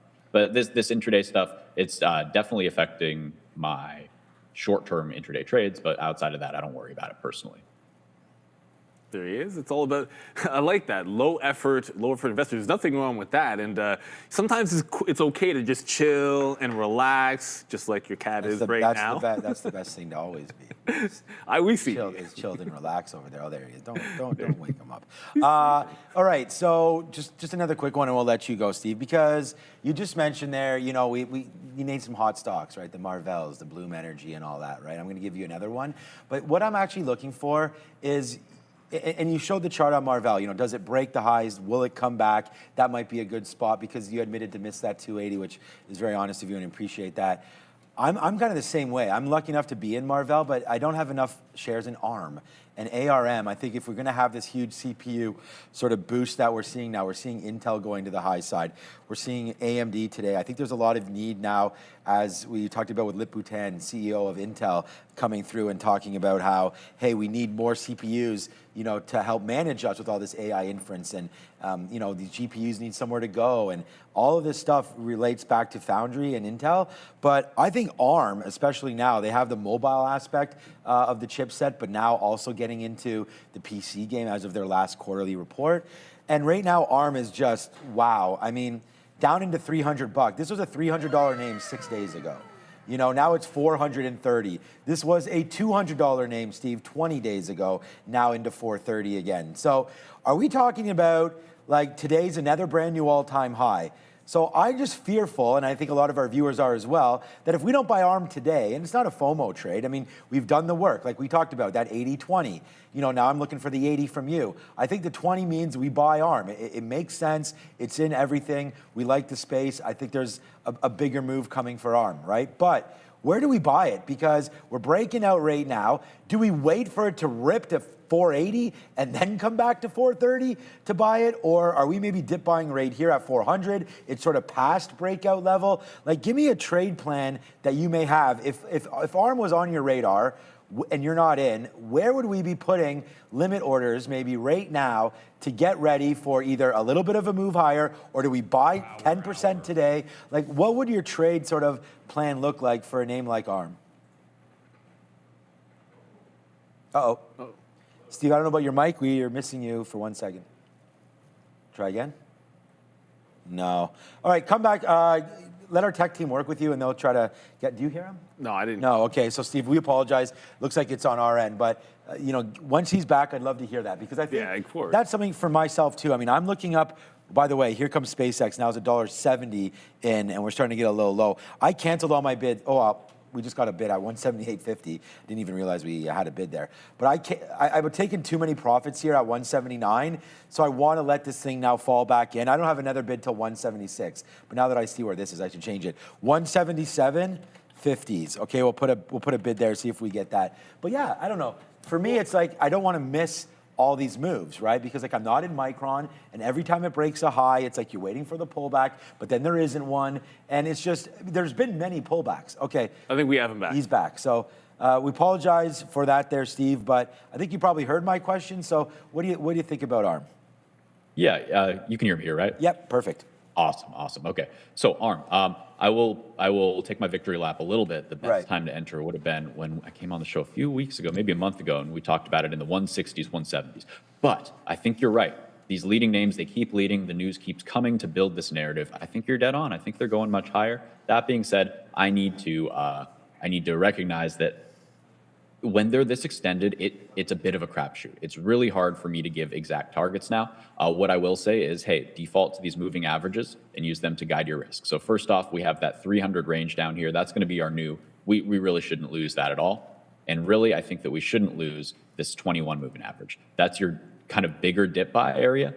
You can also play off the 9. And I think that's going to be coming up into this 400 level that I think you mentioned. You can look for undercuts and signs of strength. So don't just blind buy this 9 moving average. Wait for it to undercut and reclaim on nice volume if you want to take that stab. When you do that, that undercut becomes where you define your risk. That's how I would recommend playing these high flyers if you want to get a piece, because otherwise they might leave without you. This is how I recommended playing names like Micron, for example. But you can't just buy into these all-time highs like right now. You can. I don't recommend it, though. But for names like Micron, these high flyers, they will give you looks to get in. It just might be at a stomach-churning level much higher. So if you were waiting for this 9 and you missed it here, you had to wait to buy it, $250 higher. But it only took a week or two. That being said, when you bought it here on the reclaim, that became a very safe trade for, another 50%. So you can definitely play these names, but just make sure you're defining your risk on the way up, and you're not going to get trapped in these big drawdowns that will inevitably come. You a soccer guy at all, Steve? You've been enjoying some of the World Cup? You've been to any games or anything like that? Well, I've been enjoying what I can find in between all of this streaming time, because we're doing an event for the World Cup. So we're giving away a ton of cash, live, like real cash, not just accounts. And it's really fun seeing all these winners, but it's a lot of work, guys. So I haven't been enjoying the games. And any standouts so far that I should watch the replays of? I mean, England-Croatia was a good game. Well, England-Croatia was fantastic. Absolutely the fantastic. U.S. looked great their first game. The Spain match, where Paraguay, that 40-year-old goalie just standing on his head was absolutely insane. And then, of course, the team that's going to win it all, Canada, plays today as well. So you can definitely take a quick, there it is, take a quick shot at Canada today. But no, we're lucky enough in Toronto, we're hosting it 10 minutes away. So there's been a couple games that have happened here already, and the city is just absolutely on fire. Oh, the New York Knicks today actually have their parade. I wonder how that's going there. I'm surprised Wall Street's even open right now. But all right, any sort of random name? I mean, you've given a lot of names here today, but is there one that potentially you want to cover in the next 2 minutes or 1 minute just to give us one, and maybe we'll talk about it next time you're on? Yeah, that's a good, very open-ended question. Man, what am I going to hit you with? I got you. Okay. How about LPTH? So Light Path. These guys are going to be in like specialty, like photonics related, like very like bottleneck type companies here, where their big customers are probably going to need to, double, triple this thing's market cap in the next 5 years if things go as planned. On a long-term chart, this thing is just consolidating upwards, I would say, from $8 all the way to 15, 18 here. I think that this thing is still just consolidating before it makes its big move. In terms of the daily chart, it's just doing the repeatable pattern thing. So it reloads off this daily trigger, and then it basically forms a big flag and pops. Reloaded off the daily trigger, forms a big flag, pops. This time, it's looking stronger, and it's holding this 50-day very nicely. So I'm looking for a close over 1479, this 9 and the 21. And historically, that has been a really good chance to play it for a little pop here. And one of these pops is going to be the big one, where it just keeps going, just like other names that need to be re-rated, like AAOI. Guys, I missed this one in its volatility from 35 to 40. I was always saying it was going to go crazy, but I missed it. So I don't want to miss the next one, and I think this might be one similar play. So LPTH on a reclaim of 1480. That's what I got for you. There we go. Always giving us something. I like it. You put him on the spot, and he knocks it out of the park. That's what it's all about. Steve Talman, enjoy a little cup, but obviously enjoy the Trade the Pool Challenge. I know it's a lot of work for you. Fun. Congrats on all the trading and the awesome market that we're in. We look forward to talking to you next week. Sounds great. Thanks so much, guys. Thank you, Steve. Appreciate you, Steve. Over to see ya. Thank you so much for that. That was a great interview. Let's talk about the small caps. IWM currently on the upside, 1.5%. Let's take a look at two individual tickers I have picked for you right now. ABX down 4.5%. Abacus Global Management has announced LifeArc, that is an AI-powered lifespan modeling platform, and a strategic update including over a $500 million investment in Manning and Napier. Then we have MLKN, that's Miller Knoll, up 6.3%. It's set to announce its fourth quarter results on June 24 before the market opens. So the earnings are expected to be disclosed at 4 p.m. ET. So for the fourth quarter of 2025, the revenue estimate is $973.87 million with an EPS anticipated at 52 cents. Sending it back to you. All right, thank you, Sia. Okay. What just happened to Iran? Iran, of course, has nothing to do with Iran, but there it is, the downside. Yeah, no news on Iran. People asked about BE. I don't have news on that either, guys. Like, unfortunately, sometimes just the stocks will move, and there's no news, as we know. And I mean, we're heading into it's power hour now. We're heading into the rebalance. But you guys know if I see anything, I'll keep you posted. Yeah, that's strange because when you mentioned that BE and Iran, I mean, obviously both, in that power game, BE, they're different companies, but I just thought maybe one was going one way, one was going the same way, but no, Bloom Energy actually the other way up. I mean, this has been, why am I even buying Iran on dips, man? I should just be buying Bloom Energy on dips. We'd be long right down here, almost $100 in the money. We've been buying Iran off its 50-period moving average as well. I like the stock, but now it's coming right back in. I at least last bought it at 51. It's made moves up into 62 since then a couple times. And I think one time we bought it here, and we bought it at 50, right down here, 50, 51. And then we bought it again just over the last couple of days down here, same price. And it's having a little bit of a problem. So it is going to the downside. We did talk about Constellation earlier as well, CEG. That was up 3%. And names, like we've talked about it, man. I just think it's about that thematic talk here when we talk about power, right? We talked about GE Vernova and, all these data centers continuously, having to be built and, raising capital to build these things. And they're able to find it, right? I mean, Google went out and got $80 billion. We know the Oracle situation as well. That keeps going back and forth. Oracle's made a move over 200, 220, I think it just recently got to, or so. No, what am I talking about? 240 there, 250. So that's all the way back in now. And, it's just, it's all this whole sort of circle of funding that just keeps on going around and around. And, at some point, will the music stop? Yeah, probably, but it doesn't seem like it's anytime soon. And when it does, do the stocks have enough earning momentum moving forward that they can actually, live up to some of the high expectations as far as different PEs that have put on these name and market multiples, right? Because like if you put, a 20 multiple on an Oracle, what is the price that you get? And, at some point, there's going to be a slowdown in and we've already sort of got those warnings from many of these companies, including Oracle, when we saw that they had to raise, and that sort of started this whole move to the downside there because their current cash position wasn't allowing them to fund all the data center expansion that they had sort of booked out to, right? What do they call it? Future considerations, right? Or what CPOs? What is the terminology they use for the like the back orders they have? The back orders, like RPO. RPO. Remaining performance obligations. I was saying CPO. Yeah, RPO, C3POs. Yeah, the run pass option there. So we're getting ready for that. A little bit of that with some Jordan Love. But no, honestly, I don't know what to expect from a name like an Oracle, but these are the problems. And I think that's when you're going to get up and down movement with stocks like an Iran, like we just talked about, like a GE Vernova. You want to pick the winners, and you want to be in the right space. And, Oklo got us, and we're going to go to Neil in a second. Oklo got, some talk today, so it's moving in SMR. They can move in different ways. NewScale is not the same company as, that's just 1150 now? Oh, this is a nice move today. Yeah, wow, up 10%. So, this is what I mean. Names that are starting to get some juice behind them. Yeah, you want to look to see, and this is a little different than what Steve said, keep trading the winners as they start to break out. But SMR at some point, I think, is going to really want to be in your portfolio. That's a $15 break right there. It's a shot play. Yeah, so I think you want to wait to see once it breaks there finally. But yeah, SMR right here, bouncing off of $9 a couple times. Might be something available there on SMR. But you get a 10% bump. But even if you're long, you're, That's why I think it's a day trade or a swing stock right now, because you're getting these 10% moves daily, it seems like. Yeah, it can draw that back. That's the thing. There's a lot of volatility in a name like an SMR. There's a lot of volatility in these markets too. But you know what? That's movement. And if you're a sophisticated trader, that means great opportunities for you. Beta Pro by Globex, who we all know offers Canada's first and longest running suite of leveraged and inverse ETFs. And they're built for sophisticated investors who understand the risks of leverage and the importance of precision. The triple levered bull and 3 expiry ETFs that are tied to the NASDAQ 100 index are designed for daily tactical trades. They provide amplified daily exposure and give traders tools to engage with both upward momentum and market pullbacks.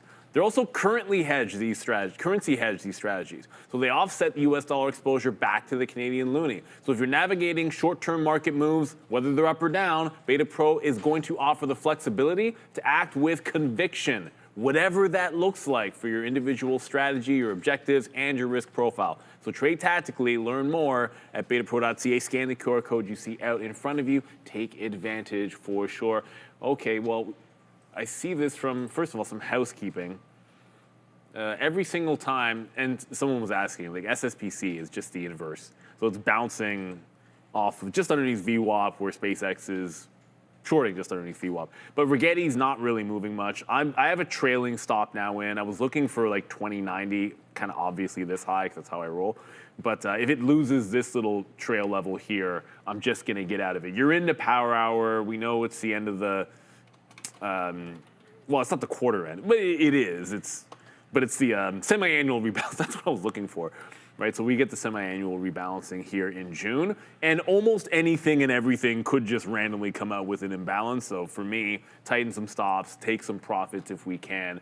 And if there's one name that I think we got asked about a lot this morning, and it never. And apologies because I know we didn't get to it, and that's IBM. Now, lately, and I'm not talking about now in IBM, but I'm talking like the last few months in IBM, right? Going all the way back to the beginning, not the beginning, maybe more February than the beginning of the year.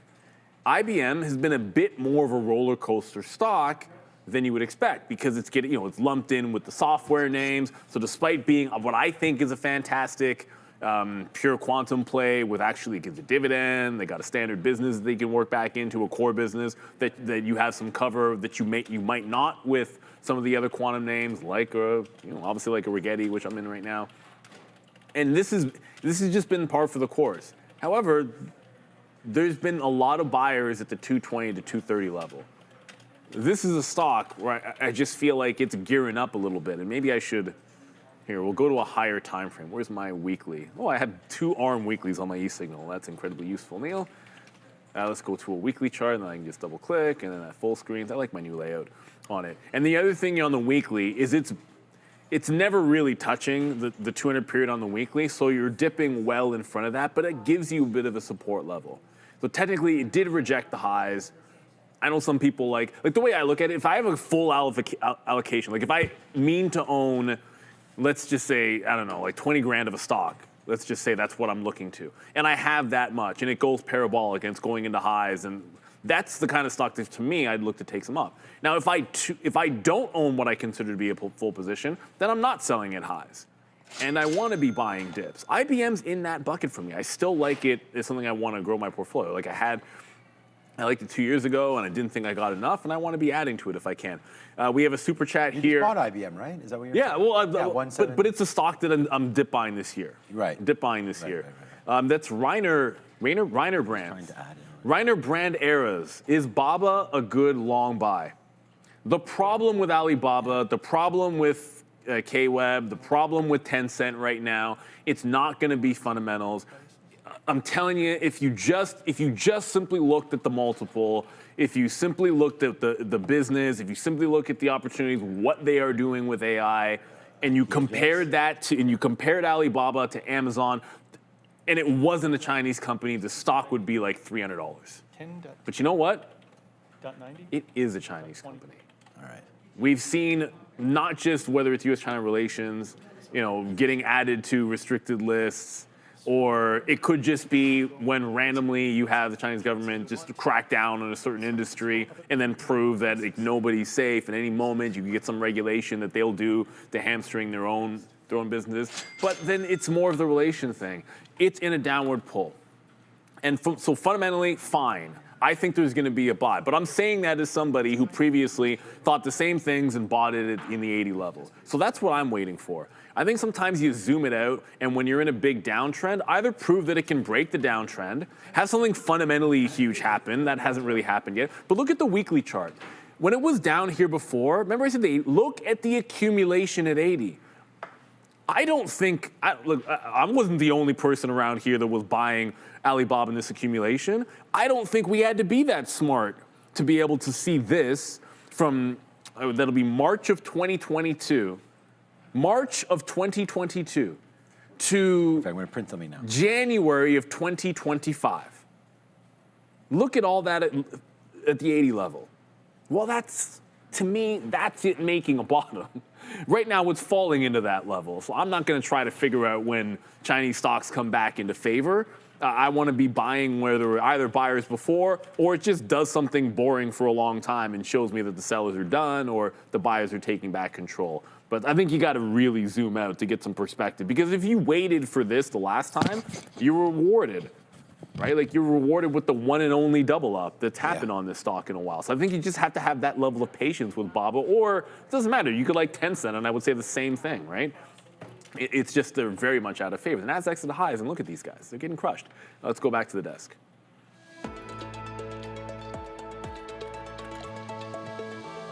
Thank you so much. Let's take a look at the sector. Currently, the SPY up 0.6%, but still in the green on the day. Electric tech, we have NVIDIA up 2.6%. We heard that news earlier with regards to Amazon and NVIDIA, that Amazon is in talks to sell these NVIDIA rival chips to other companies. With that, Amazon and retail trade also up 2.14%. NVIDIA up almost 3% on the day. Apple is trading flat. MU had that upgrade. It's up 9.2%. Followed by SanDisk, KLAC, and TXN, all up, performing well in the green. SanDisk is up 10.5%. GE, however, trading flat. Dell in the red, followed by STX and RTX. In tech services, you have Google and Meta in the green, and you have a little bit of a mixed sentiment in the rest of the sector, where Microsoft, Oracle, and Netflix are all currently trading flat. Well, Netflix also announced that multi-year collab with Proximity earlier in the day as well. In finance, we have, again, a little bit of a mixed sentiment. JPM has slid a bit more into the red, down almost 2%. BRKB is down almost 1%. Followed by MasterCard, Bank of America, and WFC. Moving on over to consumer durables, Tesla was in the red earlier in the day, currently trading flat, making a bit of a reversal over there. Health technology, a lot of it in the red, still continued momentum at that. Lilly and J&J both down 1% and 2.4% respectively. Energy minerals has still continued that drag down from earlier in the day. The sector has nearly slid 2% after U.S. President Donald Trump has signed a deal with Iranian President Masoud Pezeshkian earlier to end the war in the Middle East. So oil is on watch, completely in the red. And followed by utilities, process industries, health services, communication, everything, a bit of mixed sentiment here or there. And that is all for your sector watch. Sending it back to the guys. Yeah, I've been really interested in financial sector. The Alaskan pipeline. Yeah, Neil, what the hell are your thoughts on the Alaskan pipeline? I don't really have deep thoughts. Come on, man, just have some thoughts on it. I mean, I could probably share some general political thoughts in Canada that I will probably keep to myself because it's not that big. But no, I don't have any deep thoughts on the Alaska pipeline, and I will not pretend to be some kind of an expert. Let's just be real. So I'll try to stay in my lane there, and I won't get into Canadian politics too much. That'll just bore you guys. Adam Jones, what the? I didn't even get a chance to read the Adam Jones one. Something about Tesla. Tesla is going onto the high side right now. What was?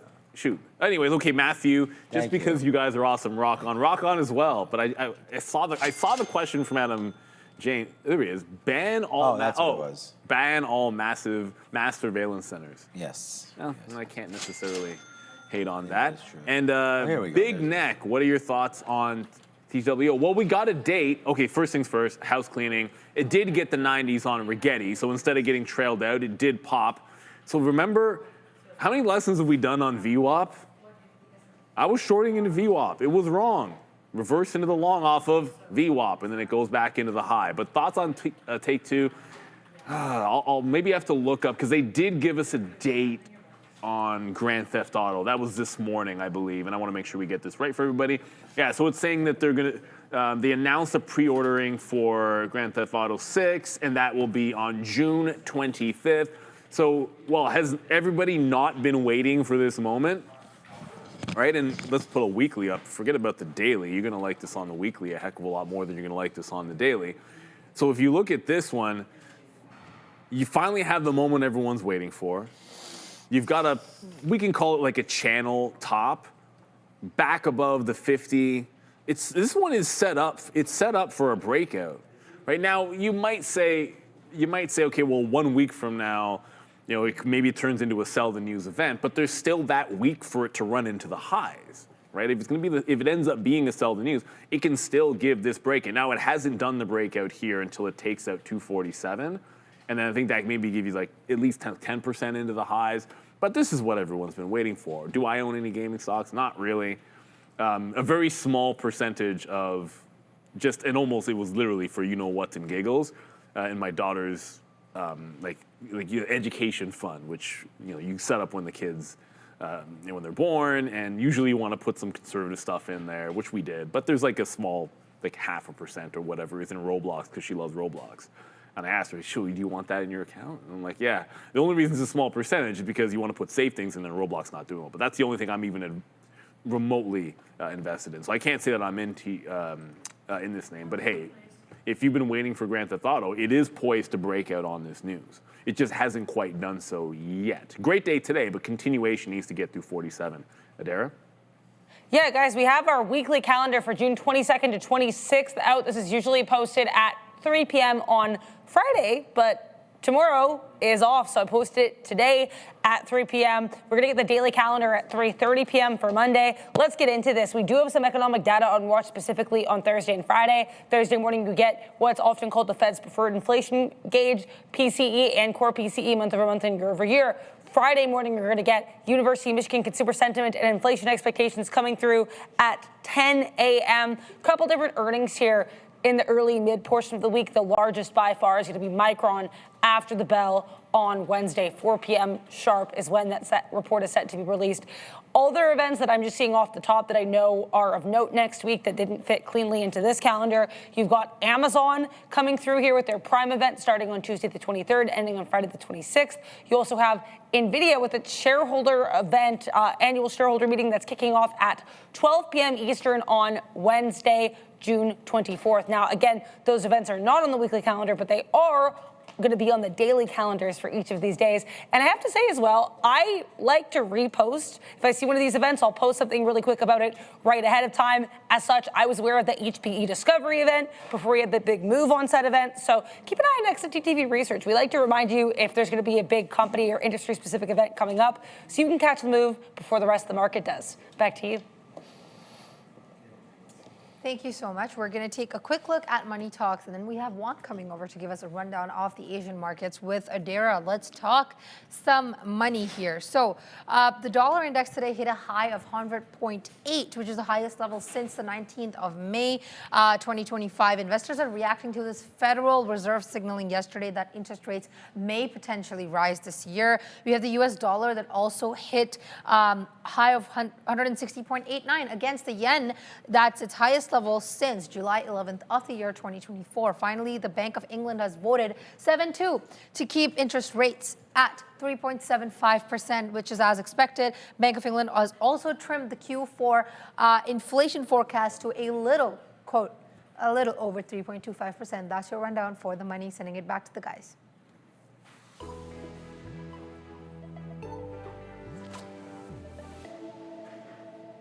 Cool. You get an intro, you get an outro. Yeah, you get everything. You get it all.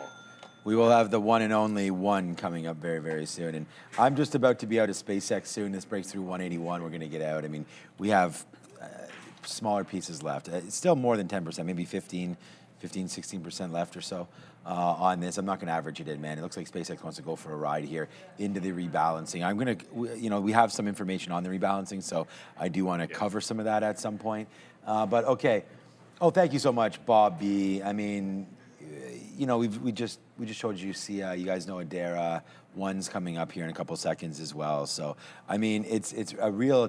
By the way, there it goes. We'll slap fail on the last 10%, but there goes SpaceX. Well, we know that these 2X work perfectly because they broke at exactly the same moment, which is exactly what they're supposed to do. And there it goes, man. Now it's a nice little upside push there. I actually think we could get a long in on SpaceX now that we've finally broken above sort of its little area right there. But this is what I've been talking about here today, and this is what we're looking for any of these, you know, share increases, decreases, and all that. Here we can. All right, happy Father's Day. Thank you so much. Yeah, it means a lot to obviously Neil and I here with our kids as well as our fathers. Enjoy your weekend, and thank you for your guidance work and putting up with us. Hey, no problem. Putting up? No, we enjoy it. Putting up. Yeah, putting up with you guys can be a lot, but we do appreciate it, and we want to thank everybody for joining us. And yeah, well wishes to you and yours and your father and you know anybody that you're celebrating it with. You know, lucky enough to some people who still have grandfathers around. I mean, it's amazing. Yeah. Spend all the time you can, you know, with loved ones, especially on a weekend like this. Yeah, here's the what's expected today. You can take a screen cap of this if you want. You know, Marvell, these are just some of the returns that are actually, today, Marvell, this is old news, but, you know, up huge. They're saying it should only add about 4%, you know, to what's, you know, the net name on Marvell today, but we're up. There's a lot of things happening today anyways. But we've got addition coming up from Marvell, share decrease on Salesforce. We've sort of seen that stock react accordingly today as well. There's Flex. I mean, there's a whole bunch of names. There's NVIDIA with a decrease on NVIDIA, an increase on Western Digital, decrease. So 2 chip names getting decreased. And we can go over and look at, you know, CoreWeave and everything that's been on here. These CoreWeave's not even on here right now, but more information to come as we start to look at, you know, what's been trading and how we think the trade's going to look in the next couple hours, or the next half hour actually, before this market winds up closing. But a little bit of a look there. All right, man, you've been waiting for them. It's One at the desk. Here we are at 3:30 p.m. as we are every day at 3:30 p.m. to talk the Asian markets with One. Now, are we going to get an Asian market open tomorrow? Because I know we have the U.S. market off. Can traders still participate if they wish in the Asian market tomorrow? Thank you, Dara. Yeah, U.S. markets are going to be off tomorrow, but if you are trading in Asia, definitely they will be open. So here are some of the things that happened overnight and what to look forward to tomorrow. So huge milestones being reached overnight. Kospi hitting 9,000, up by 2.2%. Even the Nikkei 225 in Japan hitting the historic 71,000 barrier. So that all the buyers are anticipating all the low input costs. So definitely such good things to see, especially on the surge of tech and AI optimism. We see capital shifting from consumer platforms to hardware. Murata and Screen, they jumped by between 7 and 8% in Tokyo. And Samsung as well as SK Hynix, they also reached record peaks. So a lot of good things coming out. The only issue I saw overnight in the Asian markets was the Hang Seng. They fell by about 1.59%, making it 8th straight decline for, I don't know, money probably abandoning traditional tech, chasing that of memory as well as silicon. But what can we expect tomorrow during the Asian market? So take a look at the record high fatigue. So we see Kospi, Tokyo all opening maybe on a high, but there might be some early morning volatility, as well as oil prices. That's one big thing. If prices do stay low, transportation and manufacturing stocks could see aggressive buying in the morning.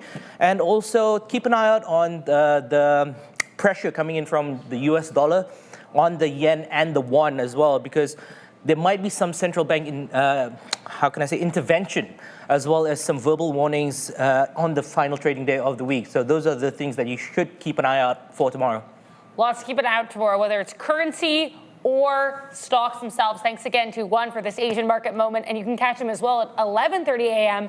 every day the U.S. markets are open to talk about the euro close. Thanks. Thank you, One. It is now 3:30, so we have 30 minutes to go. Remember, end of the week, end of the quarter. I told you there were going to be some big numbers, and this is just the early look. Remember, all the big action, a lot of the big action is happening on NASDAQ stocks, like Marvell's a NASDAQ stock, obviously, and that's supposed to be the biggest one. But CDE, early look buy, 16 million. QNC, what the? 22 million buy side here for QNC, early look. Trox, you see 8 Abbott Labs there. Sunbee, 7 million. SMR, early look, 6.7 million buy side. Look, I can't read every single one. We'll try to get the ones that are key. CCL, they report next week, 5.2 million to the buy. Pins a sell of 4.8. Warby Parker, 4.8 million sell. These are all gigantic. But remember, this is not these are the looks. Nothing in the J&J there for a sell, 3 million. None of these include the NASDAQ names, like your Mag 7s. Like if Tesla shows up or NVIDIA shows up out of nowhere, heck, it means SpaceX could easily have an imbalance on it as well. We're going to see them all locked and loaded about 15 to 20 minutes. So yeah, don't get too overwhelmed. This is normal in the June rebalancing to see absolutely gigantic numbers. It's a matter of like, what are you looking for? We know the names that are kind of really important, but this obviously stands out. I mean, QNC's done 22. Sorry, it's done 1.2 million. Sorry to correct that. 22 million imbalance. And it's done 1 million? And it's done 1.2 million shares. So that kind of instantly becomes interesting to me. But, you know, I think the first place I'll be looking at 350 is going to be Marvell. It doesn't have to go up. And to be honest with you, I actually would prefer it just from a closed trade perspective if Marvell wasn't up 13% and at the high of the day. No, but for real, like if it's a buy imbalance, like I'd like it if it was for the trade. I'd rather it be at the low of the day right now. Look at CoreWeave. CoreWeave's a buy and it's at the low of the day. Yes, it just bounced off. But Marvell's supposed to be so much bigger. That's the thing. Marvell's the one. Marvell's the one. Yeah, it's the one that's going to be, in theory, the largest interest on the index. I have a buy on Marvell if it goes through 330. So I'm going to take the long if it goes through 330. So that's just what I'm going to be doing very, very soon on MRVL if it breaks. I mean, I'm hoping it does, but as Neil mentioned there, we don't know where these imbalances are going to come, and they often come the other way. So we're going to be ready for that. And some of the additions, I actually retweeted them. I want to thank Adara for it. It's right here. There's the concert we were at. Where's the, it's down here, where is it? There it is right here. Yeah, so this is what's being added and not added and deleted in today's NASDAQ 100 rebalancing, right? It's also, S&P, it's everything, isn't it everything today? As we go, but the big NASDAQ one. It's MSCI too, but the NASDAQ just had the more interesting names, so I did a NASDAQ visual, and this also came out like way more recently, the NASDAQ one. Yeah. But MSCI is next week. Yeah, MSCI. So like SpaceX is getting added to the MSCI. That'll be next Friday. They do theirs at the month end. I actually don't even know why they do month end, but they do. All right, all good. Yeah, so this is what's happening right there. This is why I said maybe let's look at CoreWeave right now, right? This is the NASDAQ 100. We're expecting Marvell because the S&P 500. But for right now, Nebius, Rocket Lab, these are a lot of names that you guys are talking about. So even if we just keep that right here and we start to look and see, some of these names, ALAB, what's A-Lab been doing here in the last hour or so as it gets ramped up and ready to go. Now, most of these are NASDAQ names, so if you look at our imbalance locator and you guys tell me if you know of any other place that will show you NASDAQ imbalances, because I, my friends, do not know of one. But if there was one, I'd look now. So everything right now, Amex or New York listed. So we don't have any of these. So A-Lab right now, up 10% and trying to hold VWAP, that might be worth a look, right? Because it's on VWAP. So if it does come out a buy, and what a buy would mean, and by the way, that SpaceX is now at 183.50. Man, we were right. Well, we weren't right. We should have gone long when it broke our level there. CoreWeave, as a name that I just mentioned to Neil, near its lows, only up 0 right now. So there's an opportunity there for anybody to get involved with CoreWeave. I don't think you would hate yourself if you bought some.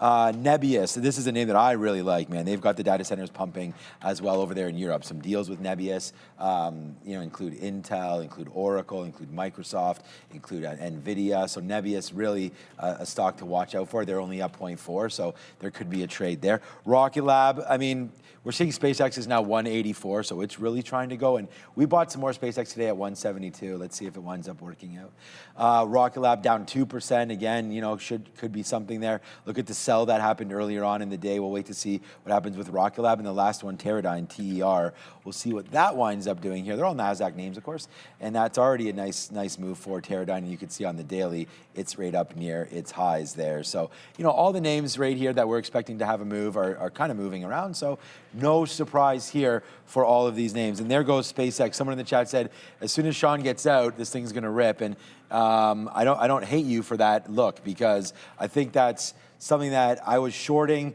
this 180, it looked like a decent level, right? So once it breaks, there it goes. We get out of our short, and do not go long. And I wish that was a little long-winded candle right there instead of me always long-windedly talking. But that would have been a good one, breaking 181 up to 184.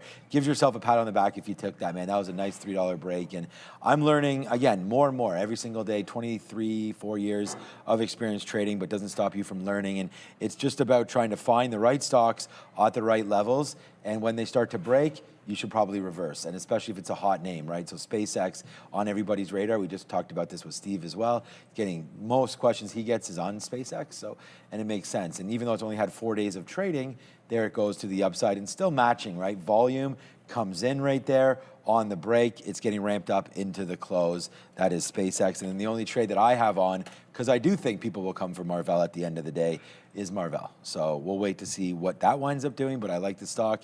And I think if it can break through, you know, some of these levels of 330, the high of the day, I'm going to wait for 330 to break. There's going to be a big, like to me, there's no point in getting long right here at 329.70. It would be the high break of the day, but then it's just going to run into 330 anyways. And if it stops at 330, it's going to tank. So I'd rather have it, maybe not tank, but I'd rather have it break and then play the momentum high side as wow, man. You want it to come out as a bid. That's the thing. If it comes out as jets, but I might get long before. But the thing about having a stop order is that if it comes out as a sell, in theory, you're not triggered. But SpaceX is picking up on volume. It's almost as if they're buying into it. Sorry about those. It's almost as if really the way the volume is picking up, the accumulation is already starting to happen in SpaceX. We know this is already going into the NASDAQ, so the passive buying is there. It doesn't necessarily have to be all at once. This is not like the Marvell where all the buying happens now, but this is absolute buy program madness. The high this morning in the opening range, at least that you can tell pretty easily, is about 188. Does it find resistance there? Maybe, maybe not. But at this point, I would suspect if there wasn't a buy and balance on it now, like someone's anticipating that there's going to be one that's going to flash at 350. Some important things to remember. Whatever happens at 350, at 355 and 358, if you're riding a trade because it has a gigantic imbalance, those are moments that things tend to pair off. Maybe not the whole thing, but certainly large portions of it at those two particular times. And a lot of times, we've been seeing this before. On the really big ones, they're starting to pair before 355. Like you'll see 53, 54 as people get ahead of those moments for those trades. So yeah, the velocity, and it's not just, look, it's not just SpaceX that was moving. Rocket Labs actually had a volume spike and a breakup maybe 20 minutes ago. Same thing happened on Corey. So a couple of names that are also getting added to the NASDAQ are making some early runs. So the three names I have up are going to be it's Rocket Lab, CoreWeave, and Marvell. And I could have that QNC, that $3 stock up there as a fourth, but that's what I want to see. That's what I want to watch for sure. Luis saying it's going to 200 by the end of the day. What is this stock in $200? It's there's been gravity around that price on Fed Day. Well, Fed Day was yesterday, so. No, yesterday, it just kept testing 200 over and over and over again. And then that's exactly what it tried to break when Warsh was on the podium, and it just couldn't do it. And then it made the turn at the $200 level. So there's been some gravity there. Also go the day before that. There was a good back and forth and closing around the $200 level. So maybe that's it. Maybe he just wants to get to the $2 bills. There's options on this now, so all the big major strikes could have some pull towards them, I would say. So we'll see. What's the big deal? Like, why is this Quantum Emotion Corp? Like, why is QNC on here? I mean, I have no where's idea. it there at? It's not in the notes that I've been able to find. Yeah, because right here we do have a big imbalance, and I see. Oh, I apologize. It was somebody that's always in our chat there talking about QNC. I don't know who it was. I forget. Oh, now it's gone. It's been popping back and forth. Oh, okay. So maybe it's just nothing. Okay, maybe it's a nothing burger there on QNC. That might be my bad on that one. Maybe there is nothing. So yeah, we can. And again, why I say that is whenever they disappear, I tend to stop kind of looking at them, right? And I think that's for good reason. Like if there it is again on the Amex. So I don't really know why it keeps showing up. It might not be, as we would say, it's a fugazi. It might just be like a fake, kind of someone putting in some bids here to get some people interested in because it is a quantum name. So I would just say be careful with that QNC. It's obviously not reacting to anything like this. So, hey, we could be completely wrong. It wouldn't be the first time that would be the case. So, but this CDE is a buy, and look what's happening to CDE right now as that just continues to go up to the upside here as well. So Coeur Mining. I think they were on the list somewhere. I think this is a Canadian name, to be honest with you, but there goes CDE now. It is. It is? Okay. It's expected buy, one of the bigger ones. One of the bigger buys, so that will probably come out here in It's dual listed yet. Yeah, so in Toronto, that will come out as a nice little buy there. So we'll have a look at that one. SMR, wow, big buy on SMR, which might be why it's up 10% here today as buyers are trying to get some San Michael Roberts in their life. Pins as well there. That's down to 4 million, 5 million shares on the sell side of that one. That's not a great looking stock either. Anything else of interest on here? We talked about Blue Owl here, going back and forth with their capital and what that's meant for some of their software as service stocks. That's a buy actually coming into play there. And so that's what's going on. In about 9 minutes, we get the truth, and that will all come out, and we'll see what's going on. Exactly. 9 minutes away. And remember, it's going to be a busy board, but we'll get questions. I know Scott's asking about, well, when SMCI comes out, can you let me know what the imbalance is on that?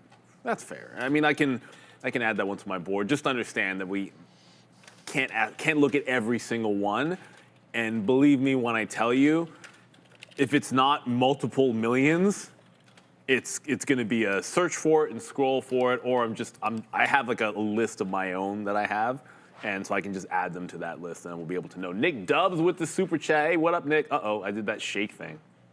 That's just reshake. Oh god, I hate reshake. Yeah, I know. Then you got to shake it again. Just shake it off. Shake it off. There we go. Bull flag, flat top breakout on Beam incoming. You must mean on a daily. Okay, yeah, you mean on a daily chart. I pull up the 3-minute chart. I'm like, there is nothing happening on that stock. You like a flat top break? We were just talking about accumulation for a very long period of time with Alibaba at the same levels, and here's Beam with a sort of a similar look, although maybe a wider range because the top to bottom that's like 250%. The lows are 14, the highs are 35, but that's a very long accumulation with a potential break. This is the kind of thing you want to look for. I mean, I like it. I tend to prefer when I can coincide stocks making those bottoms with grabbing the 50 and 200s if I can, as opposed to having to buy that top. But yeah, accumulation's accumulation. The example we really liked was, of course, Alibaba. And that was more, I think, when something's falling that far, we always get a lot of questions about it, which just reminds me, is CRM going to catch a bid? How far is this thing down today? SpaceX is super. It has a chance. It's non-zero. It'll probably take a buy and balance, but maybe the streak gets broken today. All it needs is a buy and balance, and this will end the 12-day streak. It's going to be at 13 at this point. So where's the SpaceX now? It's still going? Yeah, man, it's 188. It was a 181 break that we should have had. Wow. And there it goes. I mean, we did have the break. We just covered our short. That's all. But yeah, there it goes, right into space there. Pun intended. I mean, this name seems to be a rocket ship. Yeah, who's got those diamond hands? Well, hit it. I don't have that one, the rocket ship one. No, where's the new one? There it is. Oh, 188 just kind of bounced. So I think if this that one. Sorry, USA. Yeah, USA looks to be damaging the moon there. That was supposed to be Mars. Oh, the Mars. I wasn't watching. I don't know why we're crashing on Mars. It's kind of a bad look for SpaceX, but look. That's our new rocket ship one. We have another one, which I could have just hit this one, which is a little more standard. That's better. It destroys it. That's destroying it either way. Yeah, what happens to the Earth if the moon? I think we're right here for a short on SpaceX. Like that's 190. That's the problem. It's just, we just talked about it with all this sort of fake volume coming in. It's real volume, but it's, isolated by the NASDAQ 100, by rebalancing today, the last day of the week. And again, we do have NASDAQ 100 rebalancing, and it seems like there's a lot of people that are getting excited off SpaceX. Look, I'm happy. We bought a day of the IPO or day after the IPO at 170, maybe it was day of, and then we just put some more in the account today at 172. So, happy with what's been happening here with SpaceX there. I think we could see 172. Like, I don't have FOMO. I'm still waiting for 150s. If that can come in, maybe 155, 156, something like that. But there goes SpaceX right back up to the upside. We could take another look. Like, it's CoreWeave addition today into the NASDAQ. it's trying to go right now. That could be something to run to view up, and definitely not out of the line for that one. Marvell on the run up as well. I'm still waiting for 330 break. If 330 breaks, I'm going to go long. I don't know if we'll be into that mock, which is the market on close order or not, but if we can get a Marvell trade, and I'm honestly, if we take 330 and don't go, I'm getting out. Like, I'm going to get out probably at 329.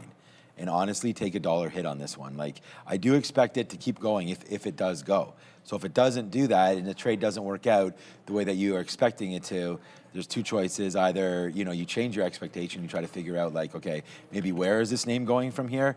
Or you just get out, and that would be what I would choose on that option today, would be just to say back away, from the trade itself and see what happens to Marvell, after the imbalances are released. So if that breaks through 330, great, we'll take it, and then we'll give ourselves $1 worth of room on MRVL. So that's a trade that I'm looking to do right now.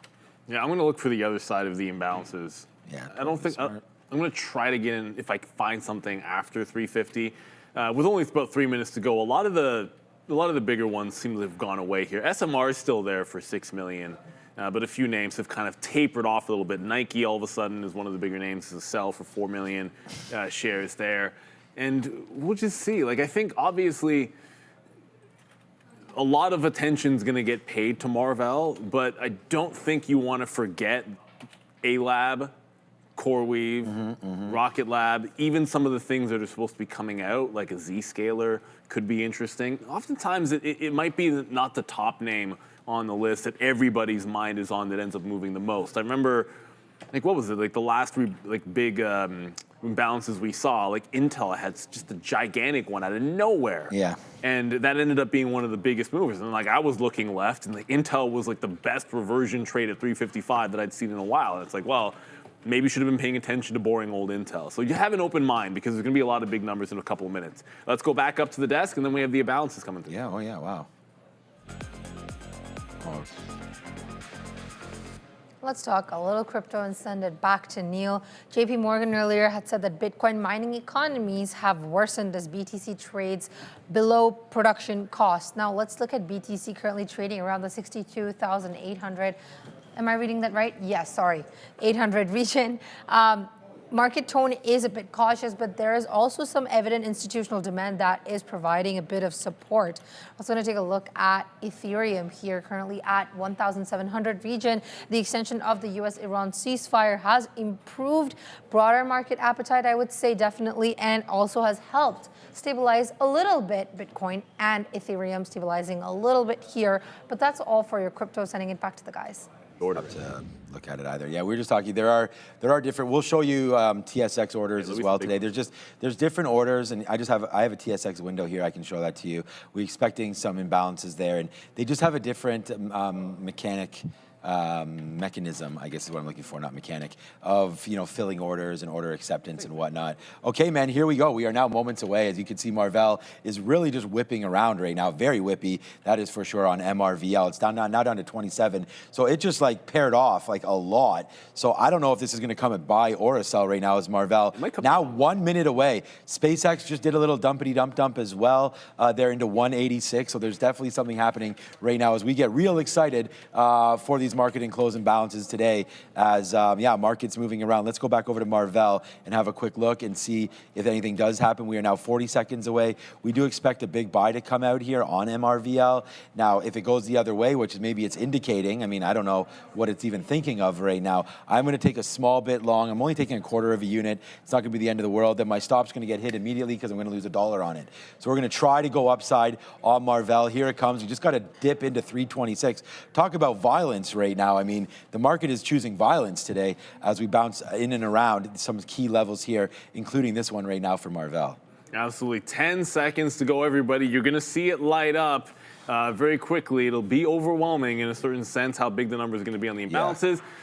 So we're just lock and load. We're going to give them all to you. It's the last SpaceX right back up again. Yeah, SpaceX to the upside. So Marvell just what? Must come 321. Must have come the wrong way. Wow, Marvell just got clapped to the downside. Clapped to the downside. Intel's a sell, 9 million. I don't even see them on here. 9 million. There we go. Marvell is a sell of 4 million shares. That's why I have this one up. So Marvell is actually a sell imbalance. So came out the wrong direction on Marvell. What else do we have here? So wow, Marvell. Look at Marvell's chart. Come over to me, first of all. Oh, my goodness, yeah. 314 right there for Marvell. Wow. Getting absolutely crushed right there to the downside. So that's an imbalanced trade gone sort of wrong right there on Marvell. I can take a little bit here to see if let's take a little bit of Marvell here. I'm only going to give it to 312. If it breaks 313, we're out on Marvell. There's Marvell, instantly in the money, $2 on Marvell. What's up, Adara? I was going to say, you guys see that S&P 500 imbalance that I thought I misheard, but I'm pretty sure that's what I heard. $9 billion to the sell side. Look at Marvell. Marvell is now $4 in the money. We say imbalance. What's that? There goes Marvell. Nice move to the upside right there. As again, we're taking the risk, right? I mean, if you don't take the risk, you don't get the rewards here. So we're going to try it right now with Marvell. There it is, man. Let's go. There's a quick another $3. Hey, we're here to trade these imbalances. Why do you think we're sitting here? We're here to trade these imbalances. I put it on right there. Let's wait to see. It may not work out. I'm already out of a third of this Marvell trade. Scott, I can't even find it so small on SMCI. It's literally 30,000 shares. Complete, absolute nothing burger. Yeah, I'm going to stay away from anything that's the wrong direction. Oh, boy. That's a little too crazy for me. I'm not going against the imbalance. I've seen that go nastily, but nothing that we were expecting to be gigantic is gigantic. It's really all the other direction, with the exception of that flex and that CDE, which is 5.7 million. CRM is also a sell of 5.7 to the downside. So those are some of the bigger ones out there. But Marvell, it's currently $6. Unless it flips, I'm not going to touch it. Yeah, I'm sorry about that. But there it is, man. $6, $7. I mean, Marvell is just an absolute monster right here, right now. We couldn't be feeling, honestly, any better about trading these days. I mean, Marvell's been, look, I mean, this is, we bought it. We did it live in front of you guys, so there it goes, man. Lots of opportunities, take advantage of that. We are looking at Marvell. Like Neil said, we've seen so many imbalances, and when things go the wrong way and they dump like that, seems to always, I mean, what was another one that was the wrong way? It's probably rebounding as well. So was Flex a sell? I'm not even sure, but that was on the board as well there. Look at that. There's a huge move up for Flex. I mean, it's just, this is what money making is all about, man. Sometimes you do got to take the risk, and I do understand it's not for everybody, and that's fine. But there it goes, man. $6 on that, and that's it. I don't have anything else going on. Well, why do I need it? But there's SpaceX 190. SpaceX is a buy. That's a monster there. But hey, it is what it is, as we always say, and we did it. So we're out right now of basically 80% of this Marvell trade. $6 in the money. We got to take that. We've been doing good. It just went to VWAP. So there we go. We have less than, like I said, out more than a third, less than a third left on this trade, probably about 15% or so left on this. I'm going to take another out right now, and then we'll just let the rest run. So there it is. We get $319.50. There it goes, man. $5 on SpaceX and on Marvell. So Marvell, SpaceX, Intel today, Amazon today as well. Amazon was a pretty good trade, short until it wasn't. It broke higher up into 345 on some more chip news. But yeah, just getting out of these trades now, I think, is the next key, and we'll wait for 355, and we'll see if there is any sort of rebalancing happening on that. And it's just QNC, actually. Looks like QNC was a buy, but it doesn't look like it's doing anything there. I'm not sure if someone got long at $3. Something fishy with that stuff. Maybe they did, but everything else, man, definitely working in the right direction. Hey, thanks for being here on Rebalance Day, man. I mean, I wasn't here yesterday. I'm sure there was some big trades off of. It was just short, but it was just short the. Yeah, the Fed. I'm sure you guys were short or did something there, but closed trades. No, I'm just talking about the Fed. Yeah, and then today here we go. Good opportunities, obviously, to see what's going on with Marvell, and there it goes. So I'm getting out. I have very few shares left, under 15% now. Let's just wait to see for 355 if it continues to tank down. My stops there. This was $1 worth of risk. We're getting out if it breaks 313. That was always the case. So now we'll just let it ride here. What a great way to end the week. Absolutely. And remember, too, sometimes you get these flashes down, and it can be, look, it could be like a different buying opportunity. Like if you've been looking to buy the dip, if it goes, crazy print down because it's a sell imbalance and it's about 355, sometimes that can be a quick little scalp trade. So 55 is about to hit. You can already see a lot of things that started to pair off. I'm kind of curious to see what happens on that QNC. If that goes to absolutely like 0 or something, but it's staying for now. That stock seems like it wants to be 20 million to buy. That makes no sense to me. But WFC maybe, that CDE, be careful if you're trading CDE. That's $6 million to the buy side. Do you have Toronto? Was it also a buy? Oh, I didn't see. It's trending higher, but try to remember that's dual listed I don't have the Toronto imbalances up. I do. They're not. There's nothing. They're not Okay. huge. Or CVVN or something. I was going to say, if you're trading something dual listed, make sure the imbalance is on both, because they can sometimes be buying one, selling the other. Wow, I've seen people get SpaceX. absolutely destroyed. SpaceX There's a lot is going the on. story right now. Like, if we're talking about volatility, they went from program buy to buy imbalance to sell it back off going into the close. SpaceX currently, I'm still seeing 1 million shares to buy. Oh, you have it but marked? 50 million paired. So that 1 million is meaningless. Right. Right now, the open interest on SpaceX's close is 51 million shares. So they've paired it all off, and that's why you're probably seeing it come back in. That's a quarter of the day's volume. And this is supposed to go in the MSCI next week on Friday. What's that supposed to look like if today was just sort of a random, and it's getting passively bought into the indexes, and we get a 50 million close? Sheesh. That's absolutely intense. We said, be careful at 355. Look what happened to that flex stock. This is sort of the thing. Like, you can't chase it. You either get it, you either can get the break or you can't on something like this. Adara? Breaking news. So I want to specify here, there's a big caveat on this. I'm going to tell you guys the story, then I'm going to give you the caveat because I saw an aspect of this earlier. Either way here, I guess Washington Post, or a reporter for the Washington Post by the name of Dan Lamoth. He works for military affairs in Washington Post. He's basically mentioning this quote in a book that just came out, I think, today, where I guess President Trump was asked by Jeff Bezos to advise officials in charge of government space contracts to seek contractor diversity. Now, the significance of this is if they do seek contractor diversity, they could say bye-bye to SpaceX and go to Blue Origin for some of the contracts. Now, again, I mentioned caveats. One of the biggest caveats is this book already came out. This information is not new. It's just being reposted. So again, here, there are some concerns that I guess Jeff Bezos called President Trump and said, hey, can you consider contractor diversity? Meaning, can you consider Blue Origin instead of SpaceX for certain contracts? This is all, as I mentioned, very A, not brand new, and B, super, super what if hypothetical, but that's the headline that I did see on SPCX just now. Back to you. Hey, I mean, But Bezos, y'all build that launch pad back already? You got that blew up? I mean, I don't know. Maybe. well, I'm not an engineer, but it takes over a year to rebuild that. Yeah. Well, the other thing, Neil, is that this book is about the aftermath of the 2024 election. So presumably he said that to Trump a long time ago. Okay. So maybe even before he was inaugurated. The timing on this is really fuzzy, which is why I said be careful with that headline. I just wanted to let you guys know because there was that drop. Yeah. I mean, look, I'm not just saying, I own way more shares of Amazon than I do of SpaceX. I hope so. But it's not even close. It's a lot more. But at the same time, look, SpaceX way ahead of, oh, there it is. Just a new piece thing. Way ahead in terms of capability than Blue Ocean. Not to mean that there won't be any competition. We did miss this super chat. There was action on Netflix. I believe we did. We went over, Netflix was about a 5 or 6 million imbalance, something in that range. And then look at what happened at before 355, they already started to pare it down. So big price action, let us go. I don't see Netflix anymore. It was 5, but by now most things have paired off. This is what you're gonna see. Like a few things, like all the early big numbers are there, and look what stayed. Pfizer has stayed, Coty is still big, but not much. And on my little board that I'm watching over here, like the ones that are still of a decent size are that CDE, apparently CRM, SpaceX is still a decent size. But remember, SpaceX 3 million is built differently because it's done 250 million shares today. And the paired volume is gigantic on SpaceX. They're still selling it off. As we speak. Less than a minute to go here. Easy peasy. Hey, good to see you, Easy peasy. 1K auto trading with agent built with Claude Fable. Oh, you wait till now to tell us? Hey, great to hear that. Maybe we'll ask you more about that automated trading next week, because I know a lot of people are looking to do that. Robinhood has added that.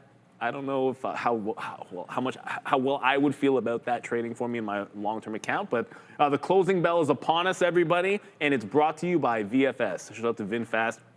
Nice looking vehicle, ticker VFS. Thank them for sponsoring this closing bell, because it's the end of the first half of the year. Options expiration. Almost the end of the first. Almost. Well, you know what I mean. It's a quarter. It's the semi-annual rebalancing today. You saw what just happened with all the imbalances. Marvell is now, well, technically effective on Monday, into the S&P 500. Congratulations to Rocket Lab as well. Do remember, tomorrow, we're not going to be here. We are here every day the market is open. But the U.S. markets are closed tomorrow for Juneteenth. Canadian markets. Canadian markets are open, but let's be real for a second. The volume is pretty bad.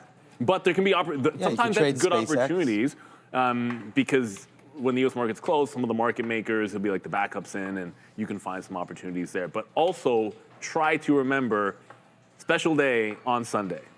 So I want to give a big shout out to all the fathers out there. Happy early Father's Day. Obviously, you know, we're a couple of parents, and you know, we're fathers here, and certainly there's nothing more important than family. You guys are our family, so all the best to you and yours. Any specific plans? Yeah, like I'm going to go see my dad on Sunday, but we're in and around baseball and hockey on Sunday, so we have double events, and we're all pretty full. And I don't know, my kids will have something planned Surprise, for right? me. Well, I don't know what it is. I love burgers. So if we could do a barbecue, this is what I'm saying. Keep it simple. Yeah, like I don't, you know, whatever. But I feel like going out for brunch and all that is a lot of Mother's Day stuff. Brunches. Brunch is a Mother's Day. I mean, I'm still down with brunch. Don't get me wrong, but I'm just saying, like, you know, I think that's more. Let's choose a barbecue. A brisket would be real nice to get that going maybe tomorrow morning and let it go all weekend or whatever. Steak. You know, their steak is always great. My kids love some steak, but at the end of the day, man, it's just another day. It's more about, you know, for our fathers, I feel like. It's nice to be a father, of course, but you know, what's up to everybody. And how about yourself? You guys doing anything? Well, I've been told that expect to go out to eat. That's what I mean. We're being told stuff. I've been told we're going out to eat. That's about all I know. But as long as I get to spend time with my pops, who will be coming out with us, and that's all you really ask for. So, you know, for everybody out there, hey, I want to give a big shout out and thank you to with Mitch this morning, and of course Steve this afternoon. Fantastic job by Darius. He is already gone. Juan doing a fantastic job. We got Fabian, Ramin, Andre, the entire team, Brendo. Sharif and Popo Joe left real early over Joe here. usually sticks around. Like I look over. No one was banned from the chat. Oh, there we go. Bye, Popo Joe in there. Don't say that to him. He gets mad for some reason. Okay, so I didn't. I was joking. Yesterday? I was joking because I thought it was kind of a funny thing. He got really upset at the close yesterday. Like, weirdly upset. Oh. Yeah. Maybe so that's why. I don't know. I thought it was just a funny little thing. I don't take myself that seriously. Oh, okay. But Adara, we did not get a chance to ask you any plans for Father's Day? So I actually did Father's Day with my dad last weekend because I was in Winnipeg. I bought him this book on the Beatles when they had that Beatles exhibit at the AGO, so I flew that giant thing over to Winnipeg. It was like a big old coffee table book. Nice. So he really liked that, and then right before my plane left, we did like a little early dinner, and then I guess my fam was like, well, we're already celebrating. Let's just do all his Father's Day stuff last week. Right. So I think my dad will get like some other Father's Day stuff this week too, but I think it was mostly last week. So happy Father's Day, Perry. You might be watching, so happy Father's Day to you. Thank you. Was he ever able to see any, you know, maybe McCartney or anybody like that? We saw McCartney live when I was 13. So I went with him. So that was really, really nice. 13 years old, got to see Paul McCartney live. I don't know if he's seen the other Beatles, but I know he and I also, and one of his friends, we went to see The Who, where Ringo Starr's son was playing drums. So another Beatles connection there. That's awesome. Well, stay safe in that yellow submarine. Yeah. Happy Father's Day as well. Yeah, happy Father's Day to everybody. Marvell 308 and tanking. And I talked about this. I got some off today, right at 329, and we actually just got to fill right at the end of the day when it went up to that price because it had missed us in the past, and I changed it up there to 329 because of that exact reason today. Thought that, and now that's what I'm talking about. You got to get some off, buy the rumor, sell the news, and Marvell today, we're able to do really well right there. But yeah, at the end of the day, it fails off that 330, all-time highs for Marvell today. We'll see what happens on Monday. I would say it's too bad because if you could buy options now, I'd buy Marvell options because that's right now you're getting, and I think maybe you can until 415, you're now getting quite the premium, I think, put right back in your pocket off of a fake move down. Like Marvell, there's nothing wrong with the stock. I don't think it needs to be down here right now, but we'll see what happens on. But again, those big sell-in bounces a couple of weeks ago on NVIDIA and Intel, when you came back in the next day, it just filled the gap right back. Yeah, I mean, this is why I say that kind of stuff. Because I took advantage of it on Palantir one time, and I bought some 130s, and then it opened up at like 150 or something on Monday. So, all right, man, good show. Have a good time this weekend. Thanks to everybody who's out there. Happy Father's Day to everybody that's here at Trader TV Live. Go Canada. Oh, yeah, that's right. That's in 2 hours, you said. 2 hours. Okay. 6 o'clock. I've got, my son has chess. So and my daughter has a workout 5:30 to 7 or something. So I'll be able to watch it and hope you guys will too. Good luck, Canada. Happy Father's Day, everybody.